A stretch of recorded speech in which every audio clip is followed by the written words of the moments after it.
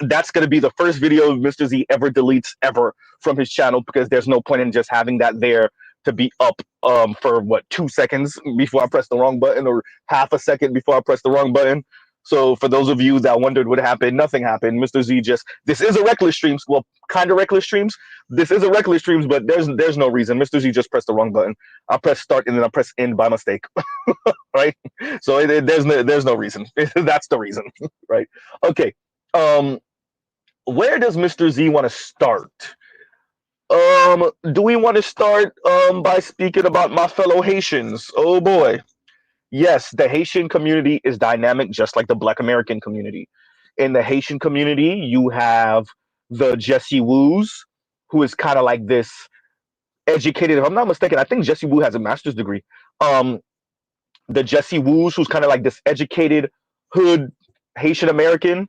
And then you have the Amanda Marianne's, which is essentially a awkward white girl chocolate dipped, right?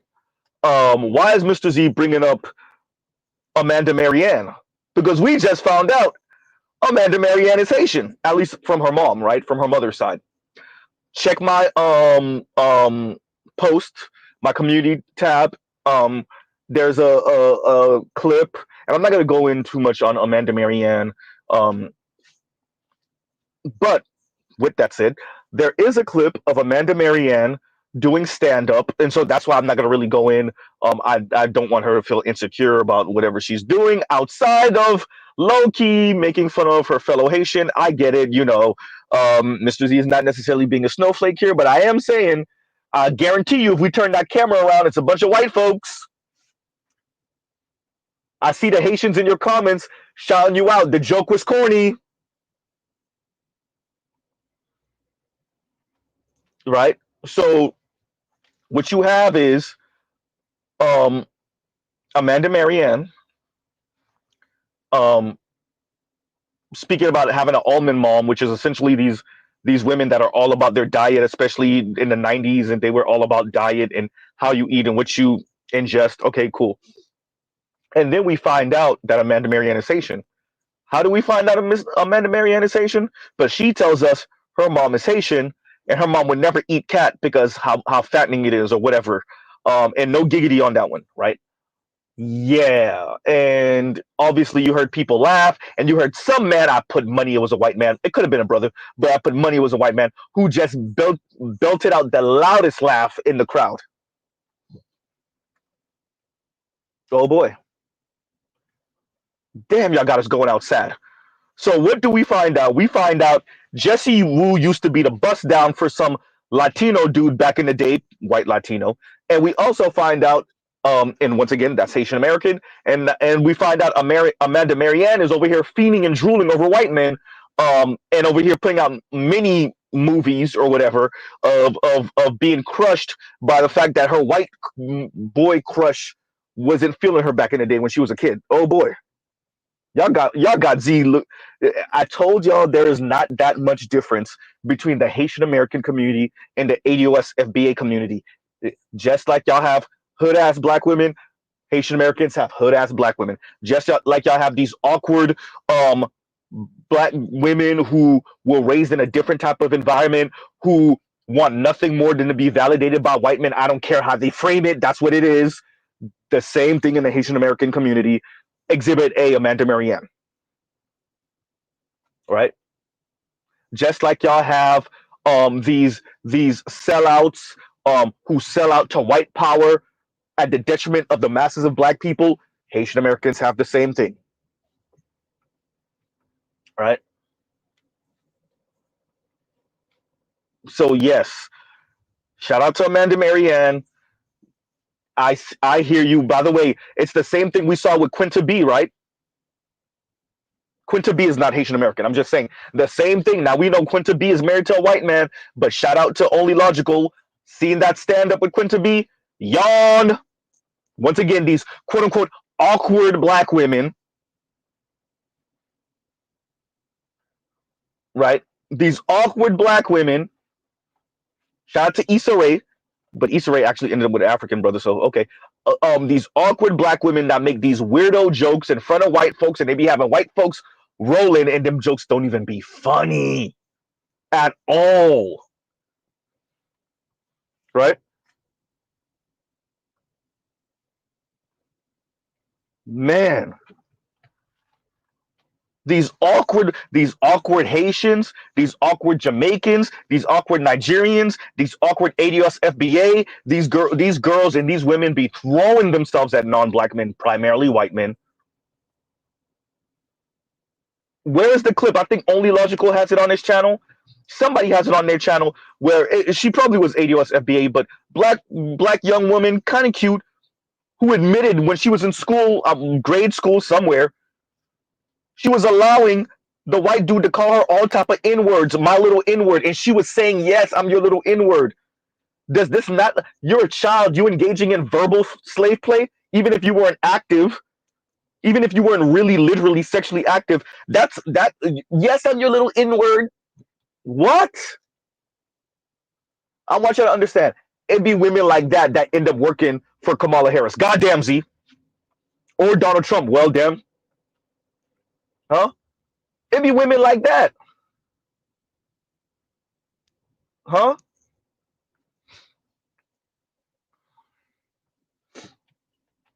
It's women like that that turn around and tell you, shout out to Simone Sanders, although I know she's married to a black man, that tell you no one asks black men for their unsolicited opinions. Huh? It's black women like that that say stuff like that. You follow them, you go far back enough in their history, and then you find out, wait a minute, you had the white boys calling you all type of N-word? Huh? Y'all remember the dark-skinned sister with the frat bro? She said dude embarrassed her, ignored her. She went back after she fussed him out in the middle of a goddamn Target somewhere. She went back to Buddy. They engaged in rough sex, and he was choking her out, and it damn near felt like sexual assault. Yeah, dumbass. And remember what she said? I wish I didn't hate myself so much. So shout out to Amanda Marianne. I hear you. I hear you. I get it. Try to appeal. And remember, this is the same black woman who have made multiple think pieces about the black wife effect. Listen, Amanda Marianne, and listen, all you black women. Mr. Z knows and has worked with multiple different type of white men. They don't care. When I tell you they don't care, they really don't care what y'all talking about. They really, if they're interested, they're interested. If they're not, these weirdo commercial and advertising that y'all doing for yourself, this promotion y'all doing for yourself, Black Wife Effect. Look, we can give you swag. Look, we can level you up, right? We can give you all the intangibles that you don't have. They don't care. The ones of the white men, Latino men, Asian men that want to knock a black woman off a bucket list, they'll do that. They'll make you feel like you're somebody important for 2 and 3 months, 5 months, 6 months, and they're done with you. That's if you're just not a one night stand. Amanda Marianne is the same one who literally put out the little short film called Crushed, excuse me.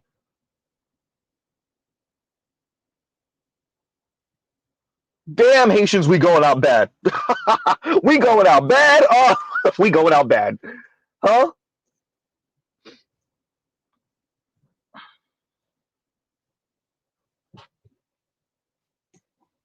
Yeah, International Wellness said cuss him out in Target. She's so high class. You know what's funny? So she said that, well, she didn't say she cussed him out. She said she kind of like gave him a piece of her mind, whatever. And I think it was one of her non-black girlfriends that was like, that's kind of embarrassing. A black woman essentially begging a white man. Yo, she went back to have Buddy pipe, and she's saying that it's kind of rough, and it damn near felt like, well, EPAR, right? It kind of felt like EPAR, and I'm like, but you went back. What do you think? You're messing with one of these white frat bros. I put money he ends up marrying a white woman in the future.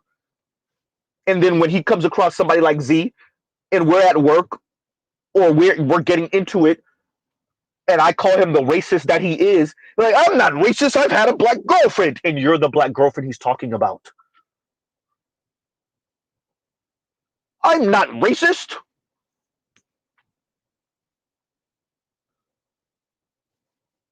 Huh? Or he'll laugh at me, snicker at me, because I can't be racist. I done pogo sticked up and down a black woman's esophagus. Huh?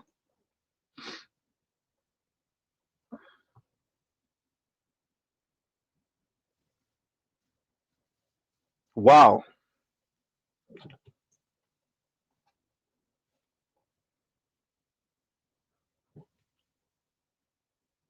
So that's fascinating. And if y'all recall, when Amanda Marianne made that little thing piece about like these kind of softer, different type of masculinity, and she had Harry Styles, and you wondered like, where is the white dudes, like what Stanfield that we mentioned the other day?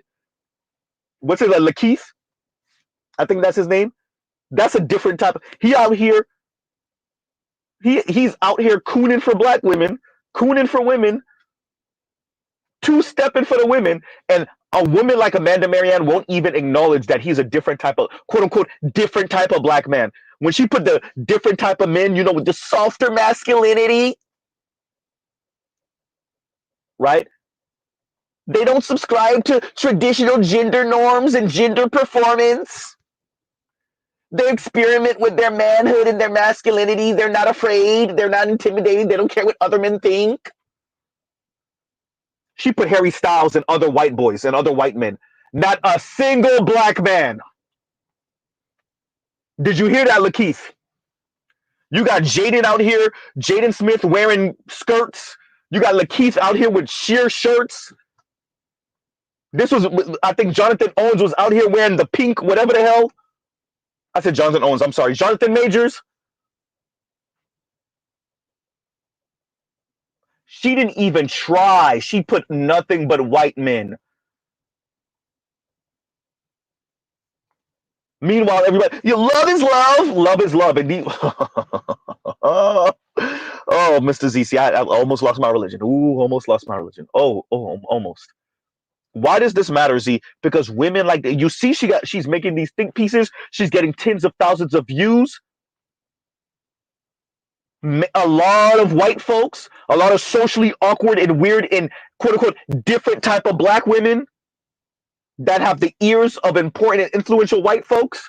That's why Mr. Z covers these things, because it'd be the Amanda Marianne's that get elevated. It'd be the women that listen to Amanda Marianne that get elevated. It'd be the women like Madison Brown or that listen to Madison Brown that get elevated.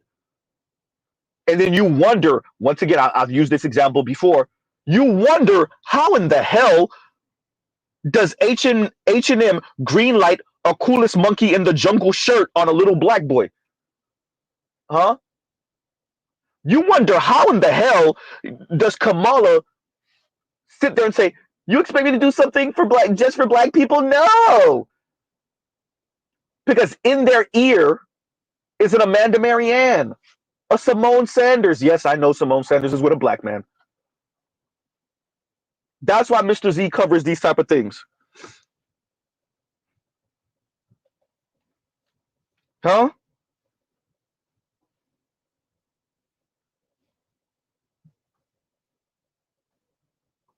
That's why. These women are, they let you know, they let their boyfriend say all type of weird racist stuff. Their boyfriend and their husband's white, Latino, we're not gonna mention Asian. The family saying all type of underhanded racist stuff, and they just land and slide. Just so they could be next to that white man. Huh? Alexa, play Just to Be Close to You by the Commodores, please.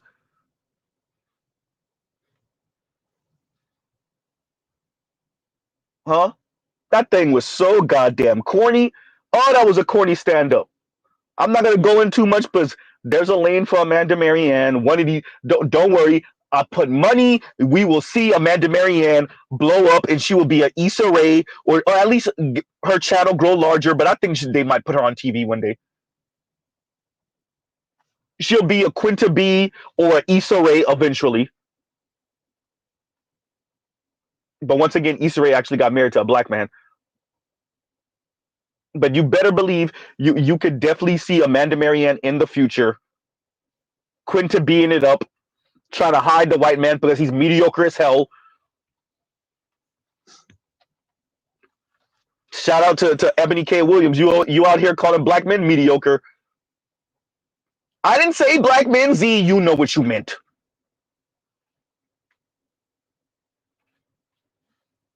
Huh?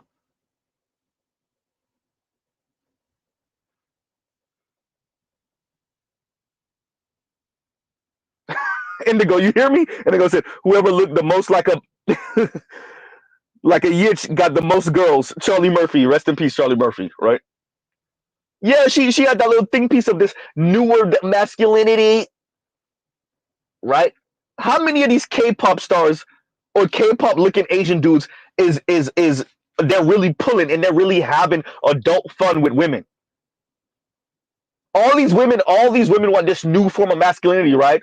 No, let's be honest. Your teeny boppers like this little effeminate masculinity, and this is Mr. Z, right? Speaking. Mr. Z used to be a dandy. Probably still would be if I had the time. No, your little teeny boppers are enamored with these K-pop stars and with the Harry Styles. Are these people really pulling adult ass women though? Not your little 18 and 17 and 15 and 12-year olds.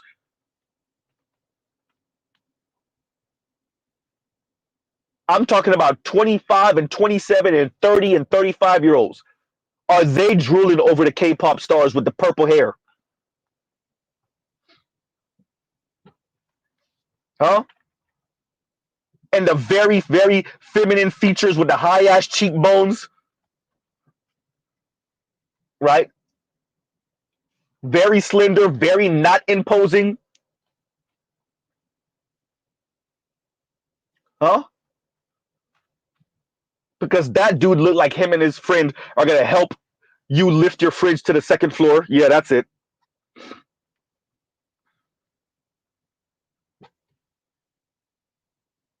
Right.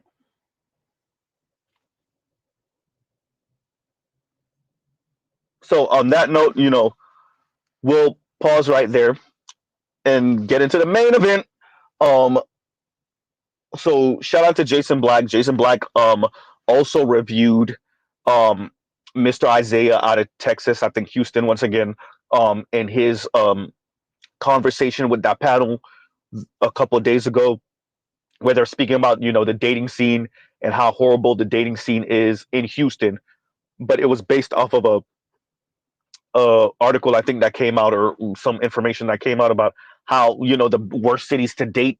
And so Jason Black's stream was pretty much what he said: dating in your city is dead, or something like that. I think that was the title of his stream. Dating is dead in your city. That was the name of the title, right? That's the title, better yet. um yeah. So Sahel said K-pop, Korean pop music. That's what K-pop stand for. um and so yeah. So what I would what and this is what I'm going to spend a couple of minutes on. Jason Black goes into a part of his conversation where he speaks on women essentially getting flued out, men coming from overseas or from another city or another state. We talk about rich men, and you know, paying for the box essentially. And then this woman, does what she does with him for however much money, and then he puts her back on the, sit her back, and then you meet her, and then this is what's going on in her head. This is where she thinks her new level is. So first, I want to say Jason Black is 100% correct. Not all women, yes, okay, yes, not all, but he is 100% correct. As a person born and raised in Dade County, Florida, Miami-Dade County, Florida, Not all of these women. They didn't even come close. The closest the masses of women, at least in South Florida, came was a local D boy that was making a few dollars, right? A local D boy that was making a few dollars, a local scammer that was making a few dollars for the time that he wasn't caught. That's the closest they came to that NFL player or that NBA player. But some women, yes, even some women that you would consider average. That's why I told y'all I never doubted Lizzo when she said there's NFL players in her DMs right now. I never doubted her. I actually thought she was. I didn't think she was lying. I never doubted her. Would they want to marry her? Absolutely not. But would they want to have some fun with a big girl? Maybe. Yeah.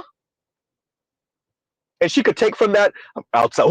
There's a put in there. She could take from that what she will. If she want to call it a quote unquote relationship, she can. But they know they was just having fun with her. So I never doubted Lizzo. Not when she said that. Continue. And that's why I never doubted the heavyset woman that alleged that Usher gave her some type of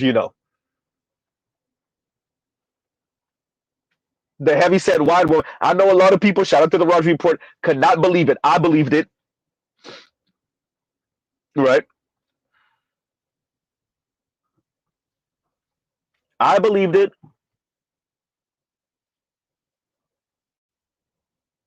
So continuing. Um being from down here in South Florida, yes, you're slightly above cute average woman. If she's at the right place at the right time, a celebrity might slide a couple of dollars to pipe. Huh? Yeah, you heard right. Of, yes, Mr. Z. I've heard stories. I've heard stories, and uh, I've been in at the spot twice in my life. Not Diddy parties type of spot, but I've been at the spot where you see the so y'all, yeah, when we leave, y'all about to do something else. Twice in my life, right? Yes, these women be getting flued out, and yes, these dudes be paying a pipe, right? And it's not as in your face transactional as you would think. It's implied and suggested, and everybody know what it is, huh? So there are women that have had these experiences. They have been in the right place at the right time, and somebody walk in and say, you know what, dinner on me, that whole table. I'm from South Florida. I didn't met Dennis. I watched Dennis Rodman do it.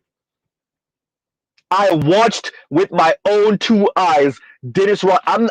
I'm talking about way after his heyday. I watched Dennis Rodman walk into a PF Chang's down here in South Florida and say, "It's on me." That whole table, huh?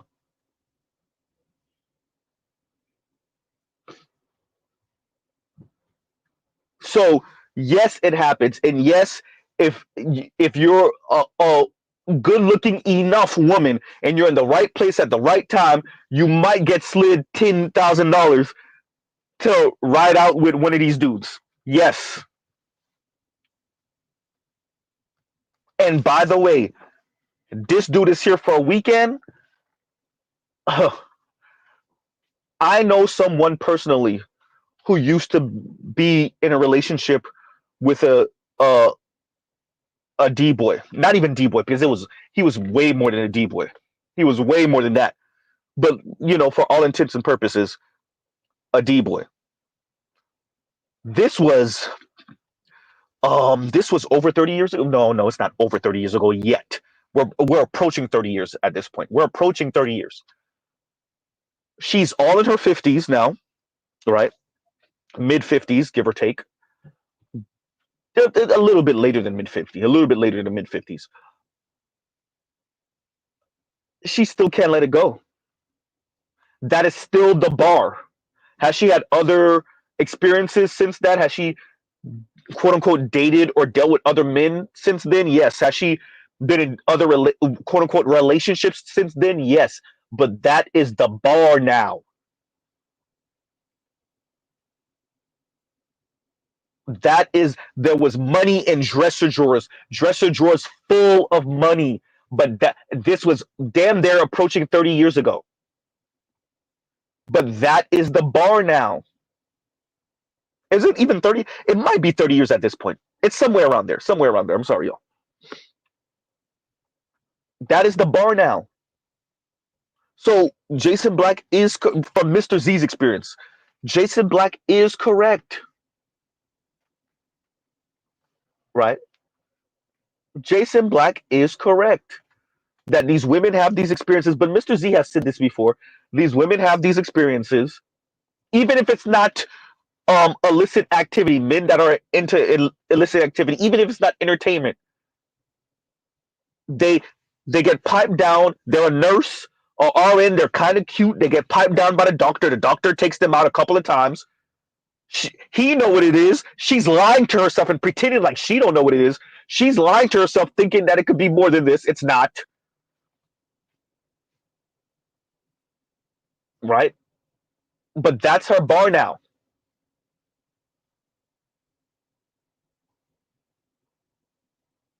And so, whether you realize it or not, you're being compared to the doctor that's earning 200 and 300,000 something dollars a year. Huh? You are being compared to the D boy that was earning 100 and something thousand dollars a year untaxed. The scammer, you in your early 20s, you barely putting $30,000 together a year, $32,000 together, and you being compared to the scammer that before he got caught touched $80,000 untaxed. You 22 years old, 23 years old, you can't compete against that. Dude is the same age as you, but he was scamming. He was scamming for 2 years. He didn't get caught for 2 years. He touched $80,000, 90,000 2 years straight. Okay, fine.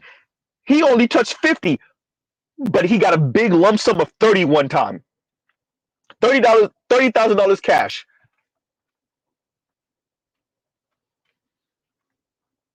Huh?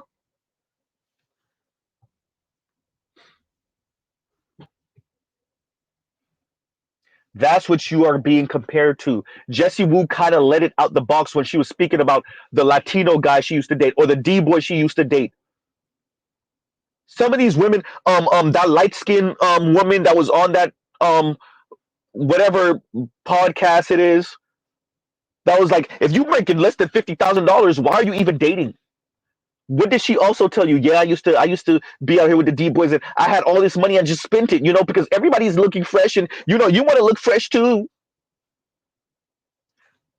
Actually, if somebody could send me that clip, that's going. Shout out to the replay gang. That's going in the description box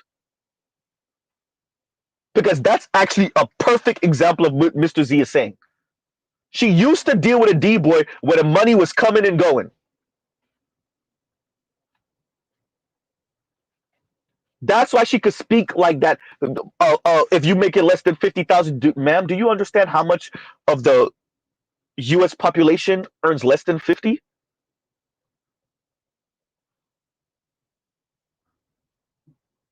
Do you understand how much of the U.S., including obviously men, that includes non-black men?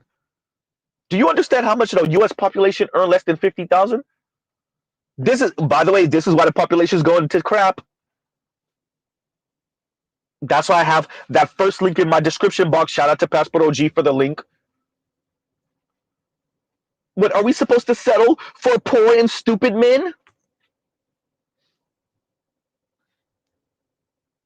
Huh? Let it be known. Put it in the book. Make sure that it's in the record. It was not men.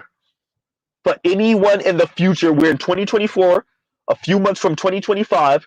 If you ever come up on this video in 2035, 2040, 2045, let it be known that the population went to crap and it wasn't the men. The population in quote unquote developed in the developed world in America went to crap. It wasn't the men. The women said, what are we supposed to end up with poor and stupid men? The women said economically unattractive men are leading to a downturn. It was the women who said that. Remember, while they're waxing poetic about wanting an egalitarian society, wanting equality,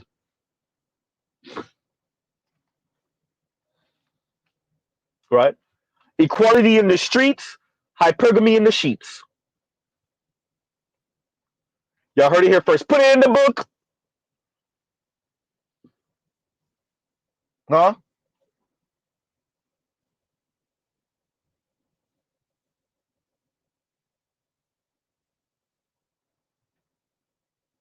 Egalitarianism, excuse me. Egalitarianism in the streets, upward mobility and marrying up in the sheets. I saw when you said that the other day, Trail, and Trail says sheets capitalism, right? Even for leftist women be the biggest hypocrites on this. Socialism in the streets, capitalism in the sheets. Huh? Marxism in the streets, capitalism in the sheets. Right?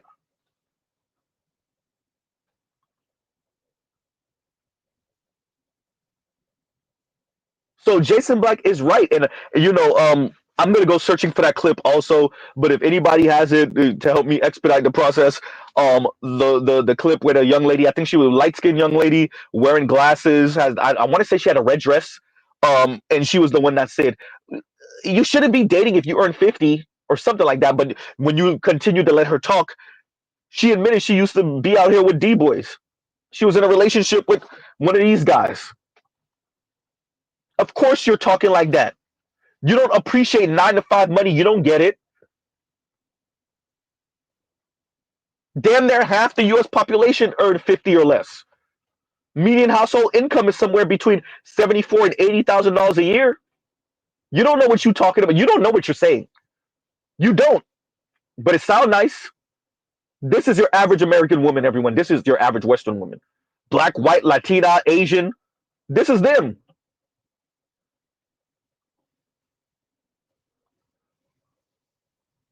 Jason Black is right. These women have one-off experience, and even Tone Talk said this. I think he might have deleted that live stream though. Even Tone Talk said this once. These women go on how many dates with average men who spend 40, maybe 60, $70 on the date. They go on one date when one guy that come out the pocket $400 or something like that, and then that's their bar. Huh? She spent 4 or 5 years dating. Most of the guys that she go on date with come out the pocket maybe 70, 80. Okay, fine, $120, right? $150. She go on one date for $300, $400, and that's the bar now. That on that part, Jason Black is right. I've met these women. I've chilled with these women. I attempted to date these women. I've piped a couple. Anyway, right?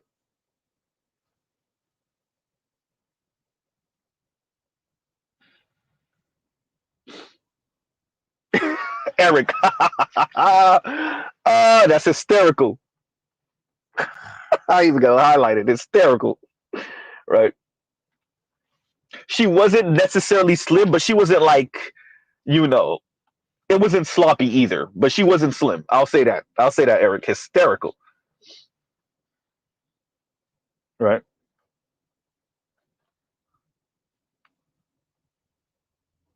So yeah, these women have these experiences with these type of men. Okay, fine, that's cool. And then this is the bar now, right? This is the bar now.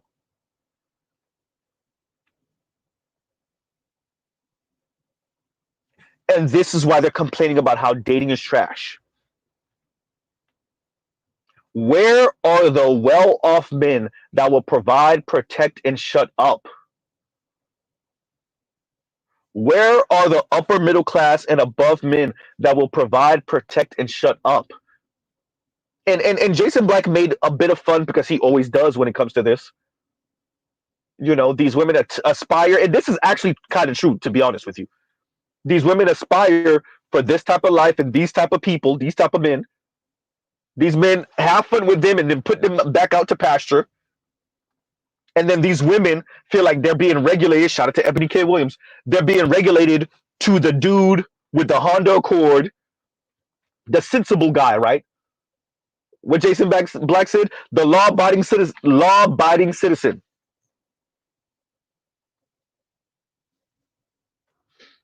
right?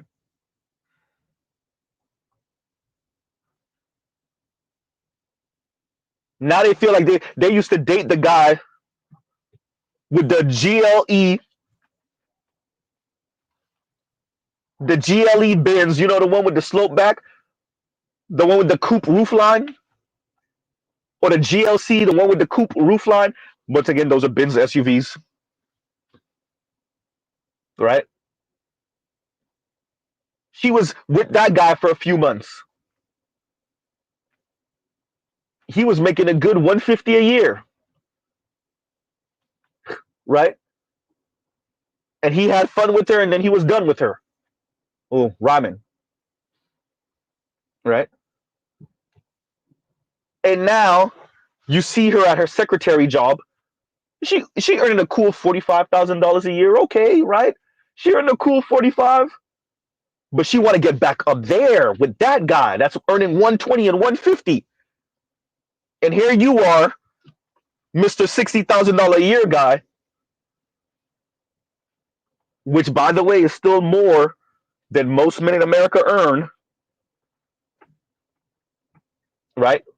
For those of you that don't know, 2/3 of men in America will never earn more than $65,000 a year in their life. That's why these women are so goddamn delusional and mad at the world, right? 2/3 of men in America, I didn't even just say around the planet. That's why they can't be passport girls, by the way. If you want to know why passport bros works and passport girls don't, it's because men will pay and women won't. That's the difference.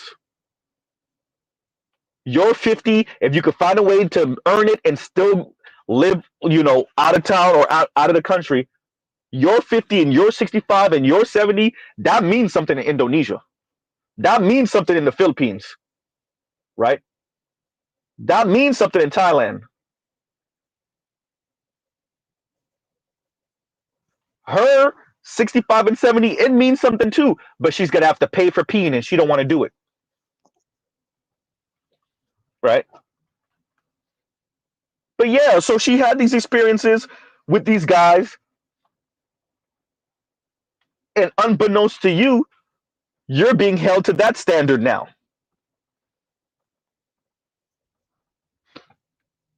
right? You're being held to that standard now that she doesn't tell you about. And y'all give Z 1 second, y'all talk amongst yourselves.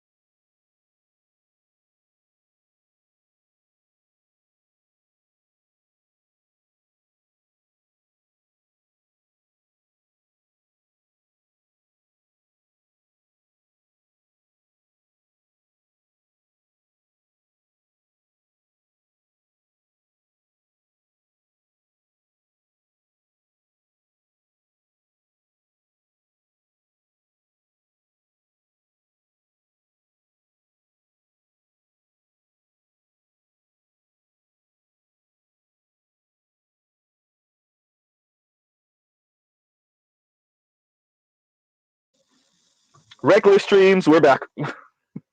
Right?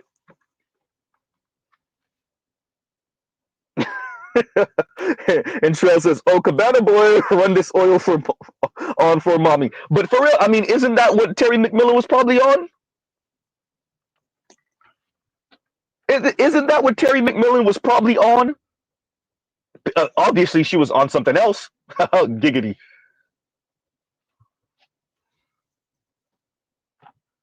Huh?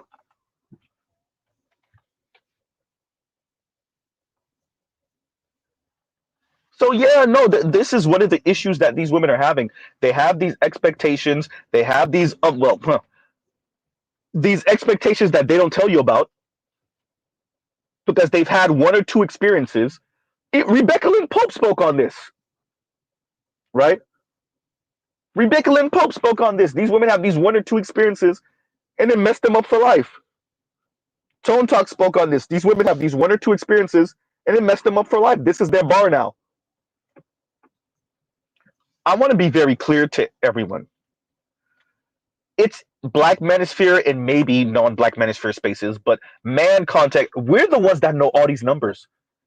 I don't know if y'all have, Mr. Z is really having conversations with people outside of these spaces, real life, real conversations with men and women outside of these spaces. They don't know.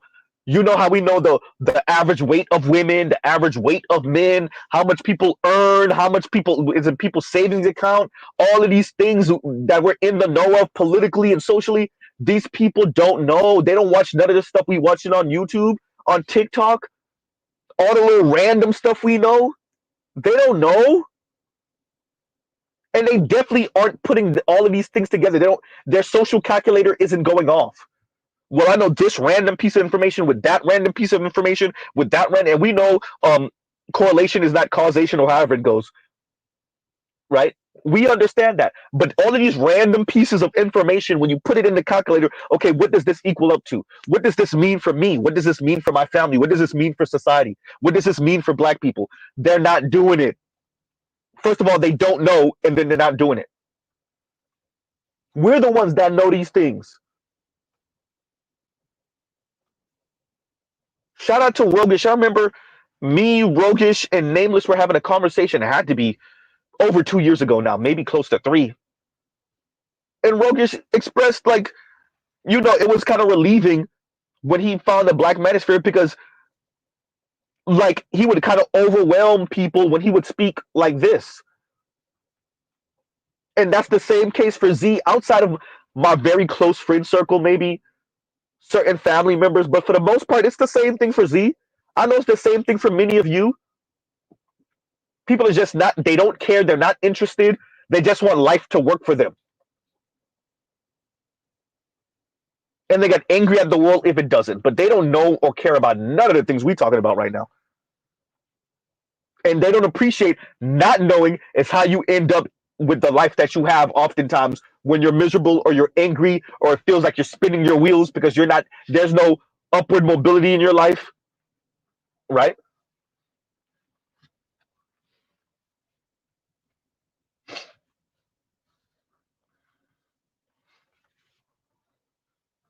And y'all gives you a second, y'all talk amongst yourselves.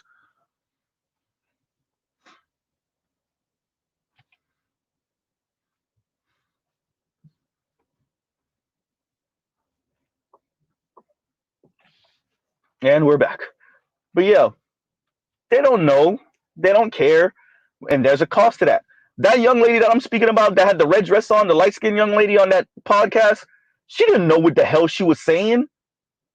And they don't scale these things. Look, when Mr. Z says these things, I think about the ramifications on Z himself, on Black men, on Black people, on overall society. Sometimes I say it anyway, to be honest.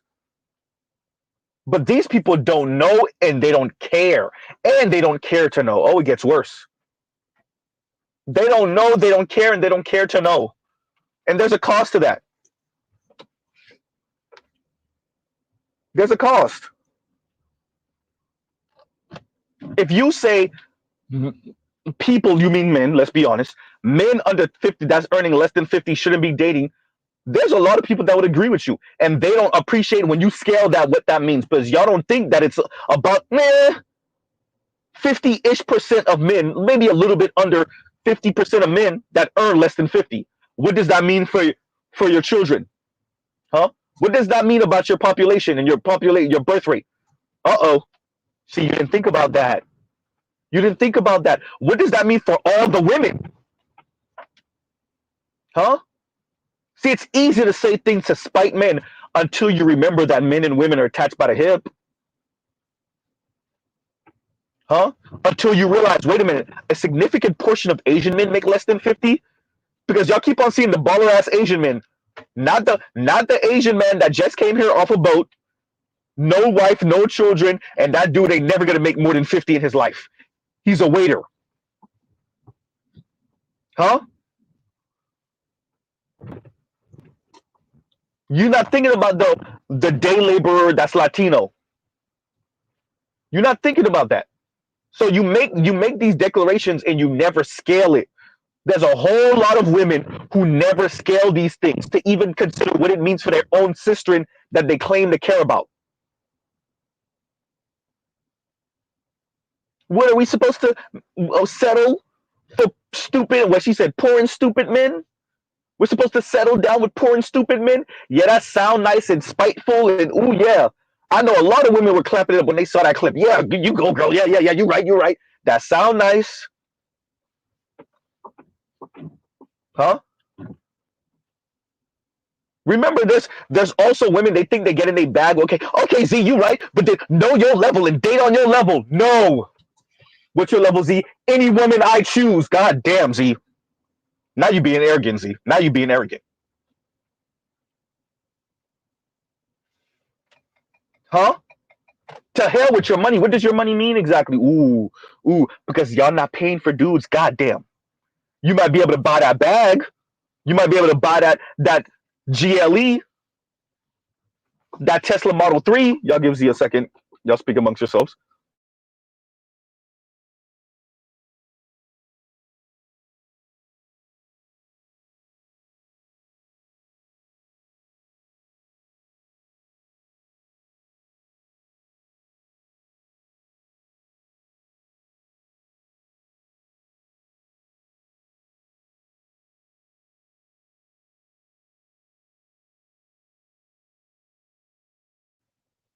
And we're back.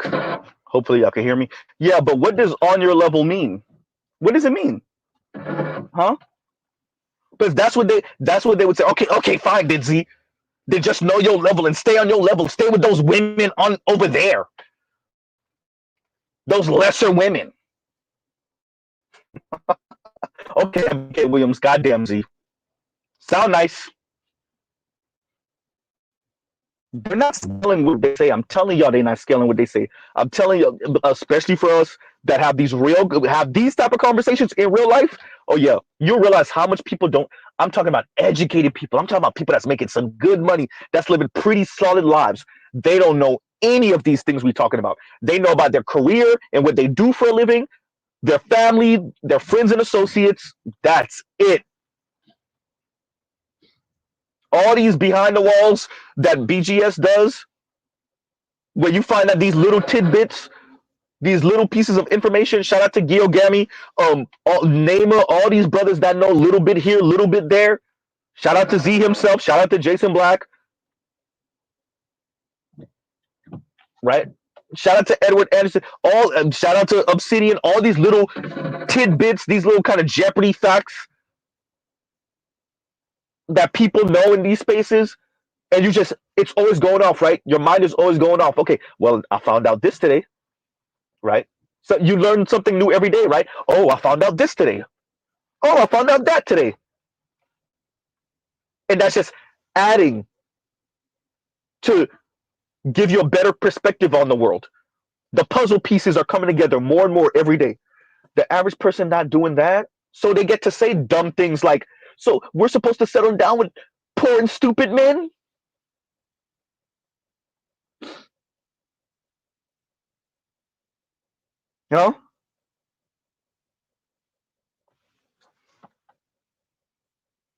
So we're supposed to settle with poor and stupid men? If you earn less than 50,000, why are you even dating? You shouldn't be dating. Yeah, that sound nice. What did the lady Clark say? That young lady, chocolate sister, essentially saying like she's these men are not on her level. She tried to say it in a really smooth, classy way, but yawn. All that sound nice. Ebony K. Williams calling black men mediocre and other black women co-signing it. A bunch of black women who don't earn $60,000, $70,000 a year, and they'll never see $70,000 in a year, co-signing Ebony K. Williams calling black men mediocre. Then got the unmitigated gall to about, oh, the dating in Houston sucks. Dating in Miami sucks. Dating in LA sucks. No pun intended on that one. It's hell in DC. Huh?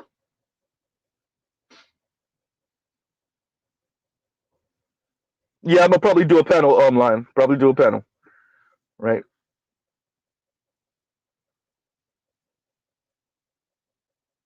And Bruce says, and thank you for the super chat. Like, share, subscribe, hit the super chat. And Bruce Owen Wayne says, 304s be like, fine, I'll do it myself.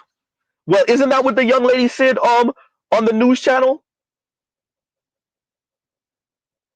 We do this and we do that, and some of us, we worked hard for our career, and then we get to a place, and then what did she say? We're looking for somebody at or above our level. No, that's not how equality works. Y'all not scaling equality. Y'all are not.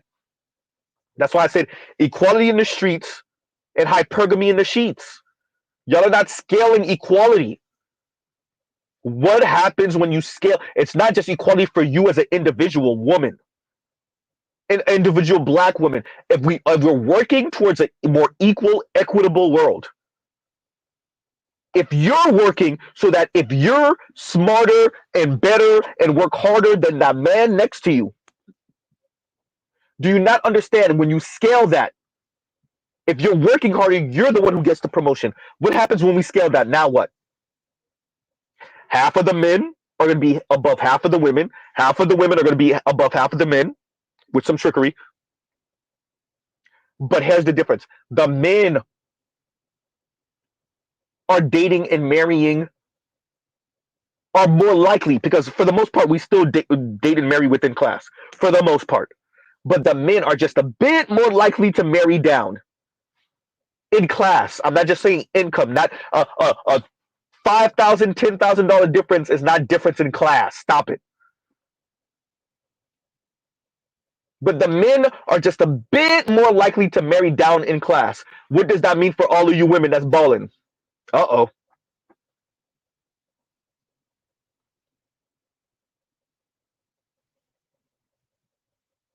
And the male host said it. How likely, and the black male host said it, right? You're gonna meet how many men earn it, because he didn't tell us how much they earn it up there. But you're gonna meet how many men make as much as you. So you're gonna forego that love. The white guy said it. You're gonna forego that love because he doesn't earn enough. Did you see the look on her face? The answer is yes. Exhibit A, Ebony K. Williams. Exhibit B, Dr. Chris Marsh. Goddamn Z.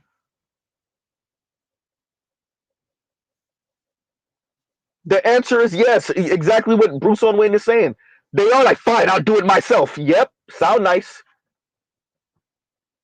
She said, I don't see anything wrong with if we want to end up with someone at or above our level. For individual women, absolutely. But what happens when you scale that? When just about all women, to be frank with you, all women want to practice hypergamy. Some of them are okay-ish with not practicing hypergamy. But the masses of women want to practice hypergamy. Now what?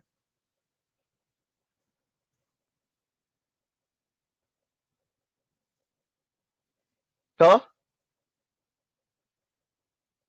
That's why you have leftist men like FD who says these women have the house and they have the career and they have the car, and that is the last thing they need to check off is the man. And how am I supposed to tell her as a straight man, as a man, how am I supposed to tell her that that's patriarchy?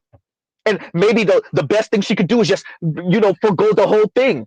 And T Noir looked at him and like, well, and me, how am I supposed to tell her that as a queer woman? And both of them looked at each other and said, and essentially with facial expression, it was like, shoot, I'm not going to do it. Exactly. And we end up right back to this panel in Houston, hosted by Mr. Isaiah. Exactly. Dating in Houston is trash. Of course, you're going to say dating in Houston is trash. You're in a major city. You're in what, the second or third largest economy in the country. The second, I think it was like California number one, and what's number two, New York or Texas? We know the top five is what, Cali, New York, Texas, Florida, and who else? Something like that, right? So you're in the second or third largest economy in the nation. And what, arguably, what's the largest city in Texas? Isn't it Houston, or is it Dallas? It's not Austin.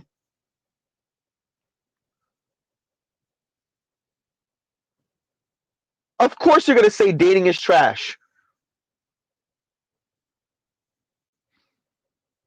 Huh? Fine, I'll do it myself.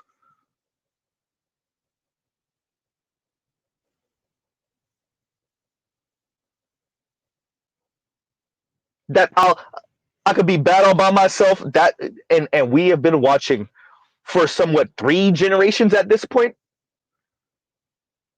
We've been watching for about 3 generations of black women saying, fine, I could do bad all by myself. Fine, I'll do it by myself. Yeah, that sound nice.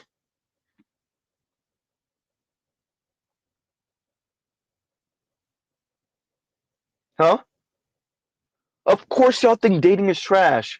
Of course you think it's your city. It's not your city. It's you and your worldview.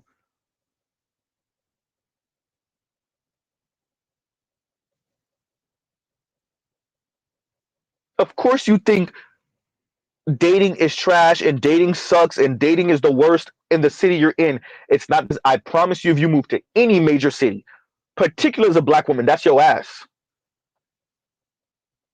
Dear young lady, you could move. If you think Houston is trash, I dare you to move to LA. Oh, I dare you to move to LA. I dare you. I dare you to move to Miami. If you think Houston is trash, you better take your ass to Atlanta.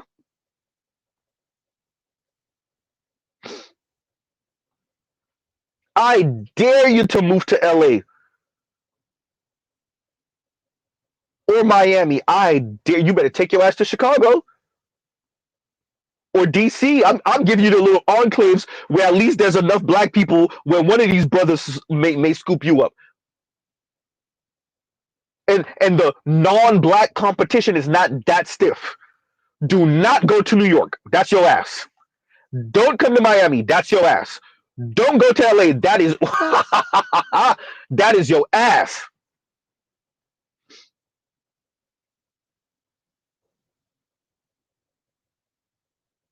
You better go to DC. You better go to Chicago. You better go to Atlanta. If you are going to New York, Queens, you could go to Queens. Don't take your ass to the island of Manhattan. You better not. You better be in. If you take your ass to the island of Manhattan, you better be in Harlem. And that's slowly getting gentrified, by the way. I've been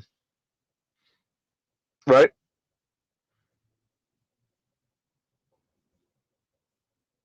JT 9000 says, "Take your ass to Memphis." Right. Chelsea, try Memphis. Right. Because how many black women have we heard who moved from Atlanta to LA, and then 4 years later they back in Atlanta? It was like, God damn, LA is next level. You goddamn right. You better believe it. Them brothers in LA got abundance of options. They got Latinas in their class. Their socioeconomic class, and the Latinas will box you out to end up with those dudes. Yeah, the Latinas are competing for black men out there. You better believe it. And they competing for black men in New York too. You better believe it. And they competing a teeny tiny less in Miami, but they starting to even more and more. You better believe it. That's your ass.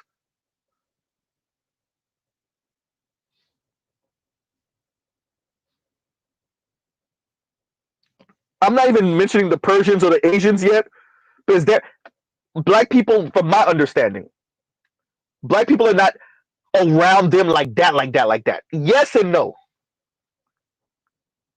But the Latinas, oh, that's black women.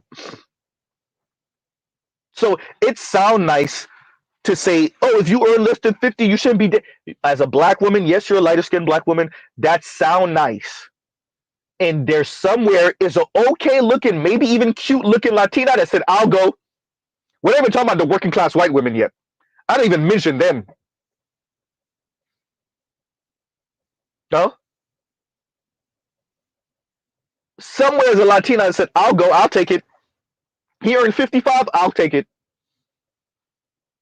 He earns 55, he doesn't backhand, right? He may bark at me once or twice a year, I'll take it.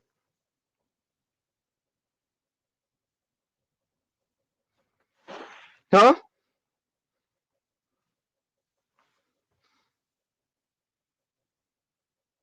So that shout out to Bruce and Wayne again. That fine, I'll do it myself. Yeah, that sounds nice. That's why black men are more married than black women and interracially married more than black women. That's the kicker. Huh?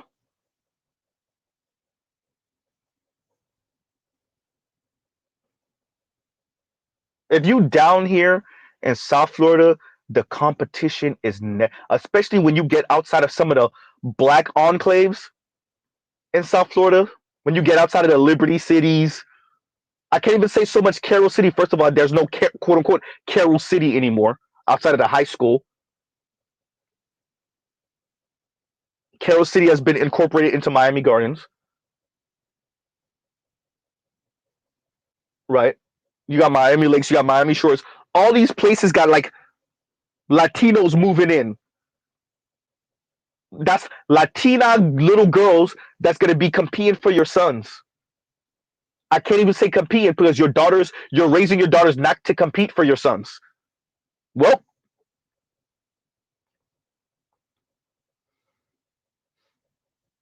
huh? Trail says median income in Memphis is 30,000 household. Um, and oh yeah, okay, okay, I get it. And median income in Memphis is 30K, and household income is 48,000. There you go, black women. Right.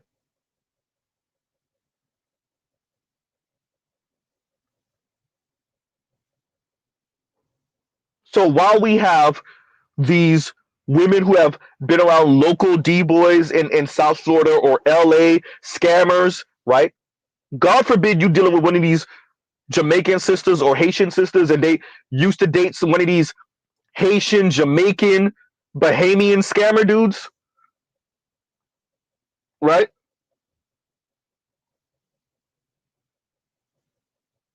This dude went 2, 3 years, didn't get caught, was touching all top of 80, $90,000 a year, and he's 24, 25, 27.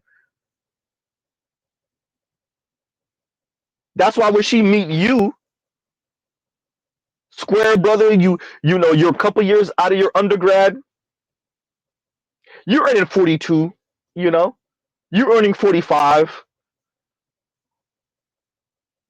right? You taking your little tax money to go out of town with her, blew your whole goddamn tax money for a 4 day trip. Huh?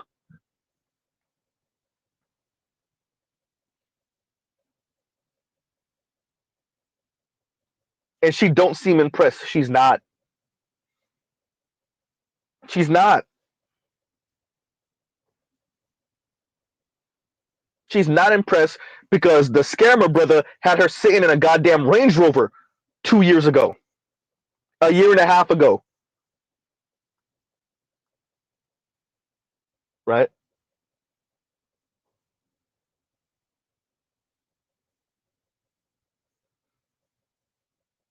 This is the real. So when Jason Black was saying that, I was like, yo, I've seen it. I've seen it.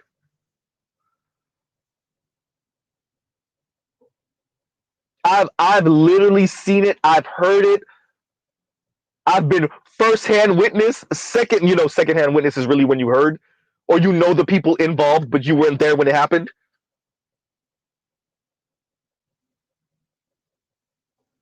right?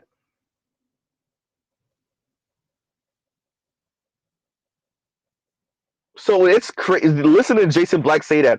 It's true. And to your average brother, I say, don't do. I really think we need to have a persona non grata for all of these type of women, and just say the same thing the brother on Pop the Balloon said. Yo, I can't afford you.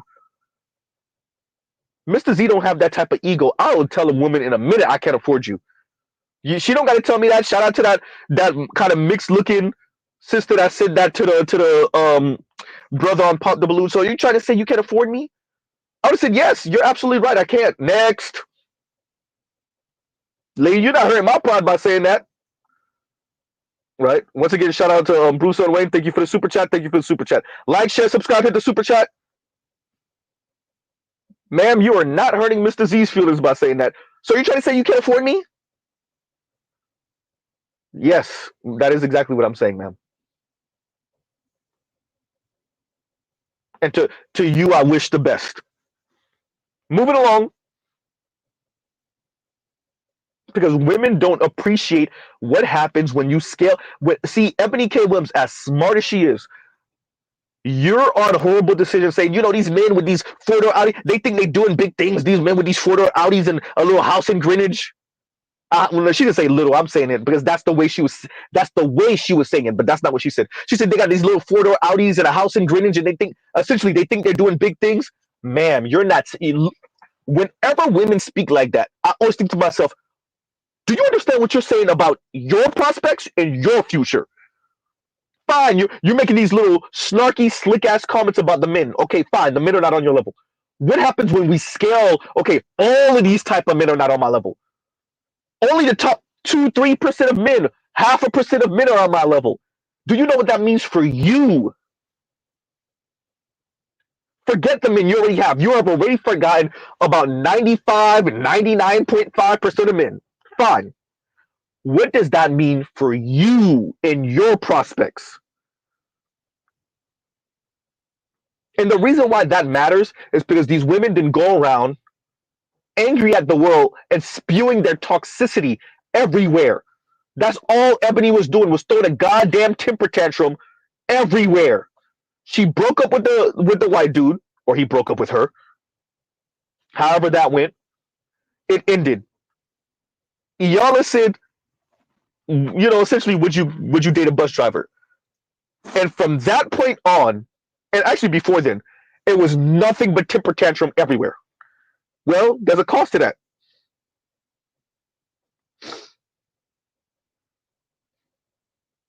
Huh?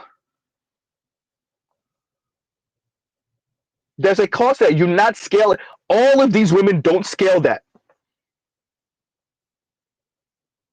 Going around telling the masses, men, you're not on my level. You're not on my level. Step your game up. Step your game up. No. And they hear Z say no. They hear a couple of the men in the black manosphere say no, and they don't appreciate, hey, about 85% of black men just told you no. You just hearing it from Z. You don't appreciate how much I represent about 85% of men because they're not saying it overtly like Z.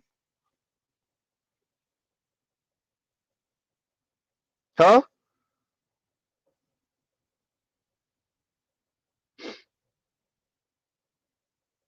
And Vince says a lot of women copy plus paste their thoughts plus opinions. I agree. And thank you for the super chat. Like, share, subscribe, hit the super chat. I agree. Huh? Vince, I agree with that because we see it on Pop the Balloon. One in Pop the Balloon, they almost are in Pop the Balloon, because I ain't gonna be the one not to.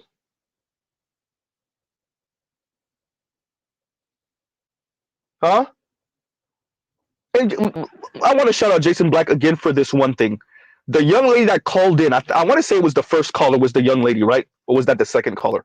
The young lady that called in, and I peeped it when Jason Black asked her, "Would you want to be married, or is marriage better than not being married?" Right?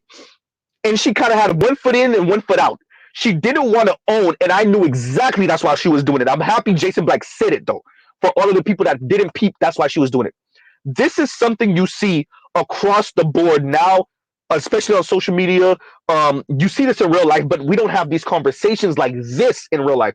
The beauty of social media is the democratizing of the town square, and so people are putting their thoughts and feelings, no pun intended, their thoughts and feelings into their comments, into their videos, right? And the young lady who had one foot in, she didn't want to admit that being married is better than being single, and she would rather be married, period, without any caveat. Because she tried to do the whole, well, if it's a good marriage, or if it's a good man, no, no, no, no, no, no, no, no, no. We already assumed that, man. That's what, ma'am, you don't have to say that. That's already assumed, right? Because they don't want to own, I'm not happy. I don't want, and it's really, I don't want to give you men the power. I don't want to give you men the power knowing that you not choosing me is affecting me negatively. So I would much rather have my ego and my pride and say, I'm okay. I'm good. I'm good being single. I'm good. I'm good. That's the same thing Lonnie Love did when she was single, right?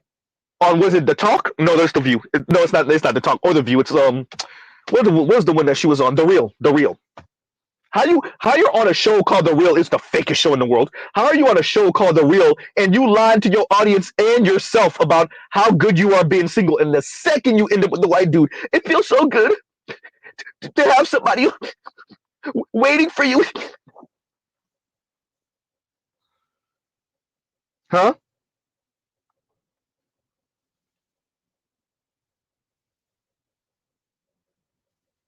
So it's exactly what Jason said. She did not want to admit to herself that she's failing in her pursuit, in her attempts at being in a relationship and being happy with a man married. Huh? Did I say thoughts and feelings, or did I say thoughts and feelings? Right?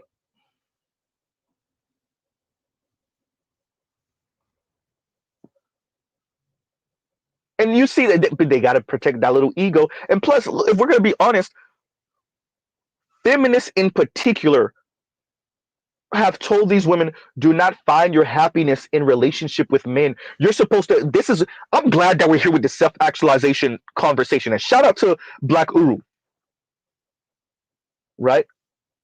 This weirdo thing that's coming from like elite, mainly white women that other women have adopted, that's working class white women, that's Latina women, that's Asian women, that's Black women, but it's coming from elite white women where you have to be a fully formed, and you heard Dr. Chris Marsh actually say this too, you have to be like a fully formed human being first, and then you meet a man that's a fully formed human being, and then y'all get together.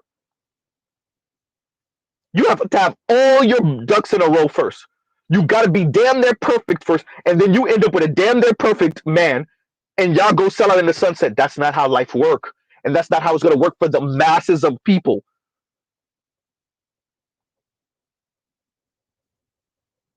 That, I would argue, this mentality is much of why you see the marriage rate different depending on the class, because we've all been sold this. Once again, 26% of poor Americans are married, 39% of working class Americans are married, and 56% of middle class and above Americans are married. The men are essentially the same, it's just money difference and class difference. All the men still want to bust a nut. All the men still want to have sex. All the men that want families still want families, regardless of class. Better yet, say that again, Z. All of the men that want to have families, regardless of class, want to have families. The only difference is the money and class position. The men that are going to cheat on their wives are going to cheat on their wives. All of it is the same. except for the money and class position. But when you live in a capitalist plus feminist society, as Dr. Richard Reeve said, it's surprising that it's the women that can most afford to go it alone. Those are the ones that are most likely to get married. Yes. Because when you introduce feminism into a classist society, guess what you just did? And especially in a society where upward mobility is slowly atrophying, huh? When people's class position is becoming more and more stagnant, and when you sold the win-win idea, no, for some of us to move up in class, the people at the top, some of them got to get kicked off. Uh-oh. How the hell are more and more people supposed to keep on moving up in class? What about the people that are already up there? Well, they get to stay up there, Z. That's not how it works. See, that's when people start getting real uncomfortable. Uh-oh. Huh? That's when people start getting real uncomfortable. And even Dr. Richard Reeve said when he was when he was still working for the British government, and he said it, he would talk to some of these people, some of the elites, I guess the PMs, and he would be honest with them. For some people to move up, some people got to move down. And he said they would go quiet. Why is that so? What? I know it makes some of y'all cringe when I say it. I gotta say it. Mr. Z is a community college dropout. I don't need Richard Reeves to tell me that. How are you a whole government official in the UK government and you finally hearing this in your 40s and 50s and be like, oh, I never thought about that. What?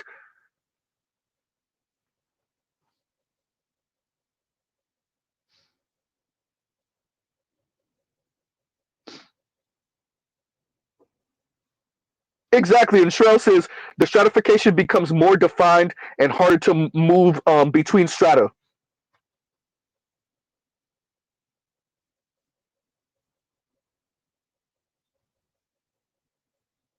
And so that's how we know it's a money and class thing when it comes to these relationships. Fine, but people aren't scaling that. That is the issue we're having.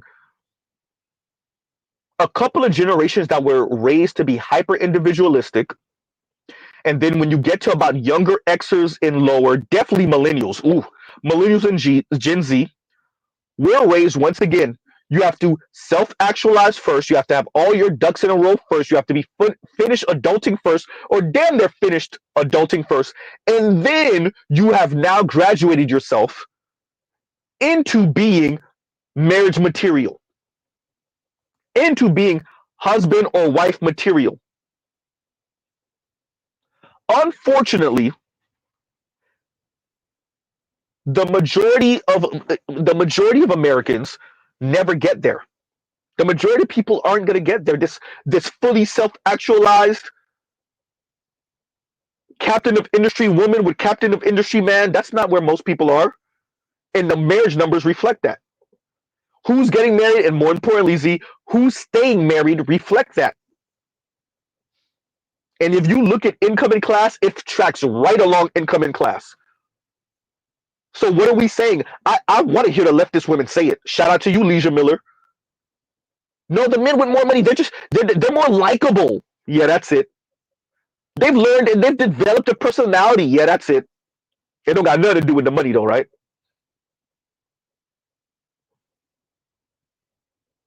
It have nothing to do. Shout out to Jason Black. It have nothing to do with these women's exposure to something different, and they're looking for the man that can provide them with that.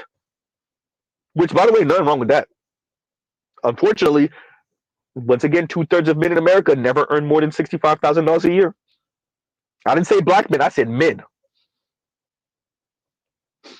And Vince said, what happened to growing with each other? There are a handful of women that's really about that, Vince. For the most part, they're not. I would like to direct you to any of Kevin Samuels' videos where the women said, who wants to be with average anyway? And I'm not doing struggle love, Kevin. Huh? Huh?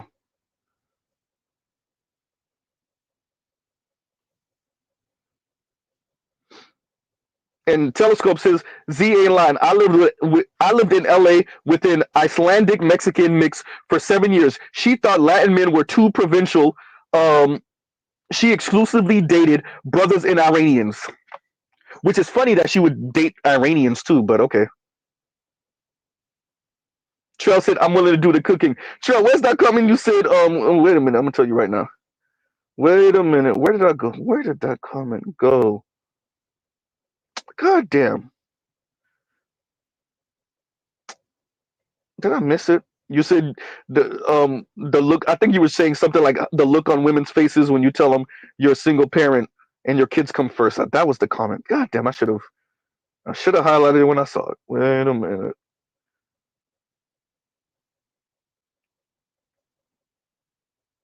This is a good comment too. Trail says Tamar was on the show, then Amanda Seals replaced her. How real could it have been? To be Trail, you're not gonna like this. To be honest with you, I'm gonna say it. I'm gonna say it. Tamar and Amanda were the realest things on that goddamn show. I said it. I'm not saying the show is real, but I'm saying Tamar and her hood ass ways. I'm not saying it's good or bad. Clearly, it's not good. But Tamar and Amanda Seals were the realest women ever on that goddamn show. I said it. Huh? As annoying as Amanda Seals is, as wayward as Amanda Seals and Tamar are, Tamar sass is it knows no bounds. Tamar sass breaks the goddamn Richter scale. Shout out to any man shout out to her ex-husband, shout out to the white dude, bruh. Tamar sass breaks the goddamn. It's over 9,000. I don't know how anybody could be around her for more than 5 minutes. Jesus Christ. Her sass breaks the goddamn Richter scale. There's not a category for her sass. It's annoying.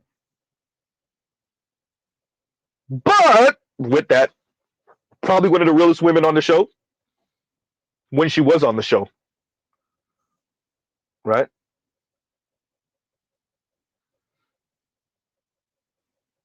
Wow. Thank you, Paul Wilson. That's my point. And Paul Wilson says, that is not saying much for that show. Exactly. That's my point. I said it was a good thing. I'm saying both of those women, when they were on the show, was the realest women on the show. Who was it? Lonnie Love? Stop it. The twin? Absolutely not. Homegirl from 3LW? Nope. Ginny Mai? Clearly not. Married and divorced twice within 5 years? Not you, ma'am. How you get divorced from the white man? Excuse me, Z, you gotta say it better. How the white man divorce you, and then 5 years later the black man divorce you? Jesus Christ, lady, when is it you? I'm gonna love myself more. Get the hell out of here. Ma'am, have you ever considered that might be the problem? Maybe you're just a little too self-centered. Have you ever considered that? How the white man and then the black man divorce you back to back within 5 years, give or take? Huh? Have you ever considered it's you, ma'am?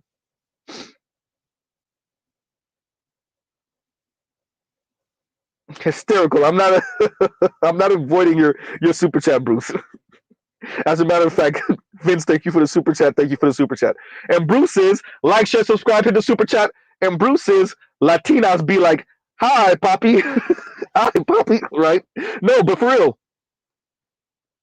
Right?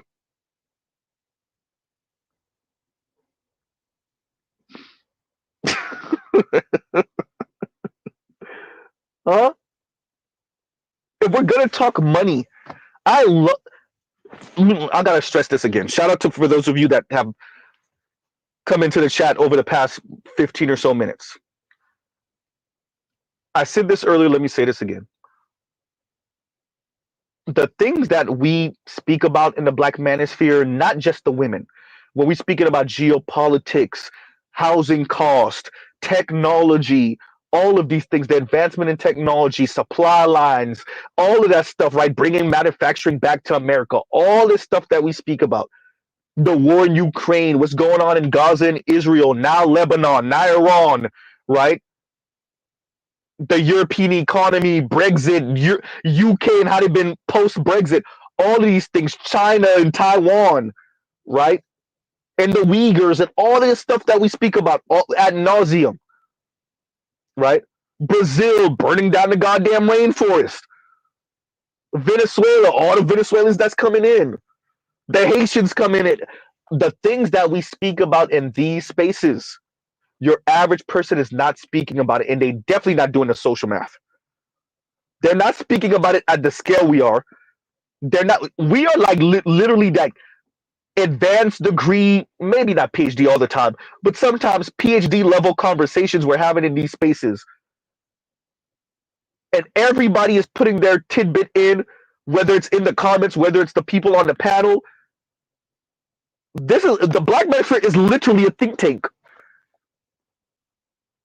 This is a think tank. You got leftist brothers on one side contributing. You got the conservative brothers contributing. You got the centrist brothers contributing. You got the Max and players contributing. You got the Square brothers contributing. You got average brothers contributing. You got brothers that's doing pretty goddamn well financially contributing. You got brothers overseas contributing. Your average person is not engaging with this. That's why when you come across these women, they sound absolutely delusional because the most they're engaging with is Chrissy's content.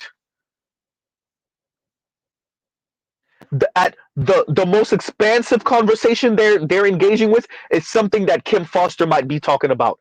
At most, maybe Olay. Right? Maybe Olay in Khadijah level.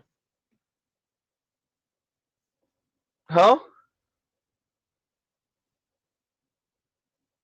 But you talk to these women about median income, they don't know what the hell you talking about. Median household income, they don't know.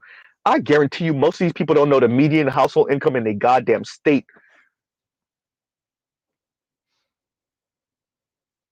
Huh?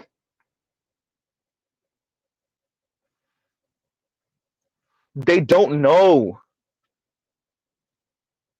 A few months ago, I told you what it was the average or median income for the planet is like $8,000 a year. Let's say 9,000. Let's round up. That's why it was hysterical to me, comical, when women are like, well, we've been doing passport. Yeah, you've been paying for peen. That's why y'all don't marry those dudes. These brothers go overseas, passport bros. They have fun, and then eventually they pick one and they marry them. Y'all don't marry these guys because y'all are dealing with men on average that's making less than $10,000 a year overseas. When I say overseas, I mean outside of the U.S. But I said this before. Once you get outside of the U.S., Western Europe, Japan, and South Korea, and Singapore, and them, notable exceptions, Abu Dhabi and Dubai, etc. Once you get outside of these spaces or the major cities in Mexico, Mexico City, etc. Once you get outside of Sydney, Australia, once you get outside of these type of spaces, the average and medium, I said medium, the average and median income and household income fall off a cliff. It falls off a cliff. You go from average income in the US being what, 47,000, 50,000, give or take, to 8, 9,000. So when Real Talk with Yenny says, my auntie and them been doing passport, they've been going out to black men, they don't know how to act, they just not doing that. Are they married to those dudes overseas though? Did they find them a man from overseas, marry him and bring him back? That's the question. Or did they just pay for peen when they went to Jamaica? Did they just pay for pee when they went to Bahamas? Huh?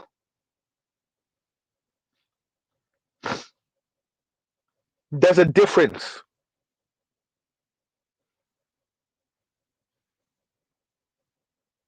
Art New Style has a Brazilian wife. Where are all the sisters that went to Brazil and found them a husband and bought him back? Huh?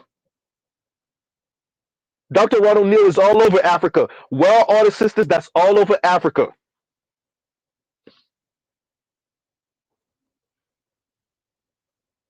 Huh?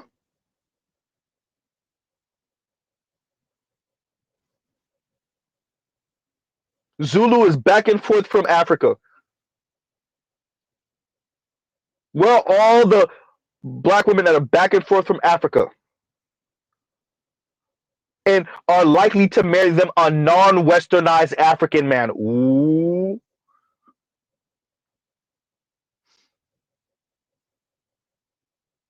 Huh? Western women, particularly black Western women, y'all put yourself in like the worst pincher move ever. Ever. Then y'all on Mr. Isaiah's show talking about how horrible dating is. He got clip after clip showing these black women recording themselves, mainly in their cars, because of course, talking about how horrible the dating scene is.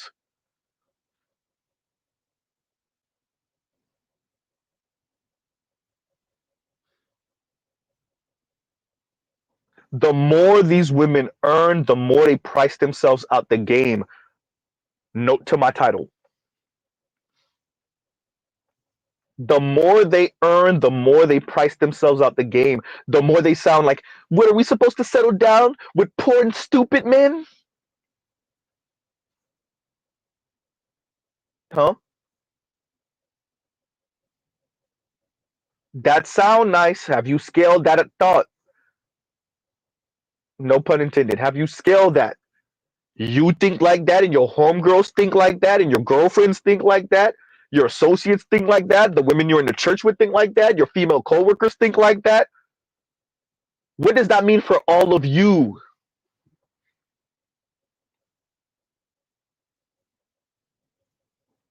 When you think a good 60, 70, 80% of men are not on your level, what does that mean for you? Huh? Have you ever considered that? And y'all gives you a second, y'all talk amongst yourselves.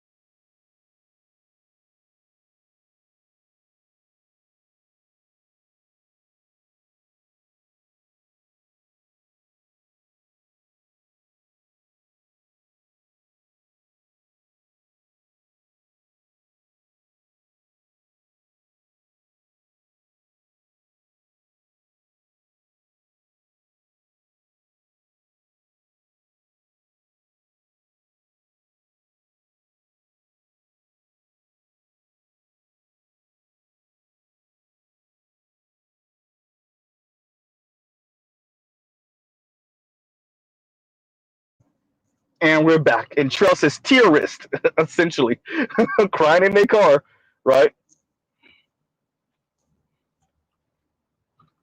Right? And Kim Foster think it's funny. Not a white women are crying in their car too. Not a women are complaining about men too, or whatever. However she said it. What y'all train tracks, train tracks, train tracks. The thing is, like, that's the part of Dr. Richard Reeves I wish we could get him in the different spaces to say, and to, because I want to see how people grapple with that one part he said. You can't expect, so what he said, you can't expect change. Excuse me, Mr. Z, get your words right. You can't expect change without some broken glass, right? You can't expect change without some broken glass. Now what? These people really thought they could have equality and hypergamy simultaneously for the masses of women. You could have equality and hypergamy simultaneously. How is this supposed to work? It's not working exactly. You right? Hypergamy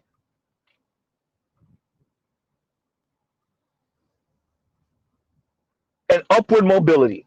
That's why I said with equality in the streets, hypergamy in the sheets. Huh?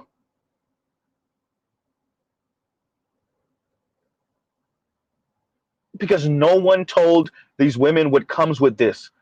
So now they're talking about how dating in Houston is trash.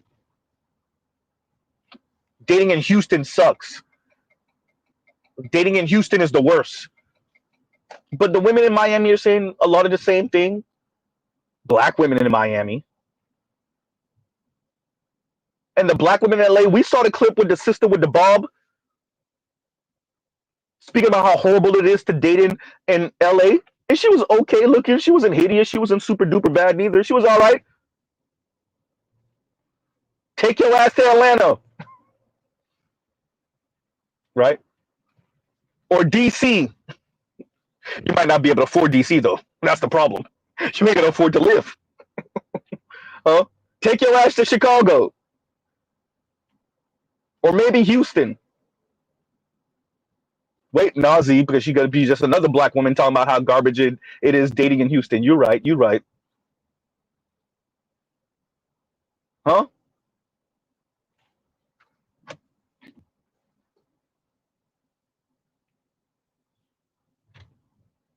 Women in New York, black women in New York, especially darker skinned black women in New York, saying the same thing.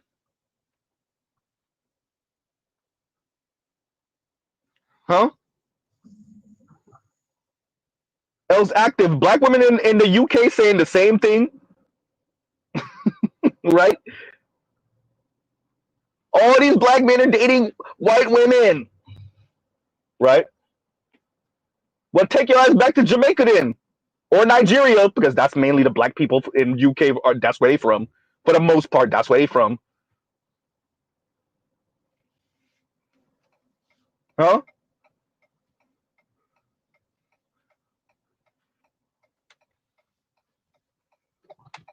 All these black women complaining about the dating scene because it's the brothers they're coming across, and it's really the money. Oh, it's the money. And the brothers with money got choices. That's what they really complaining about, is the brothers with money have choices. So they feel like they're being regulated to the brothers on the bottom without that many choices. That's the part they don't want to say. They don't want to admit that part. They will admit these men are trash. Yeah, because the men on top don't have to deal with your BS because they got money and they have a bit of status. And then the men on bottom, you think you're better than, right?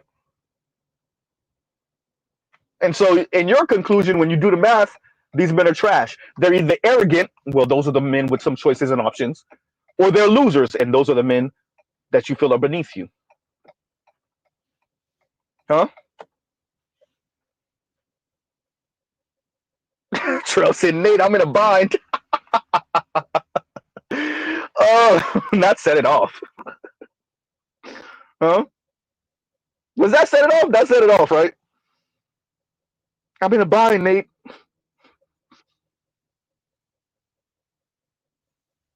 And like Bruce Owen said, Latinas be like, "Hi, Poppy," and we're not gonna pretend like the Latinas don't come with their own issues. We're not gonna pretend like the black men have to deal with some anti-blackness dealing with these non-black women. This is true, right? This is true.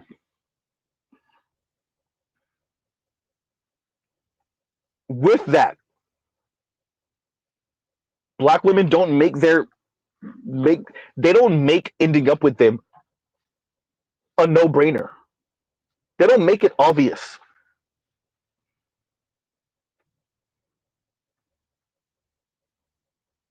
And they're big enough and liking. I mean, think about what we saw this year. We saw black women celebrating the 4B movement. We saw black women wishing still that Simone Biles Owens divorces or leaves or breaks up with Jonathan Owens. We saw them hope, and now it actually happened with the Bailey sister and the breaking up with DDG. Now it happened. Now they're like, see, we told you that. And she should have dated better. She should have ended better. And we all know they mean white men. We all know they mean white men, which is, by the way, the same thing they mean for Simone Biles Owens. Which is insane that black women are just outright saying it. Date better. What do you mean by that? White. Huh? They think the Bailey sister and Simone Biles Owens are too good for black men. These are the type of things we've seen this year. And then for us to be approaching the end of the year, and then you have this, segment from Mr. Isaiah. And shout out to Jason Black. He's right. These women get split. They have 1-2 experiences with men with a whole lot of money or some status in their city, and now they're spoiled forever. Right?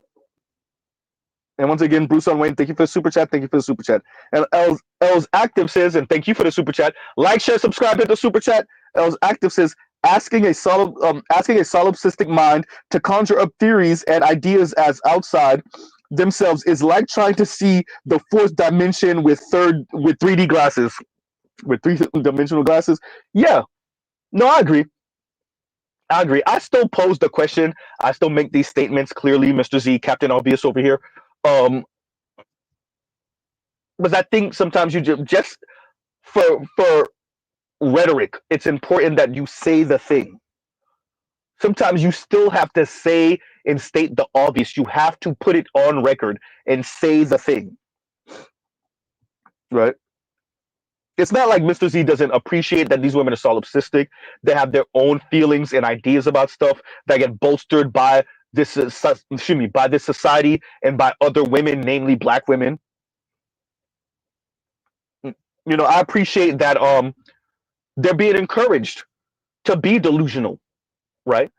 Shout out to Edward Anderson. He said it, the lie to me economy. The women are being encouraged to be delusional,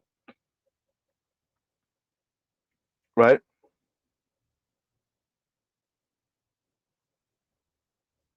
Like, that's something that we have to consider. Well, we don't have to consider. Mr. Z considers it, right? When you are coming across women, black women, namely, in real life, we're not even talking about the internet and social media, and they say some of the most insane things. I had this conversation a couple of weeks ago with 2 grown ass women. I mean, grown, children and all, grown ass women. Not no 22, 24, 20, grown ass women. And we were talking about weight and whatnot.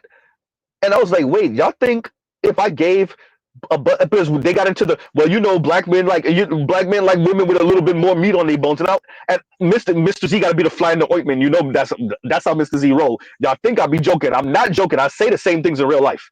And I was like, wait, y'all think if so? I love doing this. If I gave random black men, right, without women, $20 million right now, you think a bunch of them are going to come back with heavy set women? I said, I think a lot of black men are regulated to heavy because, and I frame it in the way it needs to be framed. We already know black people don't really got money like that. And so most black men got to get in where they fit in. You think if you gave black men all the options in the world, they would be picking heavy set women? And of course, this is when people start moving and moonwalking and contorting themselves into knots. And there was one brother with me, and it was the two women. And I was like, no, I think, no, people like what they like. And I was like, okay, you know what? I know how to end this. What percent of black men do you think if you gave them $50 million right now, they would still end up with a bigger or heavier black woman? You know what one of them told me? The other one did not answer the question. 70%. And to make clear that she wasn't saying that 30% would come back with the heavier women and then 70% would change up. No, she meant 70% would still come back with a heavier woman. Huh? So she didn't even do 50-50. Mr. Z brings this up to say they have a complete they get to be whimsical. Much of what men engage in is very cut and dry numbers. There's no room for interpretation. Y'all know Mr. Z plays racing games. I play Forza. I saved the replay a couple weeks ago. Started off in 13th place on this track. Got up to third place by the end of the first lap. 5 laps. By the end of the first lap, I'm up to third place. Last corner before the finish line, I messed myself up. Me. I didn't even got to blame it on nobody else because it wasn't nobody else's fault. I messed myself up. Catch myself. Now I'm in 5th place. Okay, not the end of the world. Right when I catch myself, the car behind me switches lanes, crashes me back into the wall. I spin out. I caught myself again. Now I'm in 9th place. Okay, cool. The 2 cars behind me, they got more momentum than me. They get in front of me. Now Mr. Z is in 11th place. I got to spend the rest of the goddamn, 3.5-ish laps trying to get back in the podium. Lucky for Z, because of the car I chose, I know this track, my skill. I passed, I got to the finish. By the time I got to the finish line, Mr. Z's in 2nd place, less than a second behind 1st place. Like, I'm pretty much on first place's bumper. Really good race. Why did Mr. Z save the replay? As a reminder, first of all, it was a really good race. Secondly, as a reminder, you see, you could have been in 1st place. There's only one other car that was faster than me on the track. He messed himself up. Well, he didn't mess himself up. He got messed up. I'm going somewhere with this story, by the way. But it's a reminder that you were in 3rd place. The other person that was faster than you on the track was only 0.2 of a second faster than you. And you were way ahead of him. He was never going to catch you. But you messed yourself up. And the only reason you got in front of him is because somebody messed him up later on in the race. It's a reminder. Number 1. Number 2, everything I just said to y'all literally can be seen in numbers. I just gave y'all a story, right? I can literally see that story in numbers. What's dope about Forza, it just shows you your lap time, especially when you save the replay. It shows you the gap between you and whoever's in front of you, whoever's behind you, etc., etc. I can literally see in numbers, okay, damn, you were this far from 1st place. When you messed up, you were that far from 1st place. Then you had to make up this time. I can literally see how faster I am per lap than who ended up in 1st. How much faster were you per lap, Z? Almost 4 seconds. Me and the other fastest person were doing 135s on that track. That's 1,035 seconds and some change. His fastest lap time was a 135.7. Mr. Z's fastest lap time was a 135.9. Who ended up in 1st place did a 139 and some change. Damn, Z, but you lost him. Exactly, because Mr. Z messed up so bad between first and second lap that I had to spend the next 3 laps catching this guy. Still lost to him by less than a second. 0.8 seconds. Our life as men, you think about the minutes and the seconds and the dollars and the cents. Women don't have to do that all the time. They get to interpret their life in ways that feel better. I couldn't interpret that any kind of way other than literally you didn't end up in first. Now you got podium. It's really dope to see yourself go from 13th to second, but you could have got first. Right?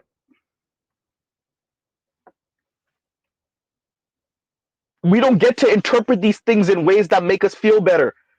For all of you that play football and basketball, you don't get to interpret the game in a way that makes you feel better. Did you win or did you lose? You lost by how many points?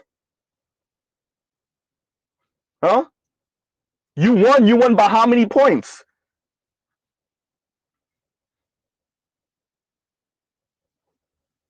All of us that's in the cars, you already know. Power to weight ratio.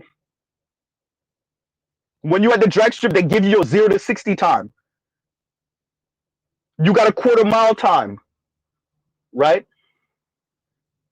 They could tell you the top speed, how fast were you going by the end of the quarter mile?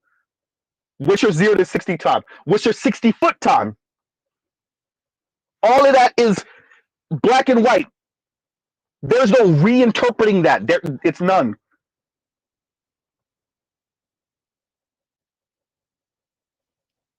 So if it hurts your feelings, so be it. But hey, this was your quarter mile time, and you won.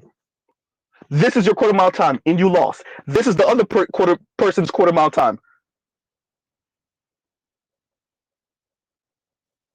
Right? Ain't nothing more fun, but it's Mr. Z's fault too. So what I do sometimes to challenge myself, actually, I started doing it all the time now. And no matter where I start in the race, I purposely hold myself back to see if I could catch up, which is what I did in that race too. So it only made it worse. Which means Mr. Z will start off, if it's, let's say, 15 people on the track, I'll start off in 7th. I'll purposely hold myself back, let the other 14 cars go, and then see if I could catch up. And then get annoyed when I get hemmed up in traffic, or all the trash drivers are trying to crash you off or crash each other off, and you get caught up in the crash. Right? But either way, did I make first? Okay, I was trying to quote unquote challenge myself. Right? Okay, I was trying to quote unquote challenge myself. Where did you end up? You can't interpret that any kind of way other than, did you win or lose? Did you make podium? Okay, fine. I didn't come in first, but I still made podium. At the end of the race, Forza does this little thing now. At the end of the race, they show you first, second, and third. They actually show the cars and the drivatars. So at least I made podium, but did you get first? No, but at least you made podium. There is no other way to interpret it.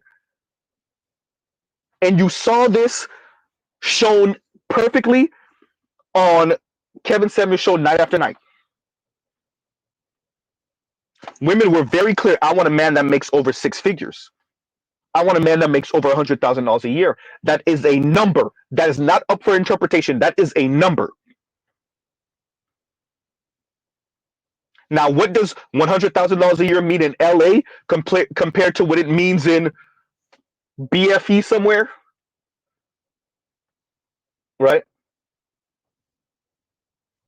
That may be different, but 100 is 100. Huh? If she says she wants somebody that make 150, that's not up for interpretation. But then when Kevin started asking, okay, what do you bring to the table? Now I don't really know how to cook, but I can learn. Huh?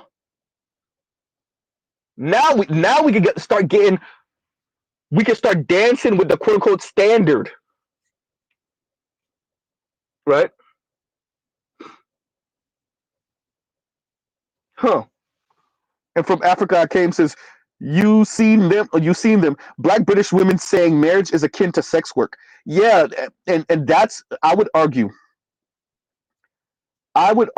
if you see a woman saying that What she's saying is the men that she feels like she's regulated to, marriage to them is akin to sex work, because if she found you that appealing and that attractive, she would not see it that way. It's also a power move, let's be very clear. It's a power move. It's to get as much resources for being in a quote unquote relationship or situationship with you as humanly possible. But it's also saying that if I have to be with you, if I have to be with your kind, then being in a relationship is akin to sex work. Because now it's about labor. Now it's about cost benefit analysis. Huh?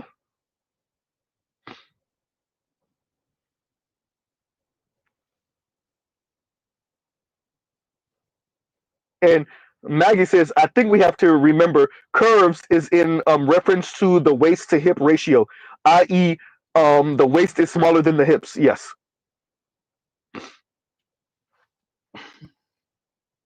Right. No booty doos. No, your guts stick out more than your booty do. Right.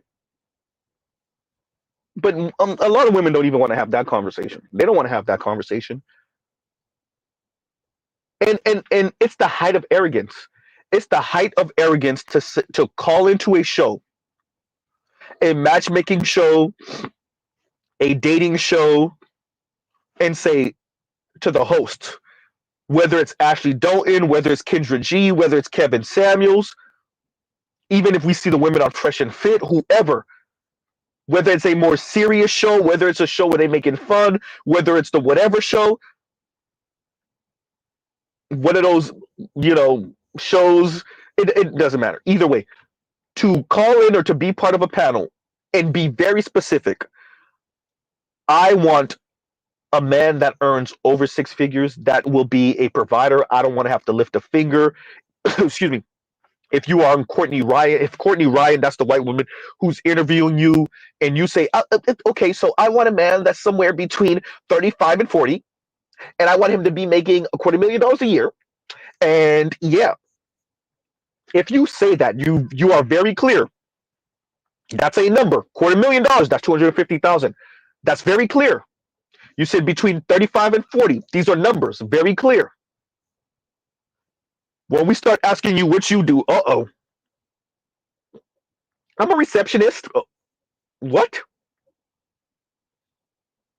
Right? I'm in between jobs right now. I'm in between careers. Huh? Ain't nothing funnier than Courtney Ryan doing that and then telling the women what men in this certain age range really make. I want someone between, 30 and 35. I'm looking for them to make $200,000 a year. Well, ma'am, on average, men in that age group make 48. The richest of them make 170,000. Some random number, right? And the look on their face, huh?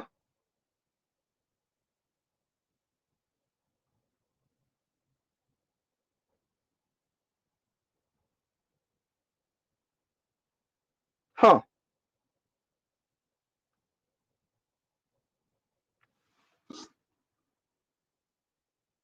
D says they cheat with when he said procedure, surgery, Spanx, shapewear. Hysterical.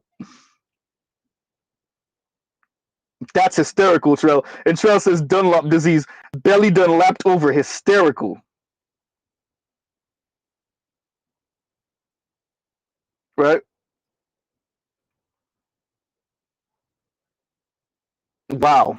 And once again, Els Active, thank you for the super chat. Thank you for the super chat. I know the UK is insane too. I know it is. I know the UK is insane too. You imagine one of these black Brits, Harry done smashed before Meghan Markle. One of these black British women, Harry done smashed before Meghan Markle, might be smashing now. Oops. Well, maybe, probably not. They're over here in the US. And now this is her bar, right? This is her bar now. Or one of the aristocrats in the UK done touched, and now that's her bar. Huh? Now, how many British royals are popping up with a dark-skinned black wife? None. Huh?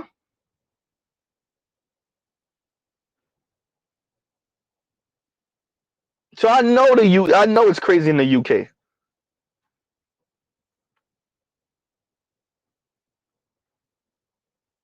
This is the same type of solipsistic, myopic, right, self-centered view. And these people don't know how to scale it. They just don't, right? And once again, thank you for the super chat. Mr. Donnie Mac, thank you for the super chat. Like, share, subscribe, hit the super chat. And Mr. Donnie Mac says, I think society underestimated how much women's hypergamy, what's this, hmm? Hyperandry, is tied to men's polygyny. Can't have one without the other, and you have to deny both for true monogamy to thrive. Yeah, no, we unleashed women and we regulated men. In terms of relationships, intimate relationships, we've regulated men, we've shamed men, we've insulted men for the things they care about, for the things they want. We call it juvenile. We insult them, we shame them, we there them, we wag our fingers at them. And for the women, we've just completely unleashed them. Right? And so that's why any one of us ever seen the clip, I want to say it was a white woman or a Latina, young. She looked like she was in her early 20s. And they asked her what she was looking for, and she gave some standards and whatever. And the man literally, they moved the microphone literally from her face to the young man's face. I don't know if it was a brother or it was a young white dude. It was a young white dude or a young brother. I can't remember. He literally kind of said the same thing, and she was like, "You can't want that, or you can't say that," something like that. She said it was like, "Wait a minute, um, you just said the same thing, young lady." That's the world we're in now, right? That's why, quote unquote, controversial Shannon keeps on saying, "Yo, no, y'all keep on picking at these individual women, these delusional women, and y'all make it seem like it's all women or it's all black women." No, these represent why these women aren't coupling with men, because they think like this. They feel like this. That's why. Their hypocrisy has gone unchecked. For a few decades, these women's hypocrisy went unchecked. That's why. Let me say this again, but I think I said this a little while ago. Women, namely black women, have had the microphone practically unchecked for at least a good 3-4 decades. If you want to be kind, you could say 3.5-ish decades. For a good 3.5-ish decades, black women in particular, in relationship to black men, concerning relationships with black men, black women had the microphone. Other black women gave them the microphone. Black men gave them the microphone. White society gave them the microphone. And it wasn't up until just about, I could say Tommy, but Tommy didn't blow up the way Kevin did. It was about Kevin Samuels when finally black men, because social media and the internet democratized the town square. That's finally when we had a person with a platform large enough to respond back. And the crazy thing is, it wasn't even just him. Yes, he gave his monologues in the beginning of his streams. But what he did, which was so egregious, what Kevin did, which was so egregious, was put a microphone in front of black women and other non-black women and let them talk in their own voice. And conservatives weren't able to reinterpret it in a way that was more flattering. And liberals weren't able, and progressives weren't able to reinterpret it in a way that was more flattering. And when Kevin allowed for black women and white women and Latina women and a couple of Asian women, but mainly black women, to talk in their own voice about the way they saw men and they saw relationship and intimate relationship with men, it sounded absolutely insane. It sounded bonkers. And that was the unforgivable sin. The unforgivable sin was not Kevin in his monologues. The unforgivable sin was that these people were like, oh crap, these are the daughters we raised over the past 30, 40 some odd years. We told society, give us control of the children, give us control of the little girls, and we'll produce better little girls than the men and marriages with women will, and definitely single fathers and these single men will. That was the narrative. And what we saw when Kevin popped up on the scene and when he started talking to women was these women sounded bonkers. You understood exactly why they were single, and that was the unforgivable sin of Kevin. Why is Mr. Z bringing that up? That came out of nowhere, Z. No, it didn't.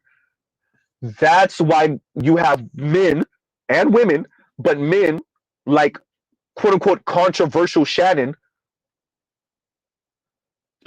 Well, y'all just highlighted these delusional ass women, and y'all made it seem like it was all black women. Wait, what? Huh?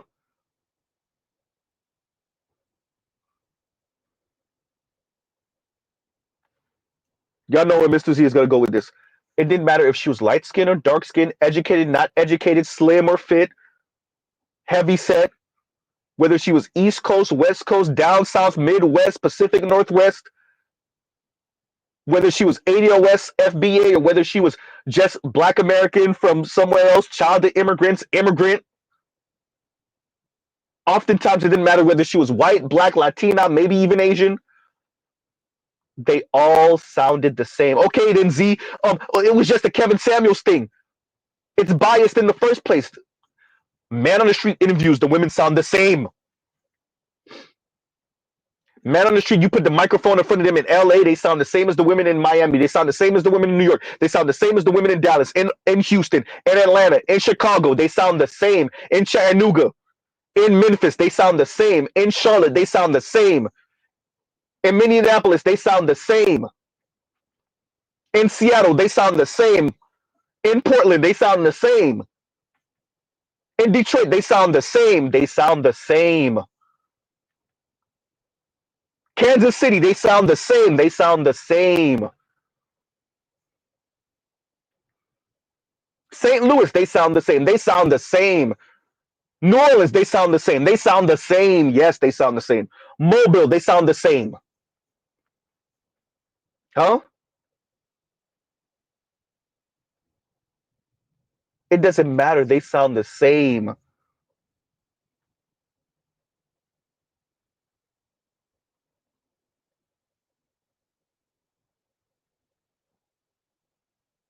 That's what we're saying. They sound the same in DC. They sound the same in Baltimore. They sound the same in Philly. That's what we're saying. Huh? They sound the same in Boston, except for that women voice in Boston.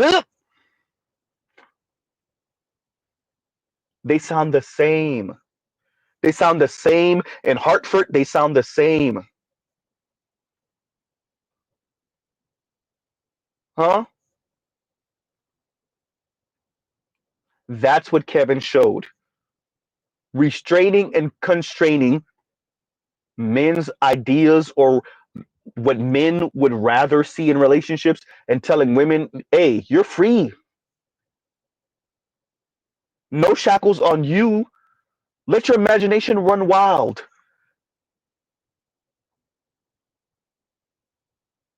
Right? And here comes Kevin 2020, 2021, 20 what well, 2020, 2021,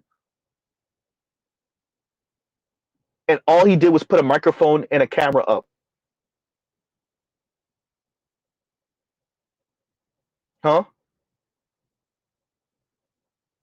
See, if he's telling your daughter she built like a linebacker, that's offensive. But your daughter popping up and saying, "Who wants to be with average anyway?" That's not offensive, huh?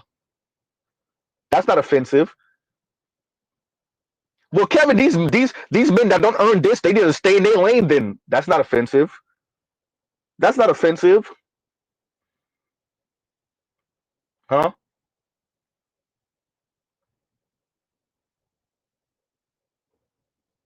telling Kevin that you, as a overweight 2-3 time baby mama, you are better than the single man with no children, with a clean record, tax-paying, law-abiding citizen that earns $65,000 and $70,000 a year, to tell Kevin that that man is beneath you? You don't think that's offensive?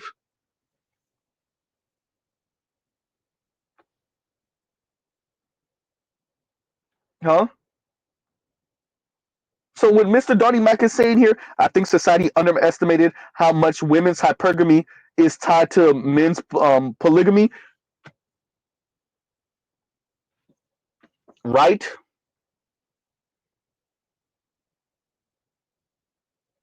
I think they thought they could socialize the hypergamy out of women.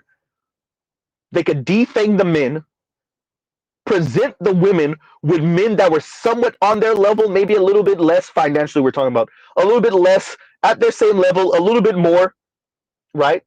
Kind of flatten out the gender disparity in income and in wealth, even though we know that for the most part, men still earn more than women and men have more wealth than women. But they wanted to flatten it out a little bit more, right? Flatten it out, kind of even the odds. And they thought they would present these boys and these men to women, and they'd be like, okay, this is good, I'll go for it. And actually, they made women even more dogged about hypergamy. And these technocrats, these social designers, whoever the days are, they refuse to adjust. They're just going to keep on doubling and tripling down. Excuse me, not Kevin. FD Signifier pretty much said it. You know, how many of these women are college educated? Then how many of them go into to university and have advanced degrees in the social sciences or something like that? He said to me, right? In other words, we can educate these women out of these kind of proclivities. No, you can't. No, you can't.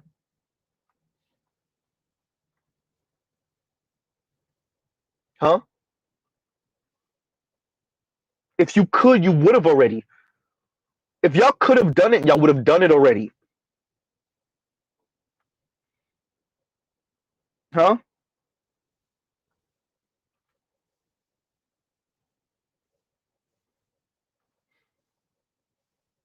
As much as y'all want to leave individuals to their own devices, women to their own devices, and let the women feel like they could truly have equality in hypergamy, well, this is the outcome. Out there, women recording themselves talking about how trash the dating scene is in Houston. Weirdo women online saying, so what? Are we supposed to settle with poor and stupid men? Huh?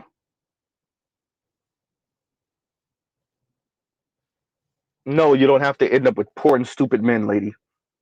Just be by yourself. Shout out to whatever man, whether you're white, Latino, or Asian. Shout out to any one of you brothers that try to end up with her. But whoever you are, you end up with that young lady. I'm talking about the young lady in the first link in my description box. Whoever you are, whatever happens to you, you deserve. If you see that clip and you see her say that, you better hope you never lose your job. You better hope you never lose your job for a little while. You better hope. Hope for God. But she's gone. She's not loyal to you, sir. She's loyal to the lifestyle. She lets you know already. And I know one of y'all will see that and think you're the exception to the rule, or you're gonna be good forever. You better hope. You better hope. Huh? And Mr. Donnie Mike, thank you for the super chat. Thank you for the super chat. And Telescope says, and thank you for the super chat. Like, share, subscribe, hit the super chat. And Telescope says, Benjamin Franklin and Andrew Johnson or Jackson are just more likable than George Washington and Abraham Lincoln.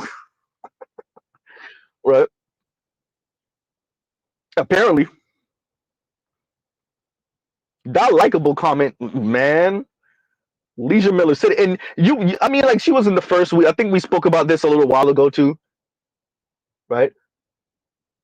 And it's the concept that now that women no longer need men for money, and they're no longer giving men passes because clearly women can earn their own now, right? Women can earn their own now. So now they're no longer reliant on men for money. So because they can earn their own now, and because many of them are doing well financially, not even just can earn their own, they're more than stable. Now the requirement for men is different. Now it's not a necessity thing anymore. There's something to be said about that.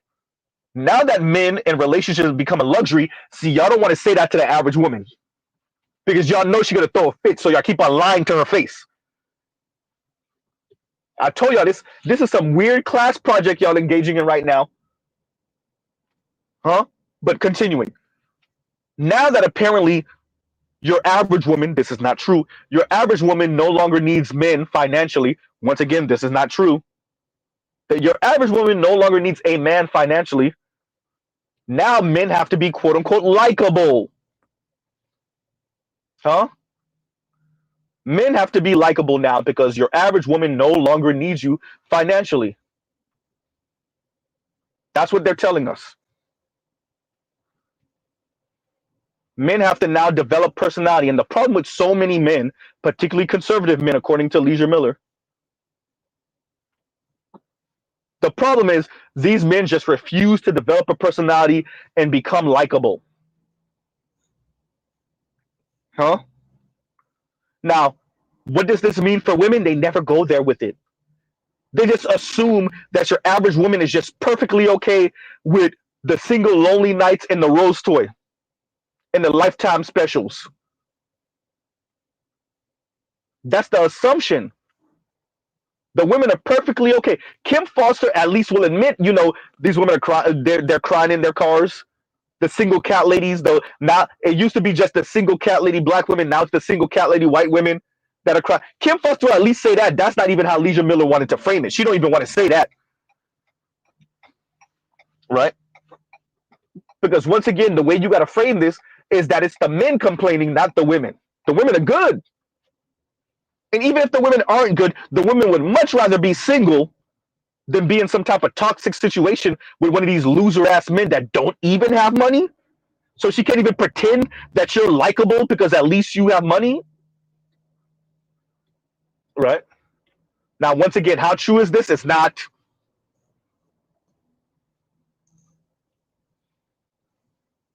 Huh? You gotta love it. These men have to be likable now.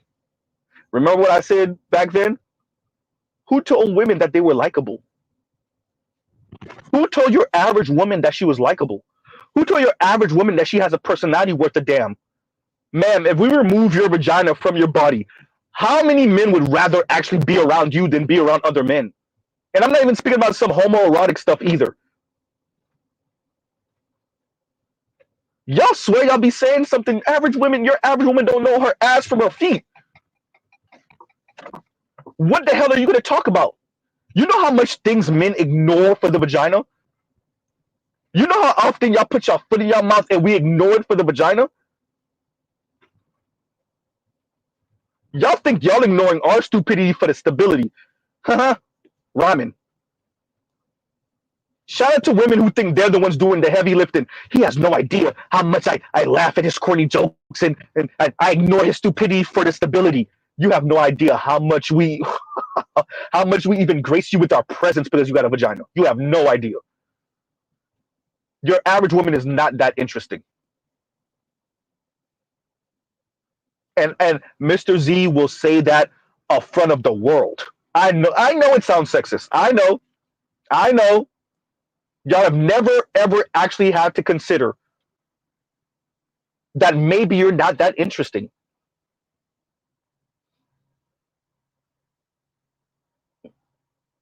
Maybe you're not that interesting.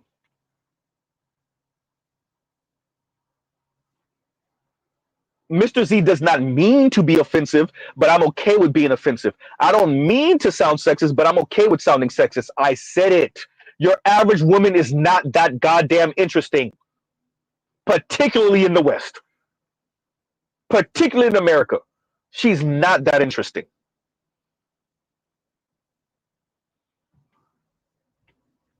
That's why I said it. If Kim Foster ever want to have it, we could have a Jeopardy match, her and versus random brothers in the Black Manosphere, and I promise you we wipe the floor with them. I promise you we will wipe the floor with them.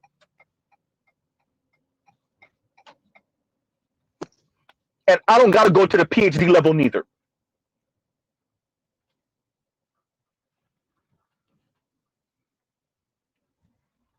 Huh? I ain't even gonna do the Marjorie Taylor Greene what she said to AOC and to what's her name Crockett. Let's debate then. Let's have a debate. Yawn, country bumpkin ass. By the way, I'm not making fun of y'all from the country. Huh? No, forget a debate. Go full on Jeopardy with it. Because y'all supposed to be the smart ones, right? Y'all the ones full of Leisure Miller. Y'all the ones full of personality. How about we take away the legalese and then have a Jeopardy showdown?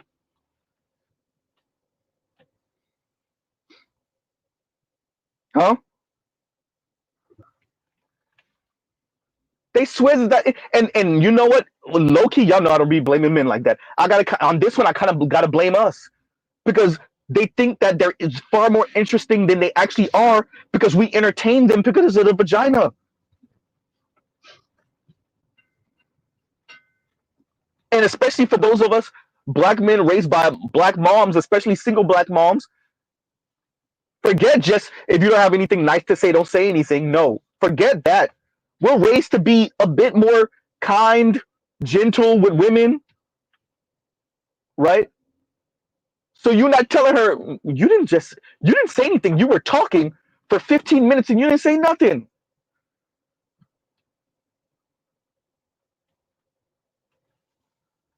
Huh?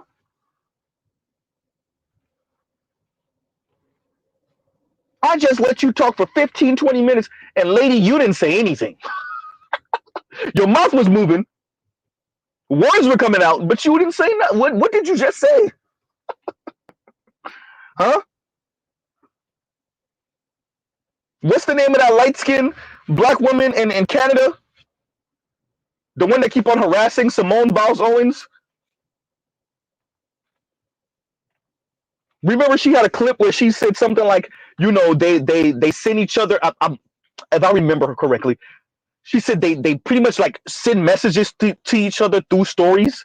Like this is a woman thing, right? So to us as men, we don't think they're saying anything, but really there's a message behind the story that they just gave, or there's a message behind the celebrity gossip that they're engaging with. And I'm like, stop the excuses. Stop the excuses. That sound nice. Just because you don't get it, you know what? I actually get that. I actually get that. Just because men don't appreciate it doesn't mean it's nothing. Okay, fine. But are you really saying something, or did you just try to save face just now? Huh? And if I were to speak to whatever random woman that you were telling this story to, that's supposed to be a message behind it, if I spoke to her and asked her a bunch of questions, would she have gotten the message that you were trying to send? Uh-oh. Kira Burrow, right? Is that the one? I think that's the one, Saint Cyr. I think that's the one, right? I'm looking up her name right now. I'm going to tell you right now. Give me 1 second.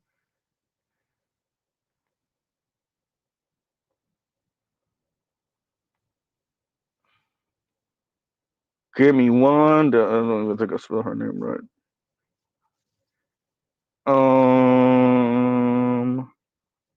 Give me a second.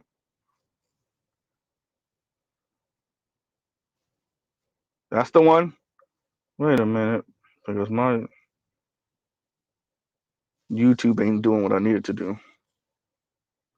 I think that's the one. It's not showing her though, for some reason. I think that's the one. I think that was the name I saw when I looked her. But yeah, I don't know if she has a YouTube presence like that, but she definitely has like a TikTok presence. All right, let me make sure we talking about the same person. Yeah, I think yep, that's her. Yeah, I think that's her. Yeah, right. Yeah, there we go. Yeah, that's her. Thank you, Saint Cyr. Right.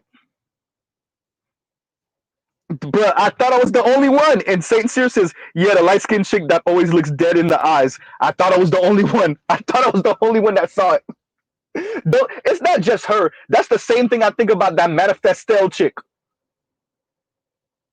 They look dead inside, like a mug. Right? Manifestel, Kira Bird, like all these. I'm not just saying that about any random one of these women that we disagree with over here. But Kira and Manifestel look dead in the eyes for real. Weird. Homegirl really called herself Manifestel. Isn't she one of these other women that's on the like white peen chase? Right?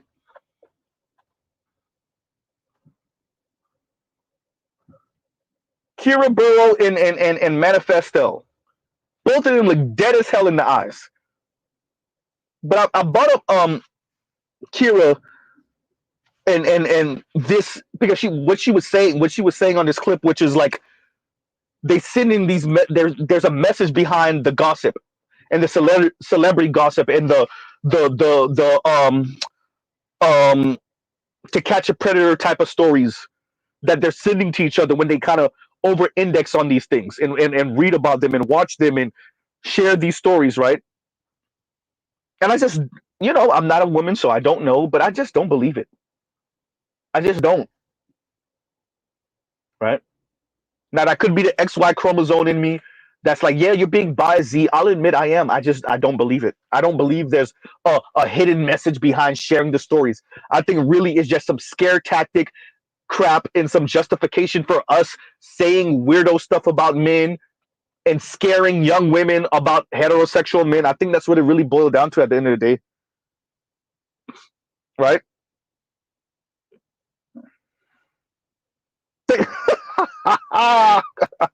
And Telescope says, when my dog barks at a fire truck, he's really revealing the cure for cancer. That's really what it came off to me like, yo, that sound nice, but nah. Shout out to Chrissy. Chrissy finally came out and said it. She finally came out and said it. All these years, shout out to Compassionate. We got it on record now. She finally came out and said it. I tell average looking and below average looking black women that if you can't date hypergamously, then be alone. And I don't care. I don't care. That's it. What else you gotta say? This done. Exactly. And you wonder why you're running into these late 20 some odd year old, 30 some odd year old, 40 some odd year old women, black women in particular, who are angry at the world and they're single and I'd rather be single. I'm good single. I'm good. Or they're doing what the young lady tried to do on Jason Black show, which is pretend like she's okay with being single while also be like, yo, I would like to be in a relationship, but I'm good the way I am.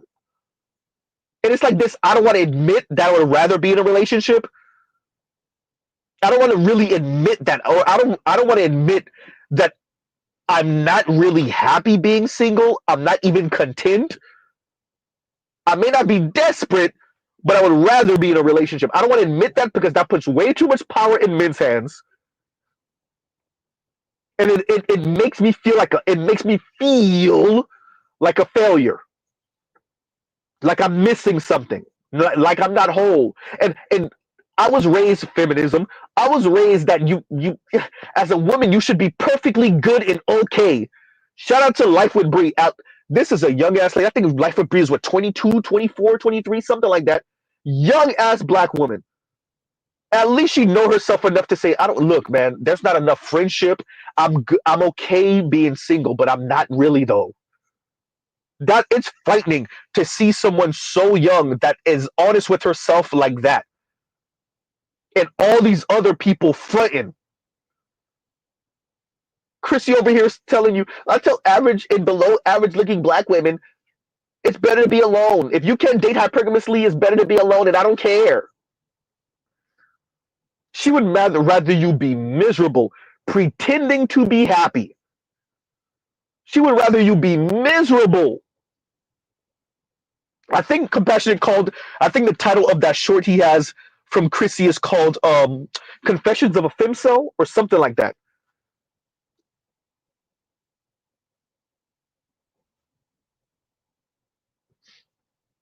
I think it's called something like that.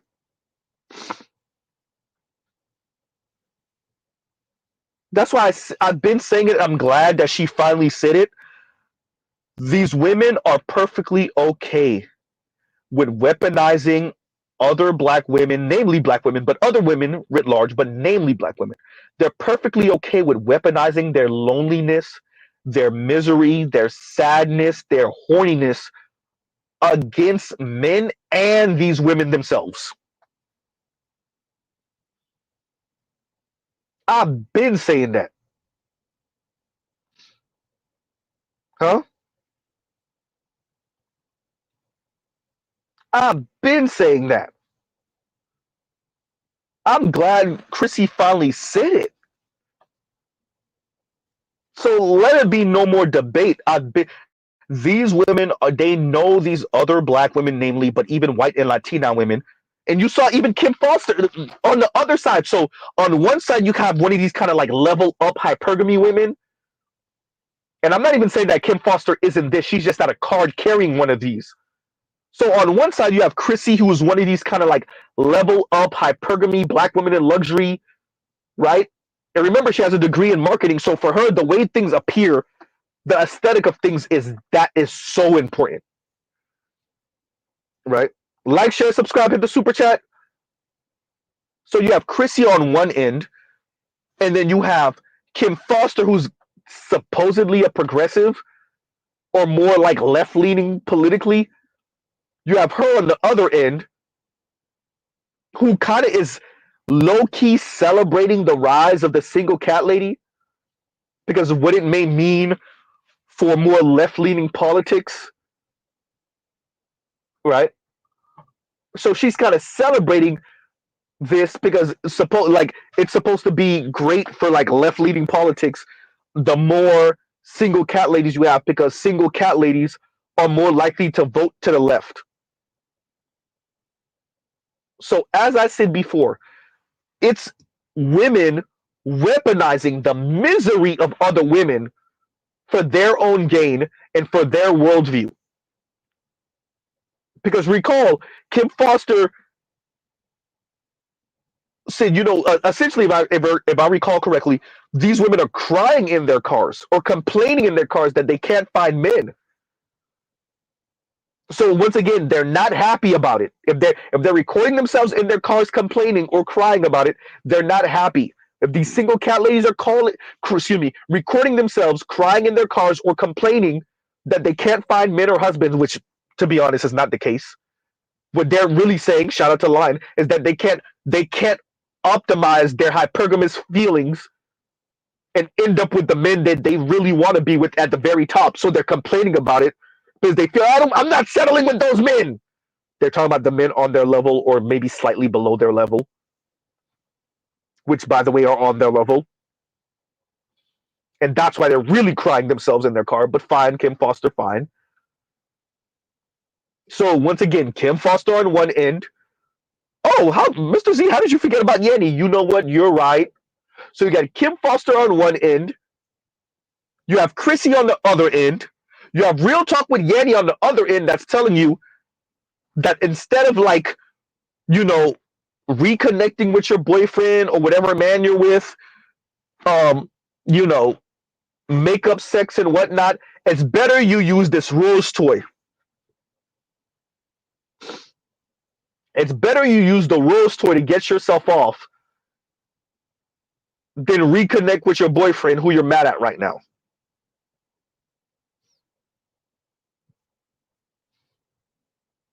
I said it before. I'm glad we have the evidence where the women are outright saying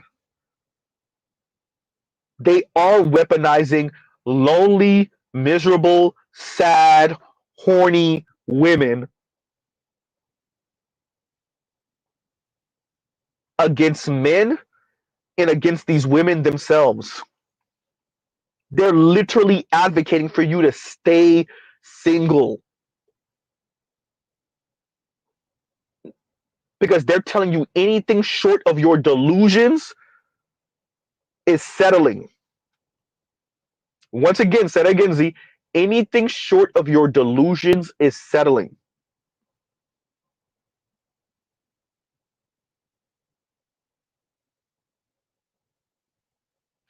Chrissy said it with her hypergamy talk. Yanni said it with her "It's better you get a rose toy" talk. Kim Foster said it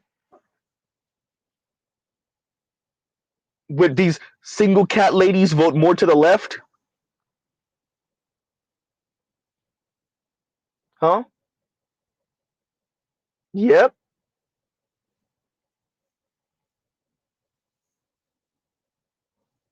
Tying all of that back in. Right. And once again, thank you for the super chat, Telescope. Thank you for the super chat. Tie all of that back in. This is why you have women in Houston, shout out to Mr. Isaiah, speaking about the dating scene being trash. They're not doing the math. They're not thinking about how what happens when we scale your delusion, when it's not just you.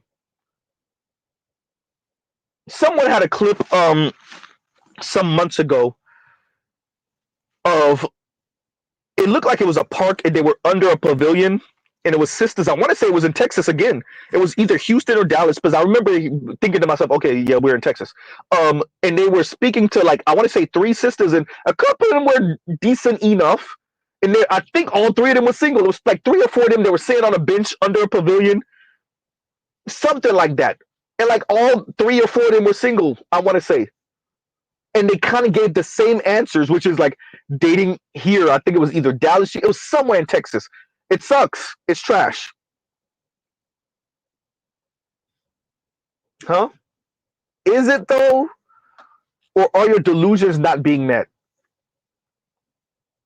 What happens when we scale your delusions? When it's not just you looking for the 6-figure man.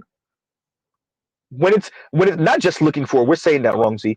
When it's not just you looking for the 6-figure man and saying it's either this or nothing. Mr. Donnie Mac says that was Dallas. Okay, you know exactly what clip I'm speaking about. Yeah, that was Dallas. Right? What happens when it's not just you and 2 other women? Okay, fine. Let's say 30 years ago, yeah, 6 figures was the ideal, but the women were not so dogged that it's either 6 figures or nothing. Maybe a good 15 or 20% of women were on it's either 6 figures or nothing. Maybe 10%. Now we're in the place where 80% of women said 6 figures or nothing. Out of that 80%, maybe 30% will settle for $80,000 and $70,000 and $60,000 a year men, and all the rest of them said it's nothing. I'd rather be single. All right then.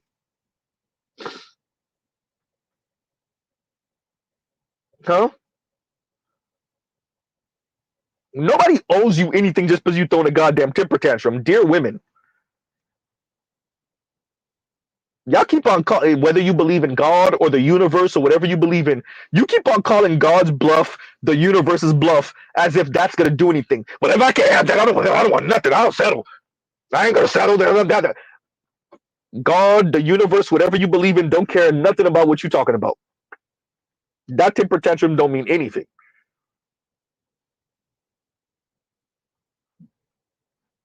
And that's all it is. Shout out to Ebony K. Williams. That's all it is.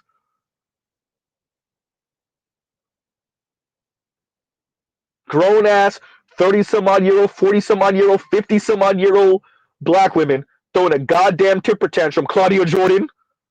And you see these men and they got these black nails and why they feet look like that? And these men, what am I supposed to settle? Claudia Jordan said that to Corey Holcomb, what, damn near 15 years ago?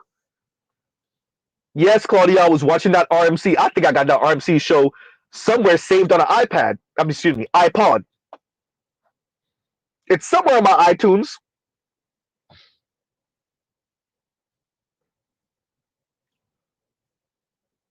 Corey was telling you to chill out. What, back in 20, 2011, 2012, maybe 2013? Was it even as late as 2013? Corey's telling you to chill out and slow down back then. Huh? Then you on the show with Lisa Ray and whatever, and you literally are saying some of the same. Claudia Jordan, are you not embarrassed? Claudia Jordan used to have a little talk show, not talk show, but a podcast on Foxhole with a bunch of other sisters. Back, this is like 08, maybe 09. Claudia Jordan was saying the same type of things back in like 08, 09 that she was saying, because I know the show she used to have on Fox Soul. I know it's over. Her and Issa Rae. I know it's not. They no longer have it. But when did that show end? Like a year plus ago, maybe. So let's say 2022, 2021. Literally, we talking about what, 12 plus years later? Over 12-ish years later, 12, 13 years later, something like that. Claudia Jordan is literally saying the same. This is a pretty ass. To me, Claudia Jordan is nothing but a older, slightly less educated Ebony K. Williams. She is literally, they look like they could be sisters. Or at least cousins. And you're literally saying the same things you were saying about men in your standards 12 plus years ago.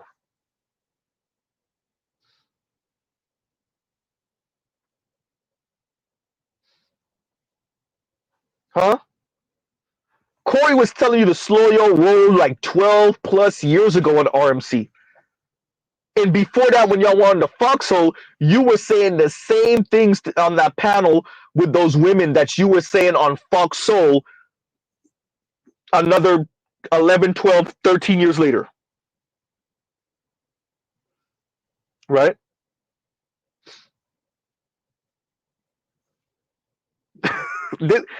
Well, we got to leave this up for a couple minutes. And JT9000 says, to black women, 60K from a white man equals 90K from a black man. I would argue that's women of color in general.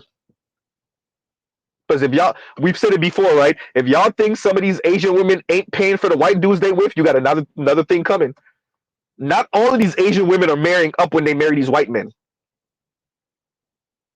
Some of these Latinas are paying for these white dudes. Some of these Asian women are paying for these white dudes. We already know black women oftentimes are paying for these white dudes.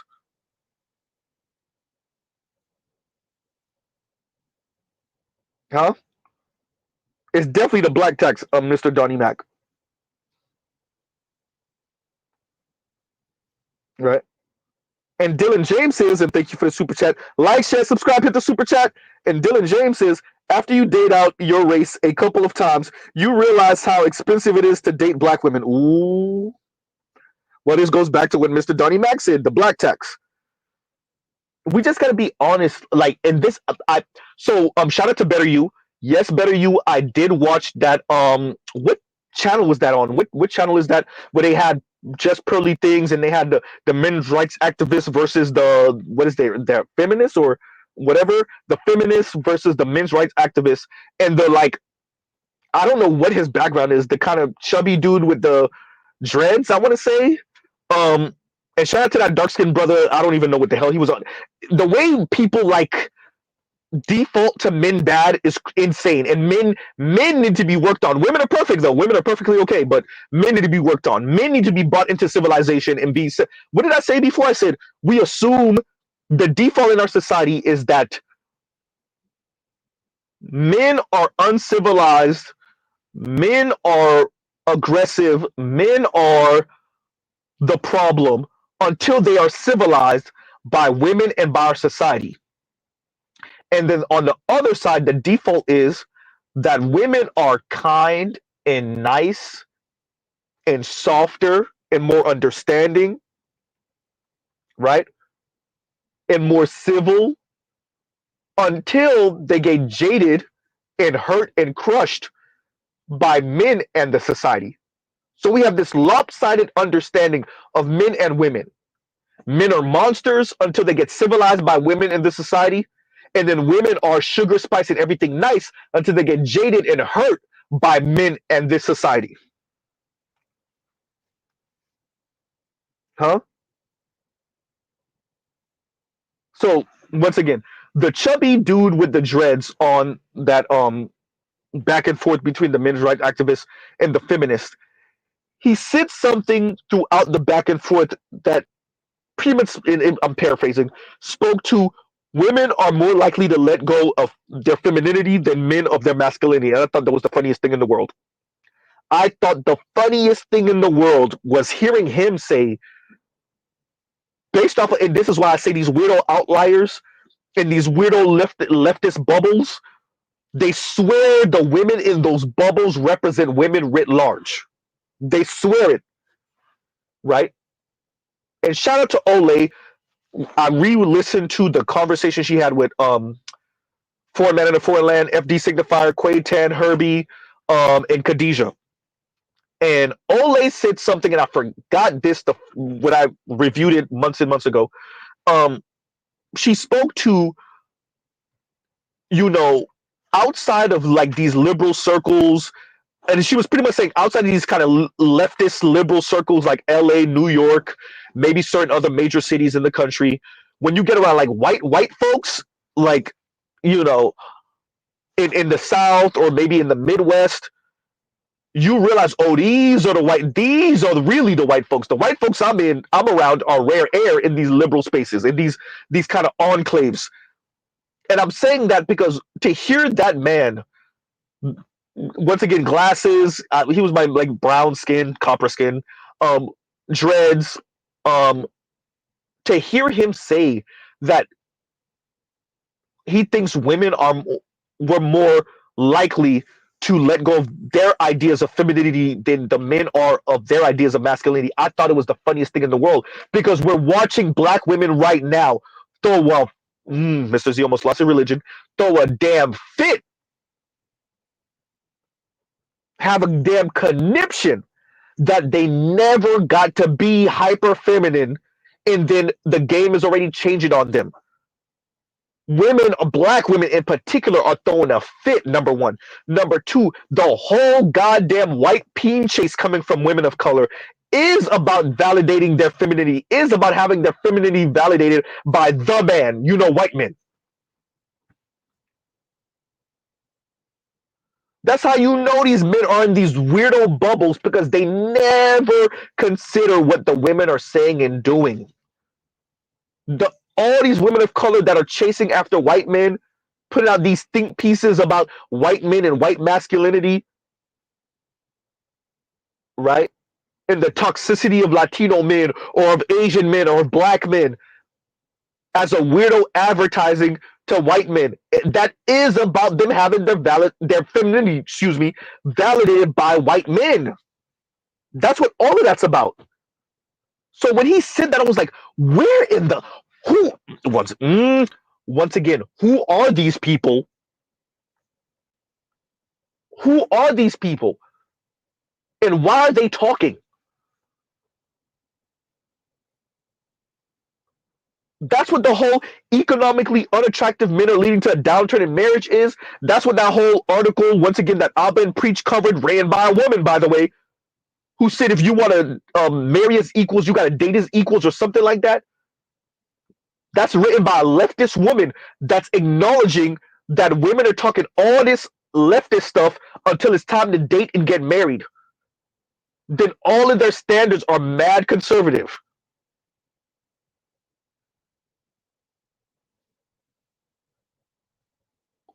So you got these weirdos. Oh, I think women are more likely to let go of their concepts of femininity than the men are of masculinity. Where? That's why y'all keep on running into the wall of women complaining because of their own hypocrisy, and then y'all try to find ways to reinterpret it. Shout out to Leisure Miller. No, the problem with these women is that these men aren't likable. They haven't developed a personality. We put the microphone in front of 8 out of 10 women's face, and they remember what the first thing out their mouth is: these men don't earn enough. That's the first thing out their mouth. I want to marry up. I want to date up. The first thing out their mouth is, I went to school for this long, and I have this type of career, and I refuse to settle. That's all based off of their concepts of their own femininity and what they think a man should be, masculinity. And then this weirdo who claims to care about men, oh, you know, women are more likely to let go of their femininity than the men are of their masculinity. Where?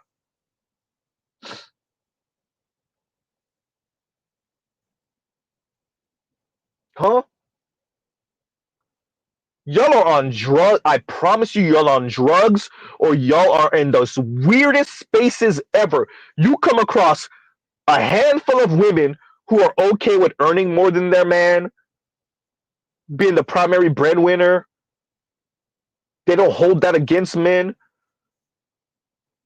They don't. It means nothing about their femininity if they go out and change their own tire, their own battery, right? They don't feel any kind of less of a woman. These are these women that, you know, they would date a bisexual dude, right? These are women that oftentimes might call themselves pansexual.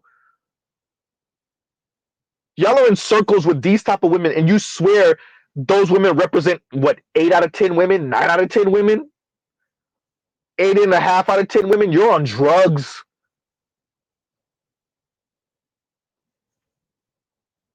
You're on drugs. You gotta be.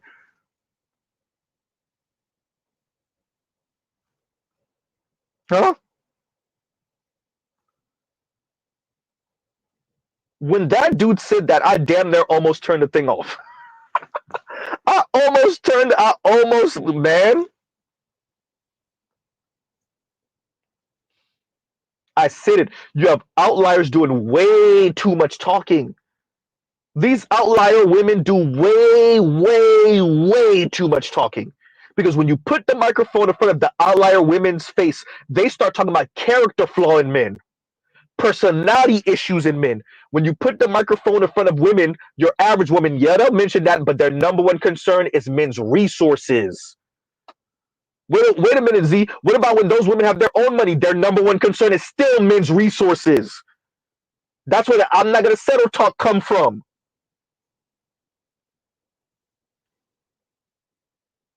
So you have outlier leftist women, and the best thing they could do is sound like Leisure Miller. Now that women are no longer reliant on men for their money, they don't have to rely on men for money. Now men have to be likable. Well, you put the microphone up front of 6-figure women's faces, and their issue with men is not that they're not likable. I'm not saying they don't care whether men are likable. I'm saying that's not their number one issue. They're angry that for oftentimes they're being told to settle by society. But she thought, I'll make 120. That definitely opens me up and puts me in a space where I could date with the men that earn $250,000. I could date the men that earn 300 and 350,000. I could marry the men that earn $500,000. That's what she thinks is going to happen when she earned 120. Then the Leisure Millers of the world are too cowardly to tell her, actually, You earn 120, you might have to end up with that dude over there that earns 60 or 50.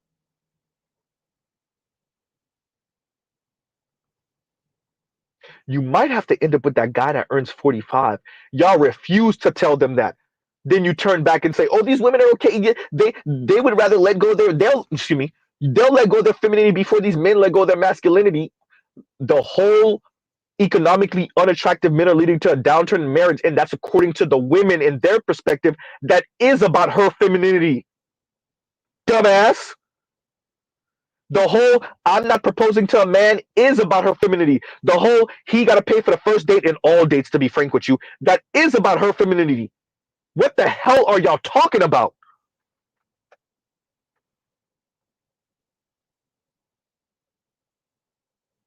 Yeah, Kevin Miller. Yeah, he did mention FD.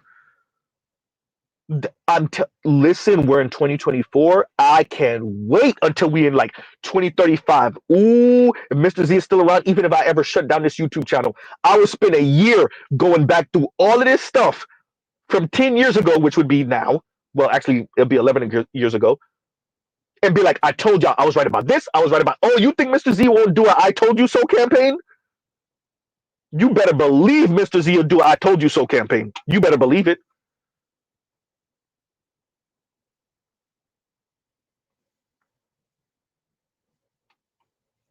Huh? You better believe it. To FD, to Foreign Man, to Conscious Lee, whoever that dude was. Well, he wasn't light skin, like brown skin dude with the dreads, the dark skinned brother that was on there, or that was on the opposite side, that was on the feminist side.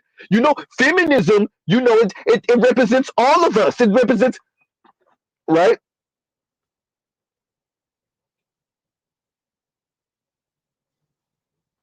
Huh?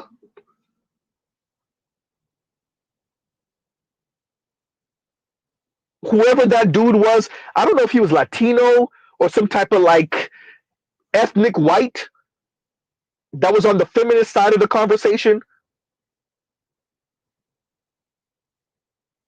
And he slipped up too, because he said, my friends, my girlfriends, or the women I know, and they ask for they say they want 6-figure men, and I tell them, what comes with that. Essentially, I'm paraphrasing what he said. And I'm like, oh, at least you have the balls to actually tell those women, though. I got to give him that. At least you have the balls to be like, "Hey, that's like patriarchal, though, right? Yeah. I gotta give him that, because most men on the left, they don't even, they just let those women ramble on. They never tell those women, "And that's like patriarchal. It's gonna come with that 6-figure man, though." And I wonder if he actually does say the things he's saying that he says. I know that sounded convoluted.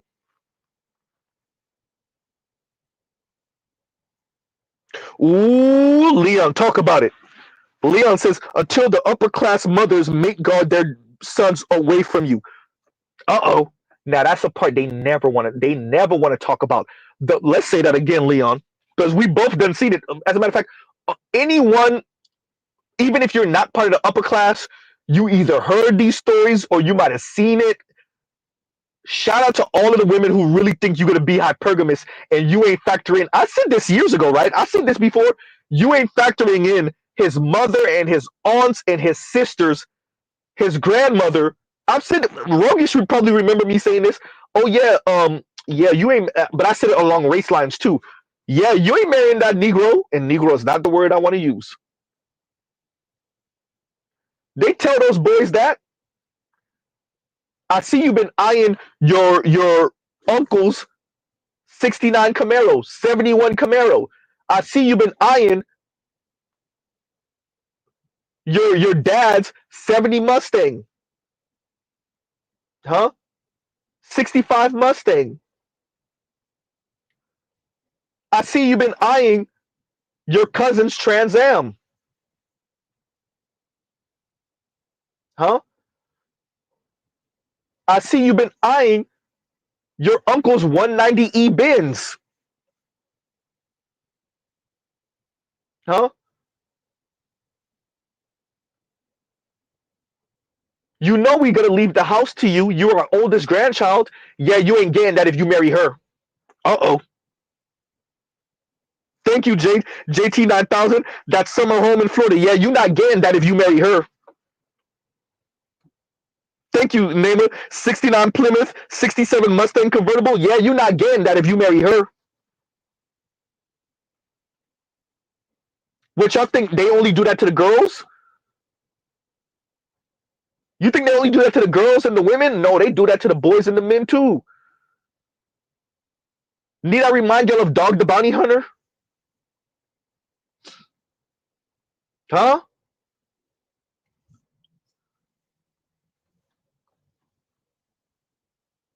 They do that. They do that to the boys and the men also. Shout out to Leon. Yeah, they be mate guarding their. They be. They see the most open kept secret. No, actually, it's quite as kept. It's not even actually an open kept secret. Quite as kept. Some of these white dudes actually like them their black girlfriend, and they never got married to a black girl. Now they cheat on their white wife with a black girl because their mothers told them if you marry, you do what you want to do with her, but if you marry her or have a kid with her, you cut off. Need I remind you? I said the story a few times. Shout out to Tariq Nasheed, who covered the story. Got a sister who said on social media during quarantine, COVID, she went in quarantine with her white boyfriend. She met the family. She met the mom and dad. They all kiki and caca in her face. Well, not pooping in her face, but laughing in her face. They seemed pleasant. Before they went to sleep, her and her boyfriend, he sent her back downstairs to get his phone charger for him. And so she's creeping down the stairs, creeping on the come up, shout out Bone Thugs. She's creeping down the stairs and overhears the mother and the father talking about, I don't know what he doing with her, but he better do what he want to do with her, but he better don't marry her though. Uh-oh. Huh? Yeah, she overheard them saying that. What do I do? You're not going to be there too long. Because he's not going to, if especially, I think he was the only child. Well, you know what? I'm assuming that. I don't think they said that. But assuming, that means the house and everything is supposed to go to him. You know how much leverage the mother and the father have? You think he's going to sacrifice the will, the house, and everything for you? I'm not saying he's not. I'm saying the likeliness that he does. Dudes ain't even sacrificing the $50,000 for the life insurance for these women.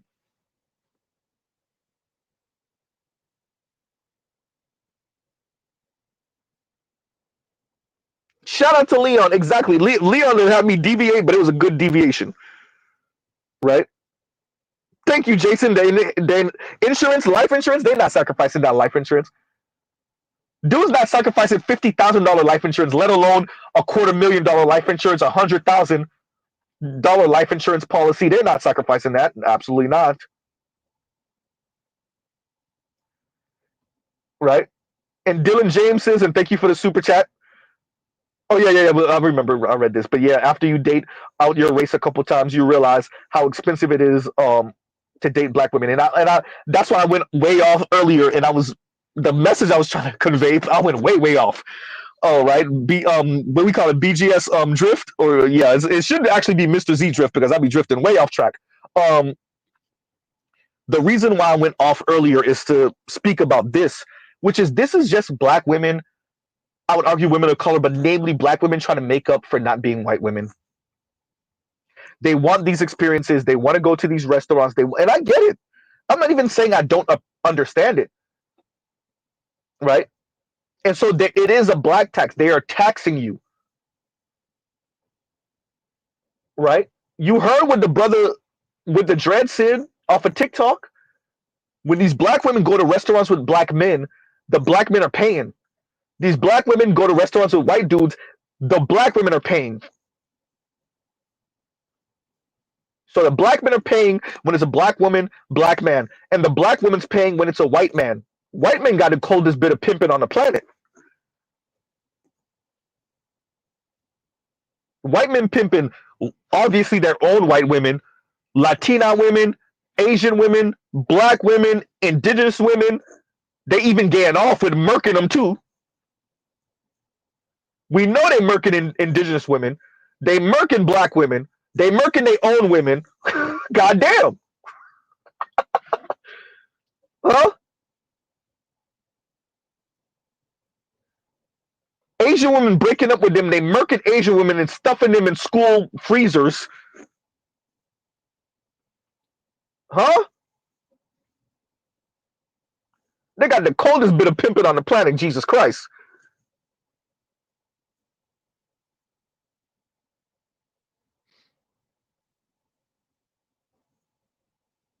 Huh?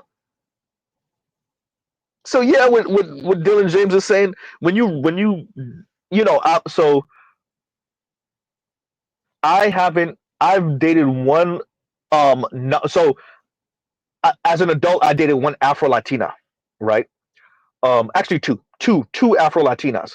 Um, but in high school, I did date a more mestizo Latina, um, who's funny enough now has two kids from a Jamaican brother. Um, but yeah, no, from my friends who are in relationship um, with non-black women, they've expressed the same thing as you, right? They have expressed the same thing as you. It's just cheaper. It's just it's that simple, right?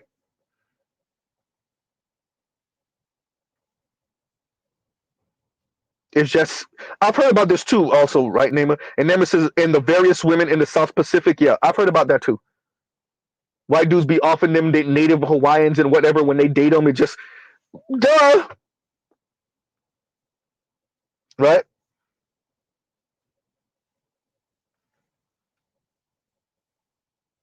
And so that's why I went off on a tangent earlier. It's to say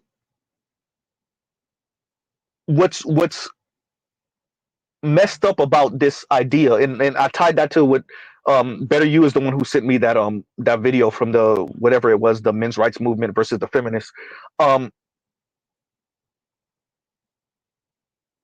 when that dude said the women are more likely to let go of their femininity, I was incensed. I'm not gonna lie to y'all. Almost goddamn, because I was listening to it on my phone. I was at work. Um, and I damn that threw my. I really wanted to take my phone and throw it across the damn room. I really did. Because ain't no way the women are more likely to let go of their femininity than men are of their masculinity. What drugs?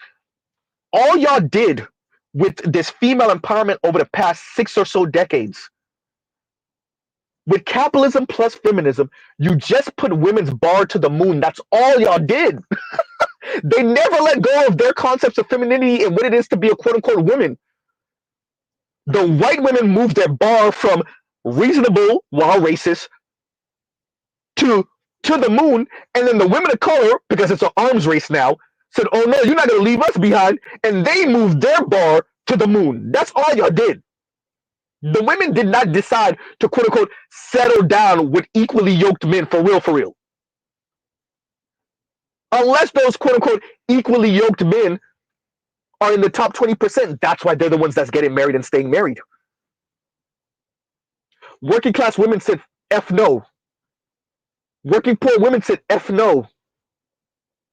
And instead of y'all addressing the class, race element of all of this, the lowering marriage rate, the lowering birth rate, but definitely the lowering marriage rate, instead of y'all addressing that like that, y'all put a character flaw on it for men below middle class. And here we are. Huh?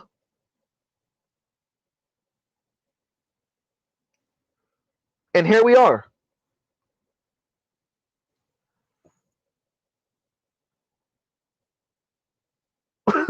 This dude really shout out to Better You for sending me that to me because Mr. Z has a I we already know Mr. Z is a masochist. I could deal with a whole lot. But when he said that, I'm like, oh, you men and y'all liberal men and y'all bubbles. Liberal women and liberal men in these bomb-proof, bulletproof, delusional bubbles. These impenetrable, delusional bubbles. These leftist, delusional bubbles y'all in. The women are more likely to let go of their concepts of femininity than the men are of their concepts of masculinity. And when he said it, that's pretty much what he said. I'm paraphrasing a bit, but really behind that was the women are they not really sticking to these feminist ideas. Excuse me, these feminine ideas, not feminist, but feminine ideas. They'll let it go. It ain't nothing for them. And I'm like, what drugs are you on?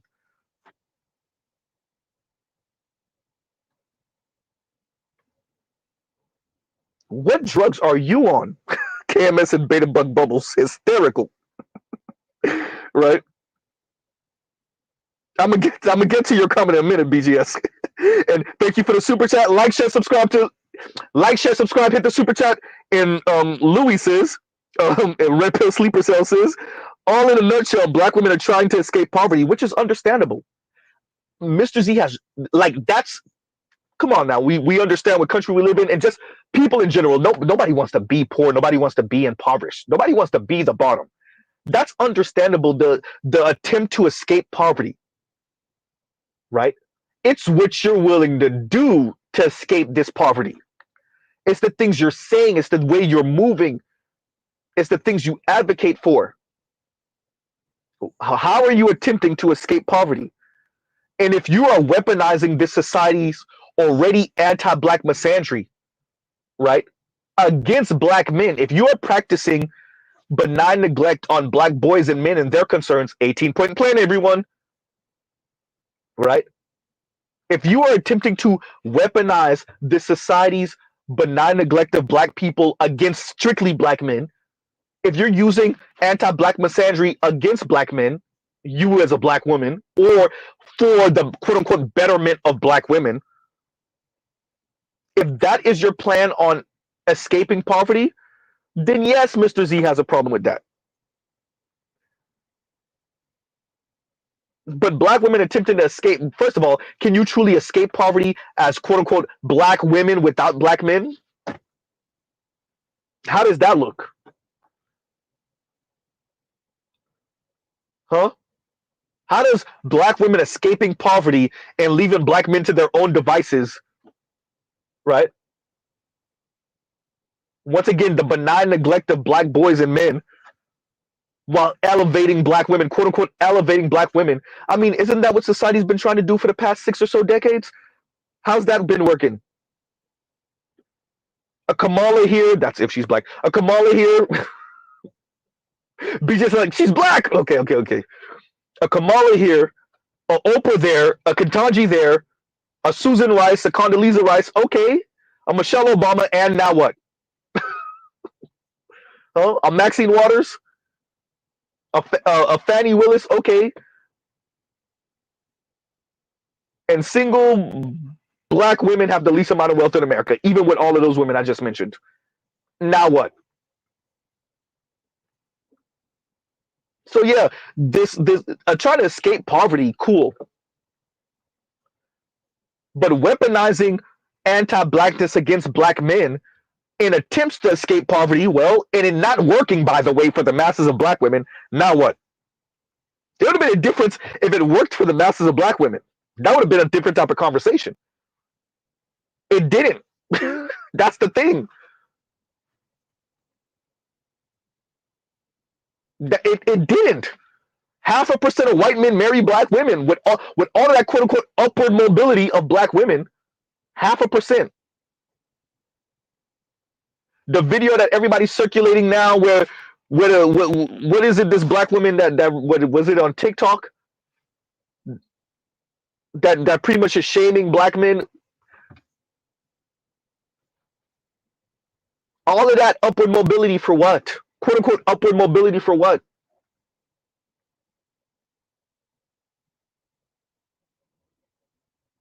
Huh?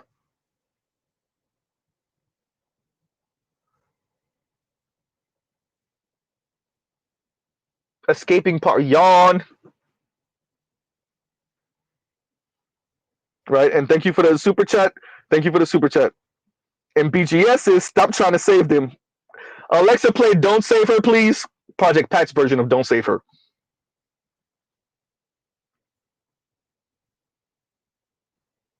BGS, I don't think we got a choice. BGS, I don't think we got a choice. I'm gonna let the panel up in a minute. Mr. Z been monologuing way too long, right? I don't know if we got a choice, BGS. I think we attached by the hip. I've been saying it. I think we attached by the hip, unfortunately. I think the political divorce that I'm not a BGS, but Black Uru speaks about, I think we're gonna have to do that, but I think we still attached by the hip. Socially, I think we attached by the hip. I think we're gonna have to save them. I think Lion agreeing with me. Yes, we do. Right? I think we're gonna have to. I think we gotta save them. Right? I think you're trying to say we do got a choice. How do you let black women drown without black men drowning too? Quite frankly, BJs, I've said it before. I think black men drag this country kicking and screaming to what it says on paper. I think it's black men. I'm not even trying to blow smoke up our ass. Pause. No diddy. I think it's black men that save everyone. I keep on. I'm not just trying to be on some super heroic thing. I think we have the most accurate reading of American history and the most appropriate moral compass due to our political and social position in this society. And I think it's us. I don't think nobody else either has the numbers or the right reading. I'm speaking about everyone from Asians to Latinos to black women to white women and men, indigenous folks. They don't got the numbers. I think it's black men.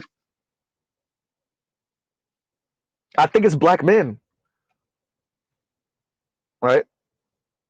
That's not even me trying to do the whole um um um main character thing for black men because I'm a black man. I'm not even coming at it from that angle. I think it's black. I think we got the numbers. We have the influence. I'm not saying we're the majority or anything like that, but I'm saying based off of population, based off of influence, based off just our position in this society, I think we got the best reading of it. Right?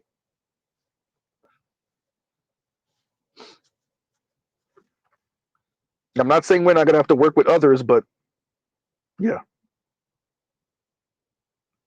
And once again, BGS, thank you for the super chat. Thank you for the super chat. Like, share, subscribe, hit the super chat. And Vince's this this peen ain't free. Kendrick Lamar 2015. Right? And Vince, thank you for the super chat. Thank you for the super chat. But it's true. We already know women be paying. We know women pay. Do they like to pay? No. Right? We know they pay though. Women are definitely paying for white peen. And if you're good looking enough as a brother, or you're doing what she needs you to do, she'll pay for a little bit. I ain't saying she paying permanently. Because like Chris Rock told us, ain't nothing drive the vagina more than opening her wallet. But she'll pay for a little bit. Right?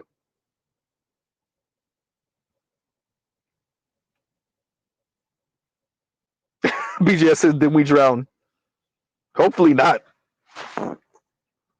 All right. But I don't think black women are not going to save themselves. BGS. They've been trying. They've been trying. They got together with Goldman Sachs. They got Kamala. Potentially being president one day. They backed Oprah with all her insanity all through the 90s and early aughts. They tried doing it on their own. They failed. Right? They tried doing it without black men. They failed. Right? JT 9000 said, I wonder if Serena paid. Serena is worth more than what's his name? Alexis Ohanian. She's worth more than him. Right? BGS says take them as they are. KMS says chicks pay Chris Brown 1,000 for commemorative photo before concerts, bro. Man. All right, let me do this. Let me put this here. Y'all give Z 1 second. and then I'll bring y'all up. Give me a second, everybody. Wait a minute.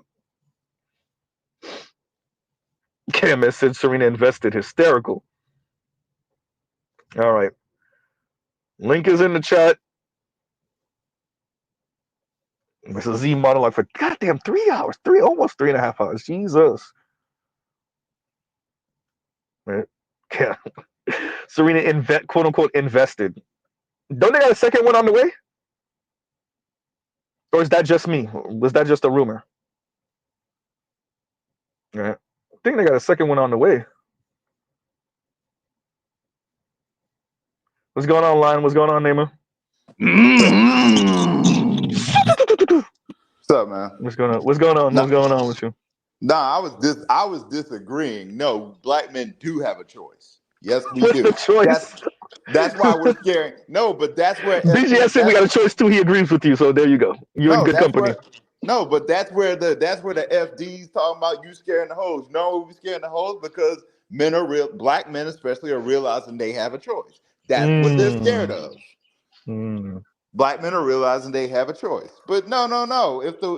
Like I said, if the white man's ice is colder, then stay your ass over there when it melts.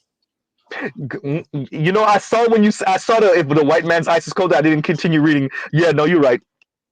Stay over You're there right. then. You know, that's you know what? I just realized that's the flip side of it. Mm-hmm. The white man's ice is colder, but it's faster, but it melts at a lower temperature, a lower boiling point. Wait It's a quick. minute. It melts. Wait Think a about minute. it. Think about it. No. Read Compassionate's comments. Comment. Bring it up. Bring it up. Oh, that's messed up. It's Serena dark. Go old ahead. ass. Let me read it.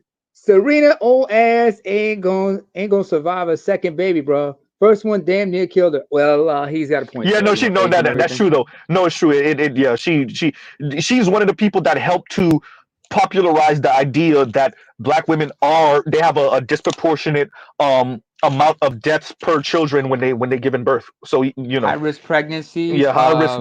That's what I was trying to say. Yes, thank you. or Mhm. pregnancy mortality rates, Yes, yeah, maternal mortality. Excuse me, yeah.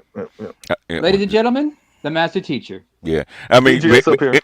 anything after 30 years old is high risk pregnancy. Okay, when and basically all your OBGYNs tell chicks the exact same thing. They've been saying Mhm. that since forever. That's how come leftover women in most countries are after the age of 25 is because 80% of your fertility is already gone after the age of That's 25. offensive, BGS. Uh, That's it, it, offensive. yeah, well, the truth is offensive. Okay, I'm gonna tell you something, but it, BGS. You're right. what, You have some facts, but women are not thinking that. it, I'm gonna what, have.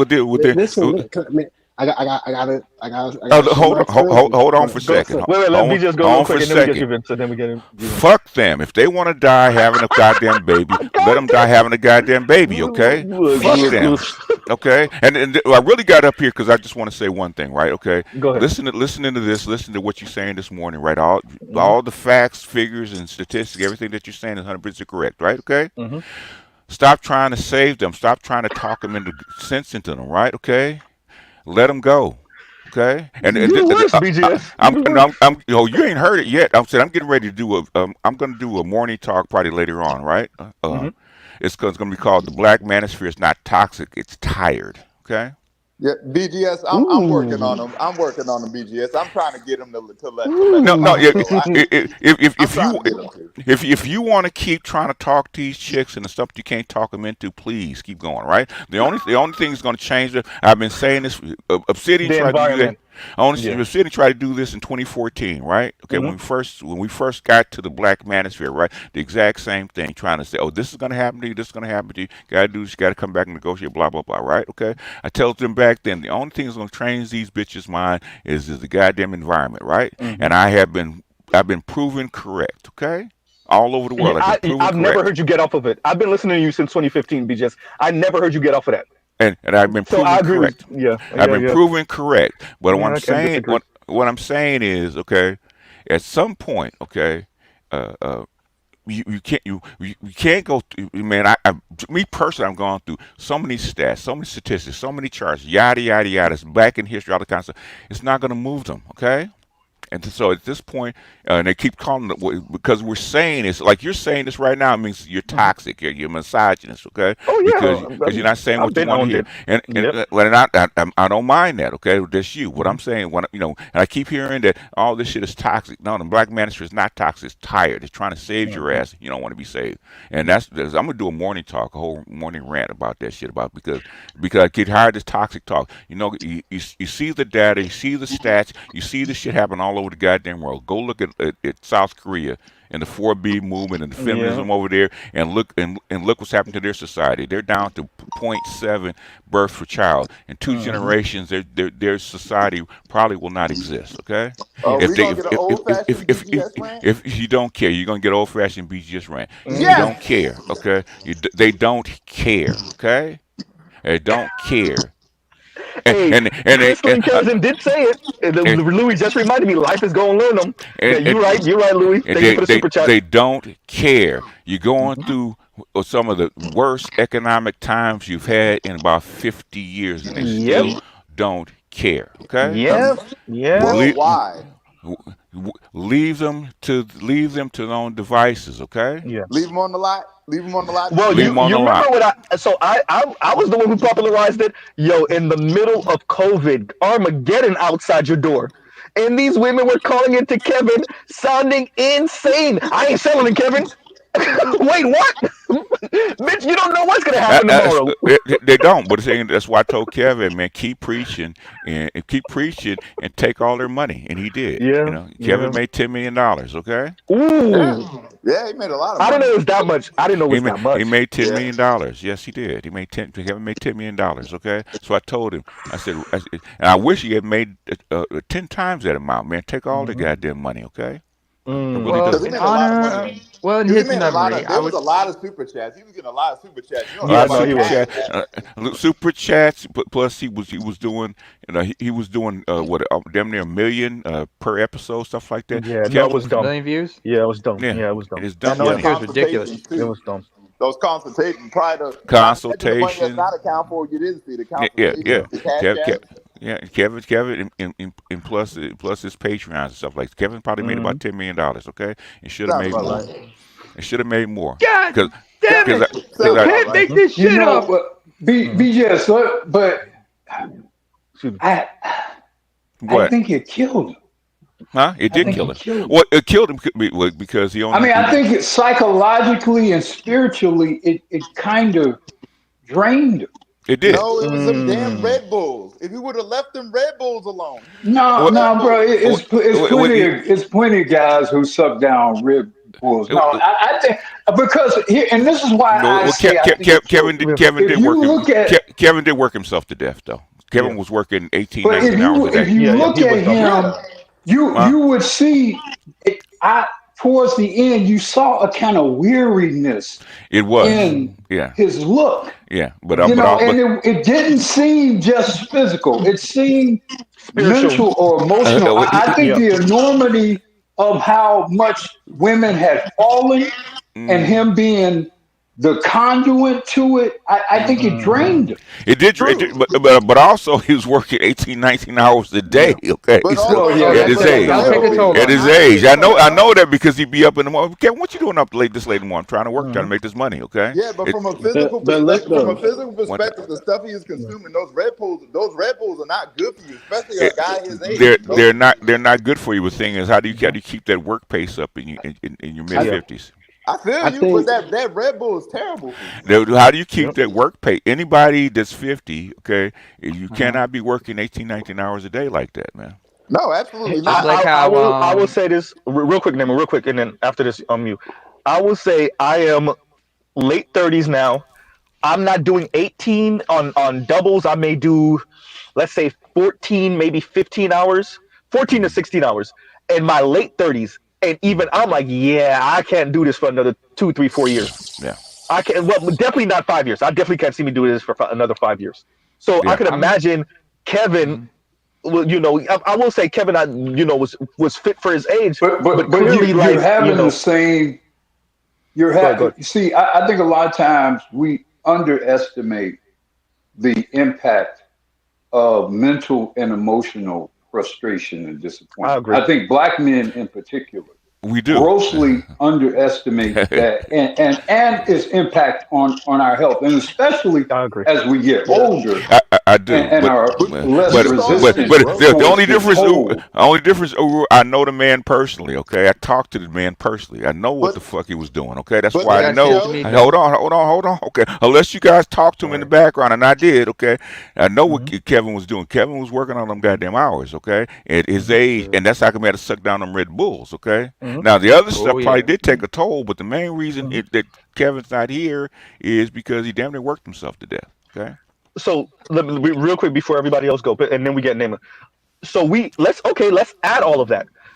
18 hours a day plus the mental anguish. Well, listen, I'm gonna call it anguish because it is, because you watching the death of black women that Kevin Samuels knew, right, or Mm-hmm. that he thought of. So Mm-hmm. you deal with the mental, you deal with the emotional, like I said, the Yeah. spiritual, and plus the hours. Yeah. I'll put the Yeah. hours first, right, and the hours, Yeah. Yeah. right. Yeah. Yeah, that's too much. See, That's too see, much. I went a whole year and a half. People accusing me of putting out the table, right? About the table, Hmm. to table, right? Okay, Hmm. Hmm. and guys are saying, "Oh, BGS, you trying to keep the guys on the plantation, keep on the farms?" No, I'm not. Okay, Mr. Z's example of it. Okay, y'all Hmm. want these chicks to come to the fucking table and negotiate. Y'all right here is the Hmm. table. You're trying to negotiate with them. Okay, you're trying to Hmm. tell them the error of their ways. You're trying to negotiate with them. Okay, I'm not. Okay, I say let them go. I'm like that what you call it, the African dude in New York, man. Okay, we're not nah, good. BGS. I'm that dude trying to give Z the sign. Yo, Z, sign this paperwork, man. Sign the motherfucking paperwork. Yo, Z, Sign sign the this fucking paperwork, dog. paperwork, Z. Sign the What's paperwork. there? This Sign with the fucking paperwork. and Z's at the tip of the iceberg about as far as this table shit, man. Hmm. All the goddamn so-called black feminists are all trying to do the same shit, man. Stop trying to save them, man. And basically, if women want to let the society die out by not having babies and all that kind of shit, it is what it is, okay? Accept your Right. fate, okay? Yeah. Because what are you see the Chinese men aren't even budging on this shit, okay? They don't Price care. too Yeah, high. they're like screw it. Price too high. Okay. Well, you won't have a woman for your whole entire life. I will eat my food. I will play my games, and I will lay Yep. flat. Price too Yep. high. Okay. No, they taking in the Dude said that, right? Ukrainian Didn't he? women. They're taking in the Yeah. Ukrainian women. That's what they're doing. Didn't Eh, one of the Bullshit. oh, dudes eh, said that, eh, right? One of there's the not dudes, I enough think he was Ukrainian women to take on There's all not them black. enough. No. true. No, there's not No. enough. But What I'm saying is, I mean, okay, I can show you all the goddamn videos. Okay, well, you talking about the mhm. Chinese Ukrainian women? They're willing to lay flat and go the rest of their lives without a woman. Price too Yep. high. Yep. Yep. No, I believe no. Negro. That's not me pushing back against it. That's the majority of them. That's not Yes, the the Hmm. majority of them are doing that. Yes. the few of them that taking Look, Ukrainian wh- women is one thing. But the majority of them, they saying price too high. Okay, black Yes. men, Hmm. and Hmm. white boys are starting to say price too high. Black men are Yeah, still that's true. trying to save these hoes. Okay, Yeah, Uh, may that's throwing I? it. true. That's true. That's true. I'm getting Go ahead, though. tired of these goddamn TikTok videos and Twitter Hmm. Spaces and basically shout out to Lewis for listening to Clubhouse and going back and forth Hmm. screaming, and even Anton, man, going back and forth with these chicks, man. Price Right. too goddamn high. Leave them to their fate. And I'm at that point. Exactly. I'm getting tired of getting called toxic. Black men are not toxic. Black men are really the most heroic, probably men on the planet trying to save their bras, even though they don't want to be I saved. easy. Okay. Yeah, easy. Yeah, I mean, you're And trying to save chicks that don't want you, okay? They don't want you. They want white men, all okay? right, BGS, I'm gonna need you to sign off and save this for the rant. Save it for the Okay, rant. Save okay. it for the rant. I got By the plenty, way, okay? Lion. I got plenty. Wait, I got let's plenty. let them again. Let's let them again. Go Go ahead. ahead. Name it. I just gotta break out the sword every once in a while just to clear y'all. Give me 3 feet. Give me 3 feet. First and foremost, You can have a Alexa, mile. I'm gonna need. You Huh? can take a mile. Excuse me. You can take a Yeah, I mile. take a guy. I don't take a mile. I take 10,000 miles because y'all thinking Go answer. That's why I got go to be ahead. long Name it. Go winded. ahead. Because y'all keep interrupting me. By the way, Lion. Who's talking? Wait a minute. No, you didn't say who's interrupting. No, you didn't say that. I know. Name it. No, Time you to name me. time I to know. interrupt. Oh, name it. You know you didn't say that. Wait, whoa. Did you say interrupting? You? You Okay, know, all right. He Go kept ahead, getting man. cut off every once in a while. hey, Continue, you know Neymar. what Nema does when I'll be like, wait a minute, Nema. Nema be in the background and you hear him, you literally hear him huffing and puffing. He'll be like, Yeah. Ooh, right? You ooh, I want literally to get hear in. the. I want to get in. I want to get in. Yeah, go ahead, Neymar. Go Go ahead, ahead and no say dude, it. go ahead. I Messing love with, you go too, ahead. BGS. Anyway, first and foremost, Alexa, can we play Walking Away by Craig David? Also, going to need you to play The Rain by Orange Juice Jones. And That's a good what's it song. called? No. What kind of man? You need to play Tupac. Fuck them all. Okay. Yeah, That's a fuck good them all. song too. Oh, in fact, also, Bernie Mac, fuck them kids. Fuck the Mm, kids? Fuck Yeah. the kids. Grizzle. Yeah. Fuck them Right. kids. Grizzle, grizzle. Okay. First of Yo, all, Z, was a man. Yo, lion. Z, I'm You my I'm dog at asking all, but I'm gonna ask this question, but Z. I just got one yeah. question for you, Z. You ready to sign this paperwork What did I yet? say about getting it cut No, off? no, no, What did I say about wait, getting cut off? go. Let Nema What did I go say real about quick. getting No, cut off? no. Go ahead. See what I'm saying? See what I'm saying? See You what I'm have him. saying? You gonna have him crying. No, give up my cape. No. Come on, man. No. Come I on, don't have man. We the got cape is not No. on. it's a The good cape is cause. hanging No. on the It's coat a hanger. good The No. cape black is hanging on the man. coat hanger, but I do have it in the room with me. Eh, It's no, not on right now, but it is in the room with me. Z reminds me of Lamar Odom crying over a Lakers jersey. Okay, when he got traded. It is in the room. No, low key, the one of the girls I was dating before, well, actually around the same time I was started dating my lady. The other day, I actually one of my homegirls that hooked me up with her. I actually asked about. It. I was Wait a like, minute, you were "How is spinning she plates, doing?" By the motherfucker? way, no, I was like, no, not because I'm not trying to do anything. But I was like, "How's she doing?" And she was like, "No, she all right." And I was like, "So she's still dating?" She was like, "Yes." I was like, "Bro, you ain't get her mind right yet." She was like, "What do you want me to do, Z? What do you want me to do?" I was like, you know what? Tell her to call me. I really All meant it. right. I'm really that As guy. I I'm really that guy. Go ahead. you I are know you are. you got blue suede shoes, in fact, man. You got the blue suede Apparently, shoes Yeah, and the cape, yeah, you know. blue suede shoes and blue pill suit, blue suede shoes. Yeah. Alexa, can you play Blue Suede Shoes by Elvis Presley? Thank you. And Black Guru, when you were talking about, taking a toll and stress and shit like that, have you ever seen a National Geographic documentary called Stress Portrait of a Killer? Because it mm-mm. talks about the long-term effects of stress. I've mentioned this before, this documentary. You got Mhm.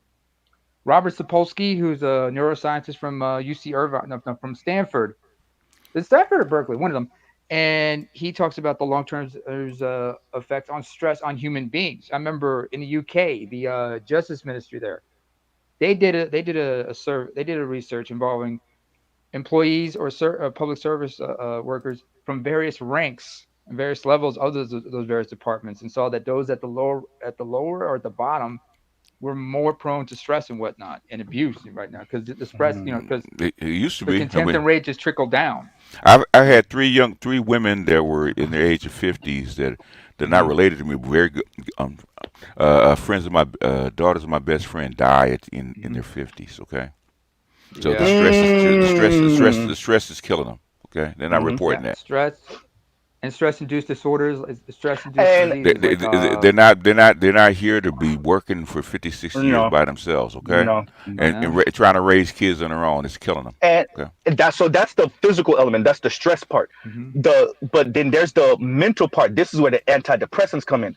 Mm. So it's ripping them apart. I don't know if y'all. I've witnessed twice in my life complete meltdown from women, and it's something else. It just doesn't have the necessary physical force of men, right? Uh-huh. So obviously, but like the meltdown, it's just as jarring, I would say, as Mm-hmm. men. Maybe not frightening because of the physical element is not as imposing, especially if she don't have a weapon or can turn something into a weapon. But the meltdown Uh-huh. is something else. It's You'd be bad. Yeah, you because would they're be not. I surprised, agree with BGS. They're not ready. Go ahead. Go ahead. but yeah, but you would also be surprised the number of women who can't afford antidepressants who self-medicate, with certain You know what? I substances. didn't Like think like about that. remember the character, Yeah. Yep. like Yep. remember the character Molly in Insecure. What was her go-to? Mm. Alcohol. Alcohol, right? I've Yeah. seen that. Yeah, alcohol. I've known. There's some women who will self-mutilate in certain cases. You know, Hmm. if they can, Damn because tattoos. there's a just sense of euphoria that comes with it. And Others will use also, oh my street bad. pharmaceuticals. But go on. Street pharmaceuticals. No, real quick, what Lion said, all the damn tattoos. That's another thing I didn't think about. Yeah, true. Go Piercings ahead, Vince. too. What were you saying? I was saying there's a relationship between high use of alcohol with depression and or anxiety, and alcohol stokes depression. Yeah. So people use alcohol for social anxiety and things like that. So there's a lot more self Come medication on, than Harris. care to think. Oh. Yeah. Oh. So You're not supposed to say that I out loud, want BGS. to Go ahead. want to throw a word I've in said worse, but it's okay. I want to throw a lexicon word in here because we talking all like regular and academic and stuff like that because one leads to another. Biopsychosocial. So when y'all talked about Kevin Samuels, we was talking about the chief culprit of what happened. But when I was listening and while we was all I was listening to y'all kind of put things together and stuff like that. I was like, oh damn, all three of y'all are right.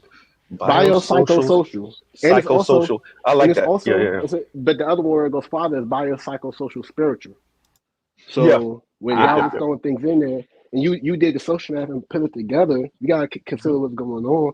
And you talk about these meltdowns. Let's look at the biopsychosocial factors. Let's throw in stress as a exciter, not just an exciter, a stimulant or a stimuli or whatever. And what that does, because stress is biological, it's chemical, it's psychological, it's emotional, it's physical.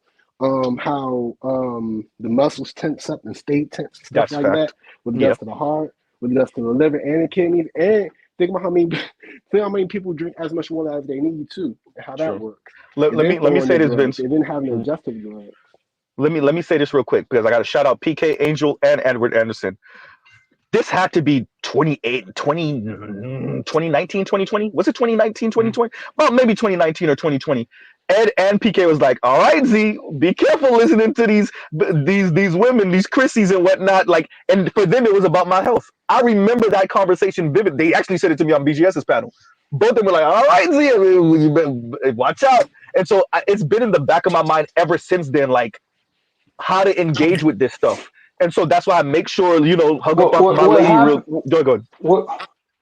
What happens is, on a subconscious level, and particularly because you're a man, you're trying to resolve all these problems that are amidst these women's myriad issues, psychological problems. And because they're women and black women, they're incurable issues. And every one that you cure in your mind, they're going to create 100 more other problems, and or not even accept the solution to the prior problems. So you're constantly internally struggling. You're constantly struggling with all of these issues and problems that women are creating. That what I obviously I did not have a relationship with Kevin that you had, BGS. But what I saw was he was at the center of thousands and tens of thousands of people's issues. And it was all happening. It all kind of happened in a very short period of time. It wasn't like he, sort of gradually built up to becoming as prominently as he became. It was very sudden. And then all of a sudden, you got Shaquille O'Neal and Nicki Minaj quoting him and shit like that. And as great as it was, obviously, in some respects, especially financially and in terms of his status and prominence, it had to have been it had to be incredibly taxing to him psychologically and psychically. It just had to, at least. And maybe I'm projecting my own mind, I guess, into or how I think I would have been in that situation, because I think I'd have just been fucked up, and I would have definitely been on drugs probably if I had suddenly became what he became. He could have stopped. He could have stopped though if he wanted to, but he didn't. But so let me you know what he's getting into. Let me read this real quick before we go too far off. Real quick. And Joe says, and thank you for the super chat. Like, share, subscribe, hit the super chat. And Joe says, rips a tired, yellow, discolored piece of paper.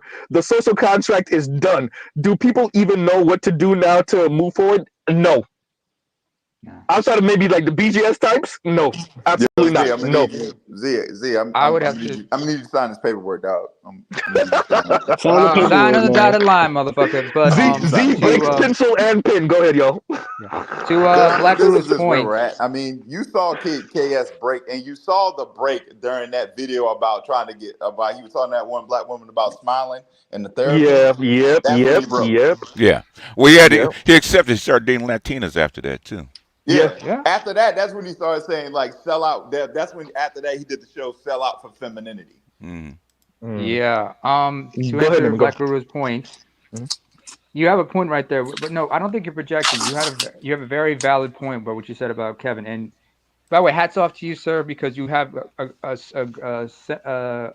certain amount of self Mm. awareness I that agree. very few of us do not have. Because a lot of us are just like, there's a lot of us who are just like, do not have that awareness, that self awareness at times.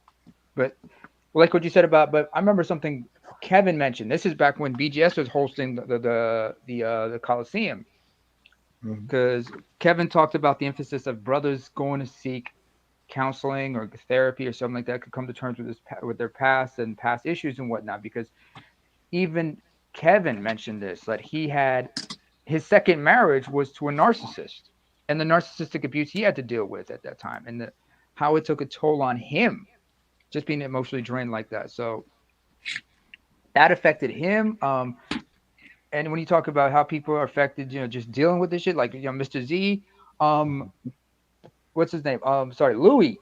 Louis, on the other Hmm. hand, Louis's been in the Marines. Yes. Him, he was in the Marines, so you understand that the shit that they had to go through at times.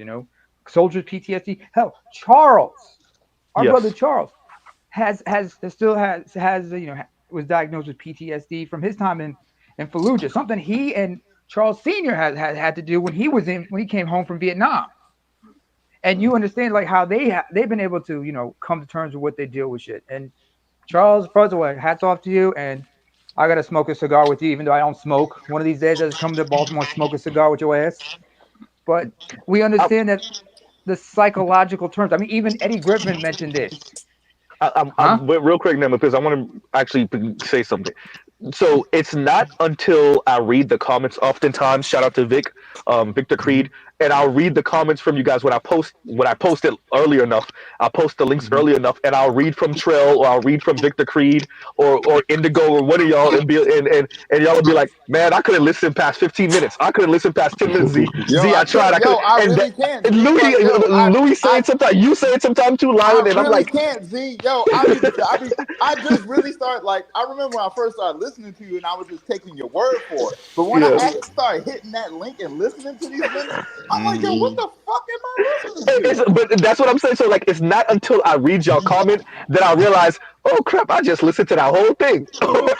I just I've listened to like listened. You listen to the like whole. two. I be 20 minutes. Yeah, I put a timer on. I'm like, all right, Him and I'm dead Louis. as like, how long is this video? I'm like, this video's a half an hour. These motherfuckers Louis got can 15 endure. minutes. They got 15 minutes. That's it. Because Uh-huh. I know y'all gonna say some dumb shit. Y'all got 15 Yeah. minutes. bro. You see what Saint Serious is? Dead ass Z. I can't last that long with some of them, bro. Trail says real talk. Like yeah, They're making me a goddamn 5 minute man. That's what they're making me. right. For Look, real. and it's crazy because like I Alexa, play so 1 Minute Man by the Missy Elliott. the way I kind of process some of this stuff too, number one, I'm at Mm-hmm. work. Number two, some of the work I'm doing, I can't keep on putting my hand in my pocket to like pause or whatever or press the cord in my headphone because I listen to corded Mm-hmm. headphones. So it's borderline. I'm forcing myself to listen. Number one, number two. But if it's that Shit. serious, I'll pause and I'll be like and I'll talk through it with myself. Like, okay, she said that. But that don't make no sense. But and like this person responded that way, and that don't make no sense neither. And what the hell? Like I'm really going through it and Mm-hmm. processing it, right? Right, Mm-hmm. and that's the way I kind of walk through this, and then I'll Uh-huh. end up streaming later, right? And by the way, so let's say I'm listening to this, I get to work, let's Mm-hmm. say I'm listening to this between 5 and 6:30 or something like that, because I'm listening to it at 2 times speed. I might take my phone out if I don't have to do anything where my hands will get dirty. Take my phone out. I'll put on the notes. That's why sometimes y'all see me. Y'all will know that I'm reading notes just by the way I'm speaking. I'll put that. Okay, you got to mention this. You got to respond to this. You got to say this. right? And that's the way I'm processing through these things, and also just having a breadth of knowledge about things. It keeps you from being so frustrated because you realize like these people are really toddlers. They're children throwing a temper tantrum. They're I Okay. speaking out heard their you. I ass, heard the right? Go ahead. frustration. I heard the frustration in your voice when you was reading that video of what that Amala video. Oh That yeah, yeah, you yeah, read the yeah, comments yeah, of that Amala video, yeah, and yeah. I was No, like, I I was was about to say, really that you need to one for slow real. down. You're getting frustrated. I hear the frustration. I need you to Are we relax. talking about the half Yeah, past Niger now? That's yeah.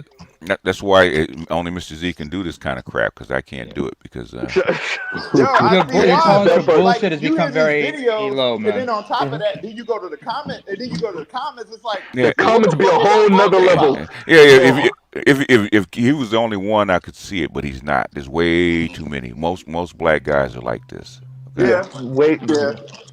So and And there's real quick, name. I'm sorry, my name after me, and then we got Compassion up here. I think we got Louis up here. So we got Socrates who hasn't spoken. So we'll cycle through.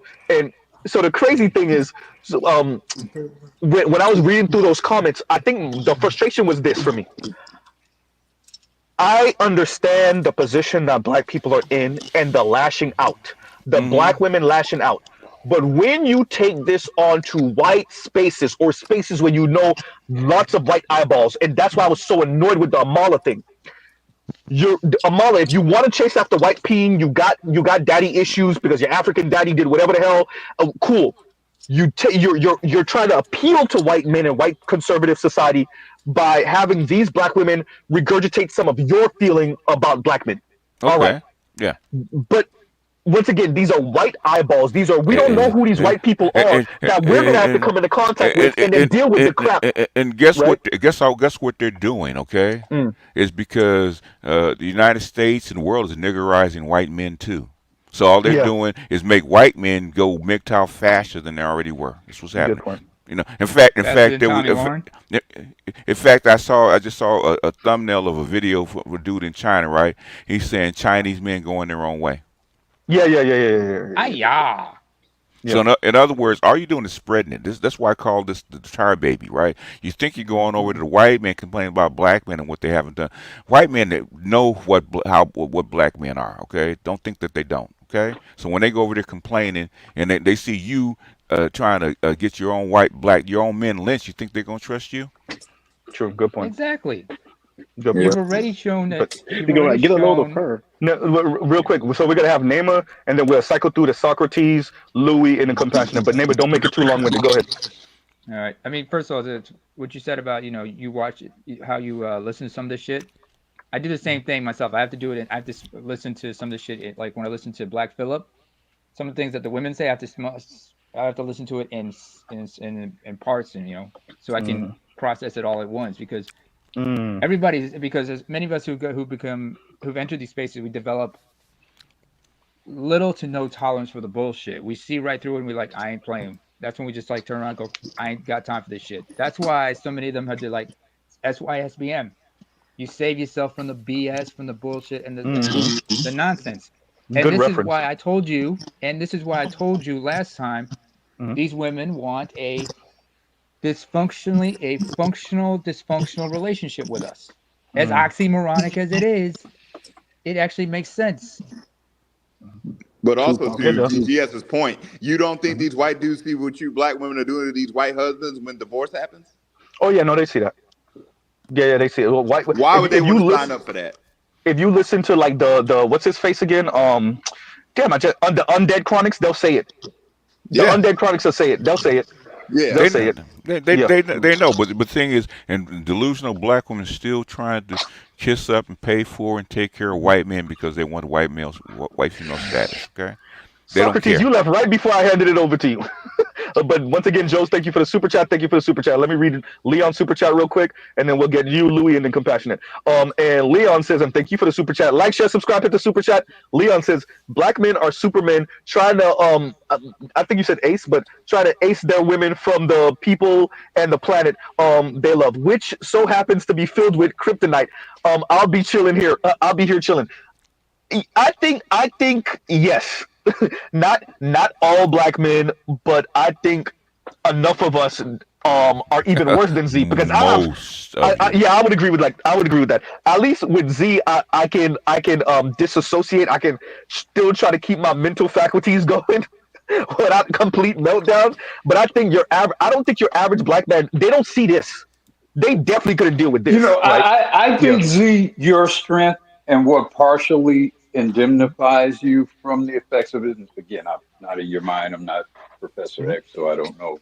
But uh, if I were to guess what may be helpful for you is you do have the capacity and the motivation and the facilities to intellectualize what's going on, and Oh to yeah, the good point. extent that I like that. you can make it a more of an academic thing, you can somewhat separate yourself emotionally and psychologically from what happened, I Yeah, I mean, agree. and that's what you appear to be able to do yeah. to some degree, more so than probably most. I would agree. I'll just put a slight caveat.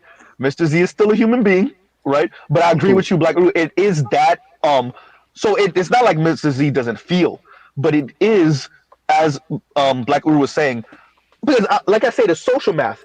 I'm like, I get it. I get it. Black women, you can't be white women. You throw the goddamn fit all over the world. The white women can't be white women and white men simultaneously. They throwing a goddamn fit all over the world. The Asian women want to be white women 2.0. They throwing a fit all over. Well, not so much. Let me take that back about Asian women. Asian women are a little different because they are getting they getting some seats. They getting some seats, but.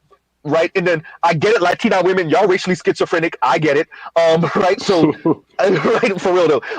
So and then black men are here like, what the hell? Wait a Well, minute. Asian women are only different because they're actually succeeding. You see it in the Yeah, numbers. yeah. That's why they can be Yes and different. no, though. That's a yeah. They are, but no, because remember, Asian women got some of the heights. I actually gotta post a stat. I'm gonna post a stat in my community tab. I think between eight, is it 16 to 19 or 19 to 24, something like that. They have amongst some of the highest self deletion rates, and I think I would argue it's because they're grappling with some of being in some of those spaces with the white dudes and with the white women and being so close but so far away. And I would argue that's what makes Asian people crazy. I'm talking about East Asians and South Asians, but particularly East Asians in America. They're so close, but they're so far away. Black women are nowhere near. That's their issue. But Asian women are especially so close and so far away that it drives them crazy. Go ahead, go ahead. especially And then those after this, we who get are Socrates. Mhm. especially those who are part white. Like how many of Oh, them Hoppers, are yeah, born to yeah, white mothers? No, sorry, mhm, white fathers. There are those yeah, who are born to white mothers, but the ones who are born to white fathers, Yeah, tragic they mulatto ain't no understand. joke. yeah, And worse than that, Yeah, yeah. that yep, they tragic. You talk about tragic Eurasians, man. I mean, I know yeah, some yeah, people who are like that. yeah, They are yeah, not, yeah, too yellow for too white to be among the Asians, too yellow to be among the whites. yeah. And And Because the thing is, since they are the model minority, they think and have believed that they're being accepted by white people. Okay, you see that's what a you until they said? delusion. until they go ahead. BGS, read this after you're done. Read this after you're done. Go ahead. Go ahead. Finish that and then read this because it's speaking to what you're saying. In other words, they're the model minority, and white people have told them that they're accepted and they're exceptional Mm-hmm. people, blah blah blah. And then when they get into relationships and find out that they're not accepted, they're Yeah. so other. Okay, that's what causes them to flip out like that. Is because Um, all their lives they've been told that they were accepted, they're one of the group, Identity blah blah crisis. blah, Yeah. and their Yeah. identity crash. Yeah. Yeah. This Filipino lady at my job is a two-time baby mama to two white dudes. They holding L's, man. Yep. See. Yep. Yep. As a matter of fact, am I not wrong? I mean, am I not right? Isn't Mindy Kaling a baby mama? Didn't the white yeah, dude make her a baby? Thank you. two kids. And look, and she feed. What I tell you, if y'all watch anything with Mindy Kaling, bro, she can't even hide it on her TV shows. Yeah. That's She chases fine. it and she can't even hide it. And this is a South Asian that grew up with professional parents. Her parents wasn't struggling Indians. Professional ass No, South no, Asian parents. Is she gonna not white? only can't She gonna hide white? it, but if you look at her, she markets herself as a sellout to white men. So it's Yeah. not that she don't hide it, but that's Yeah. how she essentially markets herself Okay. to Yeah. them. Yeah. Yeah. Yeah. And it's crazy. Like Has Hmm. white men anybody don't seen really have to Velma? even white men really don't even have to do their own PR to hide a lot of They their debauchery. they That's the they, interesting part. Hmm. they got 500 years of PR. They don't need to do anymore. clearly, That part. because like Elon Musk is a serial baby daddy. No, Who he married. No, exposed he married those women. So not All three all of of them. them? No, he didn't. He yeah, only married. He married I two think it of was them. one or two. Okay, two. Okay, I two thought it of was them. only one. He Okay. married the singer. I think he was married to the mothers of most, if not all all, his of his kids. children. Yeah, Yeah. yeah, But I yeah. what checked. he did, I checked. was he picked them to marry so they would be born properly, but then Yeah. he got rid of their asses. Yeah, That's what he did. Ooh, I checked. He got like I think like 4 baby mamas now. I thought it was two. I thought he was married. I thought it was three women, and I thought it was two married once. Yeah, So I was wrong. he has 9 kids by the ones in marriage, and I think he's got maybe 1 or 2 outside of that. He And got was it less? 12 in total. I thought Yeah. 12 kids in total. Yep. Okay. Yep. Yeah, Yeah, no, most of his children were dude is in different. marriage. Yeah, Yeah. most of his kids are married. Yeah. Dude, and remember, me and Black we spoke about it. That's a super natalist right there. I'll look it up. He's I Yeah. Oh no, dude is really he has said that AI and depopulation are the biggest problems facing mankind. Yep. He said that. Yep. You don't Yeah. believe it's possible to overpopulate. He's adamant. Okay, this is the thing, because you guys know how many years I put into this, me and Nameless. Okay, okay. The prevailing thing in 1981, they thought that the population was going to go up forever, right? But thing is, population boom. but then like after 95, what they started seeing is that the mouse utopian demographics was actually real. Okay, Population bust. it's population bust. And the thing is, in other words, what we see right now is an anomaly. Okay, is this big population boom is an anomaly. It's one big little spike in the middle of a very level plane. Okay, that's what they're seeing. So they thought it was actually food. They thought it was actually environment, right? But the thing is, it's also biology. Okay, there's a switch that turns off in all animals when they overpopulate, and that's what's happening right now. And you actually get a weird, like as you industrialize or you have more control over it, Yeah, affecting your own environment, you actually discourage populating in yourself. Especially the women. Yeah. And I think what we're hearing and what we're witnessing from men and women, namely the women, is the throes of going through that, right? Like the temper tantrums and the biological want and maybe even need to do this, with also but I don't want to do it in this, and not coming to terms with that. They're not yelling at you. They're yelling at the Leviathan. They're yelling at the state that you need to do more. That's what it is. And the state is all out of money. What's the value of a woman having a 30-year reproductive period or 25-year reproductive period, and she's not having children at all? What's her biological value? The way they were taught, and the way, because remember, all this feminist theory is pre 1990, okay, and what they thought is you didn't need as many kids. You're actually going to overpopulate. So women depopulating was no big deal. Okay, they were wrong. So now how do you retrain all these women? But my question was not a sociological question. Let me finish. It was a biological question. Right. You got 25 years of reproductive. You got breast milk. You got a cervix designed to make children. You have a uterus. You have your whole body, the texture of your skin. Everything about you is designed to conceive, carry, and make children. And you're not doing it for decades. What's the impact of that? The impact is what you're seeing, right? It's called depopulation. Yeah, you don't. You're not a functional species, but let me pause everyone real quick, because I think Leon might be at work. I know he. Yeah, go ahead, Leon, and then we got to get Socrates. But go ahead, Leon. I look at it like this. Okay, what percentage of women do you need having babies? And if there's a group of women that don't want to have babies, how can they be useful to the community or the state? Whether you need 90%. Participating. You need 90%. Participating. Yeah, you so can't if have they can, if can I finish talking? Go ahead, Leon. Sound like you asking If questions. You're asking questions. Stop I asking didn't ask Yeah, no questions I mean, now. you questions. did ask a I didn't question. ask Wait, no wait, wait, wait, wait, questions. wait, wait, wait, I asked everybody. Wait a no minute, wait a minute, wait fucking a minute, wait a minute. questions. You asked about four Wait, questions. wait, wait, You wait, wait, literally BJ, asked got a it. Wait, Hold question. wait, wait, on, wait, hold on, Didn't everyone, ask wait the a minute, hold wait on, a questions. hold on, minute, hold on, wait hold a on, minute, hold on. Acting Leon, goofy. wait a minute, wait a minute, Leon. You did, I realized it was rhetorical questions, but you did put it in the question form. Go Oh, ahead. my bad. Okay, so so See? Go ahead.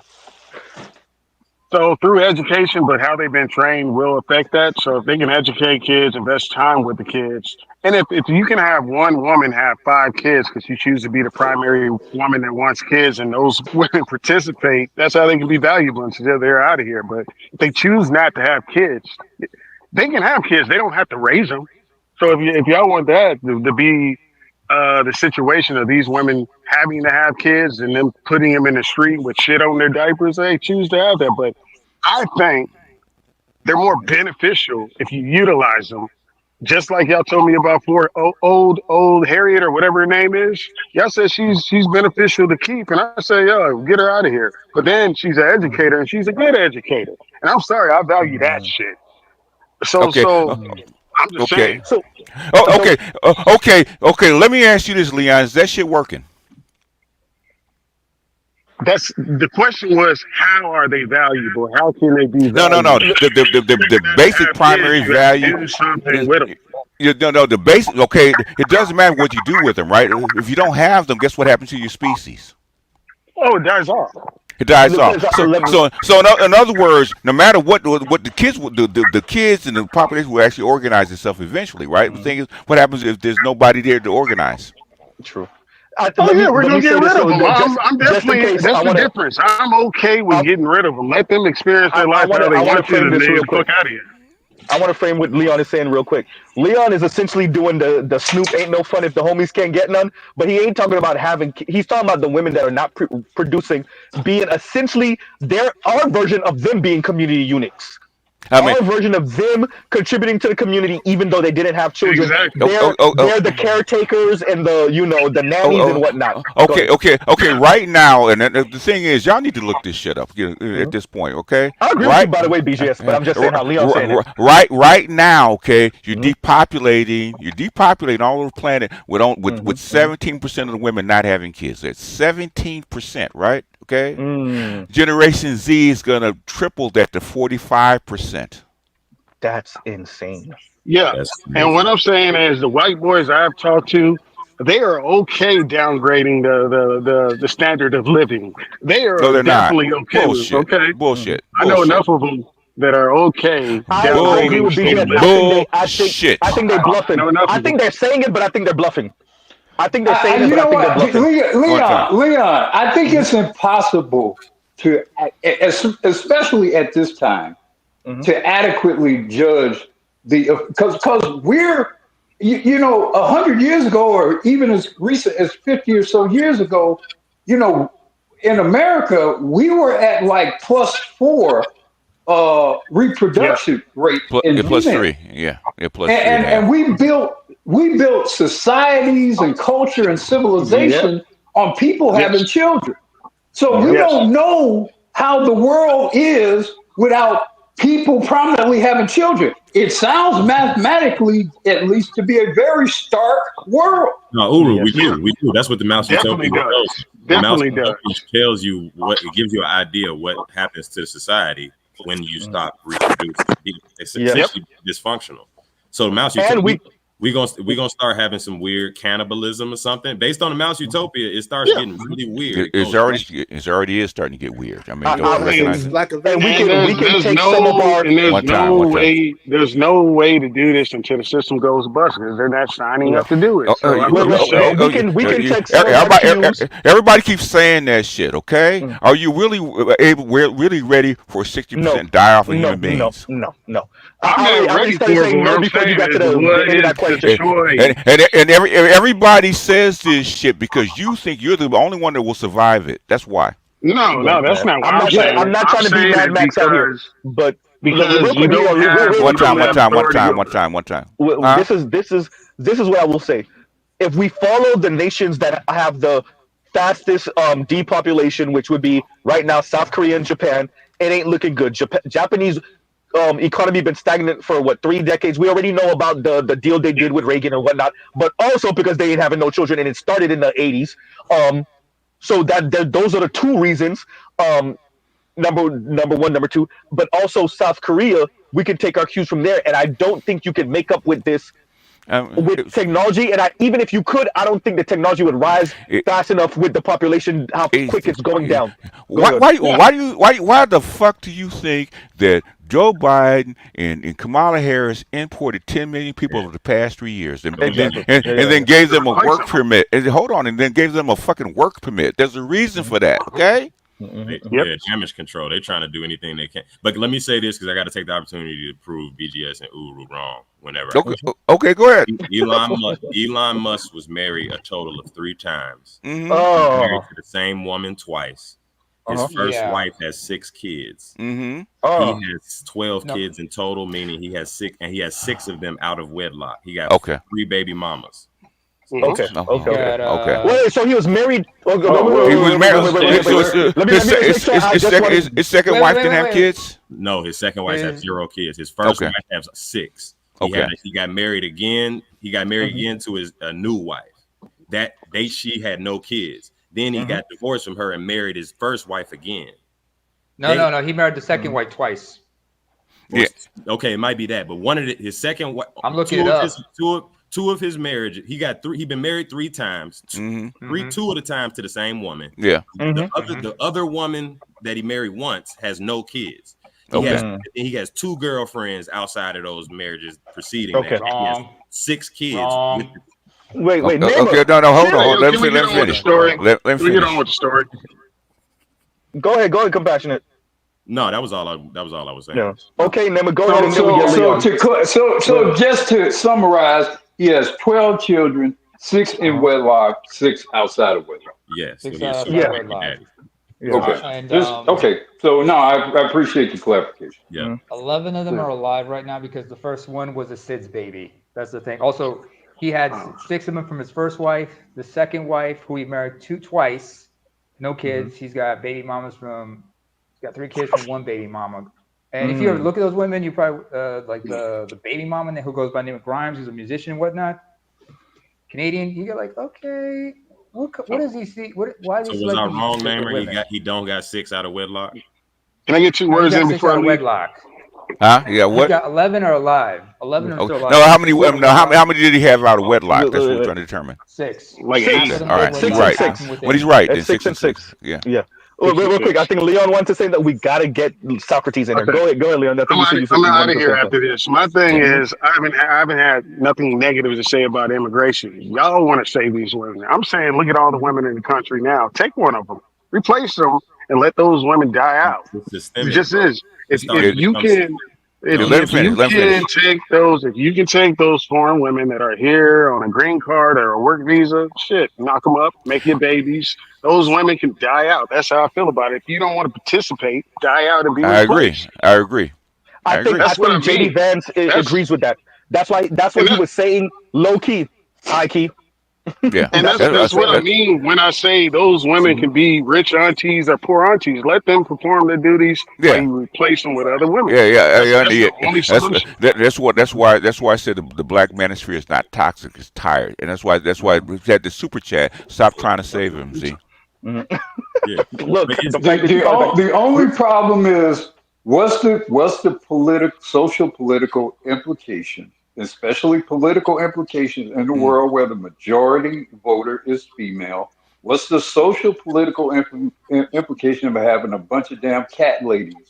so. Some of them who do have money being able to vote and being Let me able to address that. dictate policy. How are you gonna take their vote away? Because the Well, 60% of the Well, women. I'm not saying. I'm saying it's not because about you taking can't a take vote their away. vote away. You're already Then you're what's the implication of that? you're already looking at it. It's called. Why do you think you have to pay so much child support? Why do you think that all the Exactly. law are the way they are? Okay, it's because the majority of women are voters. The majority of voters are women. Okay. Exactly. Well, Let, it's clear let that me read this real quick, real quick. Let me read this, and then I'm gonna address, and then whoever was trying to speak, I'm gonna address what Black Uru said in a minute. And B Rain says Kevin Samuels went to war for black people and showed how black men are still and will continue to be unstoppable. Rest in peace, Saint Kevin. And thank you for that, B Rain. And I agree.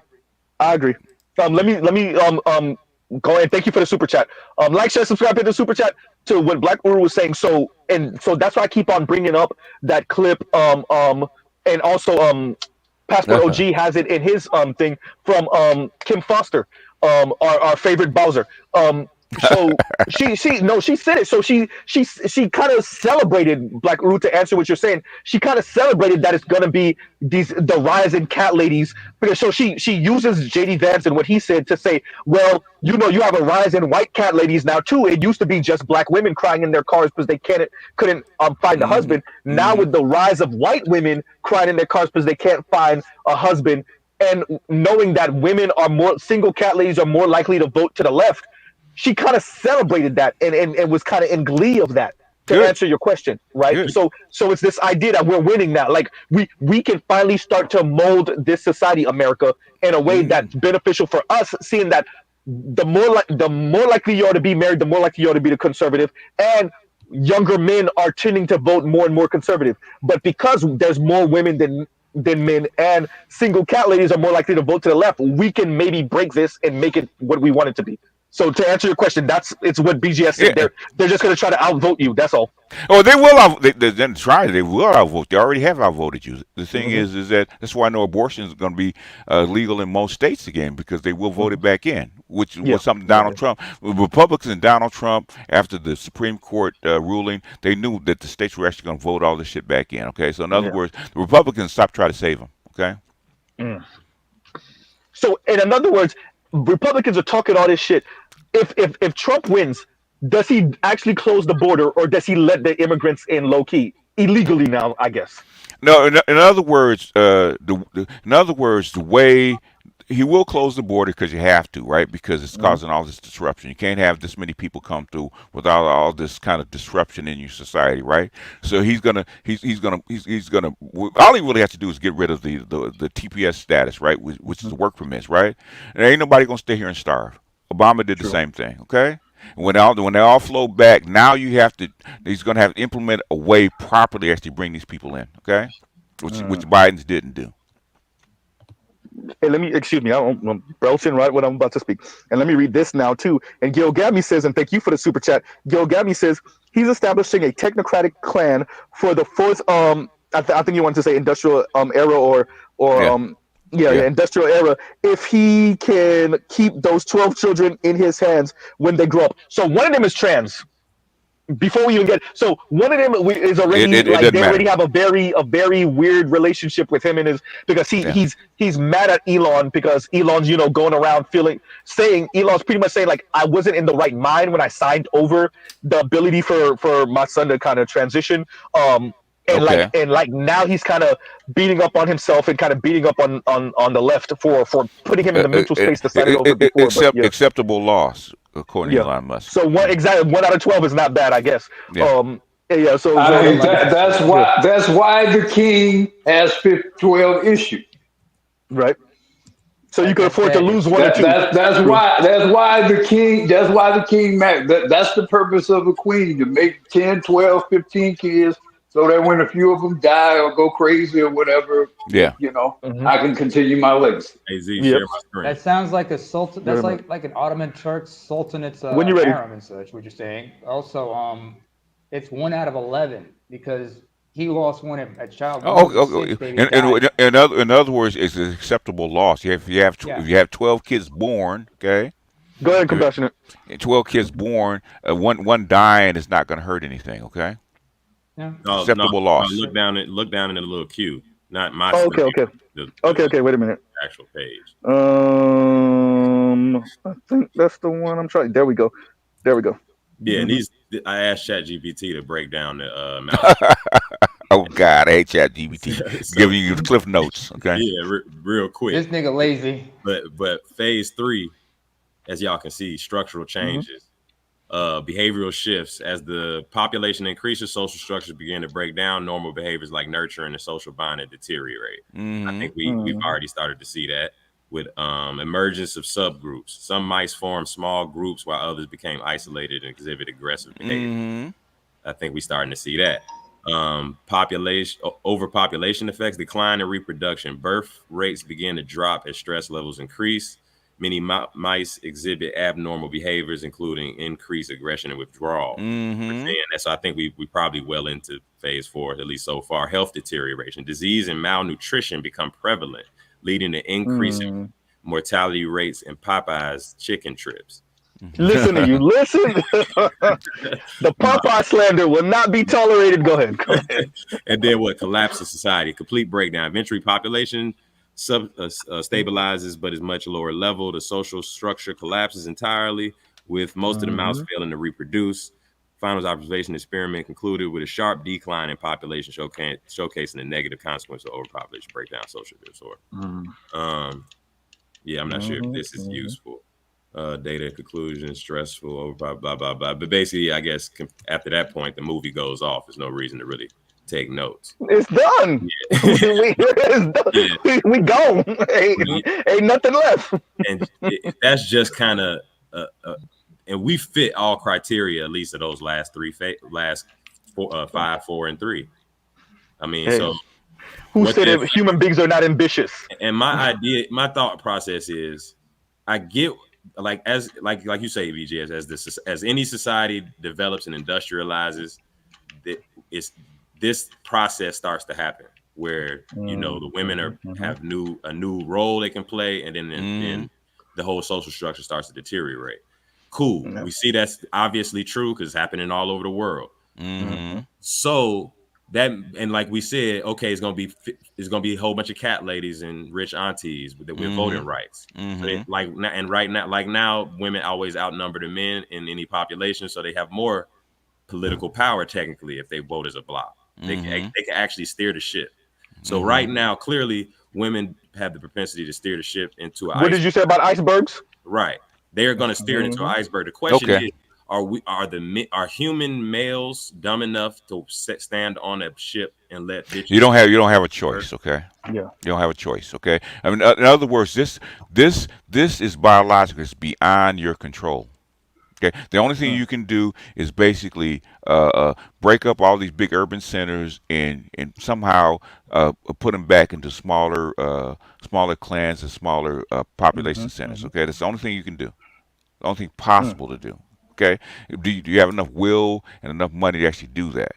Can you do it fast enough? Okay, because this stuff is speeding up. Spread them out.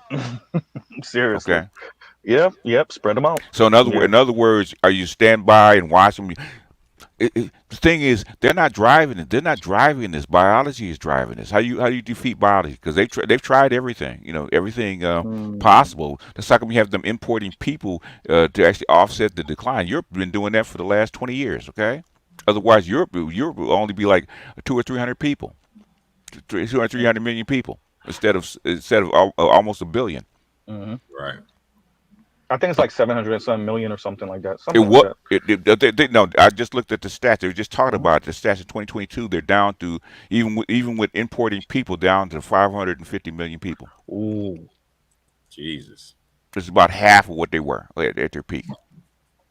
So it's biological. So it's basically, like you said, inevitably as you industrialize. Yes. It will. Netflix a nuclear winter. What I'm saying is, if Lewis is up here, Lewis actually played the Twitter feeds, right, with Africans saying the exact same shit that black women are saying here, exact same stuff. Oh, part 2 is coming tonight. Yeah. Uh-oh. In other words, basically, and this is something I asked Dr. Marifa, right? He said, do they actually hear about this? He said, they've been listening to you guys, okay? And they're hearing it. And that's why they're starting to change policy. They're changing policy. What do you think? You think the abortion ban was about controlling a woman's womb? No, it's about trying to stave off the inevitable, right? Basically the white death cross happened in 2015 in the United States, right? Yes. Yeah. And the white population peaked in 2019. Peaked. Right now, I think there's something like 60 some odd % of the U.S. population. Yeah. Already, but I think was it by 20? It's not even 2050, but I want to say by 2050, the the U.S. will be majority minority. The white Yeah. folks will constitute something like 50, maybe a couple points less than 50%, Yeah. and then the rest of us will be the other 50 or so percent. And they're constantly revising Mhm. these stats because it's happening Yeah. so fast. Okay. Yep. Those Yep. projections, and those projections are old because they revised those stats since. Yeah. Yeah. Yeah. Yeah. Yep. Yep. Go ahead. Go ahead. Socrates. You can finally speak. Goddamn, Socrates. No, never let Socrates speak. Go ahead. Hello. How's everyone doing? What's Good. going on with you? What's up, I'm bro? good. I'm good. I'm good. I can't complain. Yeah, I remember earlier this week, Mr. Z had a show, and he said that the way these women are going with their white worship and stuff like that, you should just tell them to just, you should just bow out and say, "Oh, you want a white man?" Mm-hmm. Oh yeah, And I yeah. I was meant that. laughing. Yeah, and I was laughing because I remember a long time ago we had a conversation about women Mm-hmm. calling themselves goddesses, and Yeah. I said that the response to that is I'm just a humble mortal. Right. Yeah, I I remember can't. that. I remember that. Yeah. So it's good to see you came around to my position. Right. Bow out. Just bow out. All right. They won't Bow let you. out. They won't let you. It don't matter. But Hey, here's the thing, though. You know, I say that because I want to troll them. Like I'm not even gonna lie and say that's not. I say that because it's the best. It's the best answer to low key insult them, high key. Which is like, oh, well, just go end up with the white dude then. Or no, like you said, I'm a mere mortal to the goddess. I can't do nothing for you, goddess. I'm a mere mortal, right? yes, Yeah. I actually believe that that is the logical conclusion, right? If women are constantly bidding up their standards and are unwilling to relent, I don't believe that men are going to just marshal up all this ability, especially the fact that the statistics and the resources are not, They, there they, they, to do they so. can't. They can't. Yeah, they Hmm. can't. Yeah, yeah. So Yeah. you have to bow out. Someone has to make a Yeah. concession. Someone's gonna have to make a concession. Yep. Well, Well, All right. and so here's what you do psychologically. Not only do you bow out mhm. psychologically, you gleefully bow out. No, Yep. You Yep. welcome the bowing out. you do. Because you Completely recipe. convey to them that you are happy Yeah. bowing out. Yeah, That you know. my life, that I have ascended, that I reached self actualization. Now that I no longer Oh, have you to be use it concerned against them? about pleasing your ass. Yeah, yeah. Hey, I like that. I tell women, I would tell women what I told my fiance when she started doing that hypergamous shit, right? Hmm. Okay, and she was beautiful. She looked like Pam Grier. She was beautiful, right? Uh, Whew. and I told her, she said, I got millionaire guys who want to pay my rent, stuff like that. So, baby, I will help you find them. Okay, Mm. Oh yeah, I will help oh you yeah. find him. Okay, if you don't want me, I I will will help. pray for your No, happiness. I will pray that you marry one of them. Yep. Cause hell, we got children. So hell, at the very least, they may no, indirectly benefit I will. from your No. newfound riches. No, what I pray for, I will help you find him. Hmm. Okay, Yeah. Even better. even I, better. so Be a man. the conversation I was saying earlier that I had with the two women, it was me, a brother, and two women around our age. And so one of them went to go use the restroom in the middle of the conversation. The other one, I said to her, I was going through the numbers. I was like, yo, how y'all want equality and feminism at the same time? And she was like, well, men are just gonna have to step up. And I said, what about when they say no? What'd she say? Wait a minute, BGS. You hear that? Yeah. What's that? Yeah, I want no, I want to know. I want. I want to know what the nonverbal cue was. The nonverbal cue was a straight face and then a roll eye.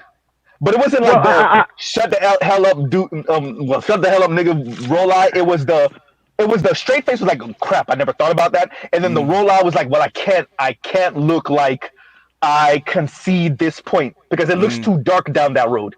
So mm, the well, roll eye was the whatever, but it wasn't. Yeah, yeah, yeah, mm, yeah. well, So yeah. it's the same it's the same miscalculation that I see with a lot of people who talk about democratizing the workplace or trying to democratize resources. Mm-hmm. And I had a conversation with a professor. We were roommates, and he was a professor at Drexel at the time. And I would explain to him, I'm like, listen, I'm involved in business. I know people who are entrepreneurs. They don't Mm-hmm. have to do this. They don't have to actually keep on aggrandizing capital like some kind of quirk or some kind of weird tendency.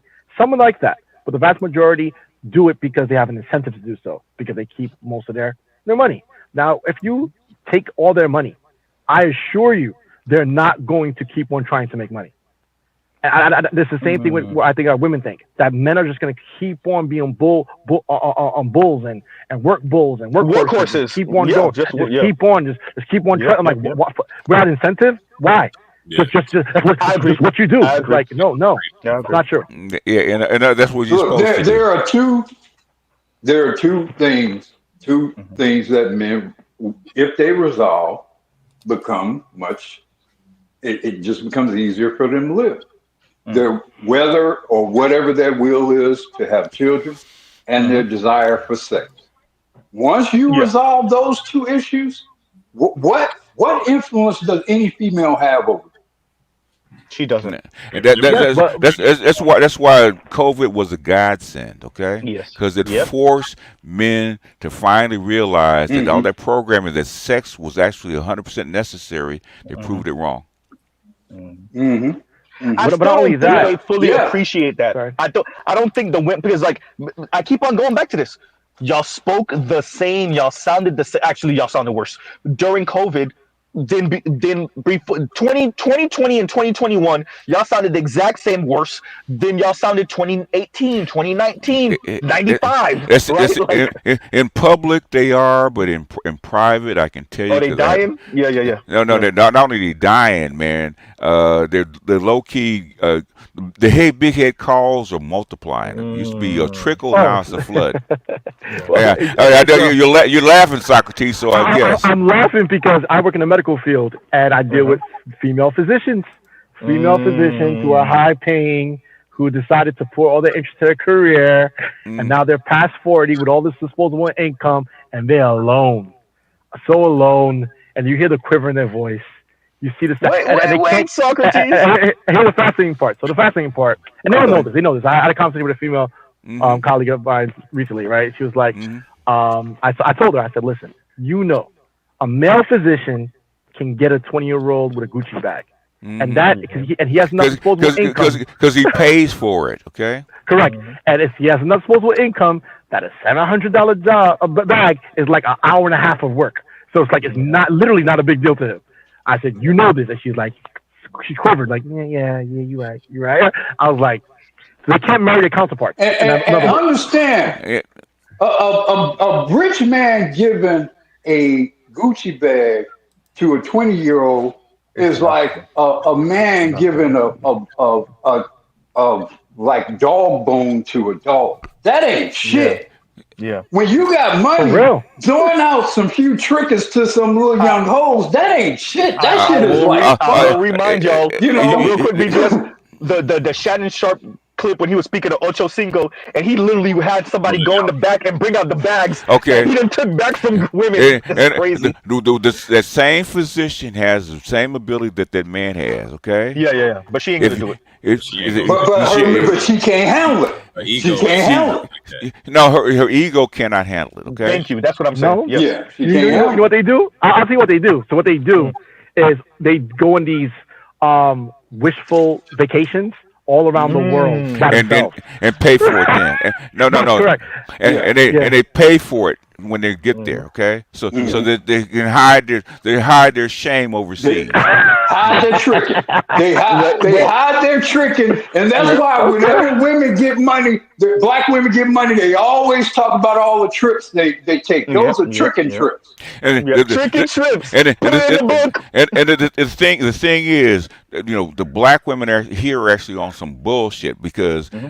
passport bros are going to get away from black women. Guess what? Black women, they're following them, right? But are they Yeah. dating the dudes there? No, they're trying to No. follow you to date you. No, Okay. because they can't. Look, BGS. If the average income outside of the West, the average income on planet Earth is some $8,000 to $9,000. They're Okay. not For trying to real. buy the Indian dude or the even the Brazilian guy out of the favelas. They're not trying to buy the $8,000 a year man. They So what? not. So why are they there? For us, you're right. I'm not saying you're Exactly. wrong. So in other words, basically, no matter where you go, there they are. They're There gonna you, yep, follow you. Okay, yep. they're gonna follow you. So Oh, okay, Didn't but you you have play to the be clip? indifferent. Didn't you play the clip BGS with the sister? Where did she go? Was it Colombia. Nicaragua, Colombia? And she said like I was there and I saw the men hopping in the cars with the women. The women came to pick them up, and they essentially you could hear it in her voice. We're losing them to these women. You could hear it in her voice. That's what she was saying. I was looking on Facebook. I was looking at these women, this group of black people in Chiang Mai, Thailand, right? So I'm expecting to Mhm. see nothing but black dudes, right?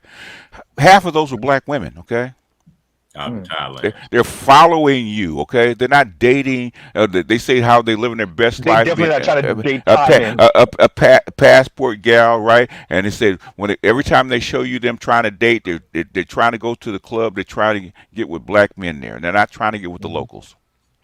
I will on say that. that I've definitely watched a clip of a sister. I want to say she was in. Was she in Japan? I want to say she was in Yeah, Japan, and yeah, she was like, "The men ignore me. The black men here ignore." She was actually angry about it. yeah. She started trying. She And started then trying black men. she started Yeah, calling yeah, black men racist for doing it. yeah, Yeah, yeah, yeah.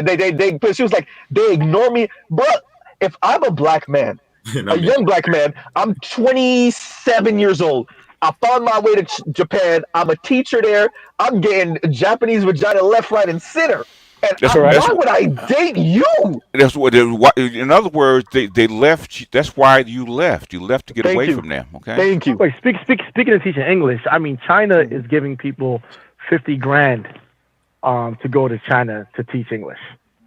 So Yeah, I that's heard 50 about that. grand US dollars. And That's USD dollars, what they're right? hoping is Mhm. the change in environment will create a different romantic image of themselves, and the fact that they go from being of millions of black women in Yep. America to being only a one. very small population of black women in that Mm. particular environment. That's what they're hoping And then you will mess happen. around and No, run into you run and, into the real quick and BJ. You run into the Asian woman, I think it was China, where she said the Chinese dude told her, "Yeah, I would like to have sex with you, but I could never see me marrying you or have kids with you." Literally to her face.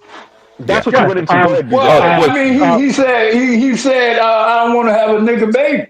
Yeah, If that's okay. yeah. I You're right. recall, Yeah, that's Yeah, the yeah, same you're yeah. right. thing That's that what she said. happened. Oh, She, He yeah, literally okay. From said, South I Korea. don't said. want to have a Yeah, nigga you're right. baby. Yeah, that's what he said. The majority are black men, right? Because you have Yep. after 30 years old, most Chinese men will not marry you. What do you do with all those leftover women that still halfway fertile? What do you do with them? Got to find men for them. Black men. Import Black black men will men. do it. That's Black it. men will do it. Black men. Black men will do it. Crash test dummies. Hey, Okay. hey, literally, hey, somebody open the door and you see a bunch of men Hold just on. walk through. Yeah, So Hey if man, you go to China, one they time, let one a time. few brothers in China and Japan in They about already what, 50 have. years. Them They a already whole have. different countries. Them a Mhm. whole yeah, but different countries. I think the problem with a lot of Western women is that they simply are not socialized to actually understand men because, of course, they're not supposed to because their sugar and spice and everything is nice and men are supposed to be just magnetically drawn to them because of their presence. So Mhm. when it comes to them trying to figure out a solution to their problem, like I said, you see women who they're pretty, they got the money, they got the education, and they're Hmm. just spinning their wheels like a gerbil in a cage. Yeah. Like they Yeah. really have no idea what to do. That kind of The, crash the, culture will uh, allow you w- to admit uh, that they yeah, need but them. women do not adapt. They accept the environment as it is. Men adapt, Yep. right? So what you're having Yep. is women that have been taught to do a certain thing, and they're trapped now because they're asking their sister, right? What do we do now? Yeah, and they let them into a burning building. They did, and they don't know Let, how to get out. let me And No, for no, no, no, no, no, generations no. they One have time. been trained. go ahead, Black Crew, and then we get Socrates, and then I'm And gonna for read this, and then generations go they've keep on been going. trained to blame everything on men. Oh yeah, Yeah. it's always Jermaine's I mean, fault. they've been trained to blame everything on men. And that's why I play every day. Okay, it's always Jermaine's fault. Yep. Accept it and move on. Stop fucking trying to prove your manhood to these bitches, man. I Let them say it. and I found even dealing with my woman, and she Mhm. ADOS, that literally they self esteem is built on top of that that stepping on your neck. that predisposition to feeling better than you. So even Yes. when you, like, I lay it out to her, like, you're not better. Look at the history. Y'all are fucking traitors. Stop bullshit. Y'all, like, she even hears these type of conversations, like, yeah, I'm like, you let women. My lady be listening in sometimes. She popped up in the comment section a couple days ago. How many minutes does she give us before she has to walk away? Oh no, like 20. Right, exactly. Because you know she ain't listening all the way. Stop it, BJ. You already know the answer to that. I mean, how many? At what point she said, "I can't take this no more," and walk away? Yeah, 20 minutes in. My lady did say, she was like, Z, you know, sometimes when you talk about that girl, I think her name is Chrissy. Sometimes, you know, I think you're a bit harsh. I was like, babe, you think I'm harsh? I was like, babe, you think I'm harsh? My girl said, I started laughing at, bro. I started laughing. I was like, babe, you think I'm harsh? So many. So I actually destroyed Chrissy. I actually destroyed Cynthia G. And so many men came in with their cape to say these bitches. Man, I got that. I said, I'm not doing this no more. BJ, so I said, babe, you never listen to me listening to Raj, or you never listen to me. You think I'm harsh? And I said, you think I'm harsh on Chrissy? Babe, I said, I'm lightweight. Don't even. I said, thank you. I was like, you ain't hearing nothing. Red Supreme, yeah. I realized then when you expose them to this truth, that their self-esteem itself, their perception of them, their identity, is built on being superior. So when you strip them of it, they literally cease to damn near want to even exist. What is a black feminist definition of racism? What do you think that is? White men not choosing them. White men not marrying them. Yep, correct. If they right. Let me do this real quick, and then real quick, Socrates. I'm gonna read this, and then Socrates, and then we got to get Louis in. And I'm gonna just call you O. And O says the Taliban in Afghanistan. Well, the Taliban in Afghanistan got the solution to feminism. Anything less won't work. In Afghanistan, where your survival is dependent on men, it's easy. Completely. Well, that seemed to be that's what I was getting at. Like, are men gonna sit on the ship? Are men willing to tear the ship? How do you turn this around? What do they do? What do you think they're doing now? How can we think 7 million men of all races are dropping out of the workforce? And why do you think all the Generation Z's or 40% of them don't even go on dates anymore? Okay. Do you think? And once again, thank you for the super chat. Go ahead. Are the social designers willing to put, like, basically reinstitute patriarchy to keep the shit afloat? How do you convince women to actually accept patriarchy when 60% of the voters? You handmaidens tale it. How do you do that? They're already. When they saw JD Vance on the ticket, they got scared as hell. That's what they think is going to happen. Just like any new order, right? It comes through the collapse of the old one. Okay, they don't just come in and take over, right? Basically, the old collapse and then restart. And the only reason you got neoliberals is because the Bretton Woods, FDR, Bretton Woods socialist system collapsed. Okay.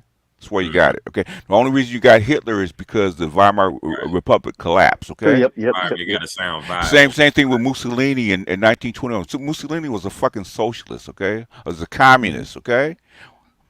And basically, the Italian economy collapsed. That's how we took over. So you just got to get so bad you'd be willing to embrace new ideology. And you got 5 years. You will find out in 2030. Okay. If I'm still here. Okay. We'll find out in 2030, okay? That's when everything's gonna hit the wall. Yeah.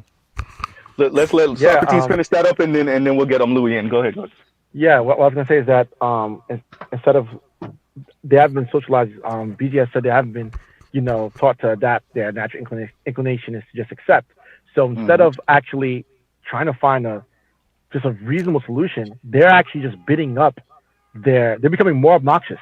That's literally the solution. You mean the women or the technocrats? The women. The women. Okay. The women are becoming more entitled and more obnoxious as a way to solve their problem, which is, again, mind-boggling. I agree. I agree. Dictates their behavior. You see them just go infinitely with whatever their environment would allow. They'll go infinitely down that rabbit hole. Well, why do people that get repossessed, right? Especially during after the 2008 crisis, it took maybe 18 months to actually evict somebody, right? And they knew they had stopped paying 18 months ago. How come they didn't move their shit? How come they try to make other arrangements? Okay, Mm-hmm. why is when they've actually come to kick these people out, all this stuff is still there? Mm-hmm. Because they refuse to accept reality. Okay, Yes. it's better to Yep. pretend. That's what women are doing Yeah. right now. Okay, Yes. in mass, right? But slowly but surely, guess what's happening? Is they BGS. get La la la la la la la la la la la exactly, la. exactly. Especially in public, but Mm-hmm. underneath, okay? Because I can't tell you how many subs had the hey big head calls. I need to move in with you. I need you to save me. Blah blah blah. On the low key, okay? Mm-hmm. Now, Damn. all these chicks trying to cut deals, okay? On the dating sites, chicks are trying to cut deals, okay? And I'm trying to Sign tell to a nigga. That's signed to a nigga. That's signed to a uh, nigga. Go ahead. I'm trying to tell these dudes. These dudes have said, "Hey, man, this chick, I met her on this dating site, blah blah blah." She's saying this. I said, "Man, dude, come on, man. Yeah, you didn't She, suddenly get more attractive, bro. yeah, yeah. She needs a place to land. What are you willing to give in return for Mm-hmm. what she's giving? Okay." Jason Black said this a couple of months ago. He said, like, yo, as this environment gets crazy, you're a lot of you brothers who've been kind of vagina starved, y'all gonna think these women, are really messing with y'all like that. They're not messing with y'all like Oh, she needs a safe oh, space. And that's all y'all do, right? finally he's starting Yeah. to wake up that No, we're no, right. no, no, no, no. BGS, let me say this. Jason Black is saying a lot of the same stuff we're saying. He just don't want to be associated with the Black manosphere. He's Because, saying some The of the black be- same shit we No, saying. no, no. because Jason Black wants primary authorship of exactly. every damn thing that comes out of his mouth, which is yeah, my, Yes, which is yes, my main yep, reason yep, why I yep, don't yep, give much of a shit about him. Yeah. He's Because a if yep, he yep. didn't I say agree. it, then I it agree. ain't worth being listened to. Yeah, yeah, yeah, he an archetypal last Highlander. yeah. And he really like he's like not the winosphere over there. And then he'll say some shit like I'm saying this now, but they'll be saying it next week. And I'm like, bruh, a lot of the shit you covered, we didn't cover that shit. We didn't said that shit. We for said that shit 10 years years. ago, Yeah. 5 years ago, right? Like, and he'll cover it. He'll say it. And I will give him this. He'll go into great detail, go on in the weeds. Okay, Uh, understandable. But bro, you ain't saying something we ain't saying I, already. Yeah, I'm waiting for him to actually call me out because I'm waiting on him. Okay, No, I'm Derek. waiting on him to he call done me Um, out. sneak this you a couple of times though, BGS. He done How sneak has this he? you a couple of Oh, times. he mentioned my name. No, no, he don't mention. He doesn't say your name. He'll sneak this, and he'll say things, and like when him and Obsidian were going at it. I don't recall him ever saying Obsidian's name, but he was dissing the hell out of Obsidian. But and you knew it, but he didn't say his name, right? So yeah, Well, the thing is, he'll deny that he said my name. I'm waiting for him to say my yeah. name. No, I don't think he yeah, ever do that. Yeah, I don't see from my that. perspective, Jason Black Well, Jason no, Black I'm, does he is different. smart enough. He's smart enough to avoid giving credit to who he perceived to be his competitors. But what he'll do is he'll reference to what you said or done in such a way where Exactly. it's clear that Yeah, he is whoever he's talking referring about. to you. Yep, yep, yep, yep, yep, now, yep, Yeah. I'm waiting for FD Signifier to come back and mention my name because he got one more time. Okay. I don't think I already told you. FD told Themis he made us obsolete and he worked around us. Yeah, that's what he said. Yeah, Yeah. that's what he said. I'm like, whatever. Okay. I'm waiting for him to actually mention my name one more goddamn time. You know what I said to that, BJS? I said, if you're not getting black women married or getting somebody to subsidize them, your Uh, 800,000 subscribers don't mean shit. You didn't work around us. That's the in, goal. in other words, everything points to this shit is not working. Okay. Say that. Everything. And Say that. if Yeah. you're an intelligent person, you would know that, right? I'm just waiting. Oh. That's like I'm bred to. Don't fuck with us no more. Okay. Well, they think they made us obsolete, and they really No. waiting for Kamala to get in there so they can really try to rip us apart. Well, yeah. That shows how politically stupid they are. But it's okay. Right. Do it. But go ahead, I Socrates. You were trying to real quick, line, real quick. Socrates was trying to say something, and we got to get Louis line. We got to get Louis, and then Yeah, we get to no, you. Okay. Go ahead. I And was finish gonna that say up, that Socrates. in many ways, Jason Black reminds me of Derek Jackson, right? Yes. Because 70% of his followers are female. Yeah. Ooh, I never yeah, thought about that. Go ahead. Yeah. no, because he couches everything in this hyper form of aspirationalism that is Mm-hmm. not sustainable or even possible. Because again, top 20% is what can be 20%. You can't have more than 20%. So telling everyone just get to the top 20% doesn't make sense. He's He a did say wannabe get rich or die trying, and he meant it. No, If see, Yeah, you, but I've been listening to listen, Jason Black because I listened to the show he did last time, and I came to the conclusion you're a yeah, listen to wannabe him. alpha gynocrat. You are Yeah, a he wannabe is. Yeah, alpha he's like, yes, Democrat. That's what you are. correct, yes, Because correct. So he'll use the same verbiage as women, but try and make it sound like it's masculine, and it's Yeah, he really does. not. Yeah.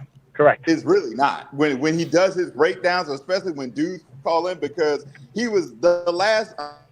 I sent you that email, Z, of the show he did before this one, and he was talking about OnlyFans, and he was talking about he had no problem mentioning how most of the men who are subscribed on OnlyFans are married, but somehow went into a tangent and wanted to try and quote unquote shame men for paying for it.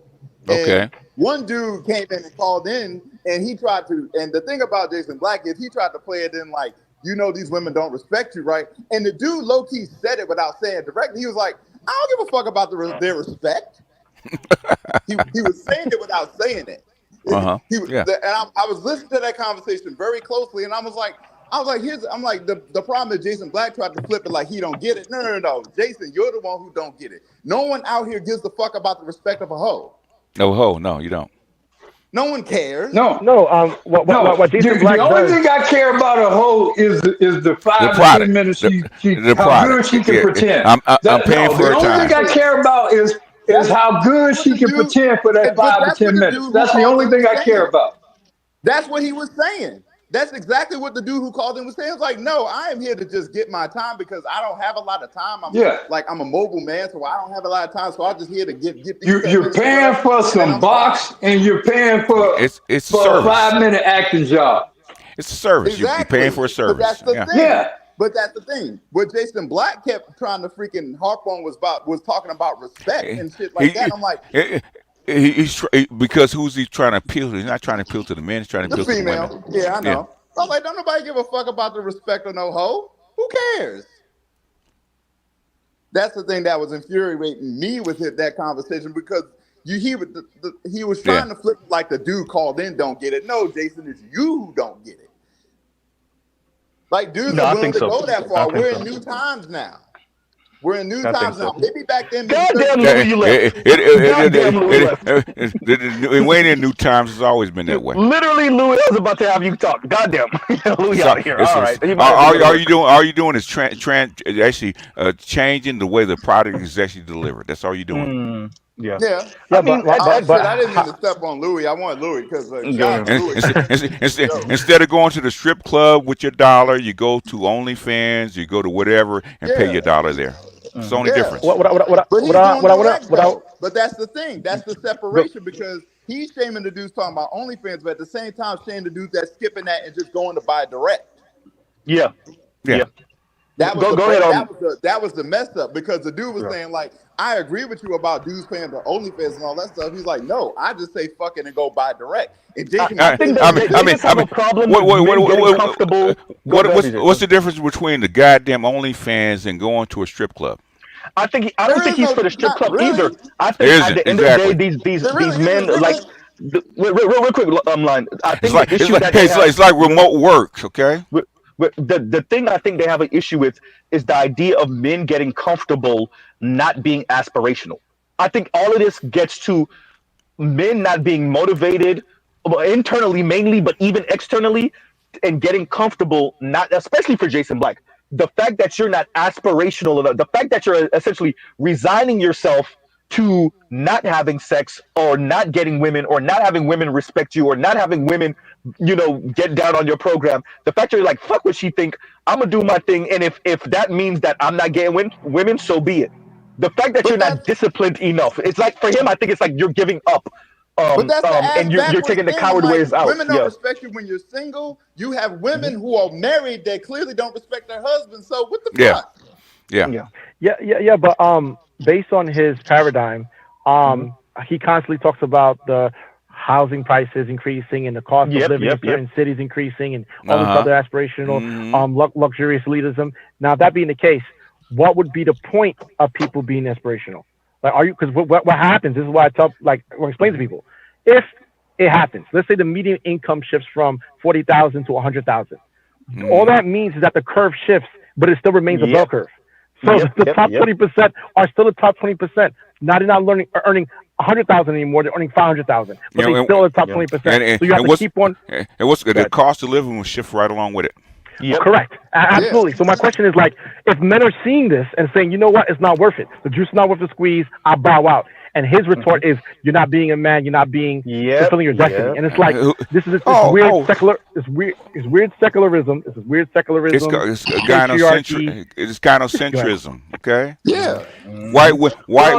It's also hold on. It's White women do not, and Asian women do not do this to their men. Who's the only people that do it to their men?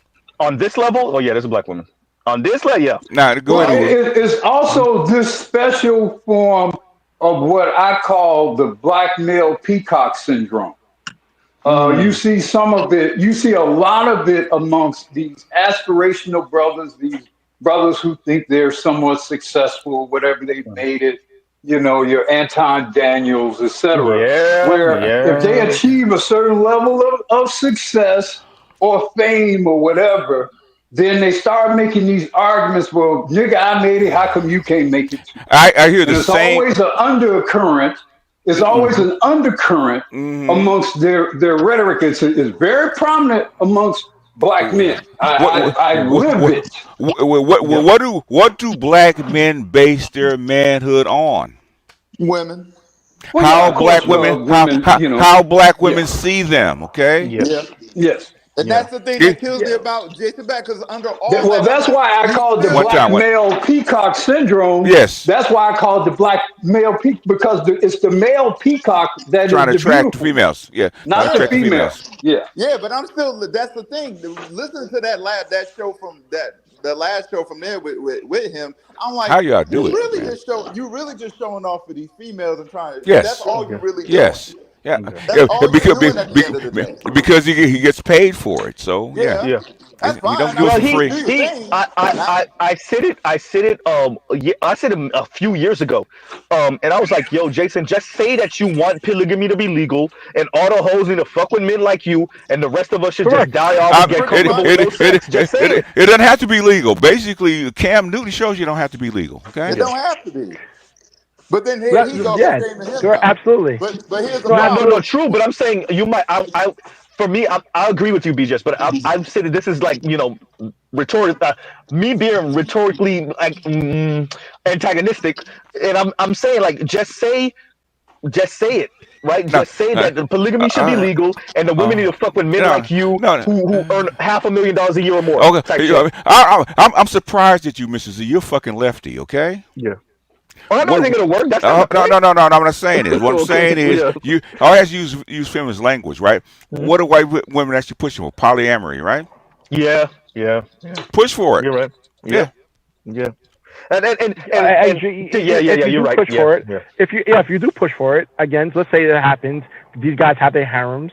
Why would the blue collar person who actually keeps the infrastructure going continue to do so? Why is their body? Why he doesn't? Yeah, he doesn't. Why do you think the laying flat phenomenon is all over the planet?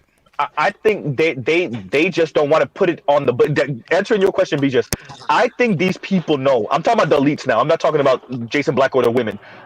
They just don't want to put it on the book, on paper, because they know how we're gonna respond. So it's like slowly. It's like boil a frog, right? You don't just throw it in the water. You just turn the temperature up. That's what I think they're doing to us. You slowly defanging men, but they live it. They live it. That's the thing, though. So the problem with these academics and they live in their worlds of crystal palaces and ideas and theories. But the problem is that people are living this every single day. The guy is living it.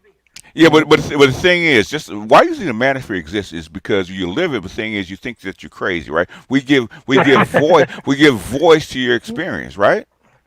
And that's powerful, right? Okay. Man, that's why they don't want to do it. When I first heard you guys, I was so fucking relieved. I was like, thank God I'm not bugging. It ain't just me, It ain't just me. But it's not just the manosphere. I have several friends in their 30s and 40s, right? They're successful and they're just naturally doing the same thing. They're single, or they are single. They have an arrangement, and they just store their money, and they're not having kids, they're not getting married, or they're just delaying it. You cannot have a movement this big and this global without the information leaking out. I'm sorry. I will Yeah, say I mean, I think what you may not realize, I think is Socrates, yeah. is Yes. the over time how things get into the discourse. Hmm. Very often they have innocuous or fairly unknown or whatever origins, but then they Yeah. go from person to person to person, and then they influence your behavior, even if you are not familiar with the origin of that information. Yeah. So even though your friends might not be directly at all familiar with the Black Manosphere, they may be very much operating under Black Manosphere principles Yeah. and yes. may have actually derived from this environment. Yeah. The thing is, the information gets out just like the telephone game, right? Okay. You hear it, it gets passed along, passed along, passed along until you don't know where it actually came from. That's what's happening right now. Okay. That's what's Yeah. going. Why do you think they try to Uh, kill Andrew Tate? It's Okay. the old hey BGS, you'll like this one. It's the old chain letter. Yes. Yep. Yeah, he was Yeah. radical. Yeah. Yeah, to your point, BGS. Yeah, he was radicalizing them white boys. Yeah, and Mhm. they had to they have to rein these people in, otherwise society will yeah, collapse. yeah, Yes. but my whole what's funny to me is that yes, rein in the Andrew Tate, rein in the Black Manosphere. How is that going to stop the dateless teen Eh, who's 14, 15, oh, 16, oh, oh, okay, who has no prospects, who has no women talk to him because okay. they're online getting validation? First you have to get rid of the radicals, right? Okay, and All then right, what you have to do is actually do redress the grievances to negotiate. We Mm. can't negotiate with a radical. Okay, that's like how Malcolm X okay, couldn't live. yeah, but my whole thing is that the women are radical, so are the women are going to make Yeah. concessions. In other words, the environment will take care of the women. Okay, It already On that is. on that note, and Joe says, and thank you for the super chat. Like, share, subscribe, hit the super chat. And Joe says, COVID had people shook.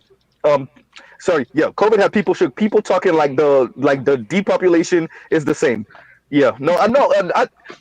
I don't think. I think we talk about that. I don't think your average person sees this as a slow move off the goddamn cliff, and what that's going to mean for them and their progeny.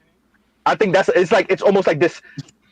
It's people are like distancing themselves from it because it don't feel immediate, and it's not. I'm not gonna be here when the population go to zero. Like, and so I get it. I Yeah, get the, Yeah. yeah, but at the yeah. same time, Yeah. it's Okay. you know. It does. Okay. The thing is, the way this Western system is built, it didn't have to go to zero, right? The social system Yes. correct. Yep. depends on numbers, right? Okay. Yep. They're already fucking feeling it. Yes. Yeah, Yeah, Yes. all they you are. need is all you need is more older people than younger people, and the whole situation goes downhill. The social security system, social system, it was built to where only what less Yeah. than 1 in 6 people are over the working age. Okay. Yeah. One in Yeah. less than 1 in 6, right? We're down to Mhm. 1 in 4. Okay. Yeah, It's I definitely not think supposed to be one in it one. was Yeah. one. I think it was one in One in five because 10. I think it was Yeah. one. Well, no, it was 1 in 20.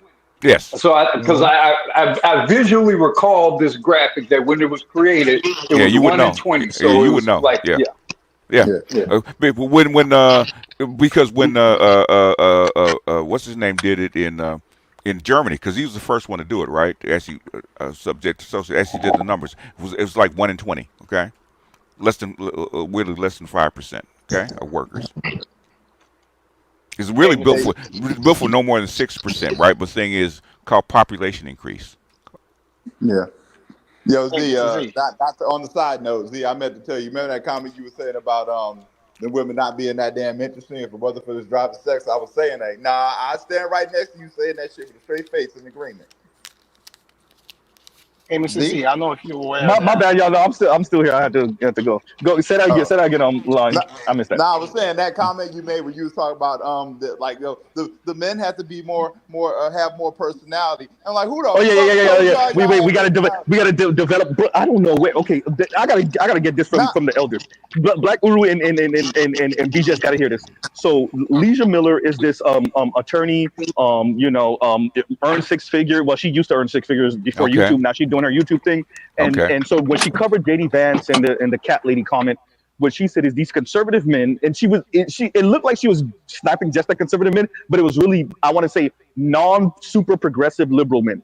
And Okay. she said something like, these men, they refuse to develop a personality, and they're not progressive. They're not looking for partners, and they're not likable. These men, they're not likable. And now that women are no longer reliant on men for their sustenance, now men have to become likable. And she's kind of like mocking and poking at men, right? Like, Hmm. now you have to be likable, and you have to develop a personality. So what she does, which I find very interesting, is instead of addressing what the women are actually saying with the money part of the game and the class part, she kind of flips that on its head and say, Yeah. no, the real issue is these men are not likable. They haven't developed a personality, and now they no longer can buy women cheaply. They just have thrown their hands up. And that was her way of kind of mocking. What do you think about this? Like, men not being likable, and very importantly, men not, conservative men in particular, but I'm saying men not developing a personality. And the thing, oh yeah, she tried to use going to college and university as helping you develop a personality. Like, Okay. the fact that you're not a college educated liberal man, you haven't learned to develop a personality, and so you're not likable, and that's why the women don't want to marry you. Instead of the money and class aspect of it all. Yeah, So And that's just code okay. word for not having enough money. no, it's code. Yeah, exactly. No, exactly. That's the leftist. That's what I'm thinking. It's code word for not become a intersectional feminist and acting more like women. Pretty much, yeah. Well, it's not true, because if you have enough money, you don't have to.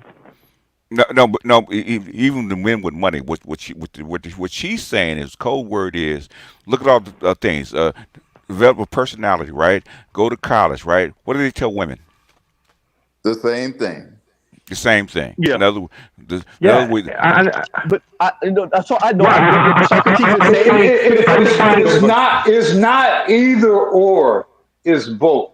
It's money and status. Because they definitely want you. See, for brother. I'm just going by what she's saying. Okay, I'm not going by what you think But about. Okay? I'm saying I mean, we know this. We hear them.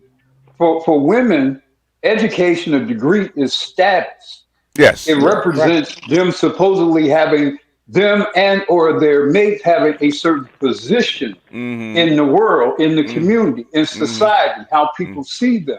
So the degree isn't just a degree. It isn't just the money you make, although those are important. It's also like, for example, I give you like when I first got with my wife, she would make a point to tell everybody we saw. My husband is a CPA. We were at the grocery store. My husband is a CPA. We're at the doctor's office. My husband is a CPA. We're everywhere we go. So it would be embarrassing to me, but that was a status thing for her. And that's important to women, and it's important to black women, particularly black women who are at a certain level or are aspiring to get to a certain level status-wise. And status is synonymous with attention. Yes, it is. And notice that the WNBA is basically an example of that, right? They'd rather have status and attention than money. Yeah. Correct. Yeah. As long as the NBA continues to cover their ass. Correct. As long as what Mr. Z was saying. What Mr. Z was saying, I believe that when women talk about this intersectionality, I heard that the emotional labor that women do and blah, blah, blah, that men need to do more. It's very convenient that when a man earns more money, that rhetoric starts to lessen. The more money he has, the less they talk about that. Well, the thing is, what we're going by is what she's decoding what she's saying, okay? We're not adding to it, decoding what she's saying. She's saying that's feminist rhetoric. Okay, you got to be more interesting. You got to go to school. You got to develop a personality. In other words, to actually entertain me. Yes, and you wouldn't, or in other words, or if you do that, if you went to with BGS, real quick, can I say what BGS said in a different way? You can't buy me, so now you got to entertain me. Got to entertain me, exactly. Okay. So when you do entertain her, is that actually going to get her? That's what she's asking for. That's the part of the game. No. But basically, being, having had a little stint as one of those guys. Okay, yes, you can. Okay, if you look the way she wants and entertain her, she will buy you. Okay.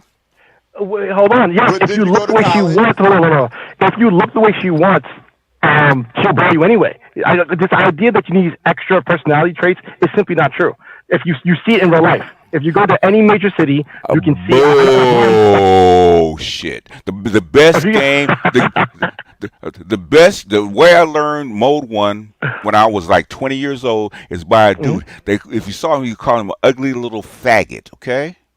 Yes. He was 5'7". He had space teeth. That was actually brown by coffee. He had pock skin. Okay, but thing is the best pickup artist I've ever seen because he knew how to entertain and make women feel a certain way. Okay, it's bullshit. I'm not saying he was an asshole about it. I'm not saying that you can't learn game and pick up and do all that stuff. I'm saying it's not necessary. What I'm saying is that if a man, hold on, if a man has other things going on, they do not require that. That's what I'm saying. The women, those women that she says, she's not talking for all women, okay? She's talking about her particular brand of feminism. We have our own money, okay? If you want us, you're going to need more than money. You need to go to school, be entertained, develop personality, develop certain thing about emotional labor, okay? That's what she's saying, okay? You need to be more like I'm saying she's full of it. No, she's not. Oh, she's not. No, she's not. I believe she is. She's not. If you've actually dealt with women, brother, particularly of a certain status, you know it's not as simple as just having money. No, it's not as simple as that. There are a lot of very affluent plumbers and electricians and etc. like that, but they don't necessarily want those guys because those guys don't have the background and or the status they want. Kim Foster said They don't exactly have. what Black was saying. They don't have certain entertaining cues and qualities, things that they can brag about to their girlfriends. Being able to brag to their girlfriends is a very important feature to all women, but especially black women. Why do most black women when they date or marry white men finance the relationship? Is it about money? No, it's about no. Black Socrates, is it about money? No. Black Socrates, is it about money? Is it about money? And these are well-to-do women that have station. Is it about money? No. What's it about then? No, what I'm saying is that things such No. Answer my question. What's it about then? Answer the question. It's about the white skin. So that's not about money, is it? No, but white skin is in placement of money. So the things like this, if you don't have the white skin, you just said it. You don't have the white skin. You have to have a certain amount of money. No, you don't. No, you don't. The other things you have, yes, you do. No, you don't. If you're a plumber and you're a millionaire plumber versus just a plumber who makes six figures, they look at you differently. Like what's her name says, Ebony K. Williams. She says, I've been a bus driver who quote owns the bus company. It is about money. Ebony K. Williams is a different category. I'm talking about this particular category of women. What that woman said is 100% right because Anne Marie Slaughter said the exact same thing. Okay. The exact it's same actually thing. not different. It's actually not different because, like you said, Socrates, they say he owns the bus. Ownership, meaning status. You know why that was a bullshit statement when Ebony K. Williams. How often is Ebony K. Williams around men who own bus companies? How often is she trying to get around men who own bus companies? Never. She is not around wealthy. She is not trying to be around and be married to a wealthy blue collar man. Yeah. No, she's not. Well, she ain't lived her life that way. But Van Zandt actually posed that question to her. That's why as long as she said it. Let me say this. She ain't trying to get married to a rich man either. Real quick, everybody. She did try to get married to a rich man. No, she did twice. She's not trying to get married to a rich man who owned a bus company. No. She ain't even around them Negroes. So we have to stress this. So Kim Foster already said this, right? So and she tried to back it up with stories of aunts or her mom's friends that might have married blue collar men. Even if they earn money, they don't take education seriously, and they don't. And so I broke that down maybe a year or so ago at this point, where I said the issue for them is they don't want to be pulling up to the event in no goddamn F-150. They would much rather pull up to the event in a 5 Series, even if the cars cost the same. Yeah. For them, it's about I went to high school with dudes who took jobs with CTA, Chicago Transit Authority, after they graduated high school. In 20 years, they had a pension. They got make over $100,000 a year on pensions, living a life. They've started businesses and everything. You can make a hell of a lot of money as a you could. I'm not as familiar with it and they do today, but certainly in the past, man, you get a CTA job and work into that pension, you live in large. So Ebony Williams was on some bullshit. Yeah, but here's the thing. This is the thing. You do have to meet a financial requirement, but even when you meet that, there is a status requirement. That's so the women to me are framing it wrong. Yeah, you can make what. So that's why I appreciate what Kim Foster said there. Yeah, my aunts and whoever the hell older women she was referring to. Yeah, their husbands made stable or even above stable money, but he wasn't white collar, so it didn't present in a certain way. Exactly. Right, it's a class thing. Exactly, because so we can't, because I think what we're doing here is we're associating class and income, and we're making that a flat line. It's not. It's not. You can earn good money and not be. What is it easier to brag about? A plumber that makes 200 grand a year, or a surgeon that will probably make more than 200 grand a year. But what is easier for a woman to brag about and sachet about, and definitely the surgeon, and spread amongst her friends, and even celebrate in front of white people in particular? Who do you think she would rather have? Because of course, you cannot exclude that. You cannot exclude that from the discussion. Definitely the plumber and whatnot. From what I'm understanding, there's often a need to then throw out the money or the success because it's not assumed off that. And so you're explaining he owns a plumbing contracting company and a server. She's gonna provide some extra details to try to inflate the social value or the perceived social value of what he does. What is very interesting, because I will say this. So I'm, like I told y'all, my lady's college educated. I'm not. My younger sister, attorney and all, and her husband drives trucks. And so I do pay attention to these things. She doesn't explain anything. He drives trucks. And that's and so I respect her for that, because she doesn't feel the need to explain anything or to make up for it. She doesn't feel entitled, and because I met the dudes that was trying to put their bid in. I met 3 of them, and these are guys that are now Congress members. One of them is a Congress member. One of them also graduated law school. I think he's making 6 figures now. About a year and a half out of. So these guys are doing okay, but she was not interested. And for other reasons, one of them, y'all could imagine what the reason is.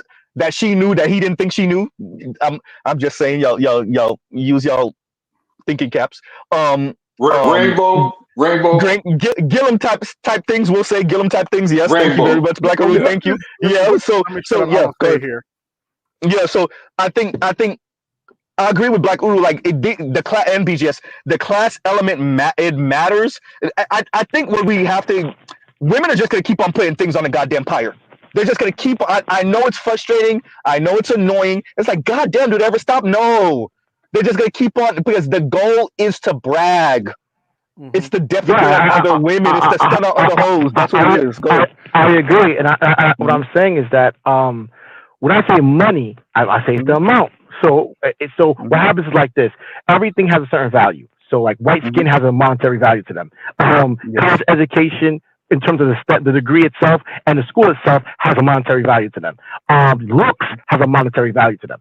That's how it works. It's a value. So the less you have of those things, the more money you need to make up for it. So if you have millions, right? If you have millions, but you have less looks and less, you didn't go to Ivy League or a good school, or you have less of those things, you can make up for it with money. That's what I'm saying. And it is true. I get what you're saying, and I think it may apply to most women. There's a limit. There's a limit to that, though. There's a limit. You cannot buy fame, for example. Yes. You cannot buy glory. Yes. And you can have a man who has some combination of those things that will greatly outstrip, far wealthier men. Can I give you an example? Real quick, Socrates. Let me give you the example. Sure. Go ahead. Jeff Bezos' fiance. Yeah. When she was standing Yeah, for the what mirror about in the cafe, Jeff Bezos became invisible for a minute or two. Yeah, listen. Yes, but you understand that's like an exception, not the rule. What do I mean by that? Meaning that if a person is famous or a person has a lot of cachet, how many people have that type of situation? Okay. Famous people are exceptional, right? A celebrity is exceptional. They're celebrities. Okay, they're stars. Yes, if a star walks into the room, no matter who's there, the top physicist, the top engineer, they're eclipsed by the star who just X. Yes, that's a rare thing. How many people are celebrities? No, but I was using that as an example to speak about But Black Socrates, have you ever read The Richer Sex or The End of Men or the various second wave feminist books that talk about this? Okay, read that shit. They said this, okay? They said this back in 2011, 2012, right? It's been like 12 years, been saying the same shit. She's a second wave feminist that's adopted this stance, okay? What she says, she means it, okay? We have our own money. What you have to develop is a personality and what we like to entertain us and make us feel better. Okay. But here's my issue with her is that this is my issue with her. So I agree with BGS on everything he just said. That's what I think it is. But the issue with her is the way she spoke, as is she's speaking for the majority of women, and the problem is the majority of women are not there. That's why I keep on stressing the outlier women are doing way too much talking, and they think they're talking for the masses of women. I'm like, the masses of women do not have the masses of women are not even stable, if we're gonna be honest. So when you speak, no, we got our own money and we can do it. Yeah, that sound nice, but the masses of women are not there. Kim Foster does not speak for the masses of women. No, I wasn't talking about Kim Foster. I was talking about and this woman does not speak for the masses of women, right? Anna Marie Slaughter does not speak for the masses of women. Liz Money does not speak for the masses of women, do they? I think Z, you're leaving out your aspirational and the vicarious living aspect of women. Where they enjoy, even though they themselves are not in that position as you refer, they enjoy projecting themselves into that boss and having that person talk down to and us they vicariously live and enjoy things through them. Yeah. So even though they don't, you're right, they themselves do not directly live that way, or benefit from it. Vicariously play in their mind. Yeah, ask their mind and their emotions being in that position. Ask all the what do you call them, the homosexuals? Oh yeah. So that's about money. Which homosexuals? The homosexuals who go for like the top women, like women who make six figures above, or the homosexuals who don't go to projects? The ones different type of homosexuals. It doesn't matter, right? It's not about money, is it? Again, if you don't have the money, this is how it works. If you have the money, use the money. If you don't have the money, you need other things. So, for instance, if a guy, I used to run around male models. If you're a male model, so you're handsome and you have those things, but you're broke, you use your looks. So your looks now make up for your lack of money. Now you have guys who are less attractive. They have money, so they make up for their less attractiveness with money. That's all I'm saying. When these women talk about, my point though is that when these women talk about all this intersectionality, political nonsense, it is BS. If you go to college campuses and you go to places in major cities, you see who they really sleep with has nothing to do with these politics. The handsome guy, the guy who has high status, the jock, can bed these women easy. They lie about needing intersectionality. Intersectionality is needed for the guys who are not that attractive and who don't have enough money or prestige. Intersectionality has to do with economics, okay? Yeah. That's what it has to do with. That's more. We're talking about the dual mating strategy in a different type of way. That's what we're actually talking about. The good-looking guys get the sex, but when she marry him, go ahead. Okay, go ahead. Oh, Go ahead. Go ahead. I mean, there is a social value from being bust down by the dope boy. Yes. I mean, if you don't know, you don't know. But why do you think all the women want to get with the dope boy? It's okay. The thing is, people know they the scammers. Okay. They run with, man, he's a scammer. He, whatever, he doing this thing. Everybody know. There's a social value there. It's not one that we necessarily represent or honor, but there's a social value, at least temporarily, to a 19, 20, or 21-year-old chick But, that grew up in suburbia. but by the So way, let me get this out real quick. BGS, let me get this. go ahead. I might go into a dead zone, so BGS take over until I speak Okay. again. But go Okay. ahead. Socrates. Okay. I understand the logical point of it, right? Thing is, what you're doing is using your male mind, not the female mind, right? Money means nothing to women. What means something to women? It's called lifestyle. Okay. If you can be dead broke, give her the same lifestyle as a rich person, you don't care how much money you make. Okay. Lost Boys, lifestyle of the rich and famous. Lifestyle, okay. An experience and a lifestyle is what they want, okay. Money, we try to equate money with lifestyle, which in the capitalist system you have to, right? But the thing is, you give her what she wants, how she feels, the status that she wants. She doesn't give a shit about how much money you make. I wanna interject. Mm. I'm actually in a relationship with someone who is actually a six-figure earner. She's a surgeon, Mm-hmm. and and I actually got advice from one of my friends who is an orthopedic PA. Mm-hmm. She's a traveling PA, so she makes over 200K a year. Okay. Um, so the advice I got was you need to do things like give her flowers, Mm-hmm. get a card, put a little gift card in there, and she's gonna feel loved Mm-hmm. and that she feels special. So all these people are making 200, 300K. You know what makes them feel special? You leave a little card with a $10 Starbucks in their front seat of their car or whatever, and say, "I was thinking of you." Right? Let them find it, and they will be all over you. It doesn't take much, right? When they already have their own money, right? You don't have to spend more than $30 a month on that shit, right? You know, so it really doesn't really Yeah. your money So, matters but I to a mean, I certain think that extent. speaks to what I was saying earlier about the entertainment. Yeah, exactly. I'm agreeing with I BGS. don't know if y'all could hear me. I'm sorry. How, Oh, how okay, can a okay, yeah, broke yeah, how can yeah, a yeah. broke Okay. ass rapper get chicks? Okay, they ain't got a pot to piss in or window to throw it out of. Status. It's called status. Status and Yeah, lifestyle. Okay, he's got friends. yeah. And my apologies. Who was that speaking earlier? That was Big Me, right? Big M, or was that Ben? Big Mo. Big Mo, yeah. I should change Okay, my Big Mo. name. He Oh, that's he it. Big. he Yeah, walk he my walks bad, in the brother. Big club. Mo. He All right. walks in the club and everybody says his name, Name, yep, and Yep. everybody's looking at y'all Yep. while they're saying his name, yep. Yeah, that's Yep. part of and it. they Yeah, wondering who is Who's that dude? because the Mm-hmm. status wondering makes her. who is he with, who is she, Yep. who is he with. Yeah, yeah. Okay. Y'all. So let's Y'all, if y'all really want to get in, y'all have to start studying female psychology, man. Okay, you got to start listening to pimps. Okay, Yeah. because you and so guys are let me woefully far behind. Okay. let, let, let me do this on BGS. So Big Mo finish up, then we'll have Ben, and then we'll have. As a matter of fact, Big Mo finish up, then we'll have AB, and then we'll have Ben. Although Ben was trying to get in here for the longest, so actually I should put Ben and then AB. My apologies, AB. But go ahead, Big Mo.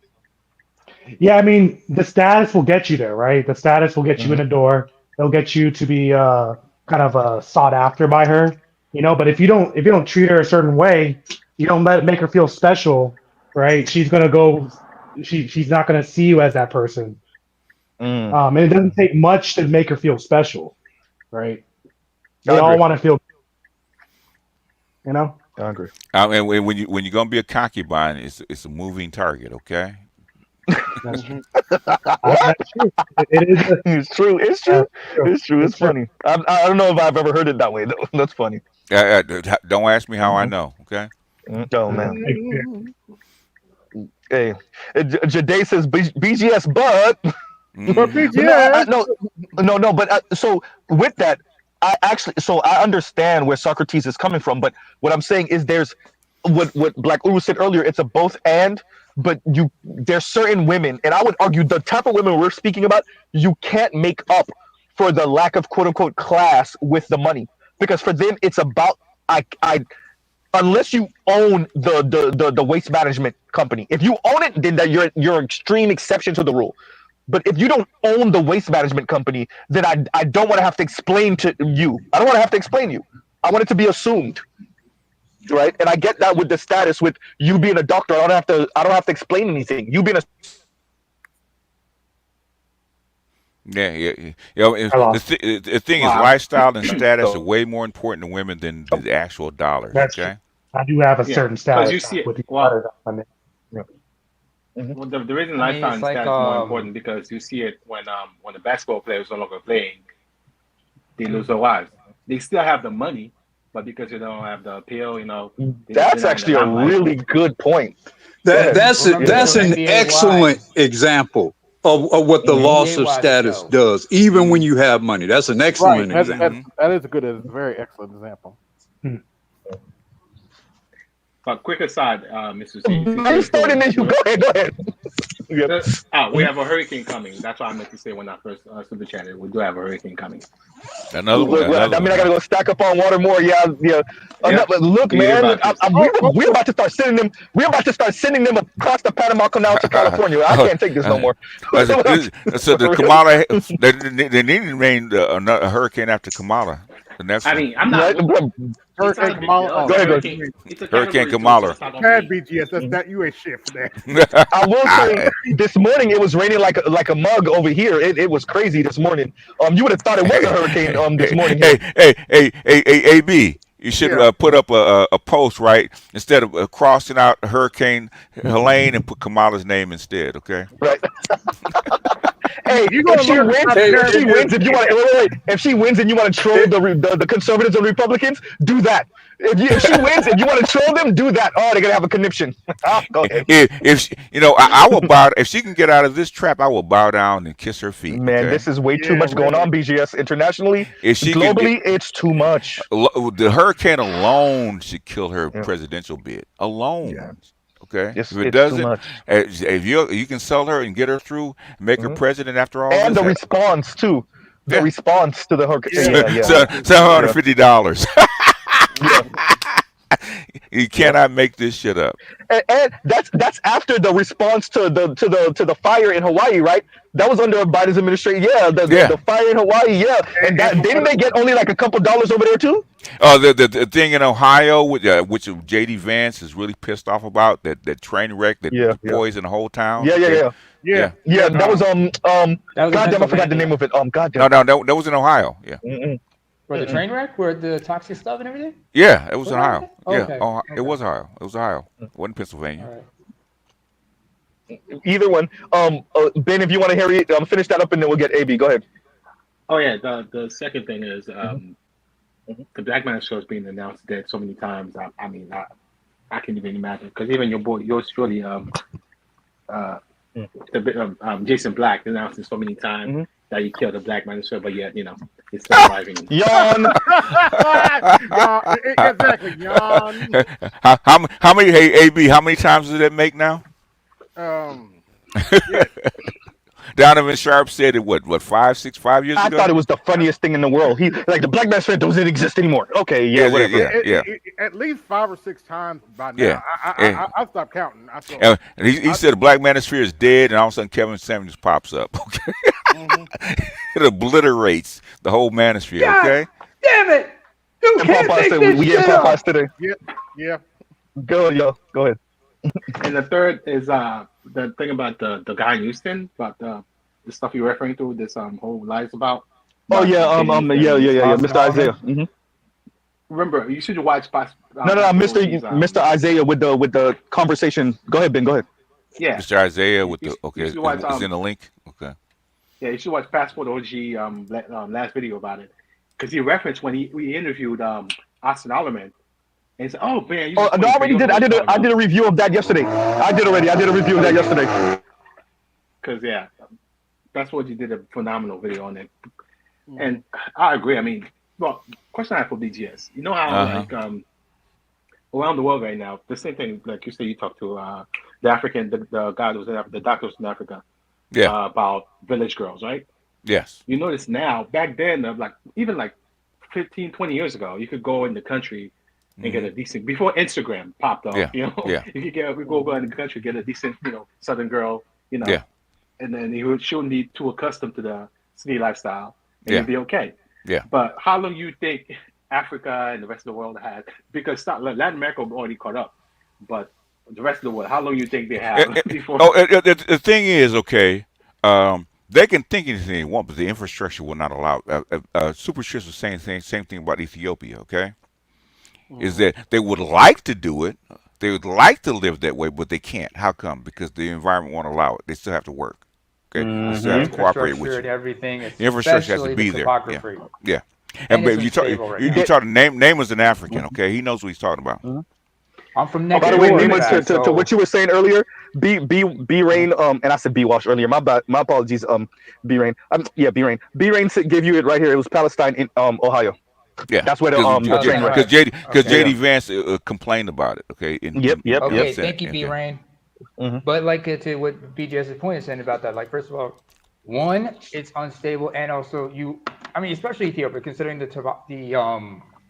the ethnic tensions and the instability over there. Not to mention, you look at the topography of that region. So the Yeah. infrastructure. So to connect everybody, whether we're talking the transport system, infrastructure, not to mention the paranoia of the state itself, because the internet and everything has been like controlled to a certain extent. And the current prime minister, I mean, I could Yeah. go about him and everything, but now that's not the time or the discussion for that.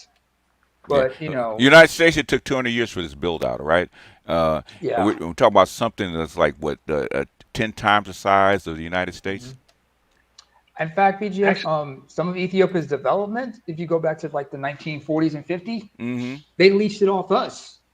They took some of they took some of the infrastructure from Eritrea and relocated to Ethiopia because what did we have? Due to colonialism, what did we have? Skilled labor. Although most of us were like not thoroughly educated by design by the Yeah. colonials by colonialism, they needed to bring us. They needed to bring that skilled labor Yeah, as a of stop course. to catch up. Really? What do you what do you think the United States was built on? Skilled African labor. Yes. No, the brain drain. Yes. You guys with the brain drain. Yes. And I'm Yeah. explaining that. Why I'm you not why you attacking think you. the British actually into the slave trade? You actually draining too many skilled people from Africa. Africans. Yeah. And it was more profitable to exploit them in Africa In through Africa. the Yes. Yes. industrial revolution. Yes. We talked about this before. So Yeah. yeah. Yeah. So that's actually, no. And In fact, they were just the guy from Kenya was just talking about that. Where Germany is actually yeah. taking 250,000 Kenyans, upscale Kenyans, hmm to Germany. He's complaining about it. That's a brain drain from Kenya. Brain They need to drain. actually develop shit here. Yeah. I remember a documentary about this. It was like about a number of doctors from Malawi relocating to the UK and whatnot, Yeah. and Yeah. the emphasis in the health ministry in Malawi was complaining about this. Yes. So I'm not saying anything new. And I'm don't you just be stating the puffing up factual your face thing. with your grumpy ass looking face. Ed look grumpy as Hey, hell. Why hey, you look so don't look goddamn grumpy, grumpy. Ed? Yeah, he look grumpy. Selling He him ain't out have like when you get in. he ain't having a good day. No, it What ain't the that. It brothers? ain't. No, Let him that ain't start what it grumpy, is. man. That ain't Take what your it is. I Bluetooth, mean, a man. lot of it is his hat, but it's all good. You, oh, It's it's sunny out You here, having a bad man. hair My day, fam? Ed, you didn't get the cut, huh? You didn't get the cut this wait. week, huh? No, Hey, I Ed. got the cut. No, usually I look like a terrorist when I didn't get the Wait, cut. So guys. Hold on. This is the perfect time. This is the perfect moment. Ed, now that you're live with Mr. Z, can you tell him to sign the papers? Tell them to to sign the sign the paperwork. papers. Stop trying to save these Tell them to hoes. sign. Are you talking about Mr. Z? Yeah. Yes. Yeah. Can, I mean, that's his life's calling. I've accepted it. Yeah, he's accepted it. sign the papers, Mr. Z. It ain't shit. For He's real. resigned to it. Okay, I'm Hey, done. I'm We not all trying to have pressure this man's dream. we all have our role. He's a good Hysterical. cop. I'm a bad cop. And He's I'm Alonzo. He's the white dude in Training Day. Oh yeah.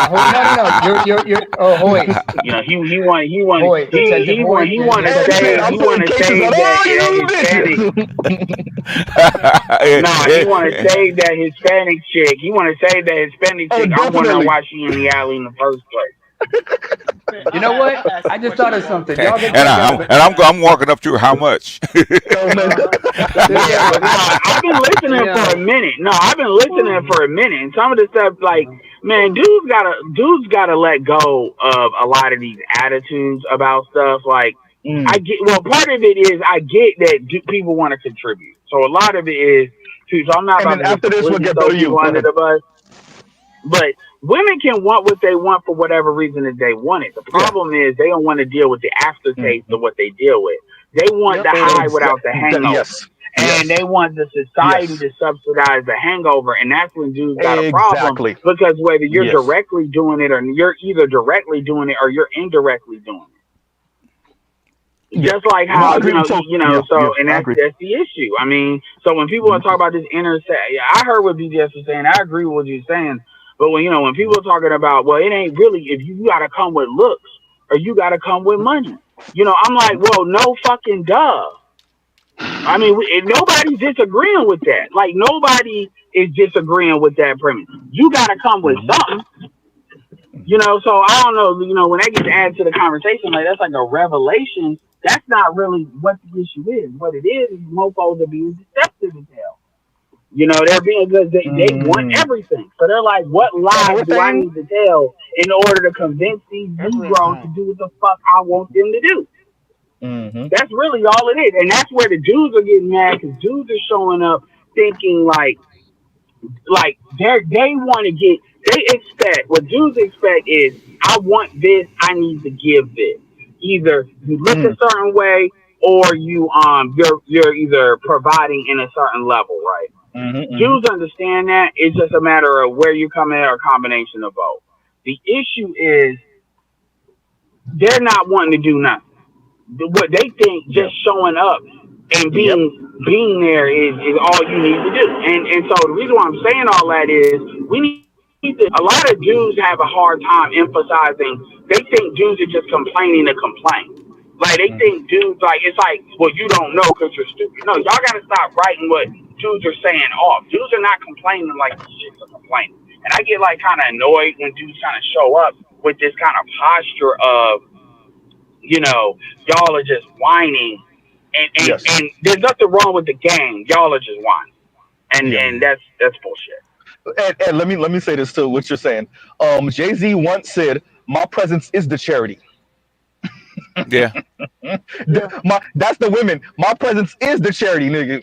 That's the payment for what you coming to the table with regardless of what it is. But we'll pause right here. Even if we play on that level, like BGS talked about, lifestyle.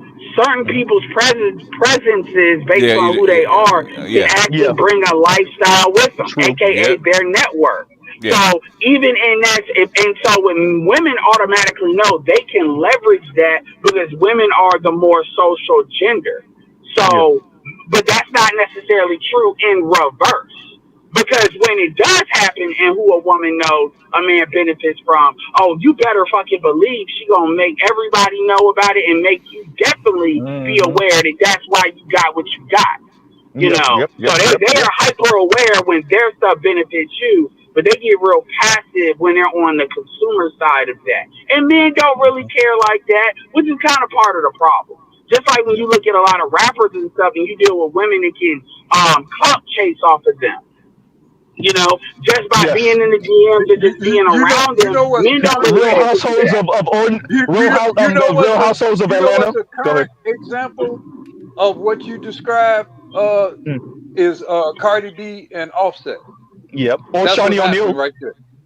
Yeah. But no, the Cardi B and Offset, because he was the star initially and put her on. And now it's reversed, and now, well, she don't need him and all that kind of thing. But that's the perfect example of what you. Yeah, now shout out to any one of you men that try to marry her afterward.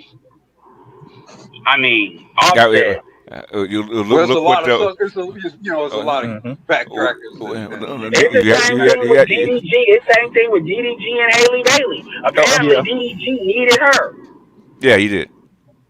I mean, not really. But the way they're making it sound like, because technically he got more money than she did.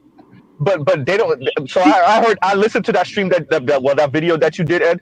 The thing, and it's something you said that I think really pinpoints exactly what it is.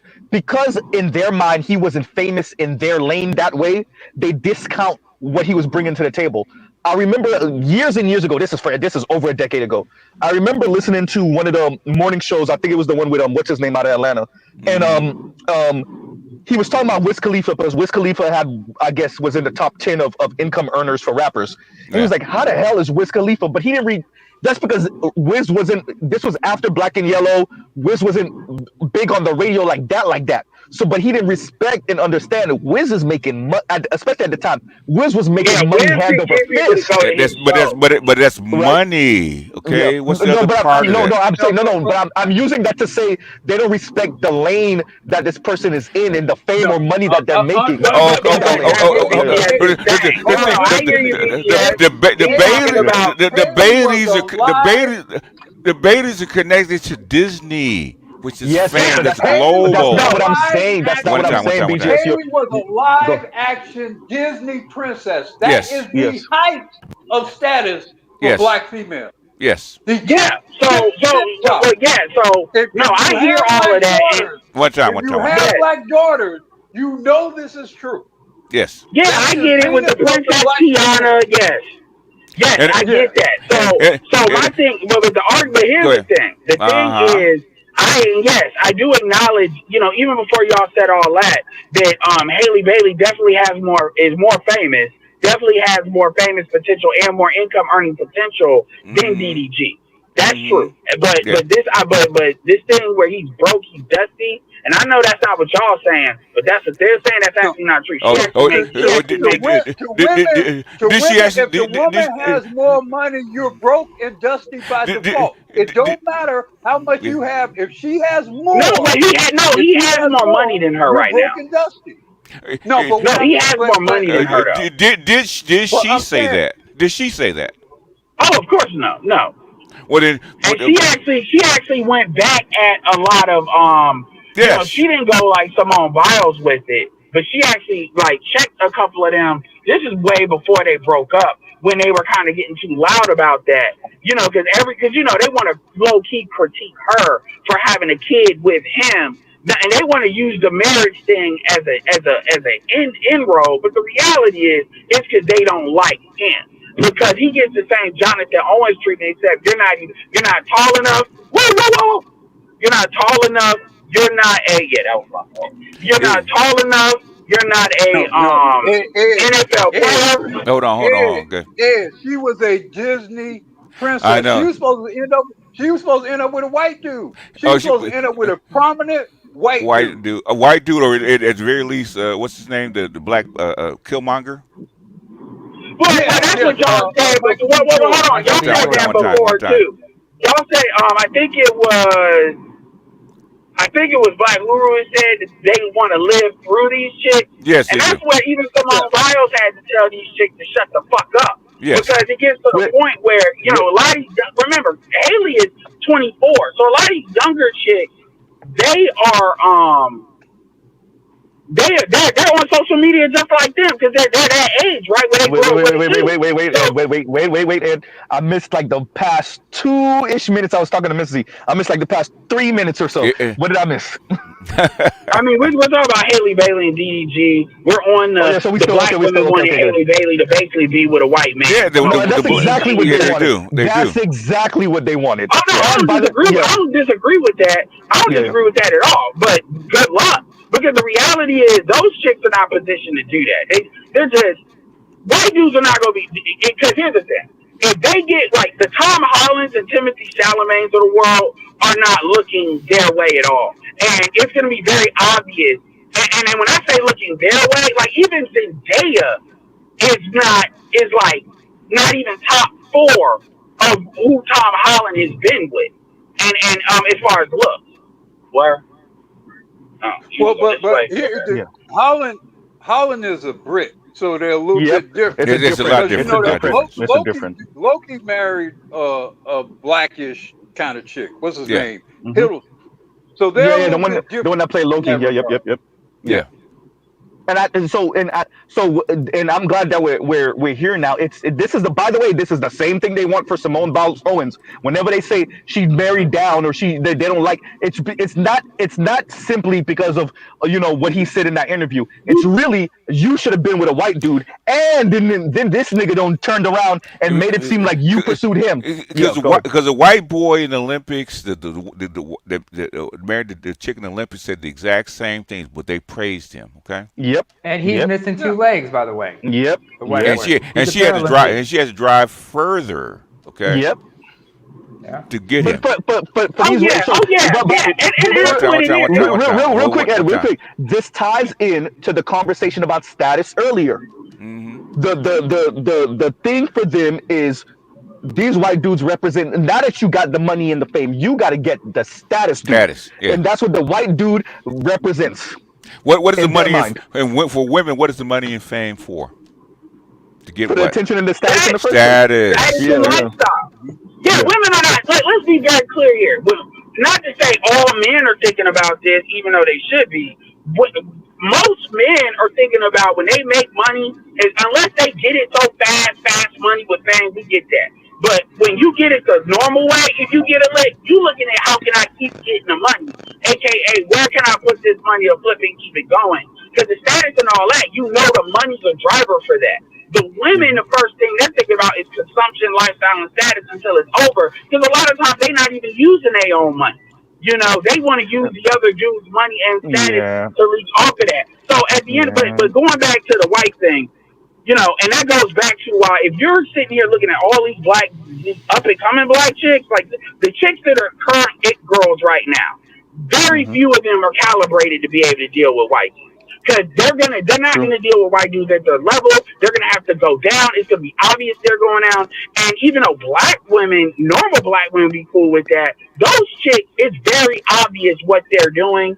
And quite frankly, they're not trying to do that if they can avoid it. If they can Yeah, avoid it, yeah. because it doesn't ultimately help them. And even the ones that want to do it, like your Doja Cat, well, we see how goofy she looks, and she is Yeah. mixed.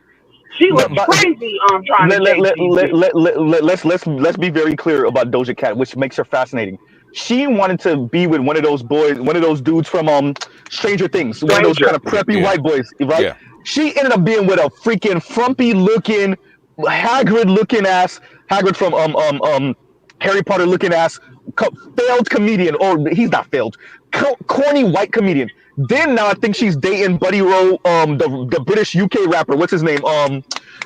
Goddamn, triple. Is it triple C? Is double? What is his name? It's right there. Jesus Christ! And I just listened to this dude the other day. But yeah, I think she's dating that guy now. So they fail at the preppy white boy dudes that they like. They go deal with the weirdo white dudes, and I guess they win because he's white. It's I worse. guess. It's worse. It's worse than that. They go. Doja Cat. I think Doja Yeah. Cat's dad humped and dumped to her mama, and I Yeah, and think that traumatized her created forever. an axe for her to grind with black men. I agree. Because remember, she had the white boys calling her all type of N words on her live streams back in the Yeah. day. Yeah. Yeah, So well, I mean, that quite part. frankly, That don't matter. Central C. Yeah, well, that's the rapper name. Thank you. the Thank you. thing is, Central C. white dudes, like, she's the type of chick that white dudes actually get off, like, really fucking with in a bad way. It's Yep. some kind of Yep. vibe she gives off with. Like, for instance, with the Stranger Things thing, when she was trying to talk to that dude that was a minor, she wasn't trying to talk to him like that, but she was trying to talk to him to get to the dude she really Yeah, wanted to that's my talk to. point. Yeah. And then No, both of them work together. Yeah. Yep. he blew her spot up. Like, he literally just blew her spot up. Or she was trying to groom him. No, well, regardless, she blew her spot up. He made her look bad. Like, and he did it with the quickness. Like, he said, look at this chick trying to eat. Like, you know what these chicks do in the DMs with dudes? That's what he did. And it's just something about her that has white dudes acting a little bit more pettier than they normally do. I don't know what it is, but she's the featured chick at the ghetto, you know what, seminar. No, but that's exactly what they like. That's exactly what they. That's why they mess with those type of Joseph Quinn. That's who she. I guess whatever. Yeah, I wanted to make Doja Cat big to stop using the word. Just gonna get a train pulled on her at the frat house, at the white frat house. Ooh, very. But she's tiny. She's only 5'3" and diminutive. But when I say her father. No, yeah, Doja is like small. 5'3". She's short. She's 5'2", 5'3". Oh, okay. She reminds me of her body is built. Yeah. She did end up with the dude from one of the dudes from Stranger Things. I see it. My bad, y'all. So I was wrong about I thought she was with the dude from the UK. I guess she's with the dude from one of the dudes from Stranger Things. Okay, I see you. Doja's there. Give me a couple of years, I'll make it happen. Go ahead. Yeah. I see baby mama in her future. Yeah. I mean, well, Oh, giving her Central titles and C is everything. I Ice don't know. Spice. Okay, okay. Toya told me that's why I got it mixed up. My bad. Central C is with Ice Spice. Okay, okay, Okay, okay, okay. That's little okay. pale I'm ass, getting my people mixed up. Okay, redhead. okay. Yeah. I do not find her attractive at all. I don't know who does. She I is. don't I don't know She where that yeah. I don't know. I don't know where that came from. She's just not. She's like She's a just not. short. She's like a short piglet version of Charlie Baltimore when you think about it. That's hysterical. She's Yeah, trying to the do Got like that the problem, thing the in B. Babyface. problem, the You know what? problem You know with what? I'm Doja gonna Cat call is it. Doja Cat's got a black woman body type. That's why she tries to go the anorexic shit because that's the main reason why white dudes don't like her. Yeah. She has the hip to race ratio of a black woman, Yeah. and no Yeah. matter how much like weight she tries to lose, Yeah. it's And, there to the point where even when she's looking bony, it's there. and she got big legs like a black woman. So Yeah, and that's Yeah, because first of all, you got to have a she's black man's equipment to hit that right. yeah, you do. You know, Yeah, the yeah, white. yeah. first of She got all, I she mean, got you know, she got keep it legs like my 100. ex. Let's keep Yeah. it 100. yeah. They're intimidated. They're Yeah, she got legs and intimidated. ass like my ex. Well, so Yeah, so and the thing you talking about Doja Cat right now? Yeah, yeah. yeah, we're So talking about I Doja. remember watching Corey refer. So Corey Holcomb was making fun of one of the black women that used to be on Zoe's all the time, and he was like, "You see, when she was dating the brother, she had a little bit of weight on her, and the second the brother stopped fucking with her, she lost all that weight to go fuck with the white boys. Now that bitch ain't making it to Hollywood. Now she moved back to North Yeah, Carolina. He was flaming her. Look how much weight Karazin has lost over the past year and a Yeah, half. Yeah, yeah, the appeal to look the like white boys. Anyway, looking at one of the white boys. She's back on the scene. Yeah, that's why. yeah. The Yep. thing about Doja, whose real name is actually Amala Dlamini, is first of all, her father is not just South African; he's Zulu. He's of the Zulu ethnicity, so those Zulu genes are just like express Yeah. themselves in her. yeah. Despite the fact I her mother mean, is she's Ashkenazi. got the problem is she wants white. Like she is the definition of a tragic mulatto. She is. Yeah. If I could give out a tragic mulatto reward, she would have her, Sage Steele, but they're in different age brackets. They have that kind of, their head is always kind of shaking because you almost at it. They have that, yeah, their definition of tragic mulatto. I think what's her name is too. The other one from one of the sports shows. You know what I'm talking about? The one that just got married.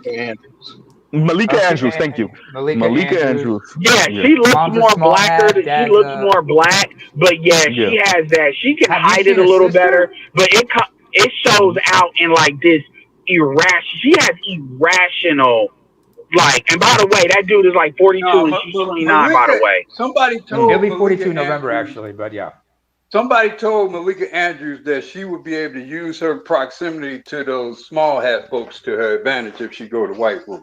And she did. That's because she yeah. is a small hat on her mom's side. Don't be surprised if a couple of years from now she's the featured whatever on CNN or CBS or some shit like that. That Oh wouldn't be yeah. surprising. What they say? Dark meat on the side.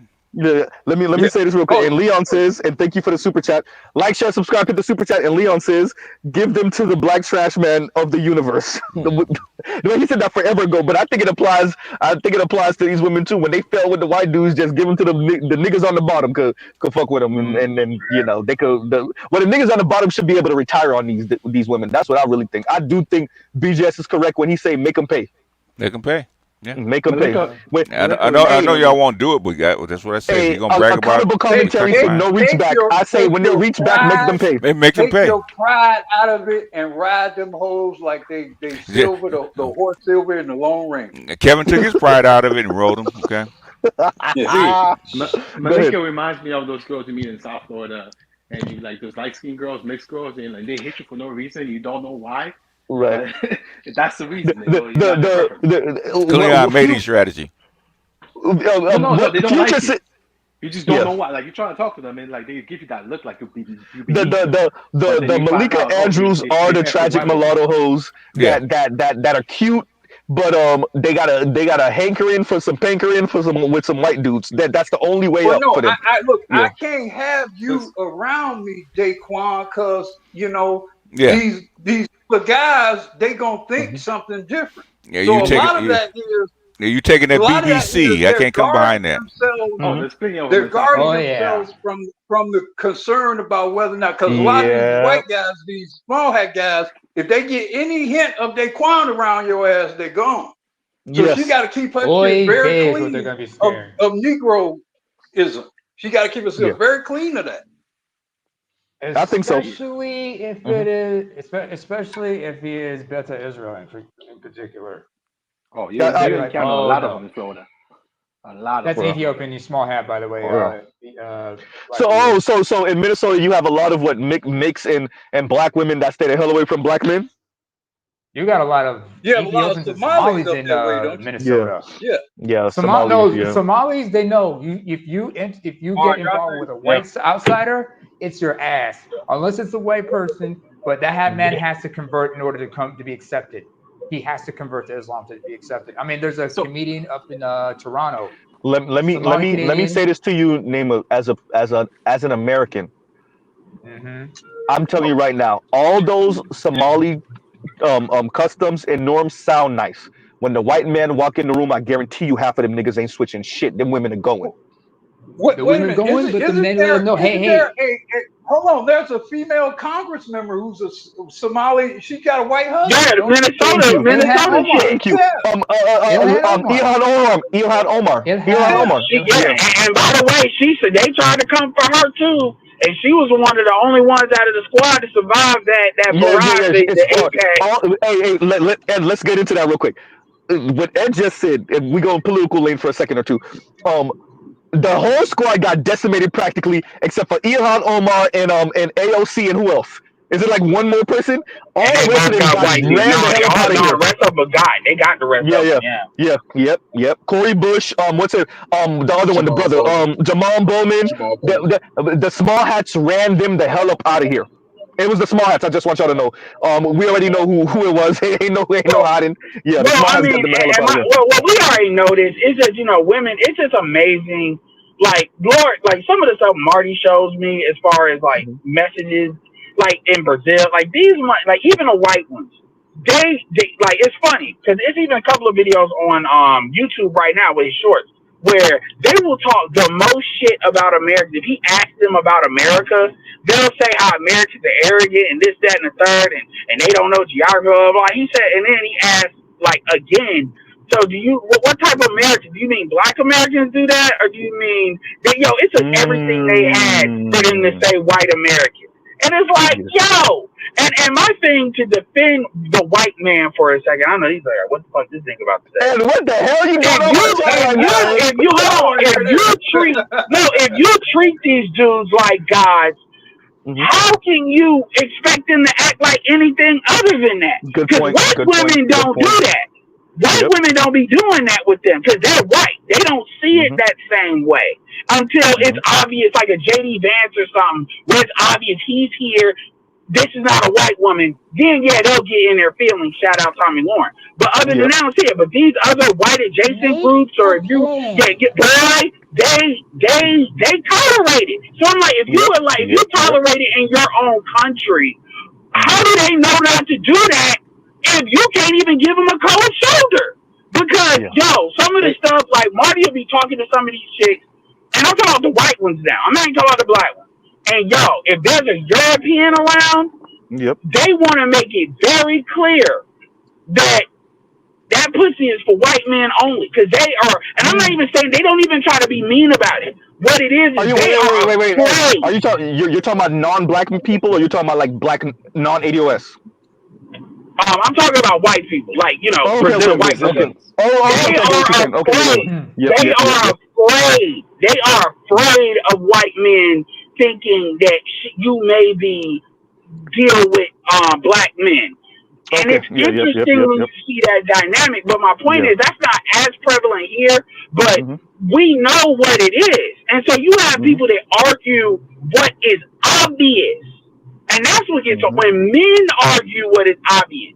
So when men say, "Nah, man, it's about your looks or your swag," that white boy ain't coming with none of that shit. So you already know what it is. Why are you acting like that's the be all end all? And so, Ed, you saw the video of one MP.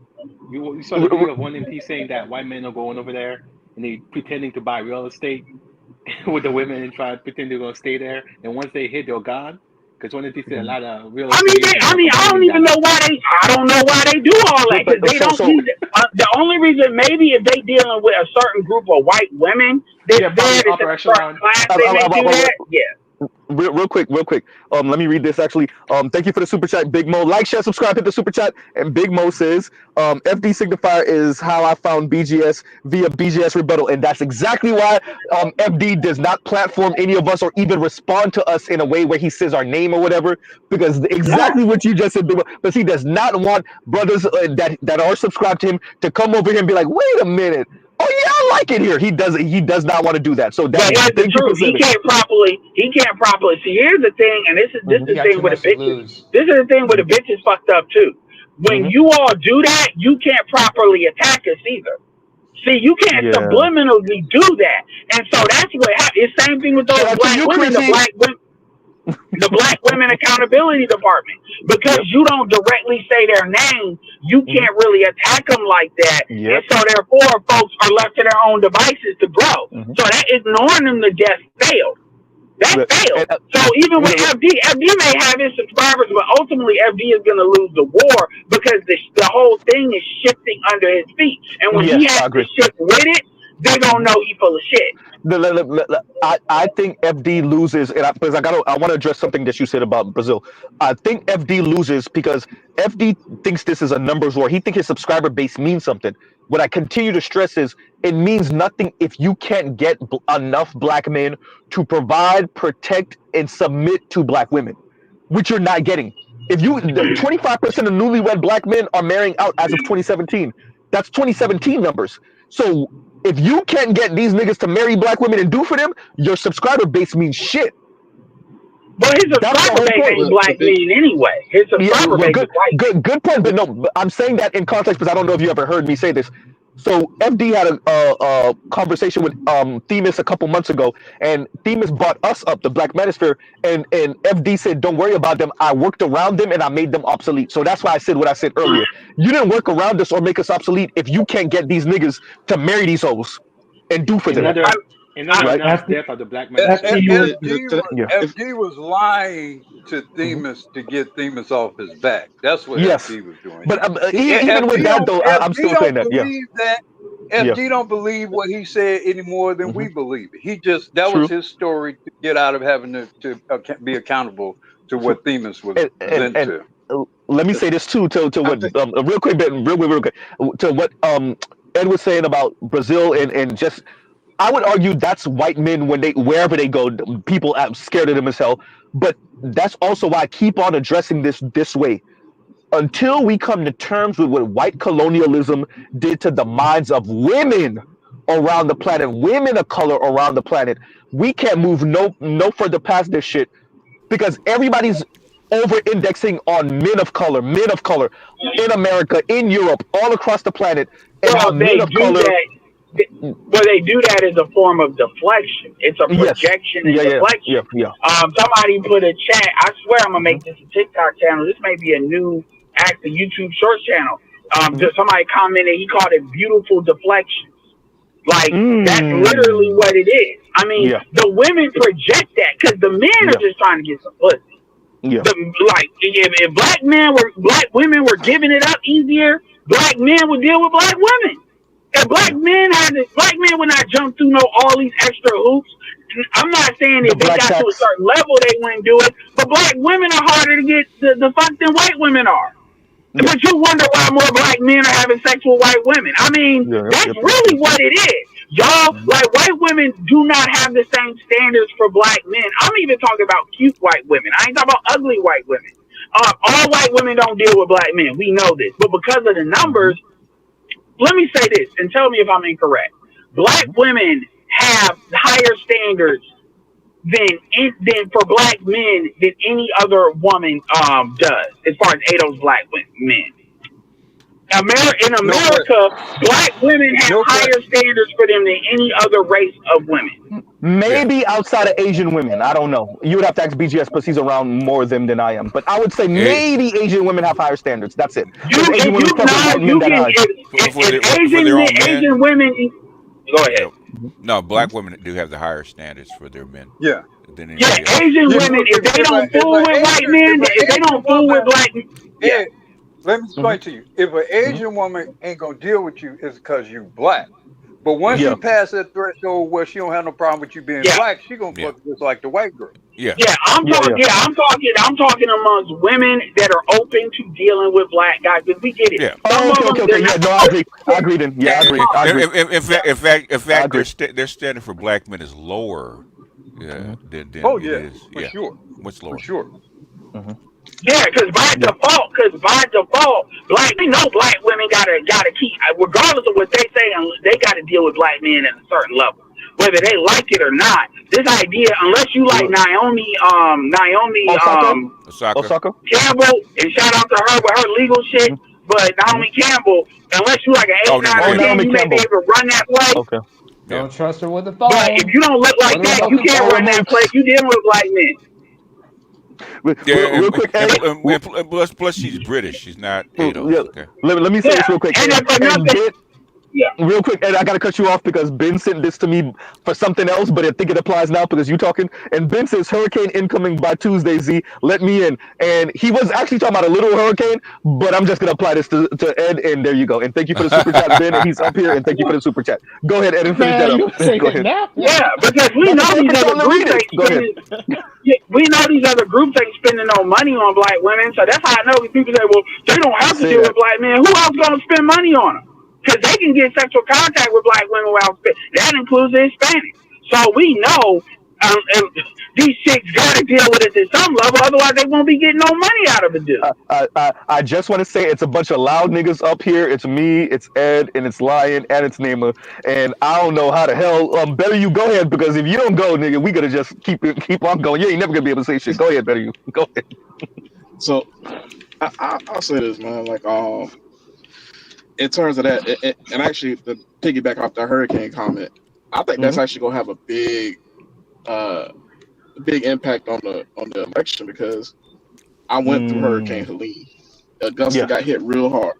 I just got my power back Friday, and there are a lot of people who still don't have power, who not gonna have their power back according to Georgia Power until like the 17th, and a lot of people are applying for those FEMA checks. That's $750, and a lot of people get denied right now, bro. Wow. Over $750 check. $750. Yes, sir. Better you. Let's put this into context. When did you lose the power? And you said it just came back. Give me, how long was that? About a week, right? I lost power intermittently that Thursday night. It was out for good Friday morning about 3:00. So for 7 days, 8 days. Yeah, it came back briefly Thursday. Okay. And then went back out. Came back Friday. So basically, BGS, Kamala, whatever her fucking name is, said that they can apply for $750 for these checks. So that's what's out of her mouth. So people go, and then another thing is, Axelrod low-key said, because they low-key trying to imply, and I think you spoke to this yesterday, they were trying to imply that, it's a good thing that they not going to be able to vote. Because these are the quote-unquote, the folks that are Trump supporters. And I'm like, okay, y'all want to roll that dice, because they're gonna make an exception somehow. So that's crazy. Like, they think these are mainly crazy to areas. me. Real quick, Ed, it's crazy. Based off what you, because I didn't know that Axelrod said that. It's crazy to me that these people are getting caught pretty much hot mic saying this stuff, whether it's conservatives or liberals or whatever, but Democrats or Republicans. It's crazy to me when they get caught saying it, when they say it. Y'all saying it? Wait, it's good that these people who's not gonna be able to vote. I think they too smart. I think they too smart to get caught. I think they just being sloppy. I also think too that some of them, they don't care, because it's that type of situation right now. But yeah, man, it's gonna be interesting. I think it really there may also be some associate producers or whatever who is behind some of that too. I think either they're Trump supporters or they're not with the shit either. And if think about it, if you're pissed or if you got Floridian family or whatever, and you're some associate producer at CNN or some shit like that, and you got some person like that popping their mouth off, I'm gonna release that shit too. I'm gonna make a point of release. I'm gonna make a point of having a Black hot Guru, mic behind. Also, Look, it go Black if I Guru, can, Black, or either that or you just go resign like that whole fucking school board. Right. Wait, real quick, who was that trying to go? Was that Ben? Who was that? that was me. Real quick, I was Okay, trying to go add ahead. this one little piece of context too. In addition Go to ahead. those FEMA checks, at least for my area, I can say this: like the city was devastated, and there's folks who had 4, 5, 6 trees fall on their house, and you talking about a $750 check, and then you denying them a lot of them. But I tell you, hey, whoever did, if that ain't a nigga wake up call, You cannot make this shit up. if that ain't a nigga wake up call, congratulations, you're black. Even okay, fine, you don't care, Hey, right? and guess what For they're doing political today? expediency. They sent $175 million to the Palestinians. And man, but by the way, I'm not even gonna mention Ukraine right now, bro. The money. How many? I think when Iran shot those missiles a few days ago, they shot them out. The U.S. missiles that took them a year to manufacture, they shot off in a matter of an hour or so, and it was the equivalent to the money they could have sent to y'all in Georgia. And in other words, that was $1.5 billion within a few hours. Yes. Yeah. Yes. Yep. $1.5 billion. Yeah. Well, I'm going to tell you another thing that hurt when Kamala said, when she said that bullshit about ain't no soldiers in danger, any dangerous place. Trust me, what I do, that is absolute complete bullshit. We are going everywhere because all this shit popping off at the same time between Iran and the shit with Ukraine and everything else. No, we're everywhere. Yeah. The attackums have to be keyed in by U.S. personnel. Okay, with codes. Okay, they don't tell you that. Yeah, they won't tell you that. No. Hey, BTS, given everything that's going on right now, we're on multiple fronts: the economy, the border, immigration crisis. How do you think Trump will handle things, especially given the demographic changes we have going on in the United States? How do you think it's going to handle? He's going to dismantle all this. That's what they know. That's how come they're trying to keep him. They're trying to keep him out at all costs, and two, just in case they're trying to get as much done before he gets in as possible because he would dismantle all this stuff. By the way, I just want everybody, real quick, Ben. I just want everybody to catch. BJ ain't say Democrats trying to keep him out. He said they trying to keep him out. Yeah. It's bipartisan like a motherfucker. Go ahead. It is bipartisan. Yes. Go ahead. Immigration, when it comes to migration, given the population decrease and stuff that's going on, I can barely hear you. So yeah, your background. Given the population decrease that's going on right now, the birth rate issue, how do you think? How will he manage that?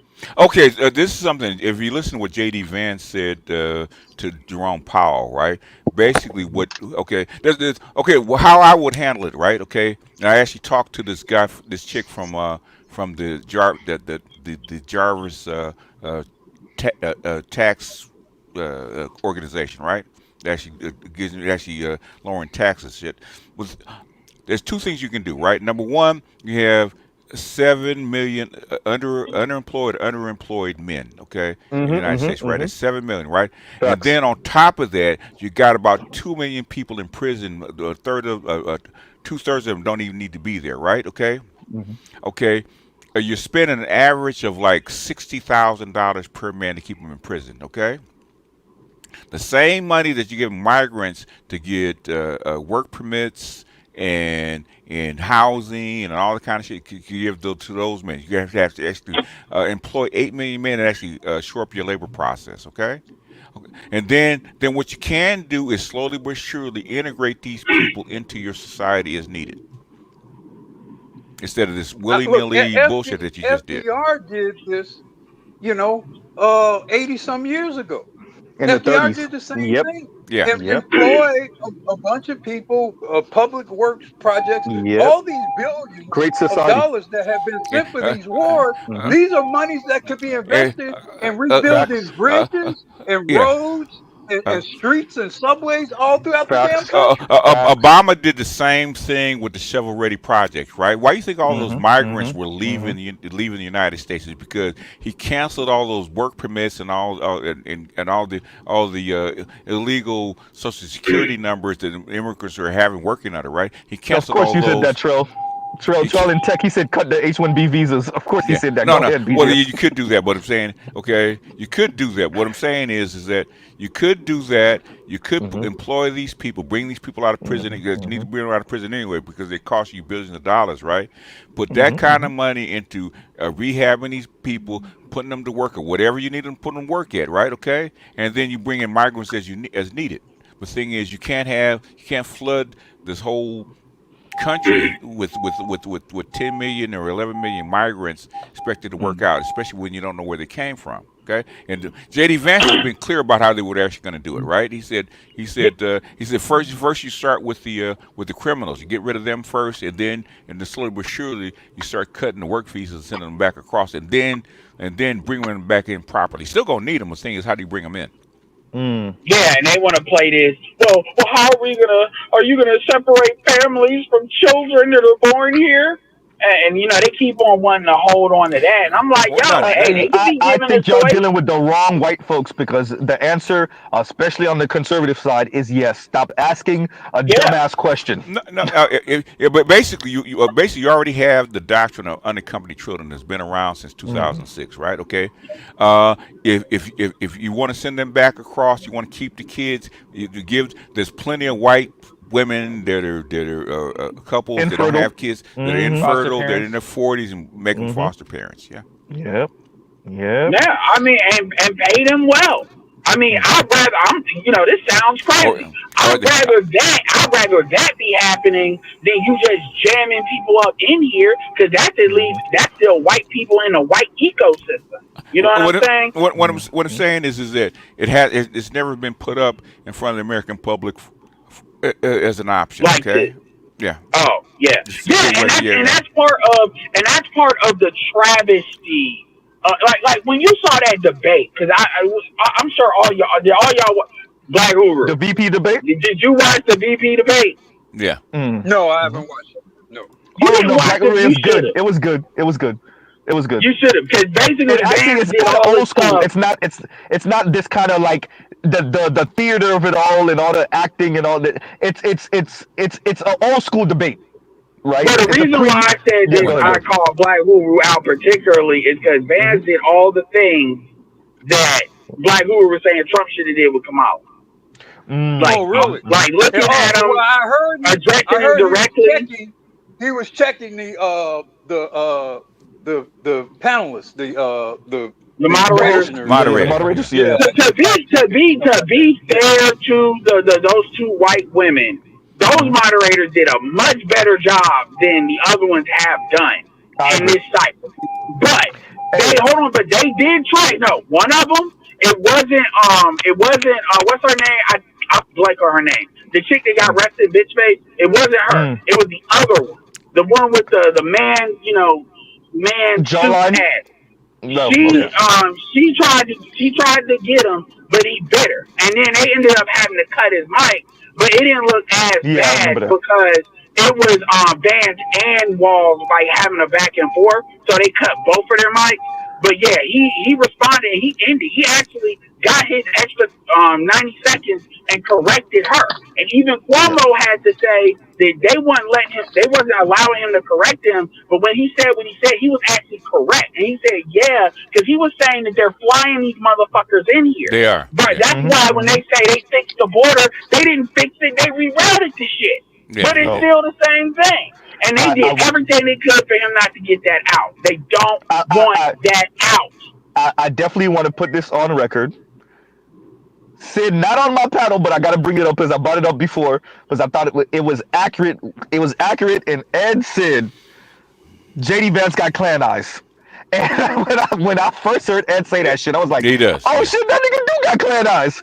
right? And he does got Klan. I just want to put it on record. JD Vance got some Klan ass odds. JD Vance look like when he lets that hood when you uncover that hood, it is somebody that's like the upcoming Grand Dragon. No, Like, yep, that in the you know beard. what? No, what it is that I'm white in a sundown town. backwoods redneck sundown PWT look. That's what it is. Yeah, he got that. Only for him, it's on the come up. But you don't totally get rid of the redneck. You don't totally get rid of it. It's a joke, but you know, if I see it, you know them white folks see it. Oh yeah. Them Appalachian and them. Oh, you know they see that red. This is who Trump. This is the future. In fact, his so the back and forth between them was real because these are two military men. Quite frankly, I think they checked each other. I think your bias spoke to who you thought won because it wasn't a clear in your face winner like that. I think Vance got it a little bit from what I've seen in the poll. But there was I don't want to cut. I was empathetic with Walls, but when all of the Democrats and the CNN and the media, even that chick that said bad built body with when they always say, JD Vance, when they say JD Vance is slick, literally CNN, and they always say he's slick. He's slick. Why are they saying that? Slick. Because they were saying that he was slick at not answering a question, but that's like a double meaning. No, that's acknowledgement. That's a yes. Yeah, he won. That's what they think. Because they were like, it's like giving him, it's like throwing shade while you're complimenting him. No, they know. Here's the thing. Walls did not just get railroaded, no, but Walls was under a prolonged assault by Vance, and I think he didn't melt. Kamala would have melted under that, but the reality, and Walls didn't have a lot of work with, as in he's got to account for the Biden administration, that he may not agree with what all they did, what's going on now, the fact that Kamala's at the top of the ticket, and then his own experience. And then what he's constantly on his ass. And the moderators were trying to help Walls, but the way he was doing it, because he wasn't just doing it like in a mean-spirited way. He was doing it like on what they agree with. He was actually acknowledging certain things that was saying, and then coming back at him. So it wasn't like, he's just being mean. I will say this. Where I think the left is really messing up is they think Vance never lost control of that debate. Real quick. Where I think they messed up is when they think that Vance not saying yes if Trump loses, he'll say Trump lose. I don't think they really appreciate that he's not. They already know that he's saying that for the base and for Trump, and he don't want to piss off Trump. Yes, but y'all think that's a negative in a way that it's not for many. Y'all think I think y'all think it's a negative in a way. I think for many white folks it's the hell with democracy if I can't run it. And I don't think these weirdo white liberals really appreciate. I think they know in the back of their mind. I don't think they want to accept that for many in America when JD Vance not saying that he would concede defeat or have Trump concede defeat if he was to lose, them seeing that as a negative. Y'all, do y'all know what country y'all live in? Y'all are white. How do y'all not? Y'all get it, or y'all pretending not to get it? No. He's an attorney. He went to Yale. Why would I position myself? They'll use that shit against me when I try to run in 2028. So why would I do that? No way in hell a Yale trained attorney would concede that. Yeah. And we actually act like that wasn't a recount. Like there's just never been any history of any of this shit to ever happen. Like we had 2001. It's not like, well, you just yield. And let's be real. You think the Democrats are not gonna ask for a recount if Trump wins? You think they not? You think they just gonna accept Kamala shouldn't have ran in the first place, and they just go unless she gets blown the fuck out? If it's like if he wins by a state, you think they not doing a recount? If he's Mondale, it took a Supreme Court decision for Al Gore to concede in 2021. That's a fact. In 2000. Yeah. And wait, didn't he lose? Wait. Didn't Al Gore win the popular vote on top of that? Yeah. Yeah, he won the popular vote. The Democrats always the recount in Florida. Yeah. The recount in Florida. Thanks to you, Jeb Bush, for helping your brother out.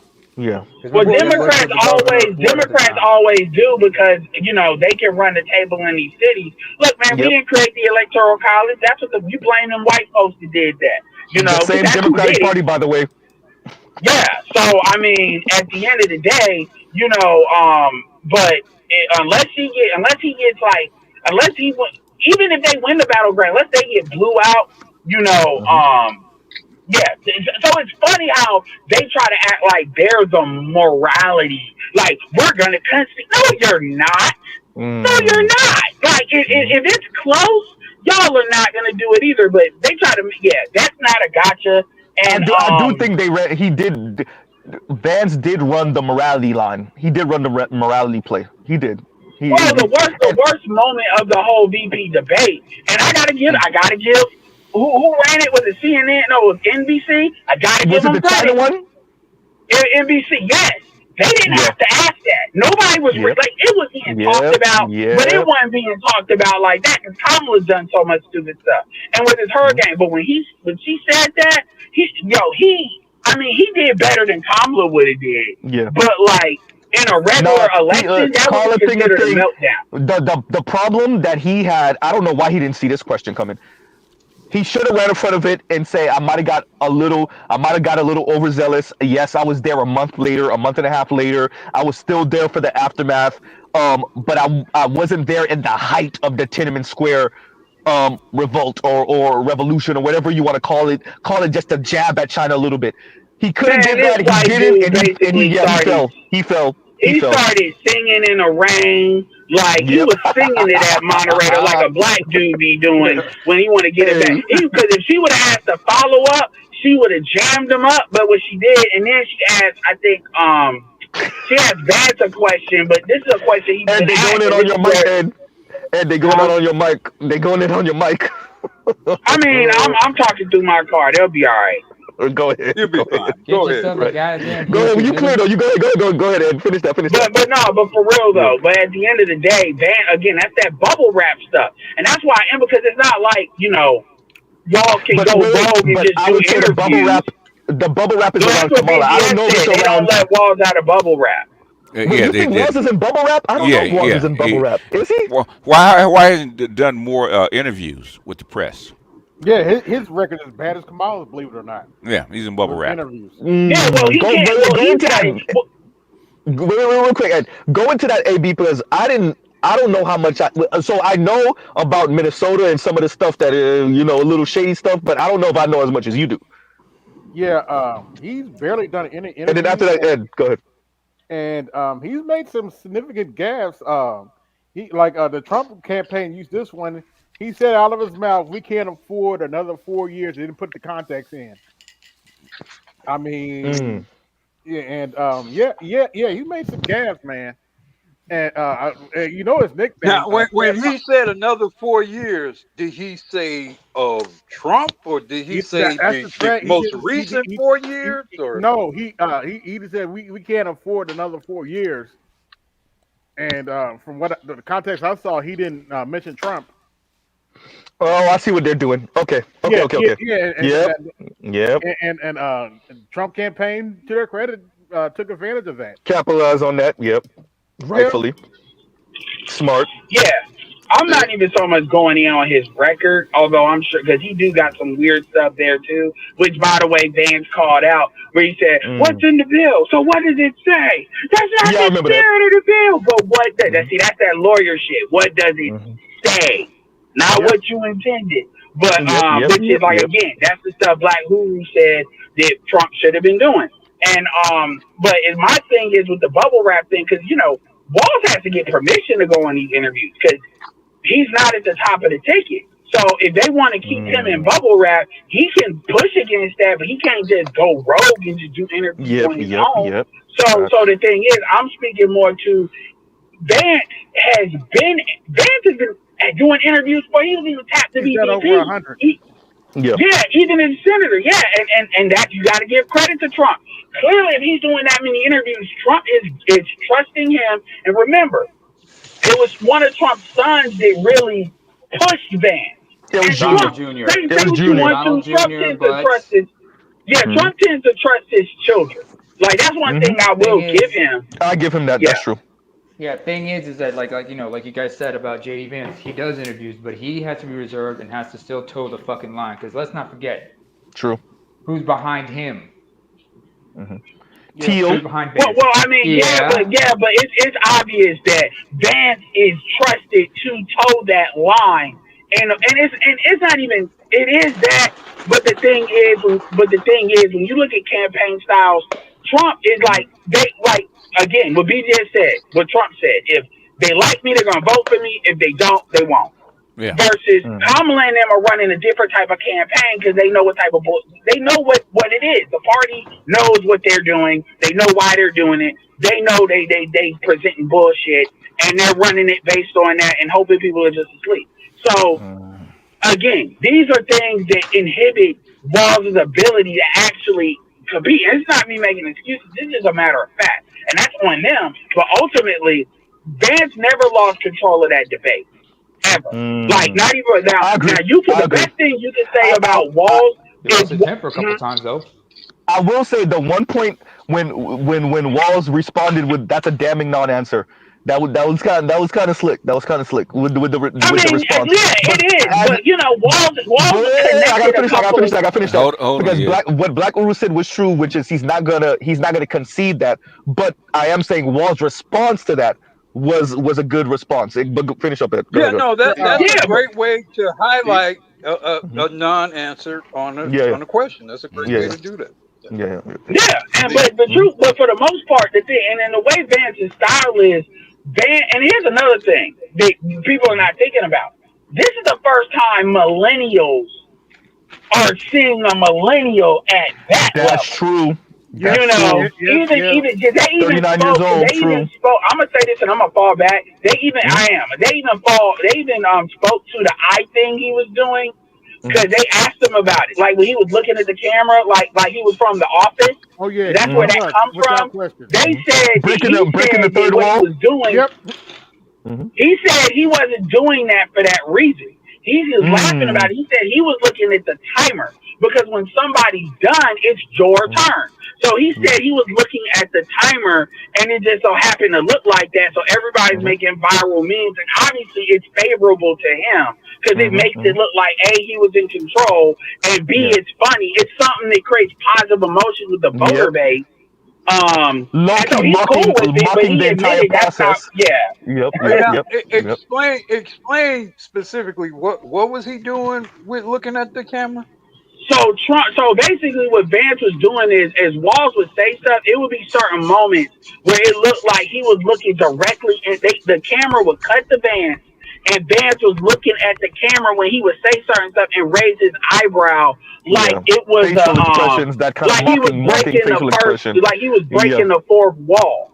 It's and the he fourth did wall, it about 4 times, and it was uniquely when Wall seemed like he was just going on and not making sense what he was saying. You know, he even did it with the Tiananmen Square content. So he would look at Wall and then look at the camera directly, and understand they connected directly to Walls, the camera people, and so it looked like he was breaking the fourth wall, like an episode. What did it seem to have the effect of? Okay, him sort of like you say, like the fourth wall or whatever. Can y'all believe this bullshit? Is it that kind of thing? Yes. Okay. Yeah. Okay. Yeah. And that's how people took it. And that's exactly how people took it. Black Root messed up because I was trying to figure. Real quick, Black Root, real quick. I got it. That sounds slick. Because I was trying to figure out which one of the boomers was gonna be the one to elect themselves to read the comment, and it was you, Black Root, because you're the last one to speak. Okay. And this applied to you and BGS, so I think that one of y'all should have been the one to read it. Go ahead, Black Root. Do you mind reading this for me, Buttered please? Biscuits. Thanks for a super chat, and it reads: I have 2 requests. One, BGS needs to challenge Black Guru to a duel. Damn. If BGS wins, Uru has to make his channel. Right. The second request is for BGS to convince Sochi and the other on-point men to make the Real Nigga Academy. Us youngins need that game. You see, that's why I had to have one of y'all read it. One of y'all had to be the one to read it, right? Wrong. So what we're gonna do is we Hey. gotta get we gotta make some type of what do we need for them to get the duel going? Right, we need lightsabers, maybe like ain't gonna lightsabers be with no duel. tasers. Ain't gonna be no Right, duel. He's Wyatt Earp, and I am Doc Holliday. Okay. right. Doc Holliday. I'm your I'm. Huckleberry. Yeah. I'm saying I'll be a Huckleberry. Right. At the same time, So, hey, Black Black Guru, Guru. quick At the question: same what's going I'm time, on with not. all these Hey, people? yeah. Wait up, wait hey. up. Let's get Let me Nema, and then finish we my get Go quote. ahead, I'm Nema. not. I'm not debating BGS on that. My masochism goes, but so far. The thing is, hey, the thing hey, is, hey, Uru, you got to be black pill like me, man. Come No, on. wait.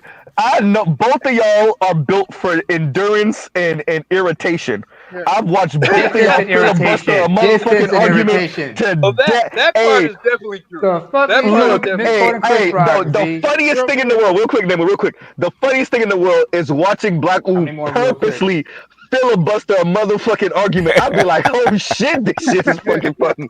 That should be Real, driving people crazy. I'd be like, I real. don't really like popcorn in real life, but I'm like figuratively eating my popcorn, watching people get frustrated, like this nigga never gonna end. I'm like, y'all don't, that's the debate tactic. Duh, that's the point. Yeah, Right? that's And I want that's BGS, don't even Chicago, say shit Chicago, because I seen you do That's it too. Chicago, baby. Chicago That's gangster Chicago style. politics, baby. Right. Right. Real quick. I watched BGS do it too, but he does it different than Black Uru do it. But that is the funniest shit in the world. Go ahead, name. I'm Go ahead. trying not to call them idiots. That's what I'm trying Right. not to do. Yeah. Real quick. Y'all I forgetting have to ask. something. Yeah, real Go quick. ahead, AB, and then we'll get Nima. Because Nima, you gotta I go. have Go to ahead. ask AB, Black Guru. AB, Oh, be I'm in and gonna out. break Go out ahead. the sledgehammer and start shit, destroying everything right No, now. I have to ask. Yeah. I know you will. Hmm. Calm down. Hmm. I have to ask Black Uh, Guru something. Your thoughts on the entire Chicago School Board resigning? Good point. Good question. Hold on, say what? Well, you know, I mean, the whole makeup of the Chicago school board has been a farce from the beginning. In fact, I would Okay. say the mayor controlling the school board has been, in my view, number certainly in the top three in terms of the biggest reasons for the problems in Chicago overall. Mm, Making the school board a political football of the mayoralship, and it goes all the way back to Daley, father and son. They ruined Chicago. They ruined Black Chicago by way of their control of the school board. So it does mm, not at all surprise me what's happening there. This has been a problem in the making for many generations. Like I say, the using it politically, the way they've used it, the way mayors in particular have used the school board. And I'm not just focusing on Johnson. I'm making a broader point right. about the school board and having the mayor over it to begin with has been a Hmm. great source of the downfall of Chicago. It's ruined, in my view, the future generations of Chicago going back, 70, 80 years. Okay. Whew. uh, You see that type of answer? Damn. I think no. Right? as I was Yeah, Look, saying. I mean, there's, we've had several Department of Education secretaries that say Chicago has the worst school system in the country. Yeah. And it's largely because of the political makeup and control of it that has been used as a way of manipulating. It has manipulated the makeup of neighborhoods. It has maintained there's a reason why Chicago is reputed or has been multi-generationally reputed as the most segregated major city in the entire country, that's a and has fact. largely been a function of the manipulation of the school system, and it's been Mm, about let's keep these balkanized areas, the blacks over here. Now it's been different with gentrification in recent years has definitely impacted that too substantially, but the problem Hmm.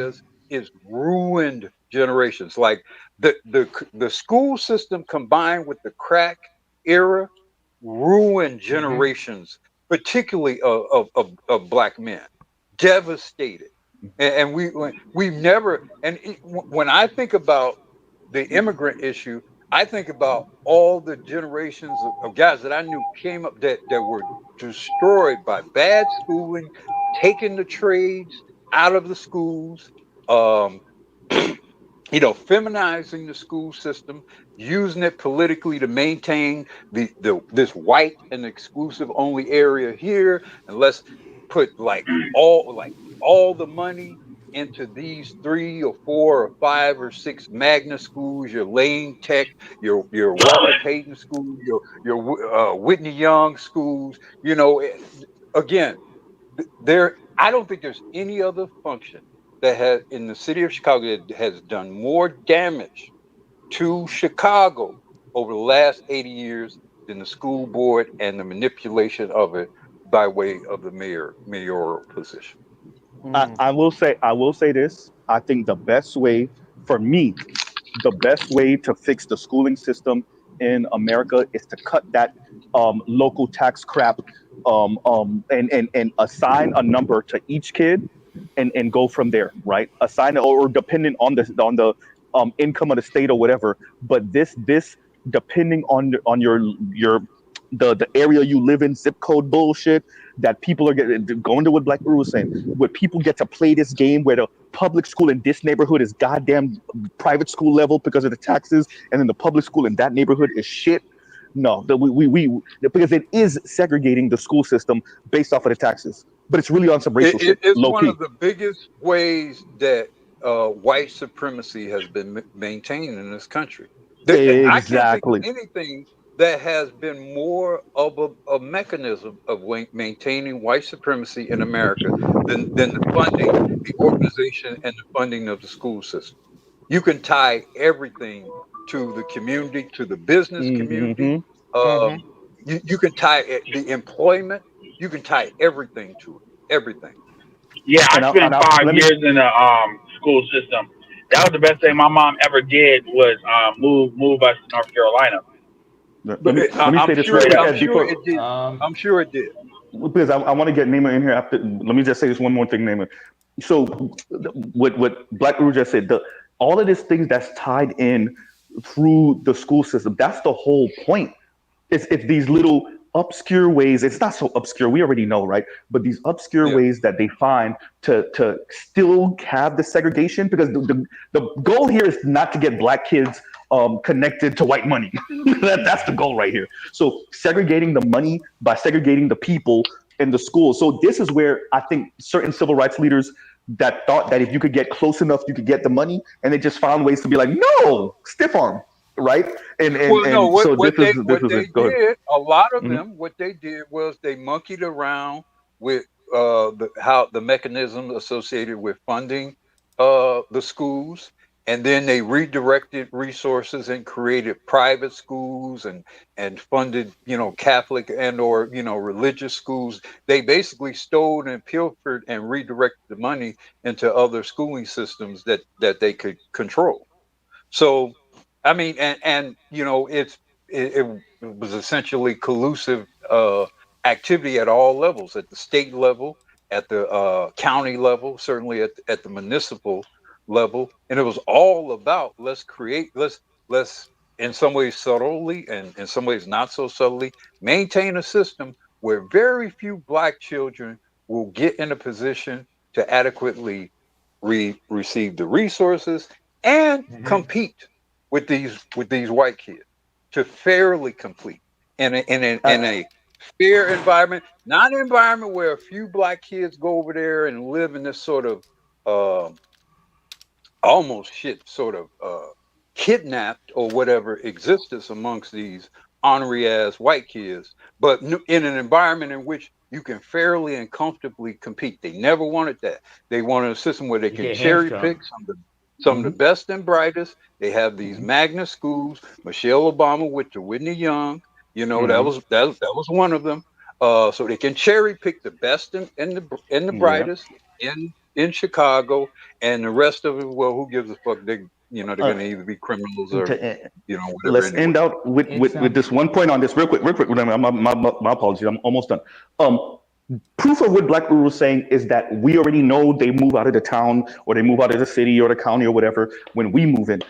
So what we started to find out in recent years is that white folks move out of the freaking district when Asian kids start moving in too much because the Asian kids start so they're trying to move away from us because we're quote unquote the bottom, but then they try to move away from the Asians too because too many Asians bring the scores up and then their kids can't compete, so they leave. So I want to be clear. What Black was saying, it is anti-competition. Period. Yeah, Right. they're not. So they They're want to not. rig the game, Well, coming and well, going. we know Go ahead. that when they had a Supreme Court decision that took away so-called race-based school selections, but they Yep. conveniently left in legacy. So we Yes. know who benefits from legacy admission. So Yep. I mean, so that's why whenever I hear about white men talk about competition and capitalism and whatever, and then you'll have Negroes who agree to that and sign off on that. I'm like, you damn idiots. You're setting yourselves up to never be able to fairly compete with these people because they've already erected myriad systems in which you will never be able to compete with them. You'll never be on an equal footing with them. Real quick, AB, I got to cut you off because I got to let Nema go, and then you got it. Go ahead, Nema. Okay. Yeah. Well, first and foremost, the MC, as we affectionately call you, MC air quotes. Fuck you, and how dare you misquote Chris Rock because he said it's for distance and irritation.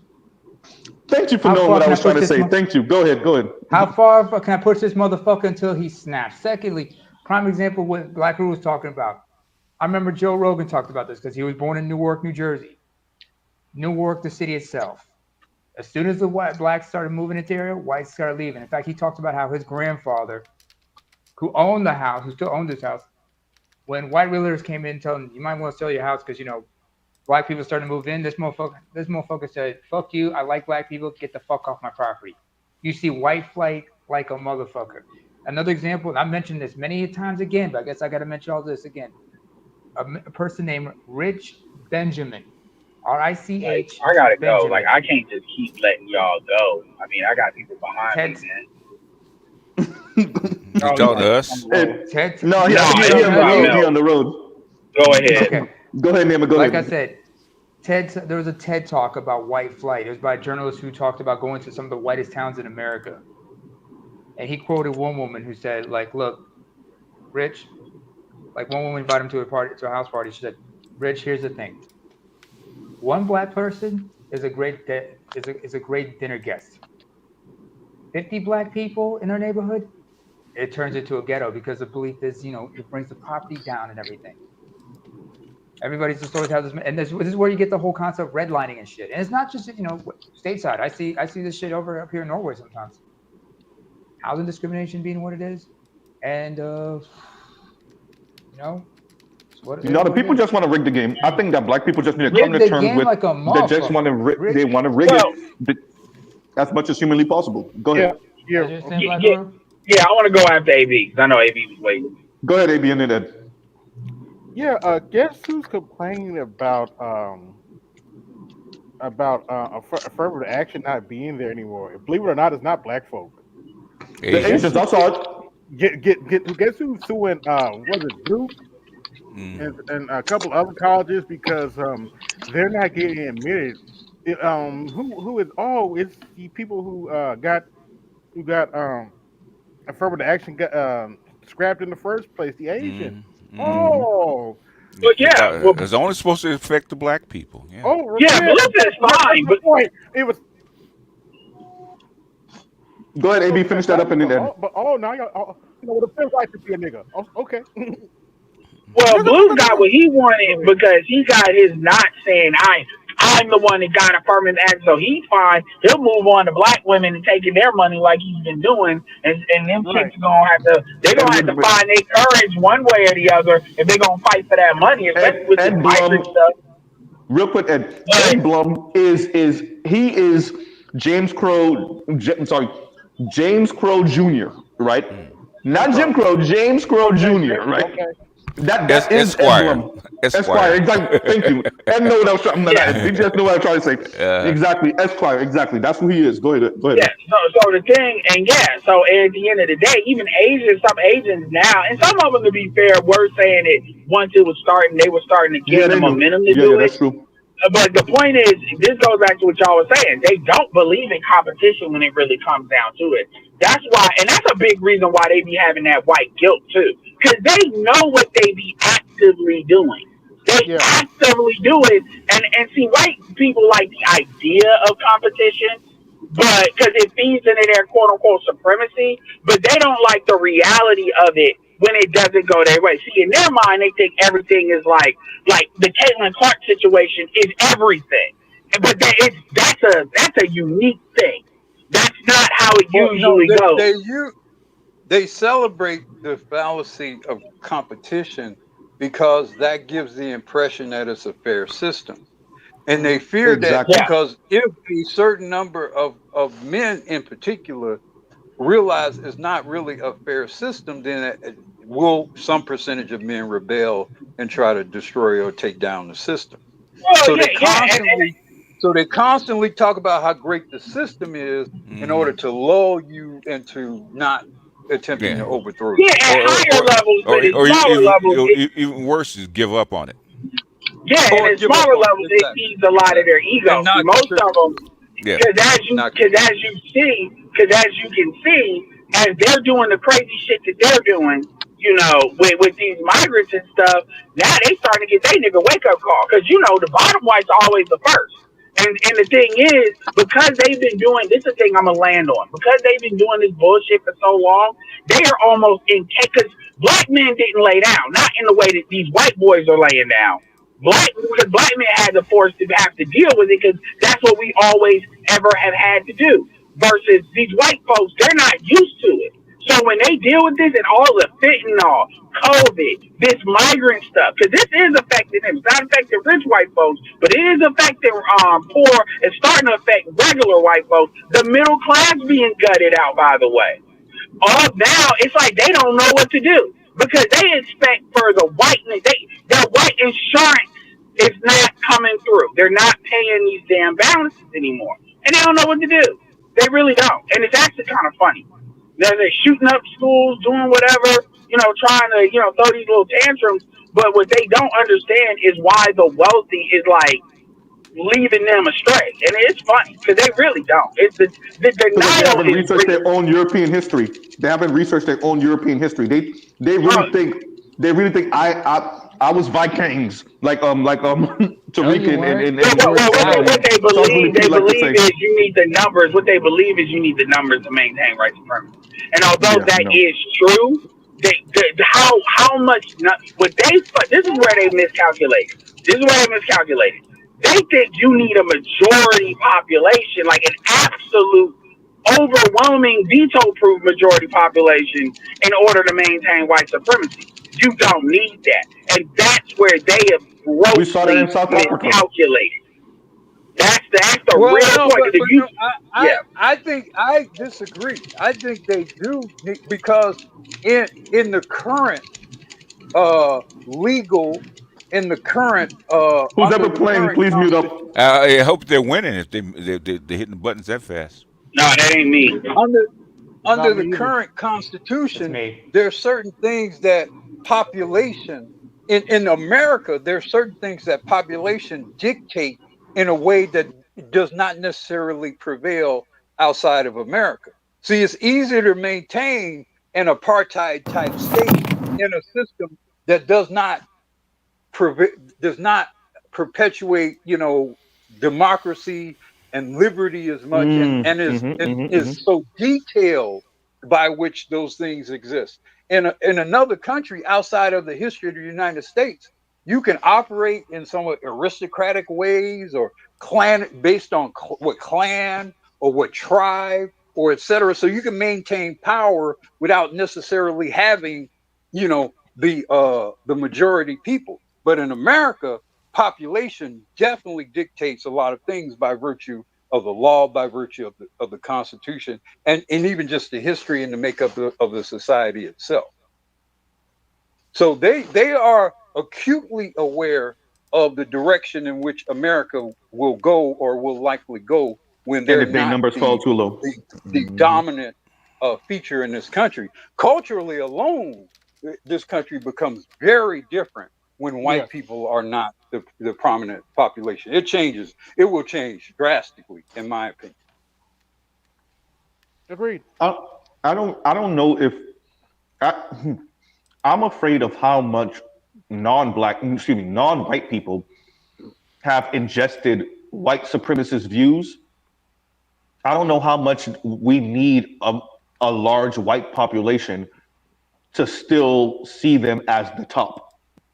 If you get what I'm saying, I think that might be the thing that we're grappling with a century from now or something as if their Time will population tell. continues to decline.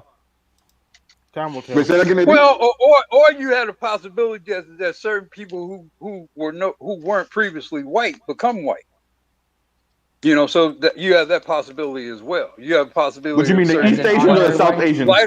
lighter skinned Latinos in particular may functionally Mm-hmm. become white. So I think you have that possibility as well. I mean, and there's history of that. There's precedent of that. There, you know, the Italians and the Irish and whatever, they weren't initially white per se.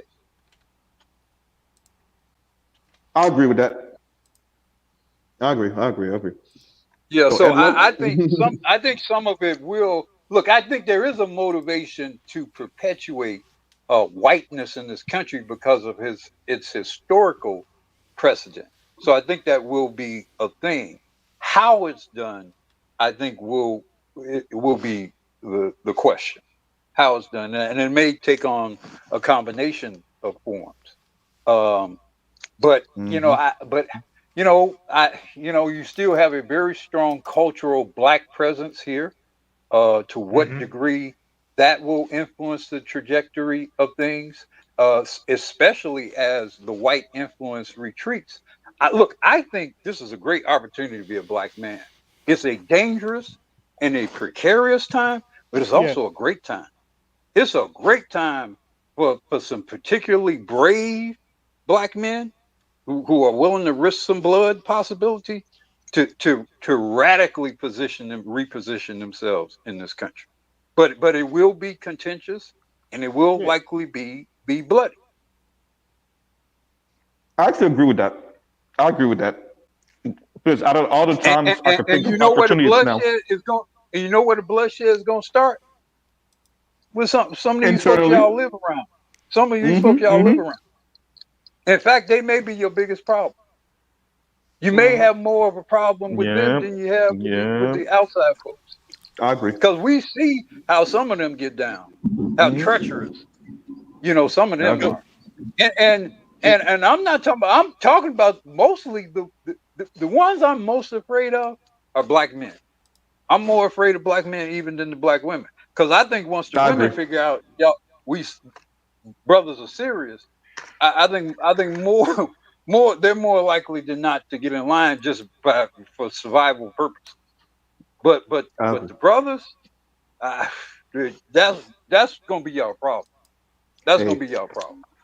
hey, but some of these brothers is kind of big. They know how to fight. I see them doing their mixed martial arts training. They're up, but they Well, doing look, mixed martial arts training. I mean, there are lots of ways, obviously, to fight, Right. Right. and the way you win any fight is to first of all accept the fact that you're in a fight. Because once you accept the fact you're in a fight, you then start to prepare yourself to win that fight. But as Mm-hmm. long as you don't want to accept that I got to deal with something serious, then you don't prepare yourself to deal with something serious. Mm-hmm. And I think I that's agree. what's gonna have to happen to some of you all, where you realize that's why, in a lot of this saboteur talk among certain, I won't mention any names, but we know their names have been previously mentioned um, during today's discussion. But a lot of the saboteur talk, there are going to have to be some creative approaches taken towards dealing with saboteurs, frankly. I agree. Saboteurs. And we see I agree. examples of Hmm. that amongst those small hat folks, you know. So Big Mo, maybe I'm there's just saying. something to Don't be say no learned names though, Big Mo. there. Go ahead. Go ahead. Go Yeah. ahead. I mean, Go ahead. because it's real. And the reality is that black men have been on the ass end of things in large part because we have refused to accept and acknowledge what the enemy is, and then also accept the responsibility of how do I really deal with this enemy? How do I really deal with this enemy? And it ain't, and sadly, it you can't just deal with it from a defensive standpoint. I'm emphasizing defensive because sometimes the best way you deal with a problem is to stop something before it becomes a problem. Mm-hmm. Oh, take preemptive strikes and such. Other folks know that.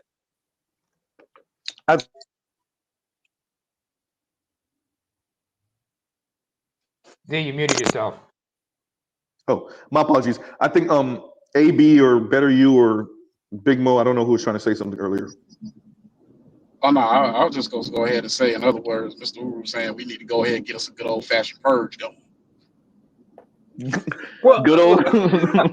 I'm not saying be quite that proactive. Yeah, but I would say prepare for the purge if we're gonna use that as a analogy. yeah, be I ready. would not necessarily say initiate the purge, but I would definitely recommend you prepare for it. I will say I will go as an when ambassador. it starts to happen, be prepared to take the offense. I will go as an ambassador, but if I come back in two halves of my head come back in the box, y'all go ahead and get it started. That's what I'm saying. Y'all go ahead and just pop off. It's kind of remember at the beginning of the of Gladiator where they sent the messenger to the Huns and to tell us the Germanic tribes. And they send the guy, the headless body back. Yeah. And missing the arms Gladiator as well. says, we got I guess we got their answer. Right? That'll be me. If I come back with no head, y'all go ahead and just pop off. So we got their response. After about 3 days, people's humanity, 3 days of no power and resources, the benevolence of people runs out, and that's when you start to see the savagery ensue. Like there's a Napoleon quote. I think he said something to the effect that like you're 3 missed meals from away from anarchy. Yeah. Something to that effect. It is very true. Maybe not 3 missed meals, but you definitely are a few days without water. You know, because you need water. Yep. Yeah. Hey, we came together and we was clearing trees on day 1 after everything happened. It was 3-4 days later. They were shooting people at Lowe's for generators, man. Yeah. Yes. Does anybody remember 28 days later? What's that? I remember, but wait, name it. He's 28 days later. But I want to say this to what Better You was saying. We recent past COVID-19, we was fighting over toilet paper. We were fighting over toilet paper, bro. Like elbows to the face. Yes. Right? Yes. We were flying off of ropes for toilet paper. It was that real. Yes. Shit. If you remember, like it was crazy. And people wanted to go to fisticuffs for masks in the beginning. Weird too. It was weird how toilet paper of all things was the breaking point. No lie, I felt like some of that was socially constructed. I'm not even gonna lie. It felt weird. Yeah, me too. Yeah, I agree. Yeah. I mean, that whole thing was very, maybe orchestrated or whatever, but it was weird how that became the breaking point of humanity, for Christ's sake. You know, but that's toilet how paper. that's how thinly put together things are. Yeah. It's much more precarious than we assume it to be. And I think part of that toilet paper, I think that was largely a female thing, a female hygiene thing. I mean, let's face it, dudes can figure some. Let's face it, men can figure some shit out. Yeah. Soap and water, for example. I mean, keeping it 100, men can figure some stuff out. So I think that was to some degree like a female hygiene thing, but it really just kind of really ramped up things. And then it became this thing where, like, I'm at the store with my wife, and I'm seeing these women by themselves, and and they're looking at me longingly to let them get the last thing of toilet paper. It was a weird experience.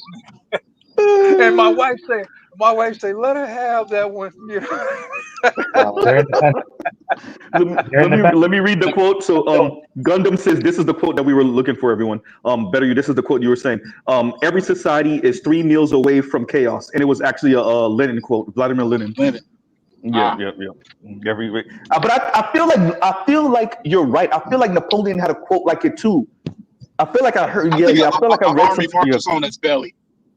Something like that. So, I can't remember. Army but marches on its stomach because it's not because, and this is not just a saying. You see this throughout history because to maintain an army of any significant size, you need to have supplies, logistics, and support, and in certain any type of military operation or any other suspicious organizations operations, you need to have the support network. Oh, excuse me. You need to have the support network in order to execute that right. I remember like what happened in. Yep, naming you went out. yeah, we did. He dropped her in the middle.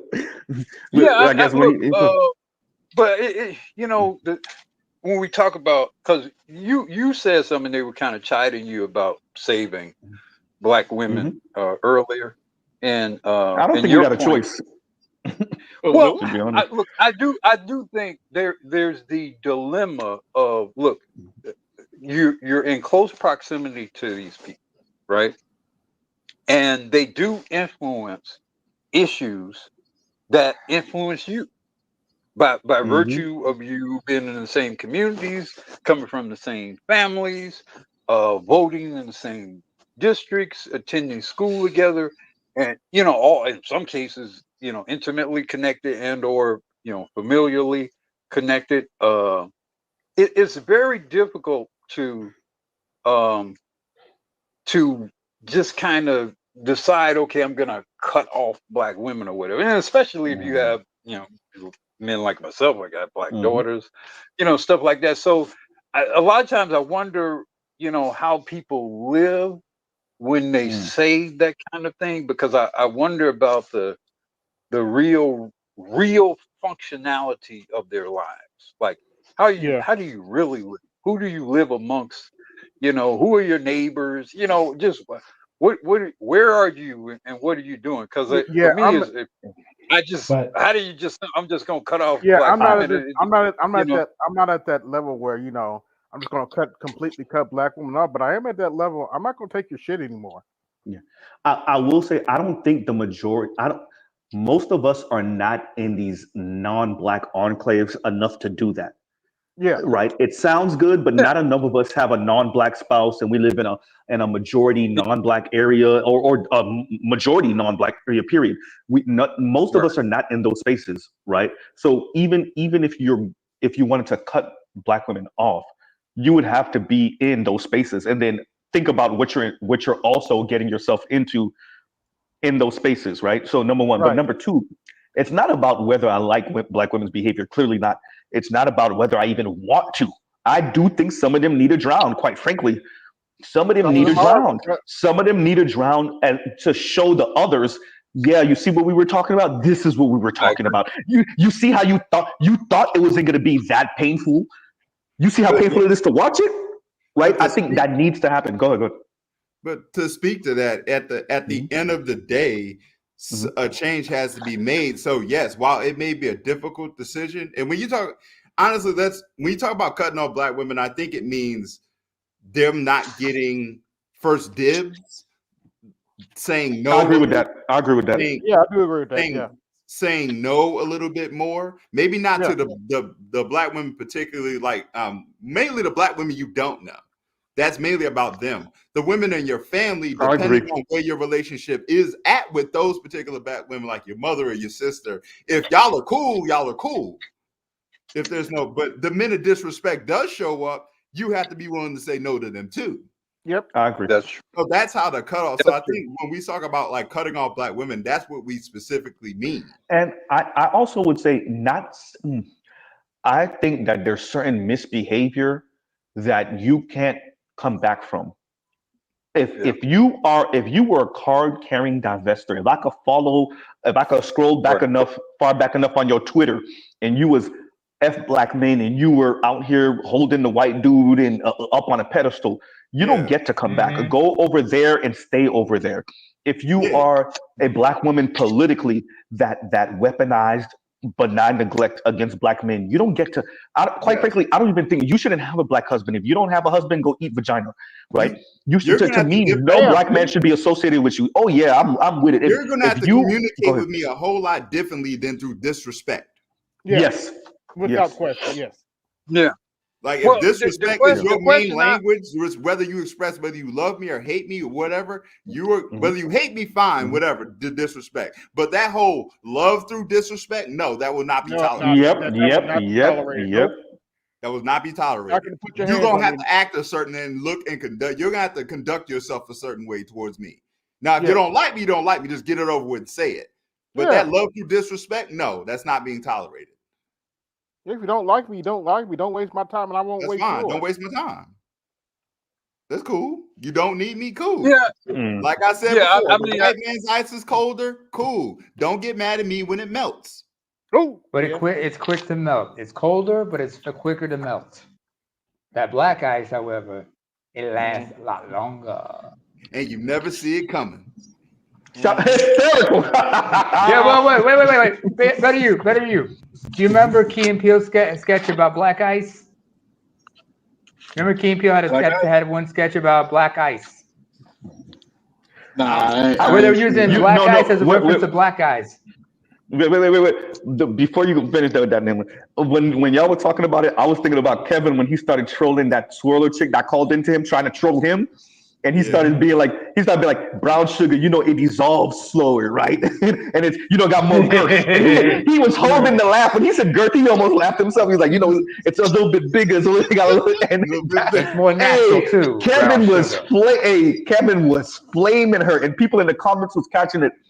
Then she tried to go on there like, throwing her mythical, magical white man. Try to throw her mythical, magical white man in his face. And No, it wasn't Pink Pill. That wasn't Pink Pill. That wasn't that one. It was another one where it was the one where, she called in trying to troll him, and then he came back the next live, and he's like, essentially he had a background like, where's Waldo? My God. The Where's Waldo? And then he was trolling the swirler. That is such a great tweet. But it's exactly what y'all just said. Go. Yeah, but as BGS mentioned, that disrespect through love, no, that's not going to be tolerated. No. That's some passive aggressive shit, actually. No, that's not. No, it is.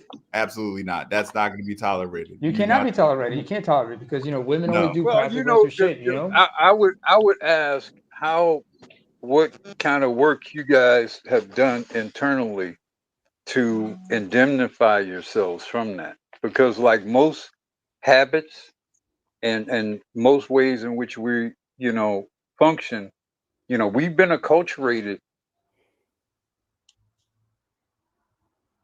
You and Black Guru. Die hard. Black Guru. Old habits. I know Black Guru you're speaking to. Yeah, I mean, born in a gynocracy. Yeah, we suffer from it, and you see it with certain people when they do speak, i.e., Jason Black, because he's still a gynocrat at the end of the day too. Low key. Or any doubt any doubt I ever had when Ebony first did the interview with Iyanla Vanzant, and he's like, essentially he was going in on her, but he finally said, he was like, if anything, she shouldn't be saying it like that. I'm like, there you go. There it go. You don't really disagree with her. No, you just don't think you just don't like her framing necessarily. And you don't know if it should be her saying it, if it should be a woman kind of chastising the men about not rising to the occasion. Man, nigga, if you don't get like I keep on saying. Wait, Z. Go ahead. Is rising to occasion to wake up to arrested bitch face? Pretty much. Yeah, I think so, but I'm just saying. But she does have that. She does have that. Yeah, I ahead, checked out on him when I mentioned that last live, the live before this one. I emailed you, Z. The live before this one, he was talking about the OnlyFans stuff. I still ain't watching yet. My bad, man. But I did watch this one, the more recent one. Go ahead. Just I'm go gonna through watch the it. first call. Just like when if you do sit through it, listen to his monologue and go into the first call. And when you listen to that guy, because the problem is Jason Black tried to do that reverse shit, that reverse psychology shit. Want to talk about respect, and the dude said, "Yo, I don't give a fuck about her respect." What did he say to that? I mean, like, what was Jason Black's response to essentially saying that without saying that? Well, no. I'm talking with the caller. The caller was saying, but I'm saying he don't care. But I'm saying, what was Jason Black's response to that? He was pretty much, the problem is he could not separate the respect between a woman that you're actually trying to date, her respect, dealing with her disrespect, as opposed to respect of a hoe. Yeah. He couldn't set he wasn't saying it, but us here, like, you know the saying, like, smart, you notice that smart people only sound smart to dumb people. Good point. This is one of those moments when you listen to that live, you're gonna listen to what the caller's saying and listen to what Jason Black saying. Better you, brother. Don't talk about Dr. Michael Eric Dyson like that. Ooh. No, Michael Eric Dyson, he doesn't smell his own fart too long. That's what Michael Eric Dyson thing is. We knew him as witty and quick and he spoke like a rapper and it's cool. And the problem with Michael Eric Dyson, you grew too big for your britches, right? You didn't smell your own farts too much. You started believing your own hype a little too much, and now you getting caught up DMing racist white women that you shamed on TV, and then you try to like find some weird way of like explaining it, and then the corniest shit is what he did a couple of days later. I just want to wake up and tell black women how much I appreciate them and how much. Get the hell out man, of here. cut the fake R&B shit out, bro. Here's my thing. The thing that killed me. But I'm like, you with- want to be Cam Newton. All this thing, and then he had the nerve to shame Cam Newton. I'm like, no. Be Cam Newton. Yeah, he wish he was Cam Newton. Speaking of people smelling their own farts, don't talk about Hillary Clinton like that. I mean, Hillary's still the fact. I'm not gonna say the Clintons. It is the Clinton machine. But the fact that Hillary is still out here giving interviews, bitch, who asked you? Yeah. Like, I know the interviews are literally asking her, but like, who asked you? Bro, imagine when Rolo tried to teach her how to dance. Oh gosh. Roly tried to teach her how to dance. Yo, like I will say this. If you ever doubted Tariq and Jason when they talked about this step and fetch it and this cooning and literally butter biscuit dancing, yo, when he literally rolled him out, you gotta be the most like not paying attention to the environment. Jason Black and Tariq Nasheed are on your ass, and you literally 2 steps for Hillary. You literally 2 steps for. I mean, pause for what I said, but still, like you literally 2 steps for Hillary. Man, you literally bug dance. Exactly. You bug dance. Yeah. Y'all bug dance like a mother. But it is. Well, I mean, that's what's Somebody's echoing. Somebody's echoing. Is that me? I think it's you, Black. I think it is you. I'm echoing. Yeah, your background. I don't know if you have the radio on the back or what. Yeah, the background. Still echoing. I don't know. I don't know. It is. Oh, okay. Let me try something else, I guess. Okay. That's why I went mute, because I thought it was me, but then I thought it was me at first. That's why I went mute. But Roland's another one who need to stop smelling his own farts, man. For real. Yeah, Roland. But yeah, Roland is not as talented in that as Michael Eric Dyson. But Michael Eric, I realized Michael Eric Dyson. I'm not gonna lie. I realized Michael Eric Dyson was done with the debate with Jordan Peterson. Like that to me was like, okay, it was a wrap. Oh, he debated Jordan Peterson? Yeah, years ago. Dude, how'd that go? He ran it. Come on, man. Jordan Peterson. The thing. Yeah, he ran him off. The thing with. Okay, I do believe in engaging in logical fallacies because I don't think that most people actually don't engage in it. I think it's the way you engage in it, right? What did they debate about? Was it race? I want to say it was race, because I remember Michael Eric Dyson essentially boiled down his argument to you're a mean racist man, but he said it, in the Michael Eric Dyson way, and it was a yawn. What about well, we talking about debates. I remember, people wonder, would he ever debate? This is Peterson. That is, would he ever debate Richard Wolff, given his takes on? No. Richard Wolff will run him out because Peterson is good, but he's not good enough to debate Richard Wolff on economics. Like he'd get his head taken off, right? So number one, but number two, Jordan Peterson. Jordan Peterson's not even good at. Ezra Klein will rip him apart. Rest in peace, Michael Brooks would have ripped him up. Michael Brooks would have fucking roasted. I wanted Michael Brooks to debate Ben Shapiro so goddamn bad. Goddamn. Rest in peace, Michael Brooks. Michael Brooks, if y'all don't know, Jewish cat on the left, really good. Like, if you think Sam Cedar is good, Michael Brooks was even better than Sam Cedar, but he died a few years ago. He died right at the beginning of COVID, essentially. And I don't know if it was from COVID, but he died like 2020, 2021, I want to say something like that. But Michael Brooks was the next up. He was the next up, and he passed. Rest in peace. Jewish cat. Really, really good.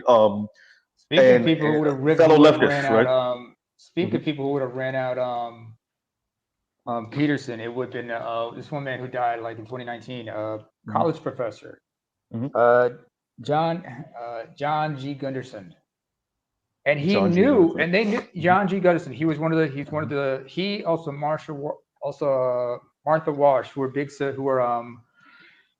authorities when it comes to cluster B personality disorders.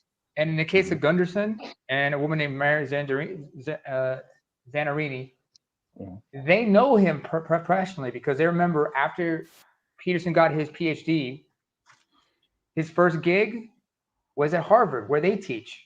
Harvard School of Psychology. He was there for 5 years as an assistant TA and a researcher. And they could just destroy him, but they know him professionally, so they could say, "Look, remember what you were like. We know what you're talking about is BS about this, that, and the third about certain research in psychology." And how long has it been since you've been a practicing psychologist, practicing your psychology and whatnot, dude? All you've been doing is just jaw jacking, just writing books. I want to make sure I say this before we end out. My thing with, and I'm Black Rule's up here, so we can definitely let him get the outro. My thing with Michael Eric Dyson, this is when I was like, I'm over Michael Eric Dyson. When he backed Barack Obama over his own goddamn mentor, there's no way. You know what you would have to do. Like, even if I have an issue with BGS, you know what you would have to do to make me take out an editorial or an op-ed and say something against him publicly. Like, BGS would have to do something so egregious, or you would have to show me something that he said or did. Cornel West. Michael Eric Dyson threw Cornel West under the bus when Barack first got elected. No. Yeah, and it was public. Him and Melissa Harris Perry. They pretty much called them, pause, but it's gonna sound homo. The Soul Patrol, right? Because they were going in on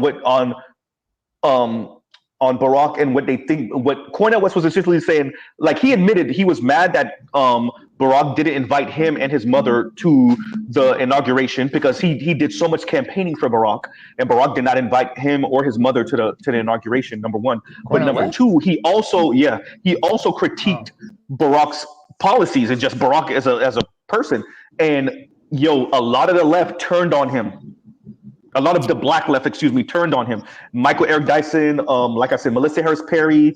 Who else? I'm missing somebody really. Cannibalized him, huh? Yeah. Who it was? Oh my God! Was it what's his name too? Henry Louis Gates. Yeah, Henry Louis Gates. I want to say yes, but the one that used to be on the radio. What's his name? That used to be on the radio. No, not that. Tavis Smiley was on his side. The one that just retired a couple years ago. That was on the radio. The one that do the cruises. Tom Joyner. I think if I recall correctly, I think Tom Joyner turned on him. A couple of people, right? And I was just like, bro, all right. And guess what? Cornel West and Tavis Smiley end up being right. Now, here's the thing.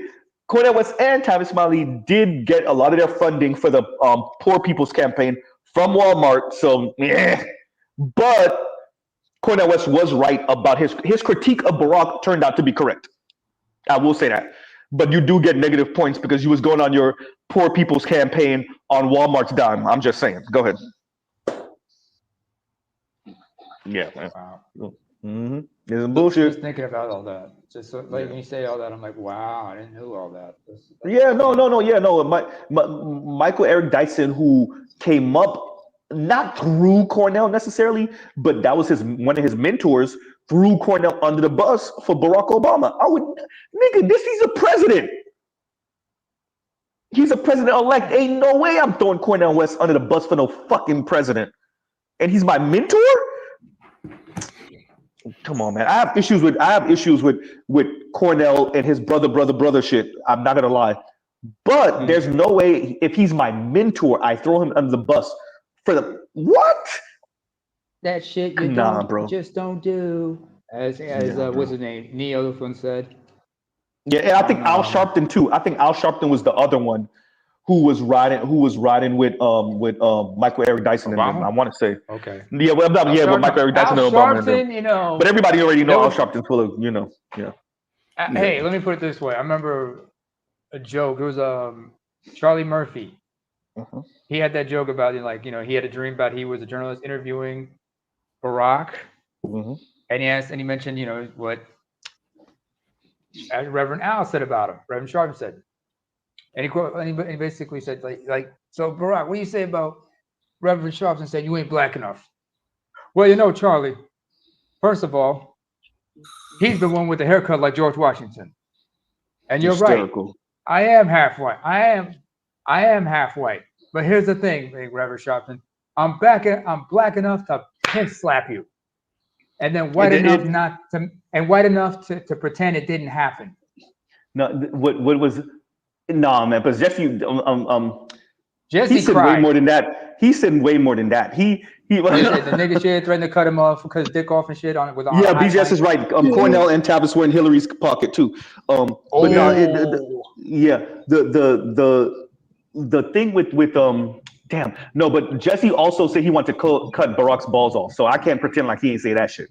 He did say that shit. That on a high, Yo, Z, he was right though. Z, you ready to sign this paperwork? For who, the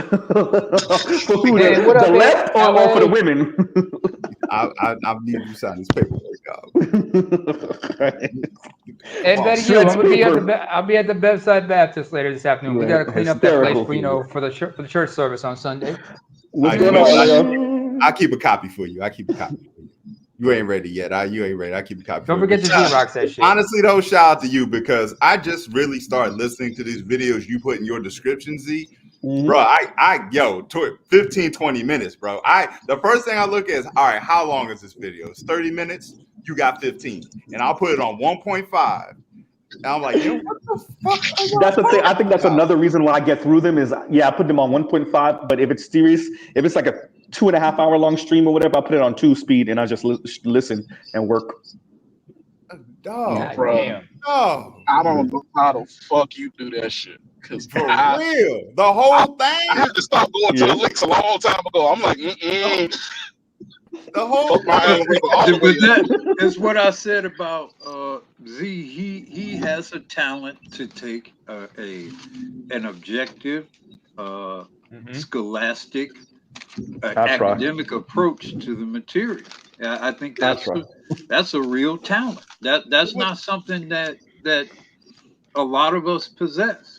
But I listen, but I think about the same things what they're saying. Like when they talk about college, like the whole thing about the college thing irks me. I was like, only 45% of you are even doing the fucking job you majored in. What are you talking about? Wait. Listen to this. How many of them even know that? Then how many of them care because the college degree is a status symbol for them? Y'all not even doing and it's for them. They think it also represents a class level up, a level up. I'm not in your same. So me and you could be earning the same, but I'm college degreed up and you not. So I'm better than you. Actually, I got my college degree. So now what? Well, I don't. So actually, you better than me, but I don't. Yeah, so in other words, me and you could still okay, fine. Flip it on its head. Me and you earn the same money, but you got your college degree. You're better than me. That's how period. I not even that. I'll go one step further. I earn about doubting yourself because you don't. Because wait. No. I got one word for you, real quick, line. Okay. Even if I earned more than you by like 5,000 or 6,000, you still better than me. That's how they think of it. That's how they think of it. But I know that's how they think. No. I'm not debating. I'm not doing the Socrates bit. I understand where their mindset is at. Why? I don't know. No need to explain their obsession with status because I know because status is synonymous with attention. That's why I don't question it. Hey, you told me you had a charger. You better sell that charger and get you a Beamer 5 Series so you can get these souls live. As a matter of fact, not just it, dog. I had to retire the charger, man. Oh no! The charger? She was hanging on, baby. She really was. She was hanging on. That's my baby. Wait. So what you got now? I went a little. This nigga got a fucking Elantra. Go ahead. Let me rank your. Let me fucking flame your car. Go ahead. I went and got a 2023 Acura A-Spec, the technology. The A-Spec. Wait. The TSX. Yeah, the A-Spec, the technology trim. Oh, okay. Oh man, okay. The little Acura. Okay. It's actually pretty straight though. It's actually pretty straight. It's great on gas. It's great on gas. Nigga, I know you didn't just say that. That's the number one motherfucking saying. It is though. For niggas that be like, no, my car ain't bad. You know it's great on gas. The second y'all niggas say it's great on gas, I be like, man, that shit ain't shit. No, I'm playing with you. Go ahead.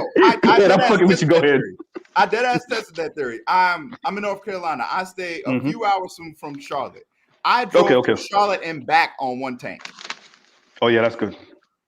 Oh, that's good. Hey, what's up, everybody? What's going on, Louis? Elliot, you can speak whenever you want. I was stepping on you, Louis. Shout out to you two with them damn videos. And what's up, Elliot? Well, guess what? I'm uploading at this moment at work a TikTok stream that I recorded. Yo, I want BGS to go in those rooms so bad. The shit they be saying, but I know he ain't gonna do. No, don't do that. Well, don't do that. I got this one. This one I'm uploading for BGS.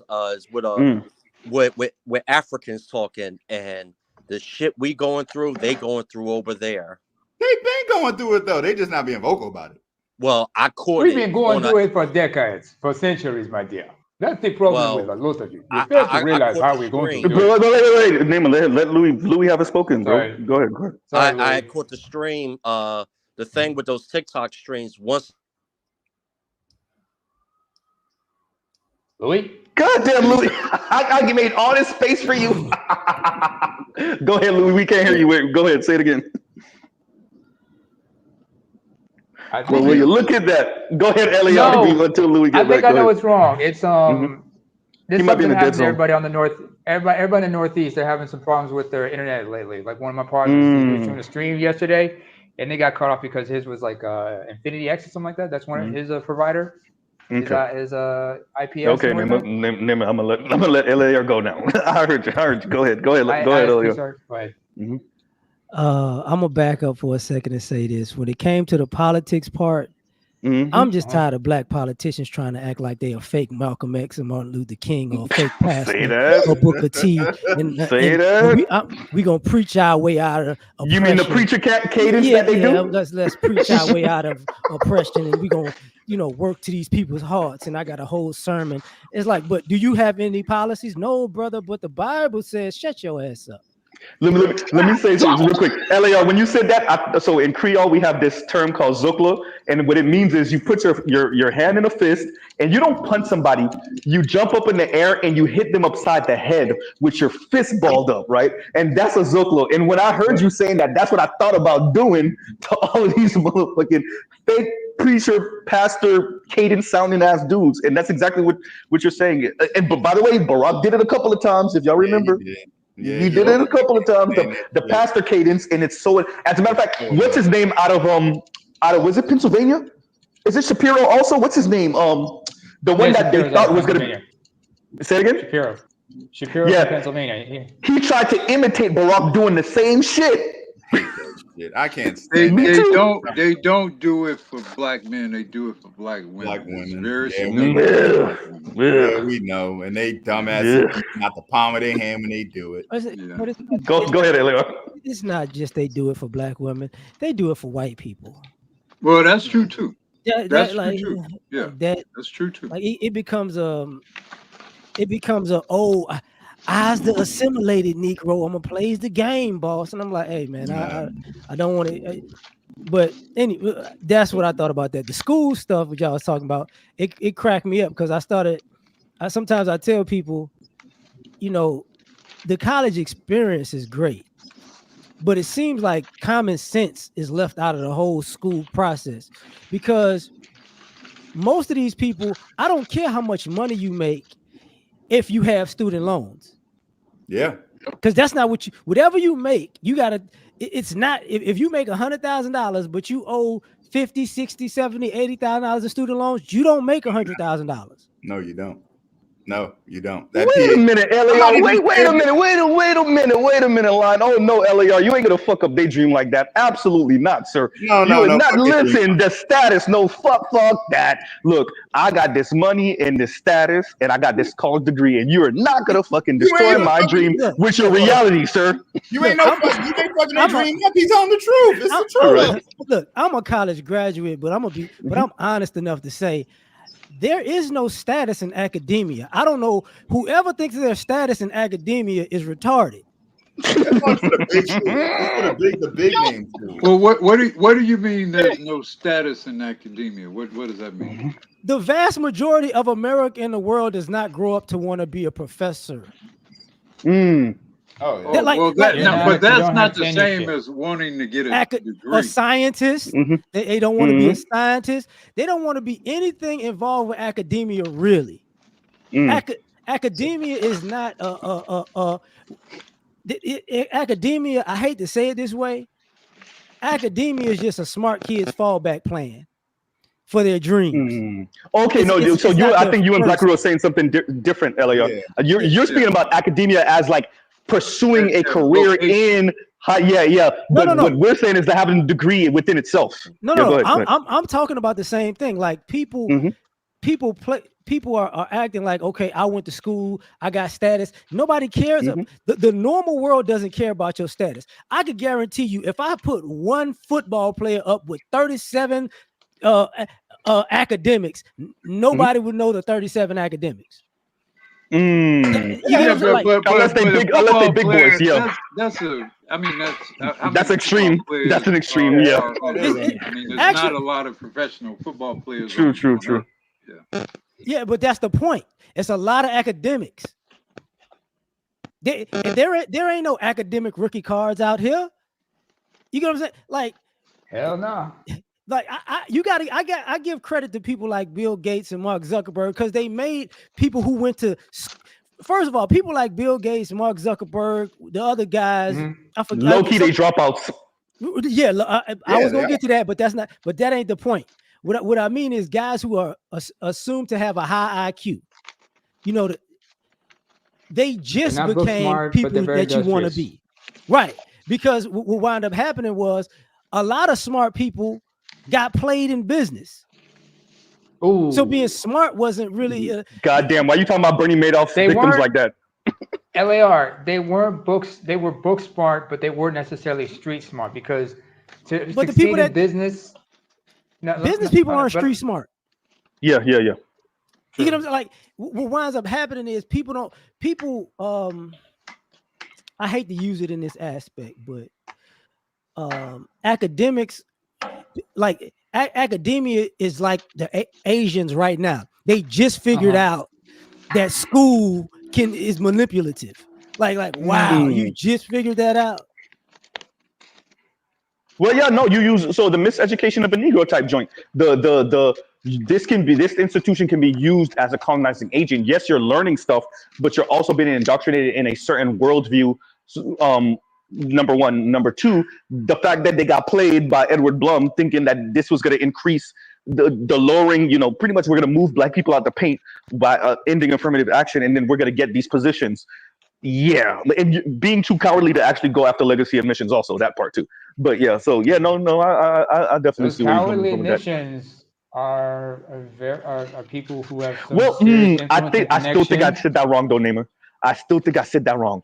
Is Oh, it really too cowardly to go after legacy admissions, or is it that you know better than to go you know to it better. You after? know Okay, yeah. better because the Plus, you want your daughters to nepotism and marry the everything that motherfuckers anyway. That part. yeah, that too, Hey, the I watched. nepotism and everything that comes with it. You I mess remember with them that, college you're schools. fucking up your generations, and they will hurt and they will destroy you for the rest of your life and your family legacy in retaliation. I don't want to be a jerk about the way I say things, but this is just how I see them. Do it anyway. When I look at education in America, even Ivy League education, I still say it's retarded. Like you can't tell me to be the smartest schools, quote unquote, in America on the planet, and their ratio for successful people is this. I'd rather take my shots playing football at Texas. I mean, if you're talented enough, yes. But I mean, remember what Harvard and Yale and Princeton also are. That degree and the fact that it's stamped with Yale on it, or Stanford in Cali, or even though it's not Ivy League, but y'all know what I'm saying. Or Brown or Cornell being stamped with one of those. MIT, right? MIT is not Ivy, but still. Being stamped with one of those, Those are status symbols. Thank you, and the status opens the door. No. The prestige opens the door. No. Yeah. Go ahead. It stopped being a status symbol when George W. Bush was the president. And he looked retarded all the time. I mean, but they cut that out. They shoved that off as an exception to the rule, though. Yeah, they pawned that off. They know Bush is a nepo baby. They know he's a Lucky Sperm Club member, so it don't really count. Because you know why? Because they count Granddaddy Prescott, and they count George H.W. Bush. Now both of them were pretty damn good, right? But that's part of the issue. Yeah, go ahead. That's part of the issue because if you want to say it's because he's a legacy baby, and most of these schools are legacy babies, this is what most of these people are. True. But Good point. Good point. Yeah, but you can't say that. You can't. Wait, no. Like, you're not supposed to say that. You're not supposed to say that. So right? You need you to get out of there, as a matter of fact. Hey, man, right? Hey, bro. You need to get out of there. Go ahead and get out of there real quick. Look, I disagree. Look, I think there's definitely value to getting an education. I think there's definitely value. I think the right. Look, taking student loans to get, certain degrees is very much a value add. I mean, obviously, if you're pursuing certain, STEM degrees or whatever, I think it's probably worth borrowing $80,000 or whatever, especially if you have a real solid plan to pay it back and to be able to structure your life in a way in which you can pay it back in a relatively small period of time. I think the borrowing the money is not the issue. The issue is what's the real plan for paying it back and minimizing the impact on you after your schooling is over. And that's why I say these people are stupid. That's why I say people are stupid. Yeah, but it starts with what do you invest? What job are you in? What field are you majoring in to make sure that you will have the money to pay back that said loan? That's the stupid part. What LAR is talking about. Most Black women do not study in fields in which you have the highest entry level average pay. So that's the real issue with the student loan. It's not just they end up studying something, then they end up being waitresses and shit. Before you go, because I want to say something that Elia was correct about. Before you go, Elia, there's a name that we forgot where the parent is smarter than the child, also, or the adult child. And I'm gonna see if y'all can guess who I'm thinking about. You know who I'm thinking about. Somebody say the name. The parent. I don't watch the interview of the parent, and the parent's smarter than the. I'm not even gonna say who the child is, but yeah, y'all should know who I'm talking about. Go ahead. Smarter than the child. Yep. I have no idea. We were naming bushes and blah blah blah. Who else? Go ahead. Trump. Donald Harris is smarter than Kamala Harris. Donald. Her mother was smarter than her too. Her mother was like some kind of cancer researcher or whatever. But we can't. I don't ever seen an interview of her. But I actually didn't see an interview of him. Her sister is may smarter be too. Yes, smarter than her. I think she is. I think she is. Yeah. I think she is. This In The terms becomes of younger sister. Yep. academically, yeah. this Go becomes ahead, an Taylor. issue. A lot of times, people who are said to be smart, or people who tell people they're smart, they're arrogant, and they so arrogant they overlook the simplest things.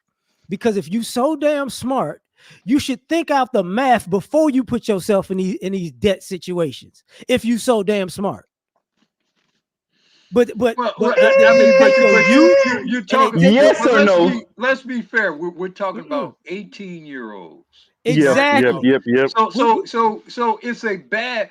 It's really a bad system to begin with, because it takes vulnerable people who are very ignorant financially, whatever, and they instantly put themselves in this extreme financial situation And without any bit of real guidance. And especially especially harmful to black people, because most of them come out of situations in which they have not at all received any financial preparation, and so it's a bad. And I'm not saying I feel sorry for them and that they shouldn't pay back their debt and whatever. no, I I just feel think the sorry. whole system itself is a setup.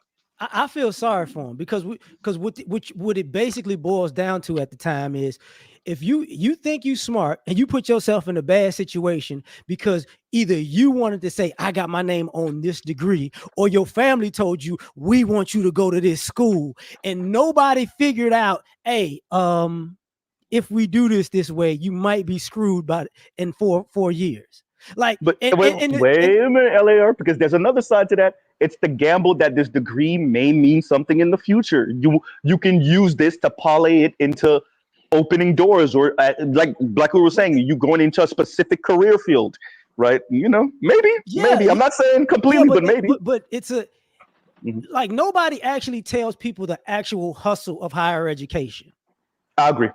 Like, there are people who are average students who just happen to be in fraternities and sororities. That's actually how they got where they are. It wasn't that they were smart and they were talented people. No, they've got into an organization. That organization looks out for people within the organization. It's the same thing with the legacy stuff. Them kids don't have to be smart. They retarded. They just have to go, hey man, you're such and such and such and such a son, and I'm gonna take care of you because back in the day they took care of me, blah, blah, blah. But these people are not telling their kids, yeah, listen, when you go here, I'm gonna tell you what they're gonna do. They're gonna tell you it. Like, guys who go to school for athletics figure this out faster than people who are supposed to get 1,500 on their SAT. You get what I'm saying? Like, they told you a lie, and when you got there, you still ain't figured it out. You still there every year, every semester, and you still ain't figured it out. Wait, LAR. As a brother who has his degree, you have your degree. Let's say you do figure it out. You figure it out by the end of second semester, right? What do you say to your parents, to mama them, to papa them, that this is a game over here? Are you going to tell your parents you're leaving school at 19 or 20 years old, don't really got a plan, but this is bullshit? No, you ain't got to leave school. What you got, if you could stay in school and be like, listen, this is what I'm going to do. I'm going to work over here. I'm going to do this, and I'm going to do this, because I'm going to start paying this stuff now, because by the way it's looking, like, by the way it's looking, if I don't get on top of this now, I could graduate and be screwed. Like, the thing that people overlook with these situations is, we've been seeing people my whole life going to college, coming out with a janky job. It's not like I know a few of them. Yeah, this is not like it's a new thing. You know what I'm saying? I saw it when I was a kid. Yeah, he's hella smart. He was valedictorian. What is he doing right now? He's working in Bennigan's. I don't listen. This happens. Well, I've and maybe it's because I have I have accounting finance degree. I don't know many people with my particular background who have to work at Bennigan's. That's different. That's a different type of situation, though. My point is, you with all due respect, LAR, you're making a broad statement that will vary widely based on what you choose to study. Well, For very widely. I don't know any CPAs that's struggling to repay student loans. I don't know them. Would you consider Barack Obama a smart man? I know where you're going He's with a this. brilliant man. He ain't finished paying off his student loans until after the book. Exactly. He didn't finish paying off. But you know, look, that could have been him just structuring his financial situation in a way to minimize mitigate. Hold on, let me make a statement, because we don't really know. We don't personally know Barack Obama's financial situation. Now, that could have been just him. I mean, because the guy went to several Ivy League schools, so they're very expensive, right? So he could have just set he could have had a plan with a CPA to say, okay, this is how we're going to pay this back, and so you can facilitate yourself to live a certain type of way. I don't have a problem. I don't get flustered with people having student loans. My question is always, what's the plan to pay it back? Can you comfortably pay it back without it really negatively impacting your overall financial situation? Let me say it this way. What I'm saying, you know, and I'll be blatant about this. When you have a plan to go to school to get an education, that's your issue. That's your plan. But it's stupid. We're at a point where, in my opinion, society is stupid because you act like the businesses of banks and loans don't have a plan to keep you in debt by the time you get out. That's the exact thing that's going on. Even with a guy who became the president, most of these people aren't smarter than the person they got their loan from. Well, like I said, that's why they were applying for the student loans. I'm not going to presume, because I personally know people who've got student loans have done very well in their lives. They manage their finances in a certain way. They married. They lived a certain way. They may have lived very modestly in the beginning of their lives to accelerate the payback of. I mean, I don't, if you have a plan, and especially if you're married and work together and are willing to live modestly for maybe the first 5 years after you graduate from college, you can very easily. The problem I see with a lot of college graduates with student loans is they got their degree, they think they got their nice job, and now they want to live it up. And this is especially true. This is especially true with Black women. I don't know why. With Black women. Well, it's and so instead of focusing on paying back that loan, they got to get the new Ultima. They got to, not the Ultima, the Benz, whatever, the baby Benz. They're not at all really focused on paying back their money and living in a way to pay back their money. That's what I've seen. Yeah, I get that. It's. What I've seen is similar, but it's not just that. One thing is, a lot of times you have kids that go to school, they graduate, and in the support system of the family, they're like, hey, you got an education, you good. So they don't get a shot to pay that money back like the kids in the family that screw ups and just living off everybody. They don't get that opportunity. So that's one thing. The girls, do they F off stuff? Yeah, but those same girls, they always got family to back up on. But they still don't pay their loans back. But don't they have I think Black women have the as a percentage of the population have the most student loan debt and they defer the most. Yes, and the biggest problem with that is us as a Black community. We let them be fiscally irresponsible because we enable them. They're always looking for an out. Well, who are we that's letting them? Describe their families, and for them, that's why they're looking for a man who's a high value man who makes 6 figures. Because we already established that the goal is to have their life subsidized or paid for. That's what the whole high value man thing is. That's easy. We know that.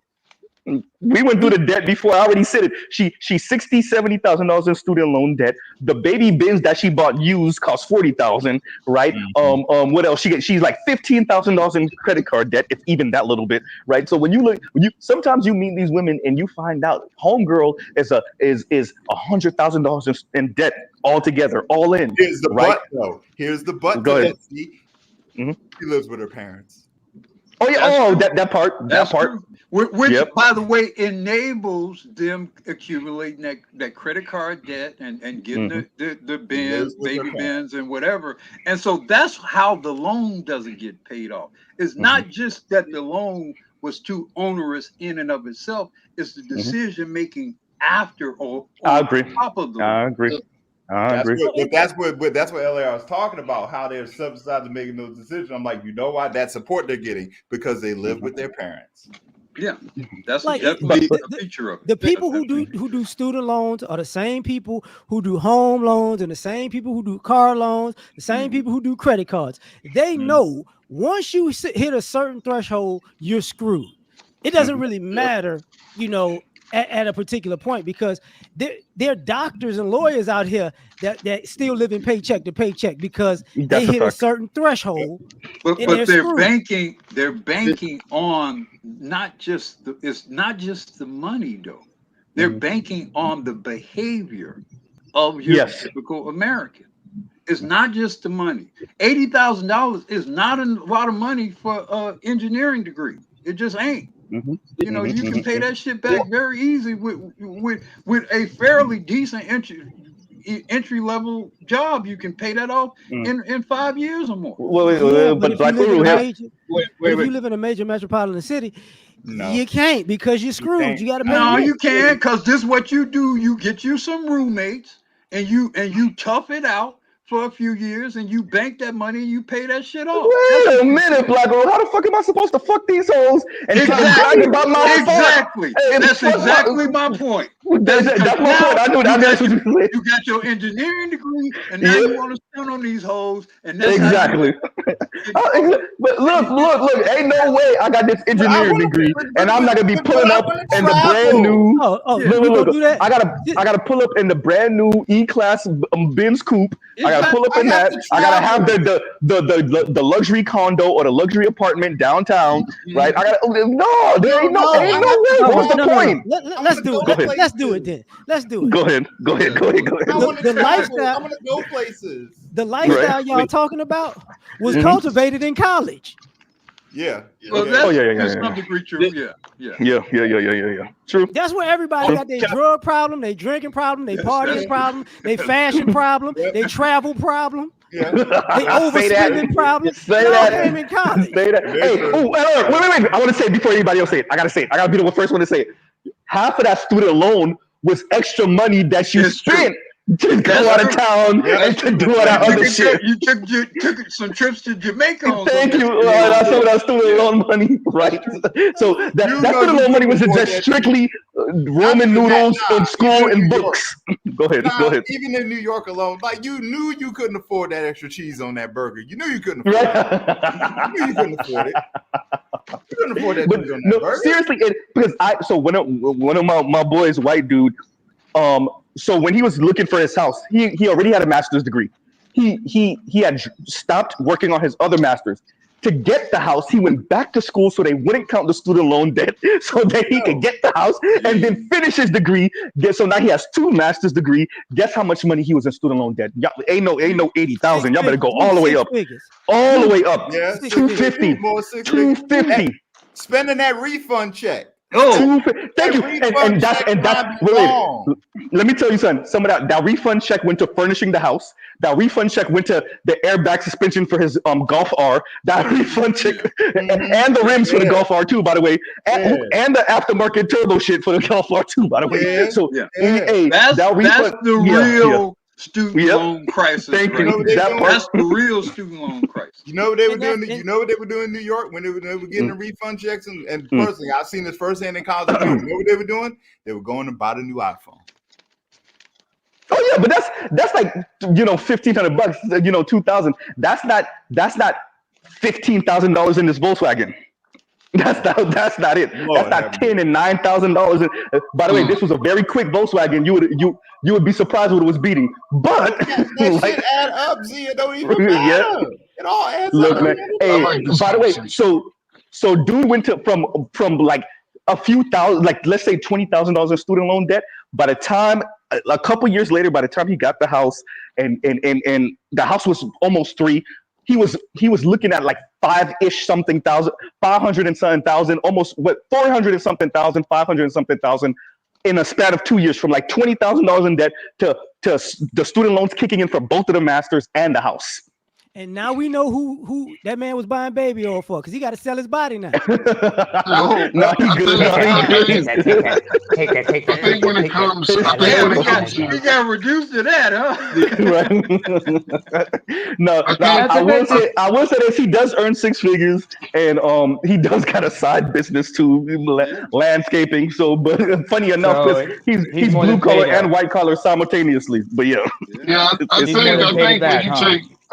take a look at college and the fact that most black people don't have the money to pay for it, yeah, there's an issue with how people spend their money in their 20s. When I wasn't in college, while I was in college, I was working 40 hours. And when I first started college, I was working 65. So I had to cut back on how much I was working.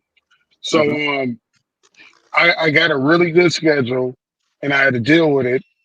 I took out student loans because I'm a scammer, and literally I maxed it out.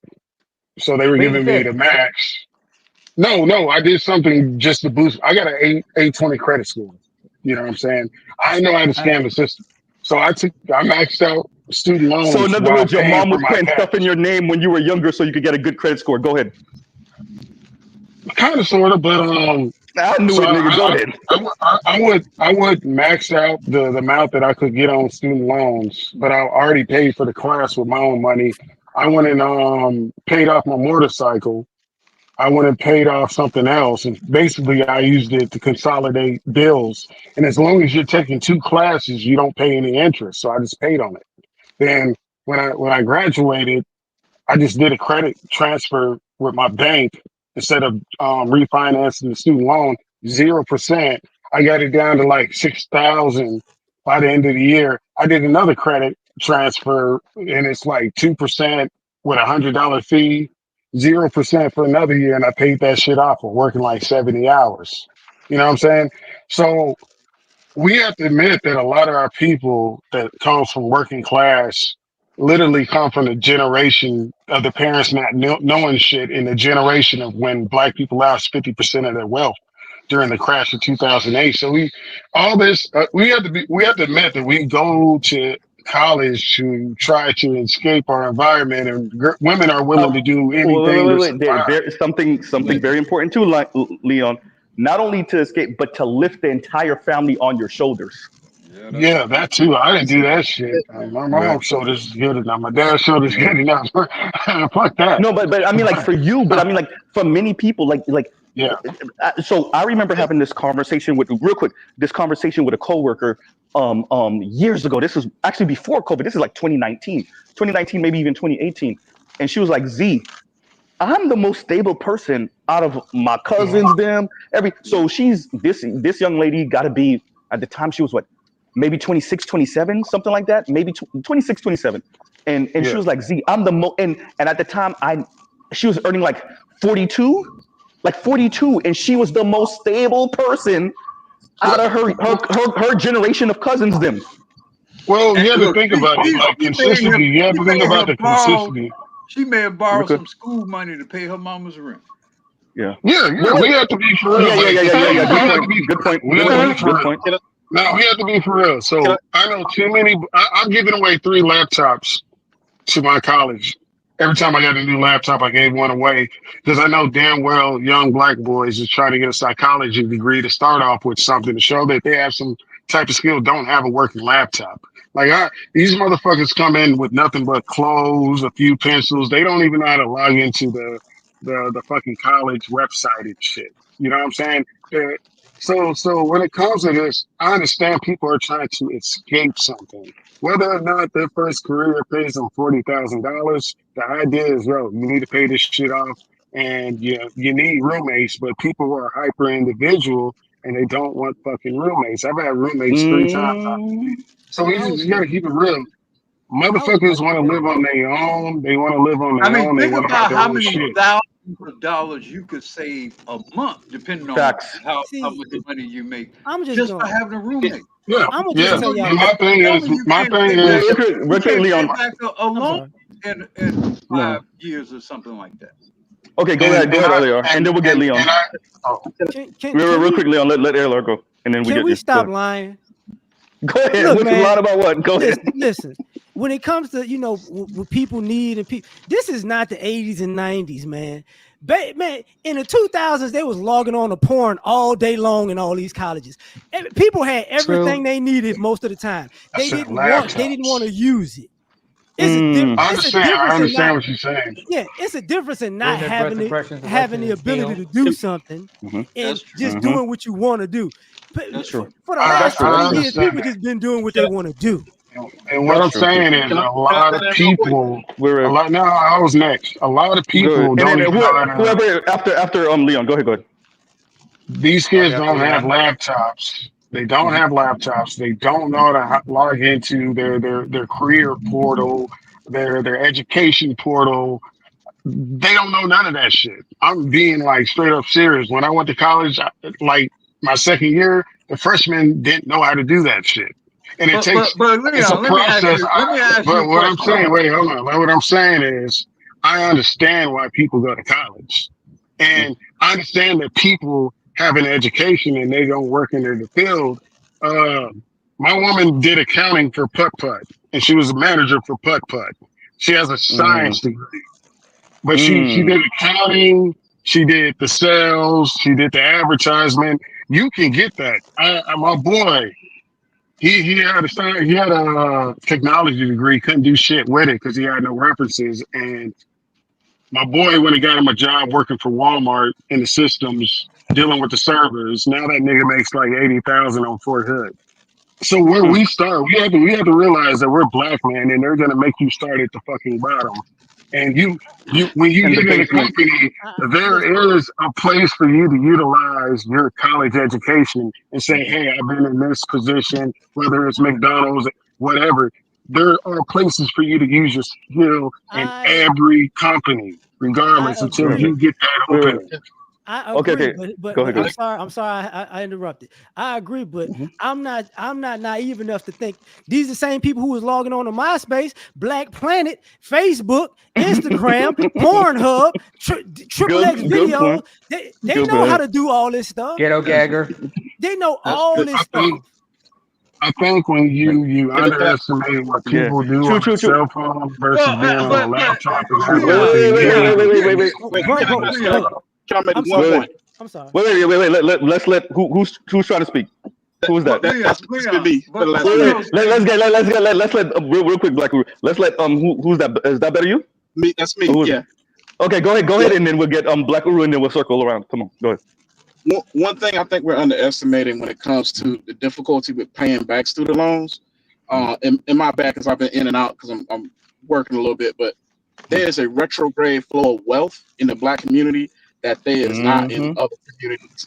That, once you get out there and get somewhat established, a lot of times there are people in the family who it's making sure mom is good, making sure dad is good, making sure somebody in the family is good and able to transition peacefully in certain instances. And that's expensive. That's expensive. In other cultures, a lot of other races and ethnicities, where we're throwing that money backwards, they're moving that money forward. Yes. Yeah. Real quickly, I'm passing money backwards right now. I'm passing money backwards right, and so y'all, hey. That's why, sometimes that's why I have an issue with our community, because it's out of context, and some of y'all don't know it's out of context. Y'all ain't like coming from Jim Crow, and y'all ain't coming from the crack epidemic. Y'all really taking care of people who've been playing y'all the whole time. They don't really have issues like that. See, LAR, you're right. Because when when I remember the people, 70s, 80s, 90s, people was taking care of the family after they left. But it was a give and take. It was, hey, I'm working to put you in school, so when you get on your feet, you help them out. Now, what you got now is adults who is like, listen, I ain't gonna do shit. I see talent in my baby, so I'm finna go. I'm about to retire. It's the LeBron James completely different payout plan. And I think when you look at it, when you look at it, I've had cousins ask me for money. I'm like, yo, you still gonna be in the hood. You're going to survive. I'm well aware of it. The money's going forward, not backwards. You're gonna survive. You're still gonna be in the projects, but you're gonna eat some chicken tomorrow. You get you some ramen noodles and you straight. Like it's like you don't find. I don't give a damn. I don't give a damn if you put your baby in your pillow blanket. I don't give a damn. You gonna figure something out. Wait a minute. Niggas is putting the baby in the pillowcase still? I thought we didn't do that no more. I thought we didn't grow up. Baby clothes is cheap enough. We ain't grew out of that yet? No, man. Hey, every time my son got out of size of his diapers, I just turned him into the college. I know y'all got some broke ass college girl that got knocked up. Here's some papers. Well, and here's the other thing that people don't talk enough about in terms of the student loan thing. The student loan debt could have been cut in half for many people by making one decision. Going to community college, get an associate degree from a community college. That would have cut most of these degrees almost by half. And that's where I went. That's where I went. The community college is a right turn from my house. Do not forget to milking people from overseas for the money that ends up biting the locals in the ass too, because they got to pay the same but they don't got to pay out of state fees. But you raising in-state and out of state fees to catch the Taiwanese or the Chinese or the Japanese or whoever that's coming over here. So yeah, that's also killing us with the student loans also. Well, tell the other part of the story. Tell the other part of the story. The other part of the story is y'all let these people go to these schools knowing they shouldn't be going in the first place. Well, that part. It ain't even like you talking about community college. I don't want to go to community college. Why? Because they throw better parties at the university. Exactly. I don't want to go to the school in the state. I want to go to the state that I like because I want to be out there. Okay, that's an extra $30,000 a year. That's true. That's judgments parents have to make and be willing to just say you're going to community college. My brother went to in Maryland, the HBCU, the boys HBCU, and he got redshirted and got mad that COVID happened, and then he bailed out. Then he went back to college at another HBCU, and now he wants to return to that college because he's performing. So. He should have never went to that first college. He should have got sent to community college. You know what I'm saying? That's just his personality is like he's childish, he's spoiled. You know what I'm saying? And I look at a lot of children like that. Wait, hold on, before you go off, because your parents just want to send you off anyway. See if you can make it in community college. If you can't make it there, you don't need to be there. My thing is most black males don't need to take 4 classes their first semester. You need to take fucking 2. Straight up. You can't take 2. You can't take 2 at a university. You can't. You can't. No. That's my point of community college. That's my point of community college, because 2 classes gives you 0 interest while you're maintaining 2 classes. I'll say this, and this is just about a general thing about college students and about parents and about young adults. If your ass can't wake up in high school on time, you shouldn't go to college. Say that. Well, that's true. Like a lot, like if you can't do your homework in high school, you shouldn't go to college. That's true. Well, also Leon was describing folks nigga, if you can't sign on into the system, you ain't got no business in that school. In college neither. Yeah. Guess what? But they have systems in high school like that now. True. So it's not that you can't, it's that you don't want to. Yeah. And to be honest, if you can't wake up in the morning, you have bigger problems than college, because if you can't wake up in the morning for school, you probably can't wake up for that job too. For a job, you fuck. All right, so can we be for real? Theo Walk has a class that brothers barely know how to type. Okay, I'm just saying. Say that again. I missed that. Say that again. Theo Walk has a class. Oh yeah, Theo. Yeah. And we know he's said a lot of brothers don't know how to log in, nor know how to type, nor how to. It's different people logging in on their cell phones. We Fam, have to just be for real about it, bro. I'm gonna tell you I'm not saying that's a the totality of people, but it's yeah, a lot of people because. that's not a black man problem now. That's an American problem now. Yeah. Yeah. Hey, but I don't care about the other. I'm talking about black man. I don't care about no one else. I get what you're saying, but my point is, it's that America done got that dumb. Yes. What you said, idiocracy? We walking around here like yes. No, we are. Well, That's our college education is trash. I don't know how, Leon, how much we can dumb things down for Negroes, though. Or I mean, no, we can't. We can't go any dumber than that. I do think there's a certain threshold of effort that every human being must you have to exhibit some worthwhile endeavor. It's a minimal threshold. Yes, I agree. Okay, so what's the minimum? Well, that's the conversation. That's the real conversation right there. Target, but I mean, okay, I'm in college and I can't read, but I should still be able to go to college. I mean, at what point do we get? Hold on. So you act that's like why the community college has remedial class. Wait, watch this. They do. You never heard of Dexter Manley. Cut it out. Well, yeah, but Dexter Manley also can sack, quarterback. So that again, that's kind of a different kind. What? Put Dexter Manley in the body of a person now who believes it's a good idea to do a TikTok dance in the street for money. Well, I mean or pranking people for money. The problem is the market for TikTok and ain't as lucrative as the market is for sacking quarterbacks in Super Bowls. It don't gotta be as lucrative. Wait. You could make a pretty. Wait. I get LAR's point. You can. TikTok is a little different. Let's move it over to YouTube. Let's say based off of your subscriber base, LAR, because we both know backroom YouTube studio shit. Let's say you are you have 30,000 subscribers. You do lives that regularly have a few hundred people listening, let's say 300, 400, 500 people listening. They hit in super chats.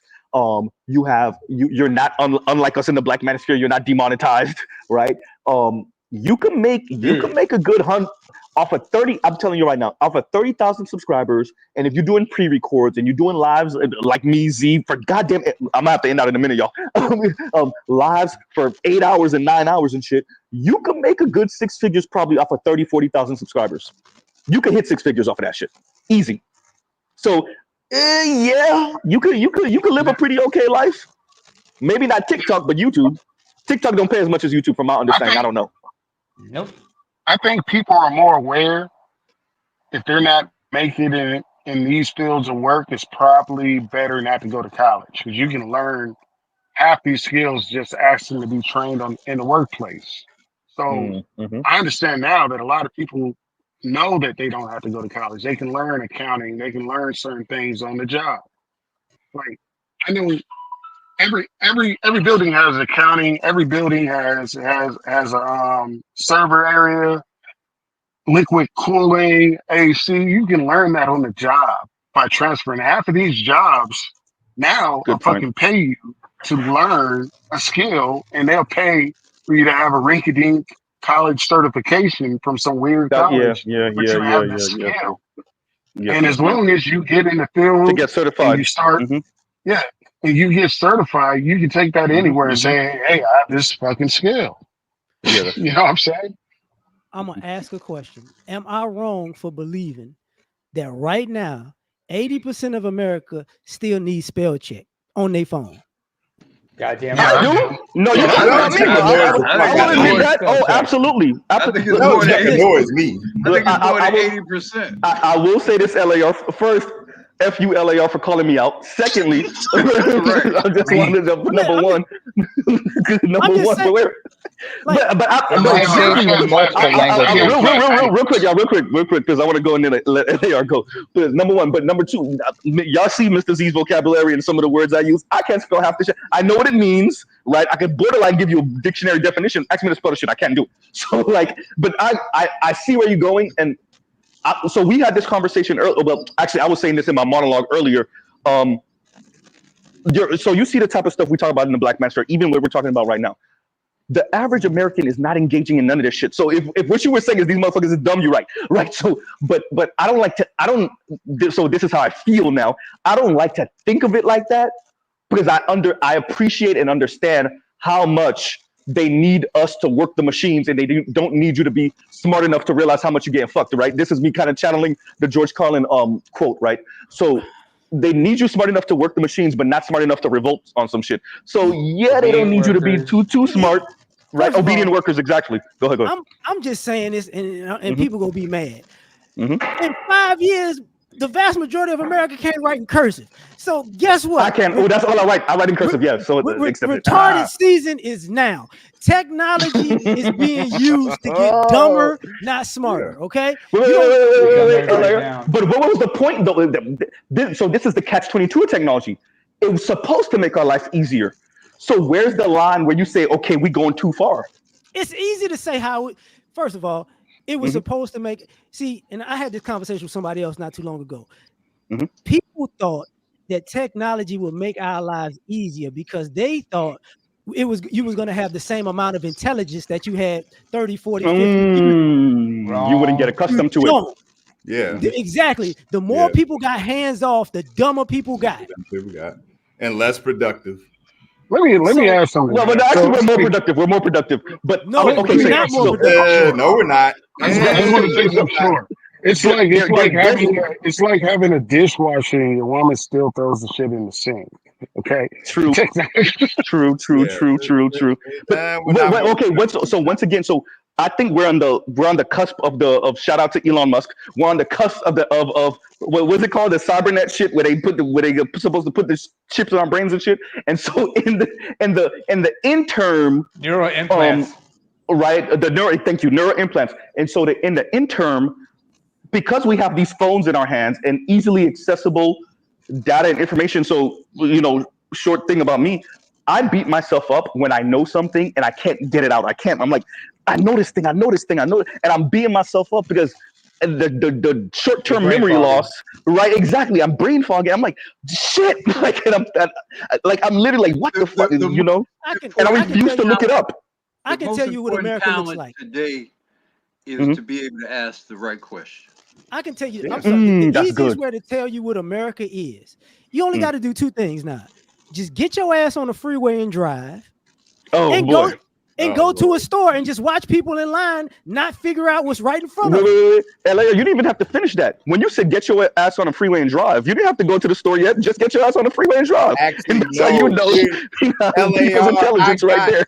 I got a prime example for you, LAR, because my dumb ass was guilty for it, and then I thought about it. So I don't know if you heard of Sam. Well, it's Sam's Club. It's just like Costco and BJ. Right? No, we know about Sam's. Yeah, we got that. Here's the thing.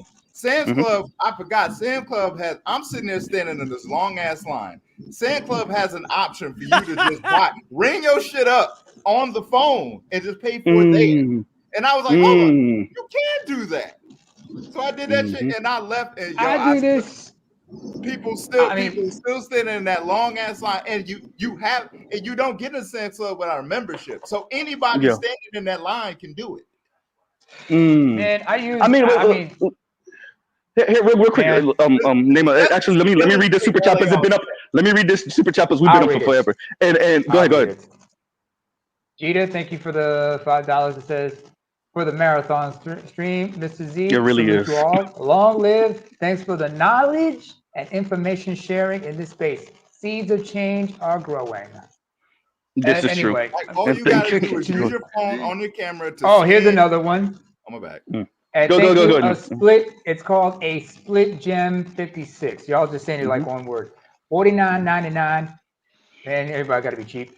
The loans Gen X secured is different from millennials and Gen Z are dealing with between 1979, 1980, and 1989-90. The total cost of attendance, fees, tuition, room, and board saw an increase of 113.8% at public four-year schools from $2,372 to $4,975. Can I say something about can I touch on that chick in the brain? Wait. We gotta let Nema go, and then LAR, and then Leon. Go ahead, Lehman. All right. Lehman, you can't be long with it, but let's get it end out in a minute. Go ahead.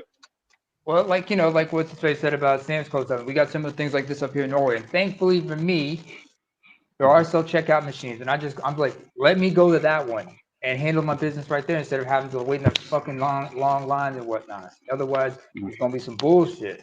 Mr. Z is old school. I'd rather go in the long line. I don't. I got OCD, man. That's my issue. That's why I got to do self-checkout. Otherwise, they got to use their wash your hands. I self-checkout. But if the line is too long, but it's weird. It's weird to me. Self-checkout. I get mad. I'm like one of those old grumpy dudes that's like, what? Why am I paying if I gotta check the self-checkout? What? Yo, that's how I felt when I was. Not only that, I still write in cursive. I still write in cursive. Me too. Well, I write everything in cursive, including my notes. When I write in cursive, I got some people look at me like, "Is this a doctor's handwriting?" No, it's just cursive. Because they have never seen me. Somebody write something in cursive. I remember when I was little, I didn't know what cursive was until my mom taught me. Yeah. Calligraphy is a dying art, especially in Arabic. I don't write in cursive, but I do prefer to read a book over an audio book. Is it my turn? Yeah, go ahead, Leon. Leon in the LA. Go ahead, Leon.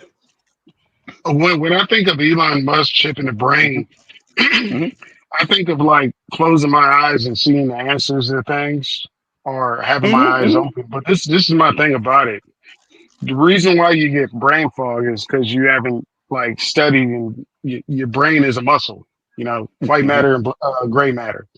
So my thing is, when you run up to a task and your chip isn't working, your brain is going to be the size of a walnut with no wrinkles and no development, because you're always using this tool, this chip in your brain. You're saying we're gonna become smooth brain, literally. So it'll stop being an insult. It'll be a real thing. Yep. It'll be a real thing, because you're not developing the muscle in your brain, and what's gonna happen is you're gonna be fucking stupid.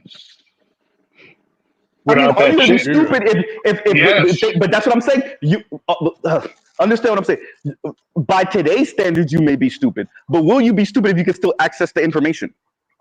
Even if it's from the chip, how can anybody tell the difference? Without the chip, you haven't been working your brain. You've been working your physical, so it's like a Willie Lynch. They'll be physically strong, but mentally don't. Okay. So if you're using something for the answers consistently, you're not working your brain. So meaning your brain isn't going to develop if you put that in kids' brains from the start and they utilize it as a tool to I see what you're saying. physically do something. You're not going to develop your brain. You're not going to be a thinker. You're going to be a doer. Isn't that what these people want anyway? I mean, like, wasn't that the goal in the first place? Yes. That's what I'm like the goal would be some borderline Wall-E type, Wall-E better yet, Wall-E type shit. Like, I mean, seriously, I mean, like, isn't that the, go ahead, mindless drone shit. Go ahead, Elliot. What I'm gonna say, I gotta preface what I'm gonna say is it's gonna be bad. So I'm gonna preface that by saying that first. Right now, autism can go from socially awkward genius to just somebody who's just basically retarded. Well, the norm, like at this particular point, a mildly autistic person is just as smart as a regular person. So what does that tell you about the world we live in? What's your definition of regular? Down. Dumb. Regular schmegular. I mean, all I had to ask the question. All the people that I know who are confirmed autistic. I mean, there's a debate about, the degree to which, autism prevails in the general population. But all the people I know who are confirmed autistic and are adults are on the right side of the bell curve intellectually. All of them have college degrees. I think most of them have master's or degrees or above. I don't think autism at all is represents intellect. If anything, I think autism. Let me preface this a different way. Let me preface this a different way, Black Guru. There is no more short bus classes. Everybody's in the same class now. Oh yeah. So I They do did a think. little bit. Well, I will say this, and this may be what you're saying, LAR. I do think there is a diminishment of far in intellect or far right in intellect. I think we don't produce, for example, your Einsteins and Charles Drews and whatever. And I think that is a function of the society that has been made and has what has been bred amongst us. I think intellect is or the manifestation of intellects is a function of freedom and the pursuit of knowledge that is very often requires a degree of courage and No, and Black and Uber, I'm sorry. I must have communicated it wrong. I'm really talking about the people in the middle. The people in the middle are The middle and dumber the than I've bottom is ever no seen in different. my Yeah. I life. well, get what you're but saying. that's kind of and forgive me for being long-winded, No, that's not. but I think that's the point I'm making. I think Mm-hmm. we're in a society that and it's reflective on the far end. But I think there's an overall collapsing of the intellect because I think we're in a society that discourages uh, scholastic pursuit and the desire and the ability to think outside the box. I think, and I'll say this, LAR, I think the feminization of schooling has had a very detrimental effect on the overall intellectual pursuit and and evolution of the mind.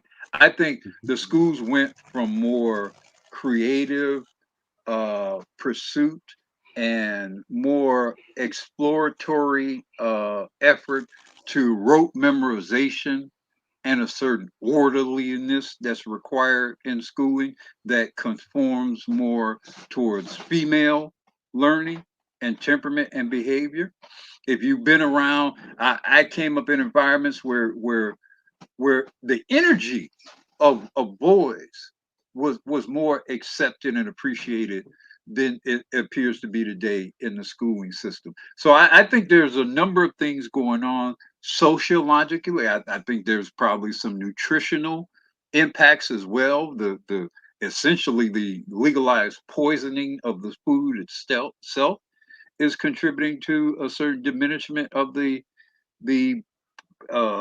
bell curve of the human IQ as well. I think there are a number of things that are going on. Can I give y'all something to think about? Black Ooh, I'm gonna say this. I gotta rebuke And something. I gotta respond to something. okay, I'm Real gonna quick. real quick. Real quick.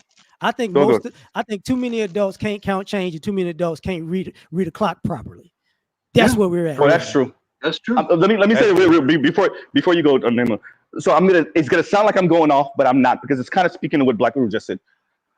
A few years ago, I can't remember what the name of the parent company is, but the Gap, Old Navy, and Banana Republic are all under the same parent company. So Old Navy is at the bottom, the Gap is in the middle, Banana Republic is at top. According to kind of quote unquote class position, right? The Gap is the one that went bankrupt. Or the Gap was the one that had to file for whatever chapter bankruptcy. I can't remember what chapter it is. Let me not say bankrupt, but they're the ones who had to file for bankruptcy or chapter whatever the hell bankruptcy. And I found that interesting because it wasn't Old Navy at the bottom and it wasn't Banana Republic at the top. It was the one in the middle. It was Gap. And I'm tying that to what Black was saying. Well, and what LAR is saying is about the collapse of the middle. The collapse of the middle, and I think there's a lot to do with how this society's been structured and the atrophying of wealth and opportunity and all of the good shit that come from that at the top, where the middle kind of disappears or falls into the bottom, or quote unquote the bottom rises to the middle, and like there's you slowly get this like upper middle class and rich class up there, and then everybody else, even quote unquote the middle, that's really the bottom. If that makes any sense to anybody? I'm using what I'm saying it perfectly go ahead. conforms to the intellect thesis that LAR proposes. I think those are proportionate to economic, because it's all about opportunity. Opportunity will frame your intellectual, scholastic effort. The degree to which you think you can actually compete in the world and succeed in the world is certainly going to influence what you learn, what you study, what you attempt to discover, etc. And the degree to which you don't think there is much opportunity, or the opportunity, the cost of such are so onerous that they're not worth pursuing, is certainly going to negatively impact your intellectual development. I Has it agree. been considered? Excuse me, I'm sorry, B. Nama. I'm sorry. Go. Yeah, thank you. By the way, I was looking it up. Actually, the parent company is called the Gap Inc. It's founded by husband and wife Donald and Doris Fisher, but the primary divisions is the Gap, Banana Republic, Old Navy, and Athleta. And Gap, How recent is Athleta? Because I don't remember that being there Athleta, before. it doesn't say here. It doesn't say how When recent did they Athleta purchase is. it, or at least, or whatever. But okay, go ahead. You were gonna say something. I just wanted to retort to what Kun Guru said about Greta Thunberg and everything. I can bring up that quote. He brought it up earlier. Yeah, she's around from your way, right? She's Swedish. Yep. And first of all, she's still wait a minute, let me check how old she is. Greta Thunberg.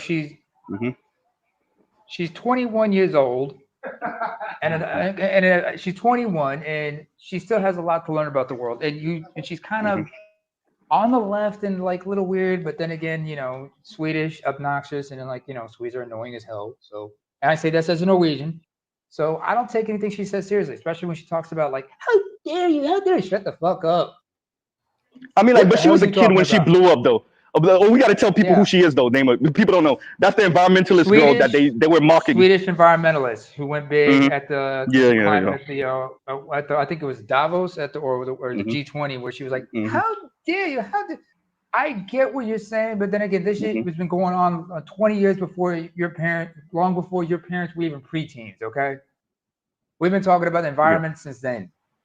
That's unfortunately some people just don't want to be environmentally sound. Except she lives in Sweden. Another way, we got to explain. So they brought her in to kind of be the kid shaming society about the environment and her future, and so like the right made fun of her. They got you. I promise you seen a meme with her face on there, and the right was making fun of her and mocking her and stuff like that. Exactly, they would put memes with "How dare you" to be some random something that don't have nothing to do with anything, right? So yeah, trust me, you've seen her face before. If you mess with like right leaning comics and literature and all that other stuff. But yeah, so I get Go ahead. And proof about what LAR said about younger generations don't know how to do cursive. If you look at her signature, it's all print. She doesn't know how to write. Her signature isn't even cursive. It's all print. You misspelled Thunberg. Thunberg is spelled Thunberg. Thunberg. But let me let AR go, because we're gonna get Black Guru after that, and we closing out. Bring it in, Mr. Z, Mr. Z is I'm retardedly reckless right now. go ahead, LAR, and then Black Guru, and then we out. Right, Jesus. I think we need to take consideration to the brainwashing of America in this aspect of media. When it came to being dumb or being perceived as dumb and doing stupid stuff or idiotic stuff, in our lifetime, most of the depictions we saw were people in the middle class and the upper class, because they had the luxury to be stupid. So what you see in our society now is people in the middle class and the upper class who are dumber and dumber. Poor people weren't depicted as stupid, as far as media and shows like that, because they was too poor to make bad decisions. What you see now is middle class idiots, upper class idiots. What we talked about earlier with the schools and legacies, upper class idiots. What we're talking about with all of these people who nowadays who have all of these anxieties and traumas in this, and everybody's a low budget Michael Eric Dyson can explain everything, but they can't tie their shoes. They're middle class idiots. Wait a minute, y'all ain't gonna flame Michael Eric Dyson up here today, but it's funny because it's true. Go ahead. It's true. No, fuck that. It's true. So right now we've put a class on stupidity. You gotta be rich enough to be stupid. Because I mean, now it's the norm. Yeah. You can afford to be Well, that the way. new motto is if you're rich enough, I'll believe you. Yeah, I mean, like, people have been operating like that for a while, though. Yeah, They're just they now have. saying it. They're We're just saying not it. saying it. Yeah, Yeah, it's saying it. Yeah, no, but we can say it now. But yeah, if because you're rich enough, I'll believe you. if you, and also your wealth or your riches speak to some type of authority. This scares me, right? And it scares me because you made it in this field, right? So this is why I would never ask Jay-Z about shit except for music, bro. And maybe where to go when you first get super rich. That's the only things I want to know from this nigga, really. But what's frightening is that you get your money or I your wealth would or your ask fame. Jay-Z a lot of questions if I knew he would tell me the truth. Now, see, I would be asking him about some dark shit. But the reason I said what I said Black Guru to say I'm not asking Jay-Z about weather shit. I'm not asking him about astronomy or something like that. What ends up happening is these people elevate themselves because of one particular endeavor that they're really good at, and then they might use that to climb up another mountain. But this is really your thing. What's happening is a lot of rich folks that came up off of some type of fame or social media or some type of entertainment, we're using that to say their authority on way more than their thing. You're not an authority on these other things, most likely. I'm not saying you don't have hobbies and things that you're interested in that's outside of this one field, but I'm not asking you about anything outside of this thing and maybe your interest that you might know a little bit about. But And what ends up happening, go ahead. Here's the issue. And I'm sorry, and I'm gonna shut up. Here's the issue. Go ahead. There are a lot of quote unquote smart people who have who are at the top of their game in these smart other industries, and they're fucking up at their specialty all the time. Ooh, and we still take their word as law. Utter incompetence. Yeah.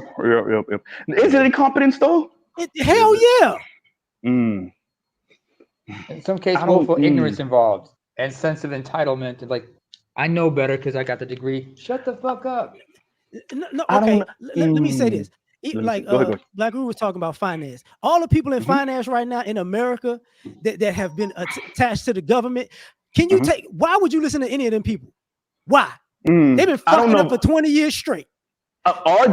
See the thing, are they running with the money though? Are they hiding the money, running with the money, ducking the money? I don't know if they're dumb. I don't know if they're dumb. Exactly. Because there's a reason why they couldn't account for. Think about this. Everybody says they're hiding money, right? They're moving money globally. Well, all these first world countries are in debt. So where the fuck did they move the money? Somewhere else that's into in their debt? own pocket. No, I'll give you a prime example. Wait. Line using the military, they can't account for some 5 or so. It's more than that. It's really like 20-something trillion. They can't account for like some $5 trillion between, I think, was it in only Iraq and Afghanistan or one of them or the other or both? So they can't account for that money, right? So like, well, guess what? Give me one black little baby mama. I bet you she can find 20 trillion in a week.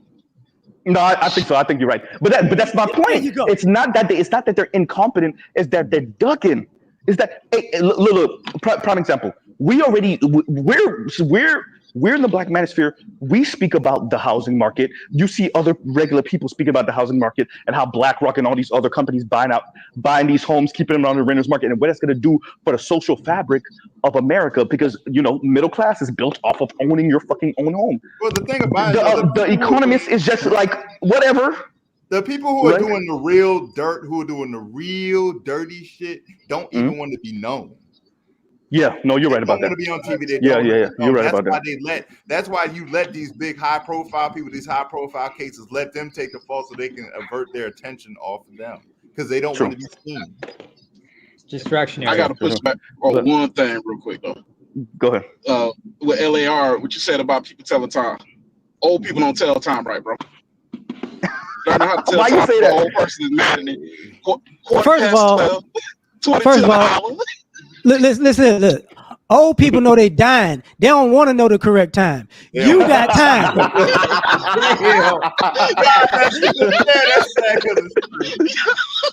You should know the time. They know time You know almost what, up. LAR? That's true. The older you get, the less you be looking at clocks.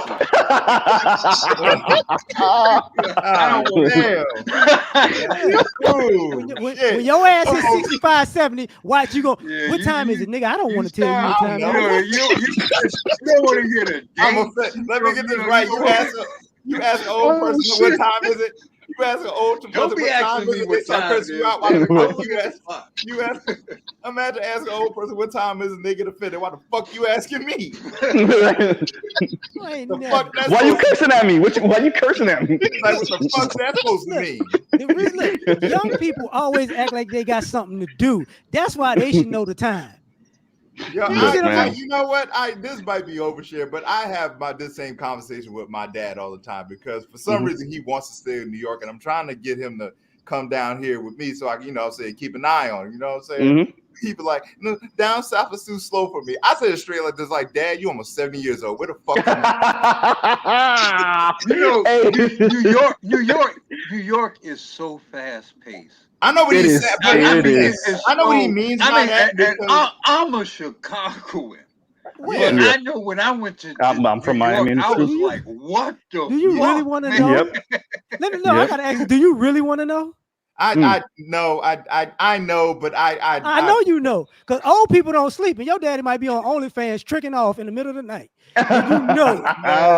You know what? Ain't that about a bitch? I think your father feels that because New York is so fast paced and everything is moving, that if he get an environment and he gets slow down, he gonna die. He slow down. He might be scared that his pulse might start. I know that is, but for my dad, like, you know what I'm saying, he's in good shape. He doesn't need a cane. He walks pretty well.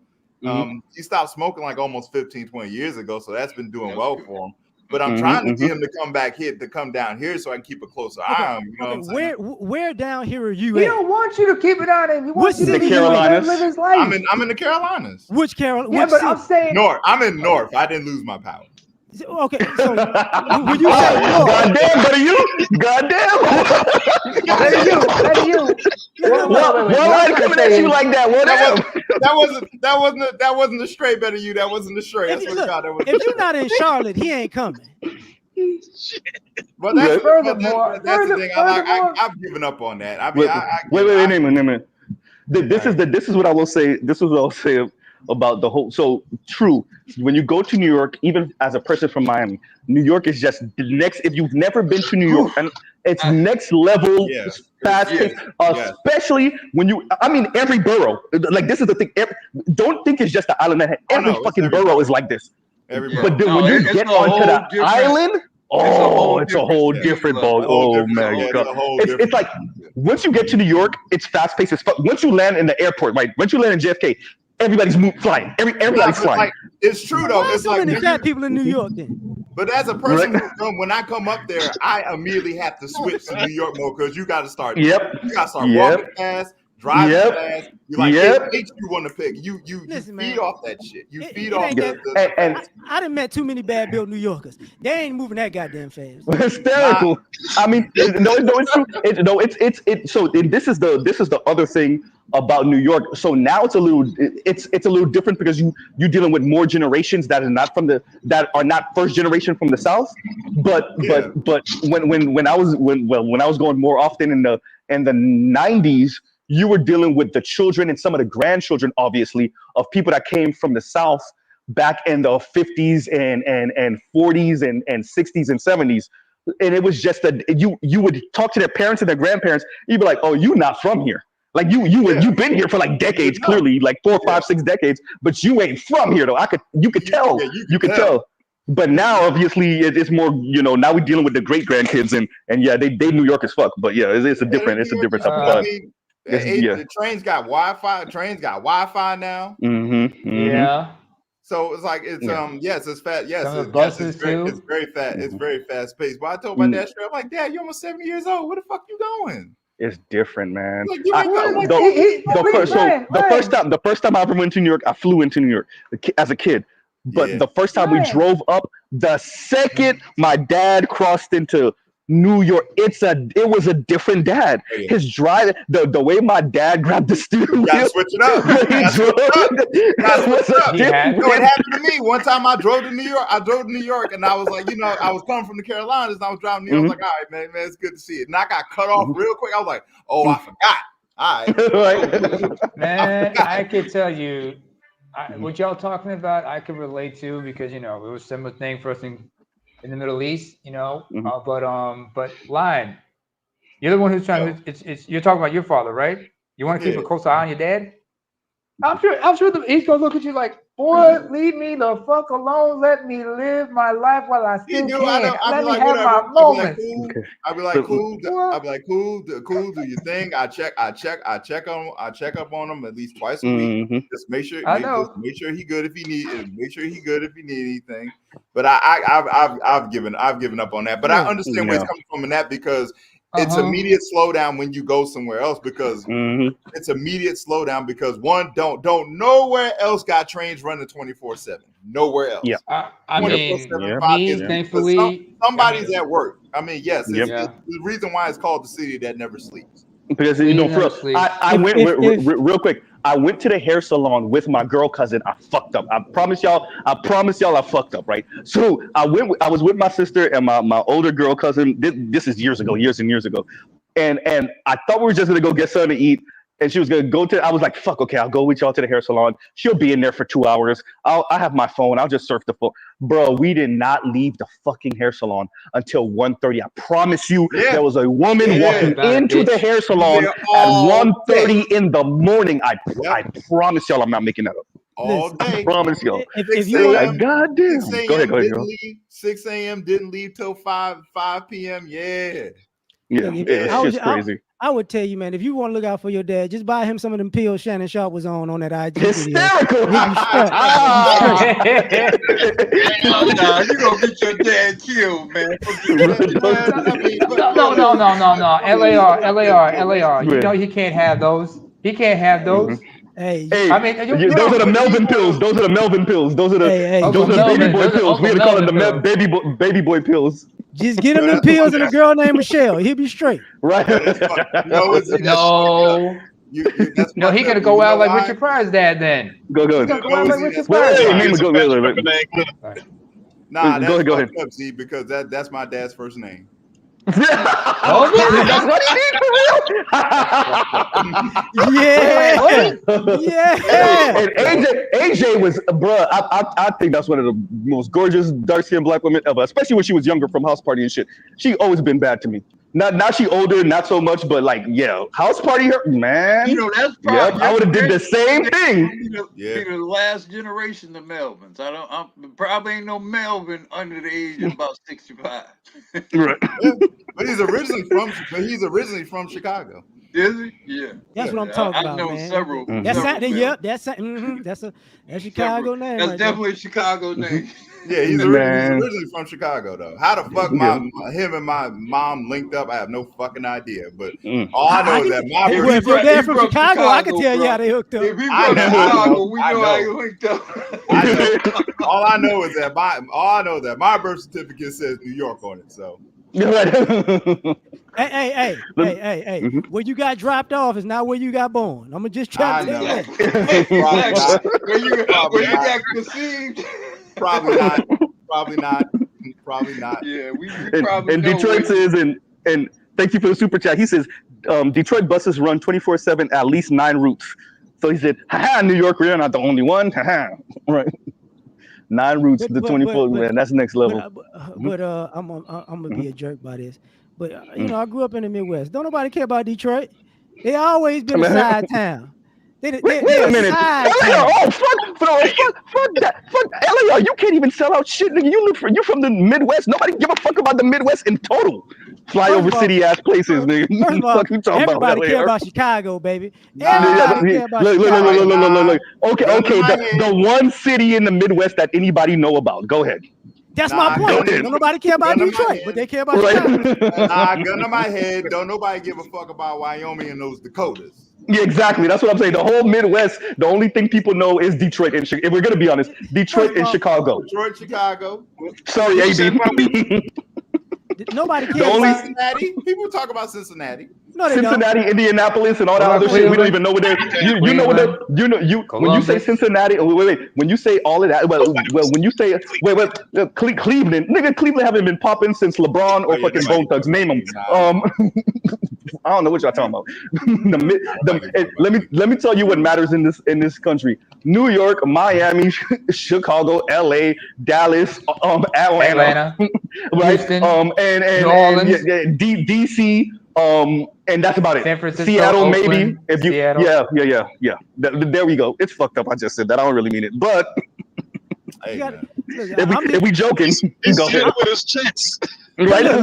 Tell Detroit I'm just being petty because y'all known for dealing drugs, and Isaiah Thomas is who from Chicago. So there you go. I'm just saying. Bad boy Pistons. The bad boy Pistons. Don't forget Mark Aguirre, Joe Dumars, Chicago. Bill Lambier, Dennis Rodman. No, he grew up in Chicago. He was born in Boston, though. Lambier was born in Boston. No. Mark Aguirre. Oh, he's from Chicago too? Yes. Yeah. Okay. Well, but Dennis Rodman, Dallas, Texas.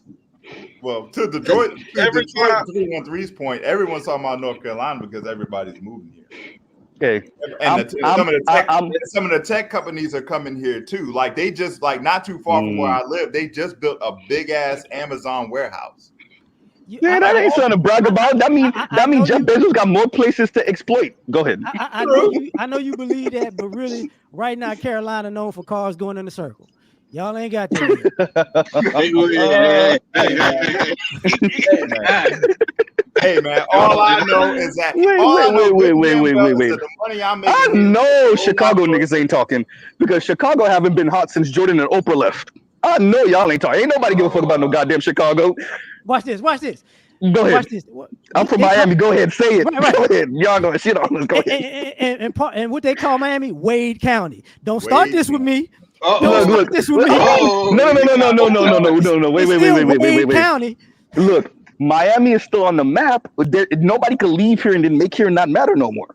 We still matter. We still call it Wade County. Miami is America's oasis, so it's always going to be. And what's wrong with that? What's wrong with that? I don't understand what the problem is. I don't understand what the problem is. I think that was supposed to be an insult. I'm not taking it that way. Watch this. If you name the top 5 Miami Heat of all time, 2 of them gonna be from Chicago. You limiting this conversation to sports. What I'm saying is Miami is on the map. Right, you want to take it further? We're gonna answer 2 questions right now. Who is taking the vacation and who the fuck is retiring in Chicago? Good point. Thank you. Done. I can tell you that right now. No fucking body. There we go. Miami is known for fun, beaches, boobs, and ass. Right? What else do you need? And drugs, nigga. Everything. It's America. The worst airport in America. Okay, y'all got an airport, but who's flying into the airport is the question. Yeah, don't nobody want to go to Miami International. Y'all don't want to go to Miami International, but y'all do want to fuck with the Miami host though. Nah, Miami Airport's not bad. It's LAX that's terrible. No. Miami is bad. Miami, not as bad as LAX. Not as bad as LAX. Oh, my knees. Not as bad as you know what? Whoever said by my knee, that's Miami Airport right there. Oh, my knees. I pop my knee. No, I pop my knee. Look. At the end of the day, Chicago used to be hot. Y'all had Jordan. Y'all had Jesse. Y'all had Oprah. The Obamas come from Chicago. Really, that's really Chicago is their home. Yeah, that's nice. That's cute. Right? Miami is just New Orleans and skyscrapers. No, that's funny. That's all Miami is New Orleans and skyscrapers. No, Miami has beaches and holes, and Chicago has Bullets and Reese and Keith is not even there no more. First of all, And who else? Who else y'all got? And Twist is still there. And who else? Tell them the truth. All I know is Miami has moving there. Rat, beaches, maybe. BBLs, and bad hairstyles. That's what Miami has. No, You're forgetting something. You're forgetting something, LAR. You're forgetting something. Bad Hold down LAR. here, having they hair on point. Go ahead. Yo, wait. LAR, you're forgetting something. What else is Miami synonymous for? I'll give you one big hint. Oh yeah. Cocaine. It was built on that. Wait a minute. So are you? So y'all, wait. So when was getting the country high a bad thing? You know what? The wrong type of high, motherfucker. A bad thing. I'm just saying. Go ahead. I just want. I mean, hang on, hey, LA, I know it's about to be a big moment for y'all. Are y'all gonna retire a Derrick Rose jersey? We got Michael. We got Michael Jordan. Y'all got Tony Montana. I will say, Trick Daddy said it's hot as hell, but it snows down here. That's what he said. Okay, he said it's hot as hell, but that's what he said. Go ahead. I tell you one thing. We got Derrick Rose. Y'all got Antonio Brown. No, we have the hose that Derrick Rose want to smash. That's what we got. No, that was Tampa Bay. No, Michael Jordan went to college here. He went to college there. Yeah. Yeah. Guess what? He went to college in North Carolina. That's And Dominique Wilkins was from North Carolina. He ain't been back since. All right, y'all. I didn't stay 23 minutes past. Okay, look, we got to wrap up. All right. So Black Uru, go ahead and give the Ella, if you don't know, so Black Uru, go ahead. So we usually have Black Uru do the ending, and it's called a benediction. Go ahead. Yes. And that is, basically the price and the cost of these hoes. It's over 9,000. Go ahead. Pricing themselves out the game. Yep. It's an interesting thing to look at a woman and really evaluate her real value to you as a man. And take out of it, I said this earlier, take out of it, you're probably not going to marry her. And if you do marry her, if you're foolish enough to marry her, you're probably going to end up divorced, and that's going to be expensive. Maybe you have some children with her, and that's going to be expensive and troublesome. And at some point, you're probably going to be in a position where you're fighting over being able to see them when you want to see them, and then being, of course, extorted into paying for them. And so then, there is a real question. What is the real value of a woman to you? When I was coming up, I had a pretty clear view of a value of a woman, in particular value of my wife. It was clear to me what she was going to be willing to do as a wife, as a mother of children, as she had a particularly religious background.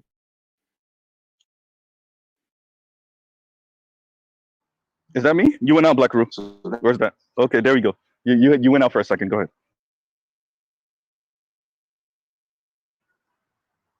Is that me, y'all? No, I don't hear Black Uru. Okay, Black Uru, you went out. They interrupted the goddamn benediction on my goddamn stream. In the meantime, until he can get his things together, Black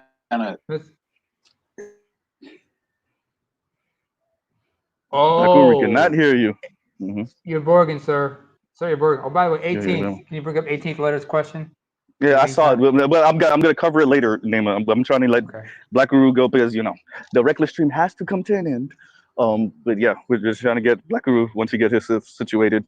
Unfortunately, his internet 18th, I'm gonna cover that once I get a chance. So stay tuned. But yeah, and for those of you that are listening but can't look at the screen, 18 says, what do you think about Paris Milan hiding her channel and running from biracials? The war her and Chrissy started against the biracials. Dumbass. Go ahead. But yeah. I love that. Y'all be starting fires and not being ready for the fire. I love that they're beefing though. Let them beef. Black men don't get in it. Let them beef. Right. Let them beef. Let them. Yeah, exactly. Let them cat fight. Hey, 18th. It was nothing funnier than watching Chrissy and what's her face divested zealot go to war. That was over here threatening each other lives literally on YouTube. That was not smart. I'm telling you, they get in their feelings. They just start talking shit. Crazy. Exactly, because now they got because now y'all got to compete for the white boys. And you know who the white boys go with. No, well, from my understanding, what's her name is married to a white dude or a non-black dude at least. Divested zealot. So yeah. So that's the thing. I'm just waiting for Black Guru to see if he come on. We'll give him a minute. If not, then we'll end up because I have to be out of here. But like I said, shout out to LAR had me dying. Yeah, for real. Y'all known for cocaine now. Yeah, we are. I'm just a hater. Miami Vice, Scarface. I'm the one who started the shit. I start with Charles every time. Be a Baltimore nigga. The only thing y'all known for is motherfucking Drew Hill and what else? And The Wire. The Wire. And The Wire, which was y'all over here talking about us and mobs and shit. Fucking The Wire was none but gang shit. And LGBTQ gang shit too. I can't say that because what's his name? Oh yeah. Sitting on like 10 shows. True, but y'all lost your whole rap game. Oops. Anyway, I'm gonna blame Miami for Zaya Wade. Oh shit. No, you gotta blame Gabrielle Union wherever she's from. She's from LA. No, she's from there Omaha. you go, West Coast. She's from like Omaha. No, she went to college in LA. She went to UCLA. Yeah, but I believe she's from like Nebraska. I want to say she's from Nebraska. I always found she's fucking gorgeous to me. What a fucking nope. Okay. I don't care how gorgeous. Well, I hope you holler at her and she turn you out with some baby oil. Nope, not doing it. Nope. I'm ducking and dodging them over here anyway. LAR, what's gonna happen is he's gonna remember what happened to the fellas in Deliver Us from Eva. Yep. He's gonna have that type of experience with if he gets with Gabrielle. Don't want no parts. No parts of that. Absolutely not. Whatsoever. Right. Yeah, but no, they I mean, no, it's funny what LAR said, but no, for real, the skyscrapers are going up. Give me a second, cars. She's 51. Yeah. She looks damn good for 51. But so the buildings are going up like crazy up down here, LAR. It's fucking insane. What, downtown? Brickell, downtown Miami. I was there a month ago. I saw that shit. It's just crazy. And not even just there. All the way up in Broward, West Palm, they're turning the Tri-County area into mini little New York. That's the whole goal now. Buildings are just going up. Yeah. It's becoming the new New York. It's not gonna make it, bro. No, it's not. Because I could tell you, that was my first time there. Mm-hmm. You can't listen, man. When Publix is overpriced, it's over. No, but it's not even that. It's the hurricanes. Don't nobody want to. It ain't the hurricanes. It's the cost of everything. It's the hurricanes make it worse because now don't miss that LAR made that rhyme. Number one, but number two, right? So number two, the cost of everything LAR is right. It's fucking ridiculous, y'all. Yeah. Number one, but number two, the hurricane. It's the flooding. The hurricanes are bad. It's the man. When I tell y'all, when it floods, it really floods. There's nothing to do. This is the thing. Remember, this is really swampland that they drain the water out of and have the pumps in the Okeechobee. So when it flooded, just flood. Ain't nothing for you to do. You just gotta wait that shit out. So they pump the water out as much as seriously. You just pump the water. The only thing you had, the best bet for you is to be as far away from the beaches as humanly possible. So y'all know Miami and Broward and West Palm. That's on the southeast side. The best you can do is be as far inland when it floods as humanly possible, and hopefully when you're looking at your house, you make sure anybody that ever moved down here, make sure that you're here for a day when it rains really bad, so you could make sure your house is not in one of those fucking neighborhoods that got crazy flooding when it rains crazy, and you should be pretty okay. Outside of that, the further east you go, the more fucked you are in the southeast. I got homies in Tampa. They had to evacuate. This hurricane that just came. Yeah, it was ridiculous because we didn't get so much of the rain from that, but we got crazy wind from that. Crazy. It's two things that I because I don't like Chicago no more for this same reason. Mm-hmm. Hey man, that interstate costs too much, man. Oh yeah, the turnpike. Yeah. That shit The costs too turnpike much, is man. ridiculous. Like Yeah, it is. it's like everything you got to pay for damn. Like I don't know what happens when you get from the plane to going towards downtown, but it's like charge. Yep. Charge. No. Yeah. That no, Oh, but it's because of that no state tax. Well, I live in they Texas. got to We make it got for no. someone. Here's the thing too. That's so if you came from MIA, so down the street, so Coco Walk is down the street. Brickell is down the street from the airport. Downtown Miami is down the street. Bayside, where they used to have Ultra, is down the street. South Beach is not too far away. So Wynwood is down. So everything from the airport, if you're going west, the airport west. Am I saying that right? No, the airport east. I'm saying that wrong. The airport east of the airport, within about 40 minutes of the airport, maybe 30 minutes of the airport. Literally, LAR could have just stayed in that area. Everything is there. Everything. Brickell, I did. South Beach. I was Exactly. See, I was on Brickell the whole time, but I didn't. And downtown is right there. Everything is right there. Everything is right there. Wynwood is right there. South Beach. Everything. Go ahead. Because I wound up going to Fort Lauderdale and all that. It's just I've been to Tampa. I've been to Orlando. I just don't like Florida because I realized it's like, bro, this is not. No. Nah, I went to Miami the year before last, and I was in downtown Miami. The hotel, the Epics Hotel, that's right there immediately downtown. That's where all of the real ballers was at. Because I know. You mean across from the Staples Center? One of the ones across from the Well, it's down. Well, it's more further down from the. It's just a little further down south of the Staples Center, but it's within walking distance of it. Where I was staying, I was in walking distance. And so I knew I was in where I had money, a place where I had money, because there was like 3 Ferraris parked outside. Hey, that's South. The thing with South Florida, unless you in like the hood or something, or some of the poorer areas, it will fuck you up and almost get you to believe that you can afford some of this shit. I'm not saying you say it again. Say it again, Mr. Z. It will fuck you up and make you feel like you can afford some of this shit because you see some of this shit. So I'm not saying every block is a Ferrari, but I am saying $80,000 vehicles, $60,000, $70,000 vehicles, $100,000. You see them shits everywhere. I saw the Saturday night.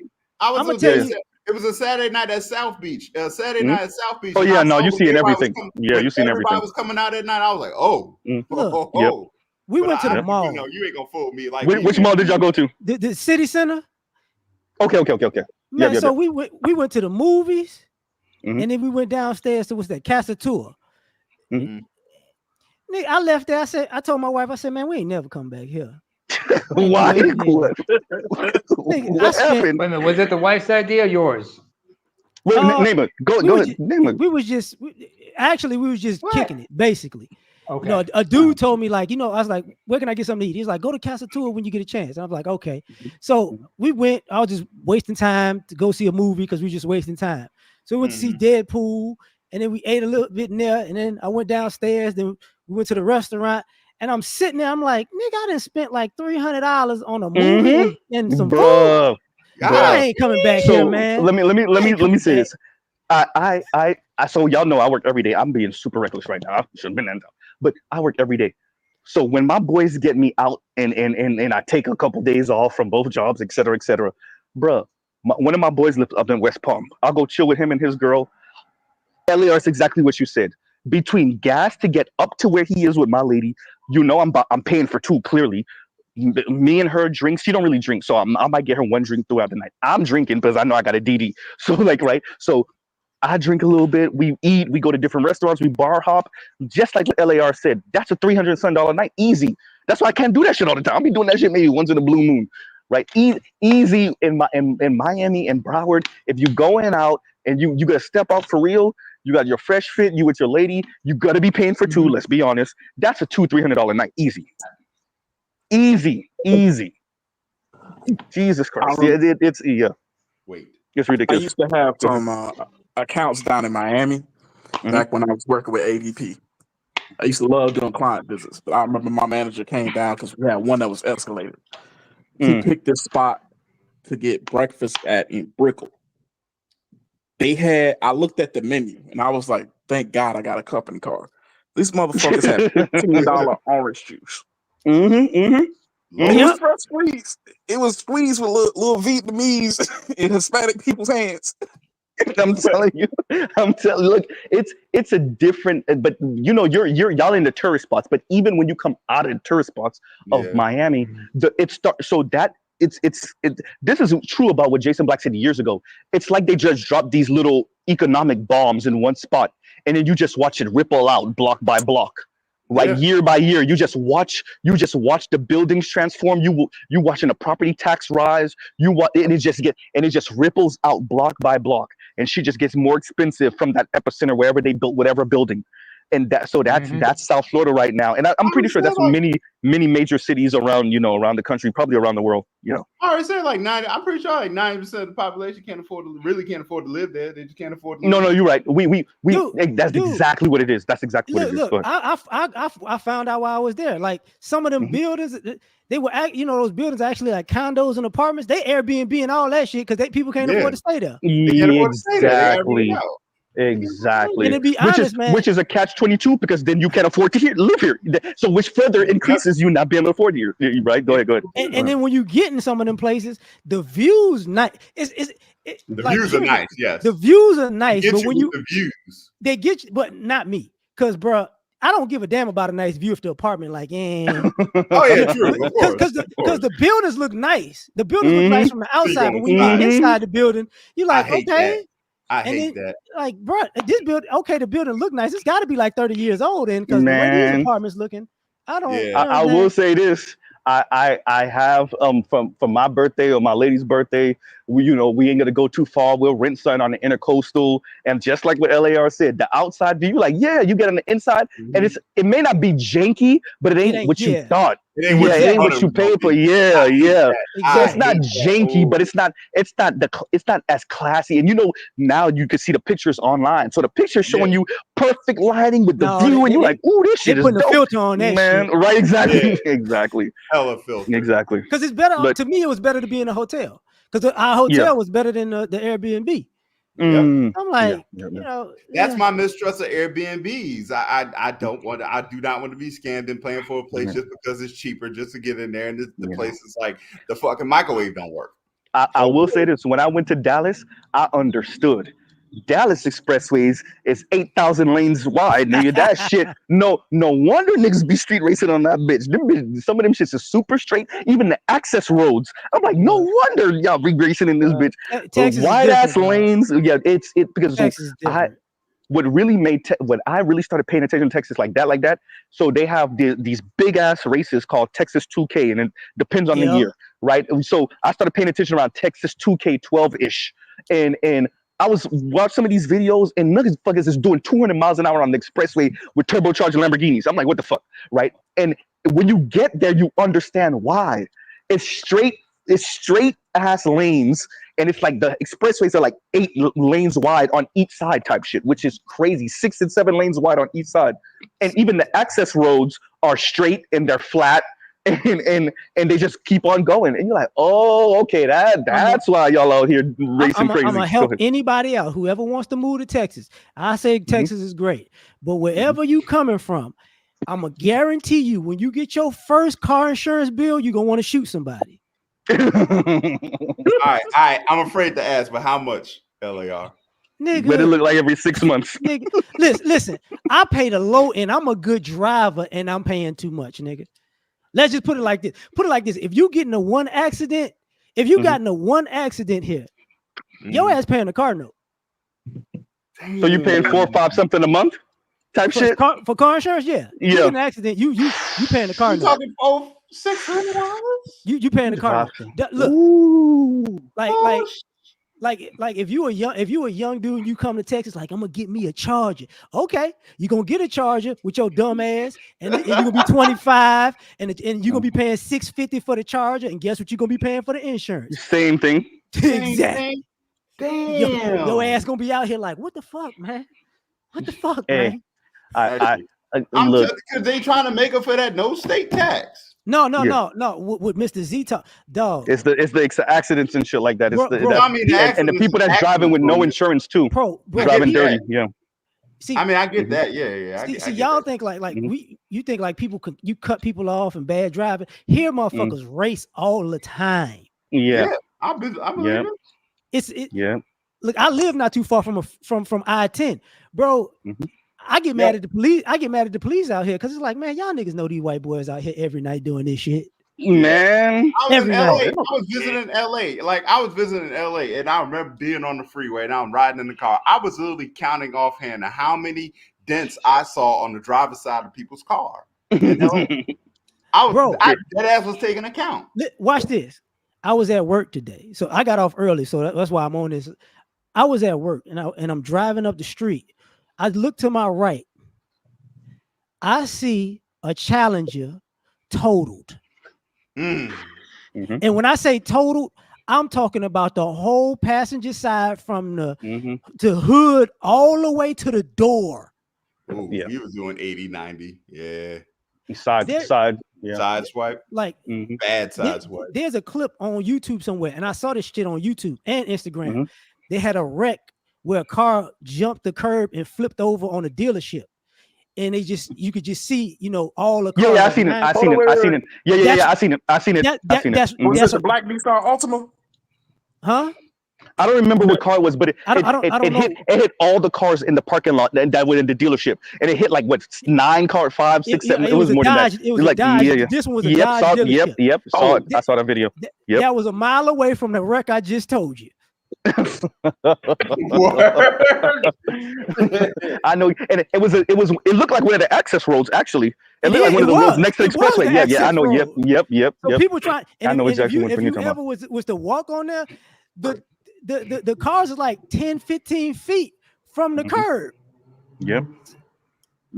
It's crazy when you go to. I'm telling you, because you go to say you come out the neighborhood, you get on the access roads, and then the access road obviously leads you to expressway. But if you stay on the access road, and then from light to light could be a good, what would you say, LA, or half a mile from light to light? So that's a good ass race you could get in. Wait, it's longer than that. Yes. Yeah. You know when you're driving on the interstate and they say next stop 2 miles. Yeah, next stop some of them light to light. Yeah, that's Texas. That's the whole like the access road. Basically, the access road is the Diet Freeway. Yes. That's it. That's the best way to put it. And you know what that means for car people like me? You know what we hearing? Nigga, that's a motherfucker. That's a how long does it take to clean the clock in this bitch? Right. So no, and all it takes is one car. How soon can I get to 100? How soon can I get to 100? And this ain't like Miami. The worst. This ain't like Miami. Like Miami, you have all them. It's curved. Sometimes it's 2 lanes. It's this. That. This is all straight, nigga. Yes, it's all straight. Shot. Oh, that's so tempting. That straight. But here's the other thing that LAR is saying. Remember, just like how you came out the neighborhood, all it takes, because those corners are sharp. So all it takes is you being the car coming out the neighborhood and wasn't paying attention and is not paying, and that's it. And you're gonna kill somebody. You're gonna T-bone them. Fuck out of it. But Cali got the same thing. Their freeway is like a straight shot, and it's clear, and it's like it's like 5, 6 lanes. So driving down 2 a.m.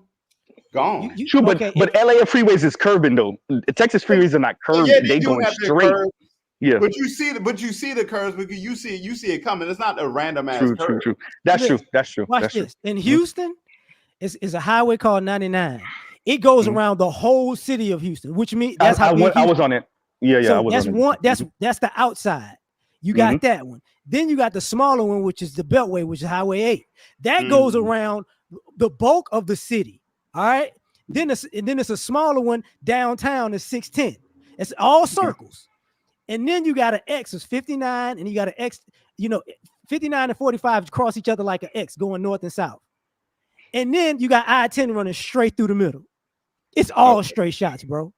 All straight shots. Oh, how fast can I get to 100? How fast can I get? Nigga, you ain't got. Let me. Go ahead, Eller. Go ahead, bro. Okay. Mr. Z, you a car guy. You know Hennessy, right? Yeah. Isn't it in Texas? That's in Texas. Right. You know. And you know what they do when they make a new car?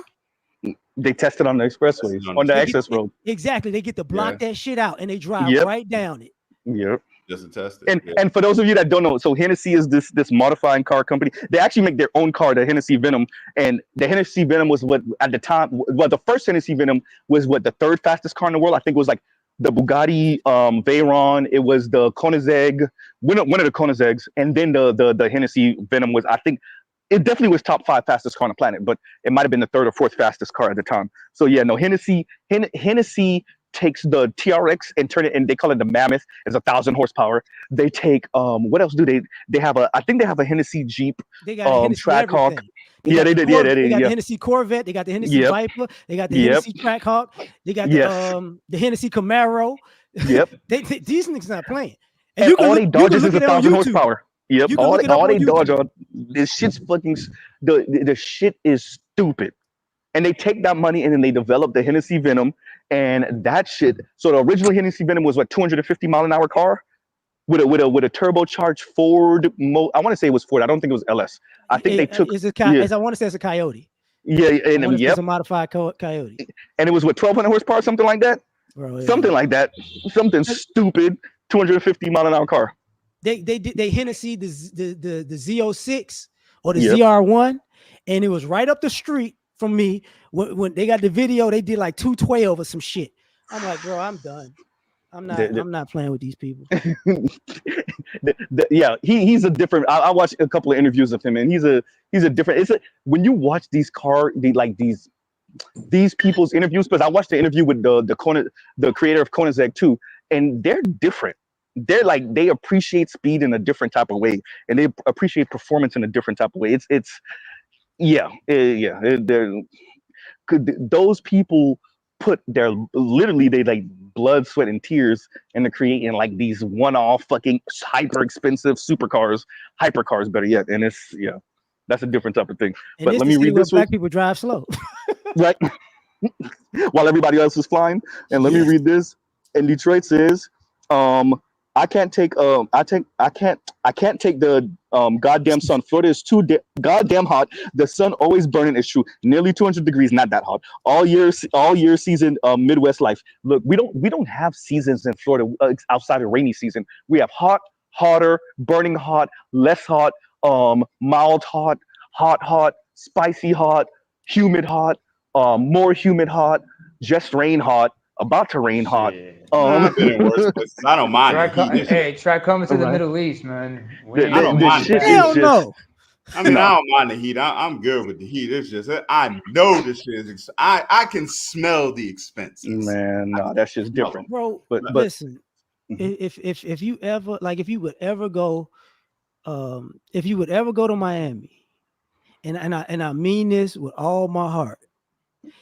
Take the fucking cash out of your account before you go and leave your card. I know. You're right. Just leave your card. You're absolutely right. Yeah, I just leave. Because you're going to be swiping if you take the card. You're going to be swiping. I'm hey, said, how much? South Florida is a different look, man. It's a different type of shit down. And this is the thing, because you're tourists, you don't really know the spots where you could still have fun and not really spend. You don't know the kind of free clubs where like they're expecting you to just pay for the drinks, but you could get in free, especially before a certain time. I got no, Z, because I spent money in Fort Lauderdale too. Yeah. No, I mean, like the true number for Lauderdale is the same thing. Where there's Rock Bar on Fort Lauderdale Beach and all these other joints where you could get in free. You get in free, but you gotta buy drinks, and the drinks is $15 a head. Right. But man, so like it's just like that, because there's so many bars, because I mean it is a damn. Like, the movies are not exaggerated when it makes it look like a damn concrete jungle. It's not an exaggeration. It really is like that when it comes to New York. So there's so many bars and so many random places where you just find a bar and you can just be there and spend no more than maybe $80 and be drunk off your ass. But let me do this, y'all. I gotta end out because I got 7% left and Mr. Z got shit to do. All right, so we'll pause right here. Love, peace, and chicken grease, y'all. Thank you, and love, peace, and chicken grease. Y'all go check out other Black Manosphere content, other non-Manosphere content. For the love of God, go touch some grass. And Mr. Z out. All right, y'all. Finally, look, we do goddamn 9.5 hours. All right, y'all. Mr. Z out. Y'all ain't shit, and God bless y'all for it.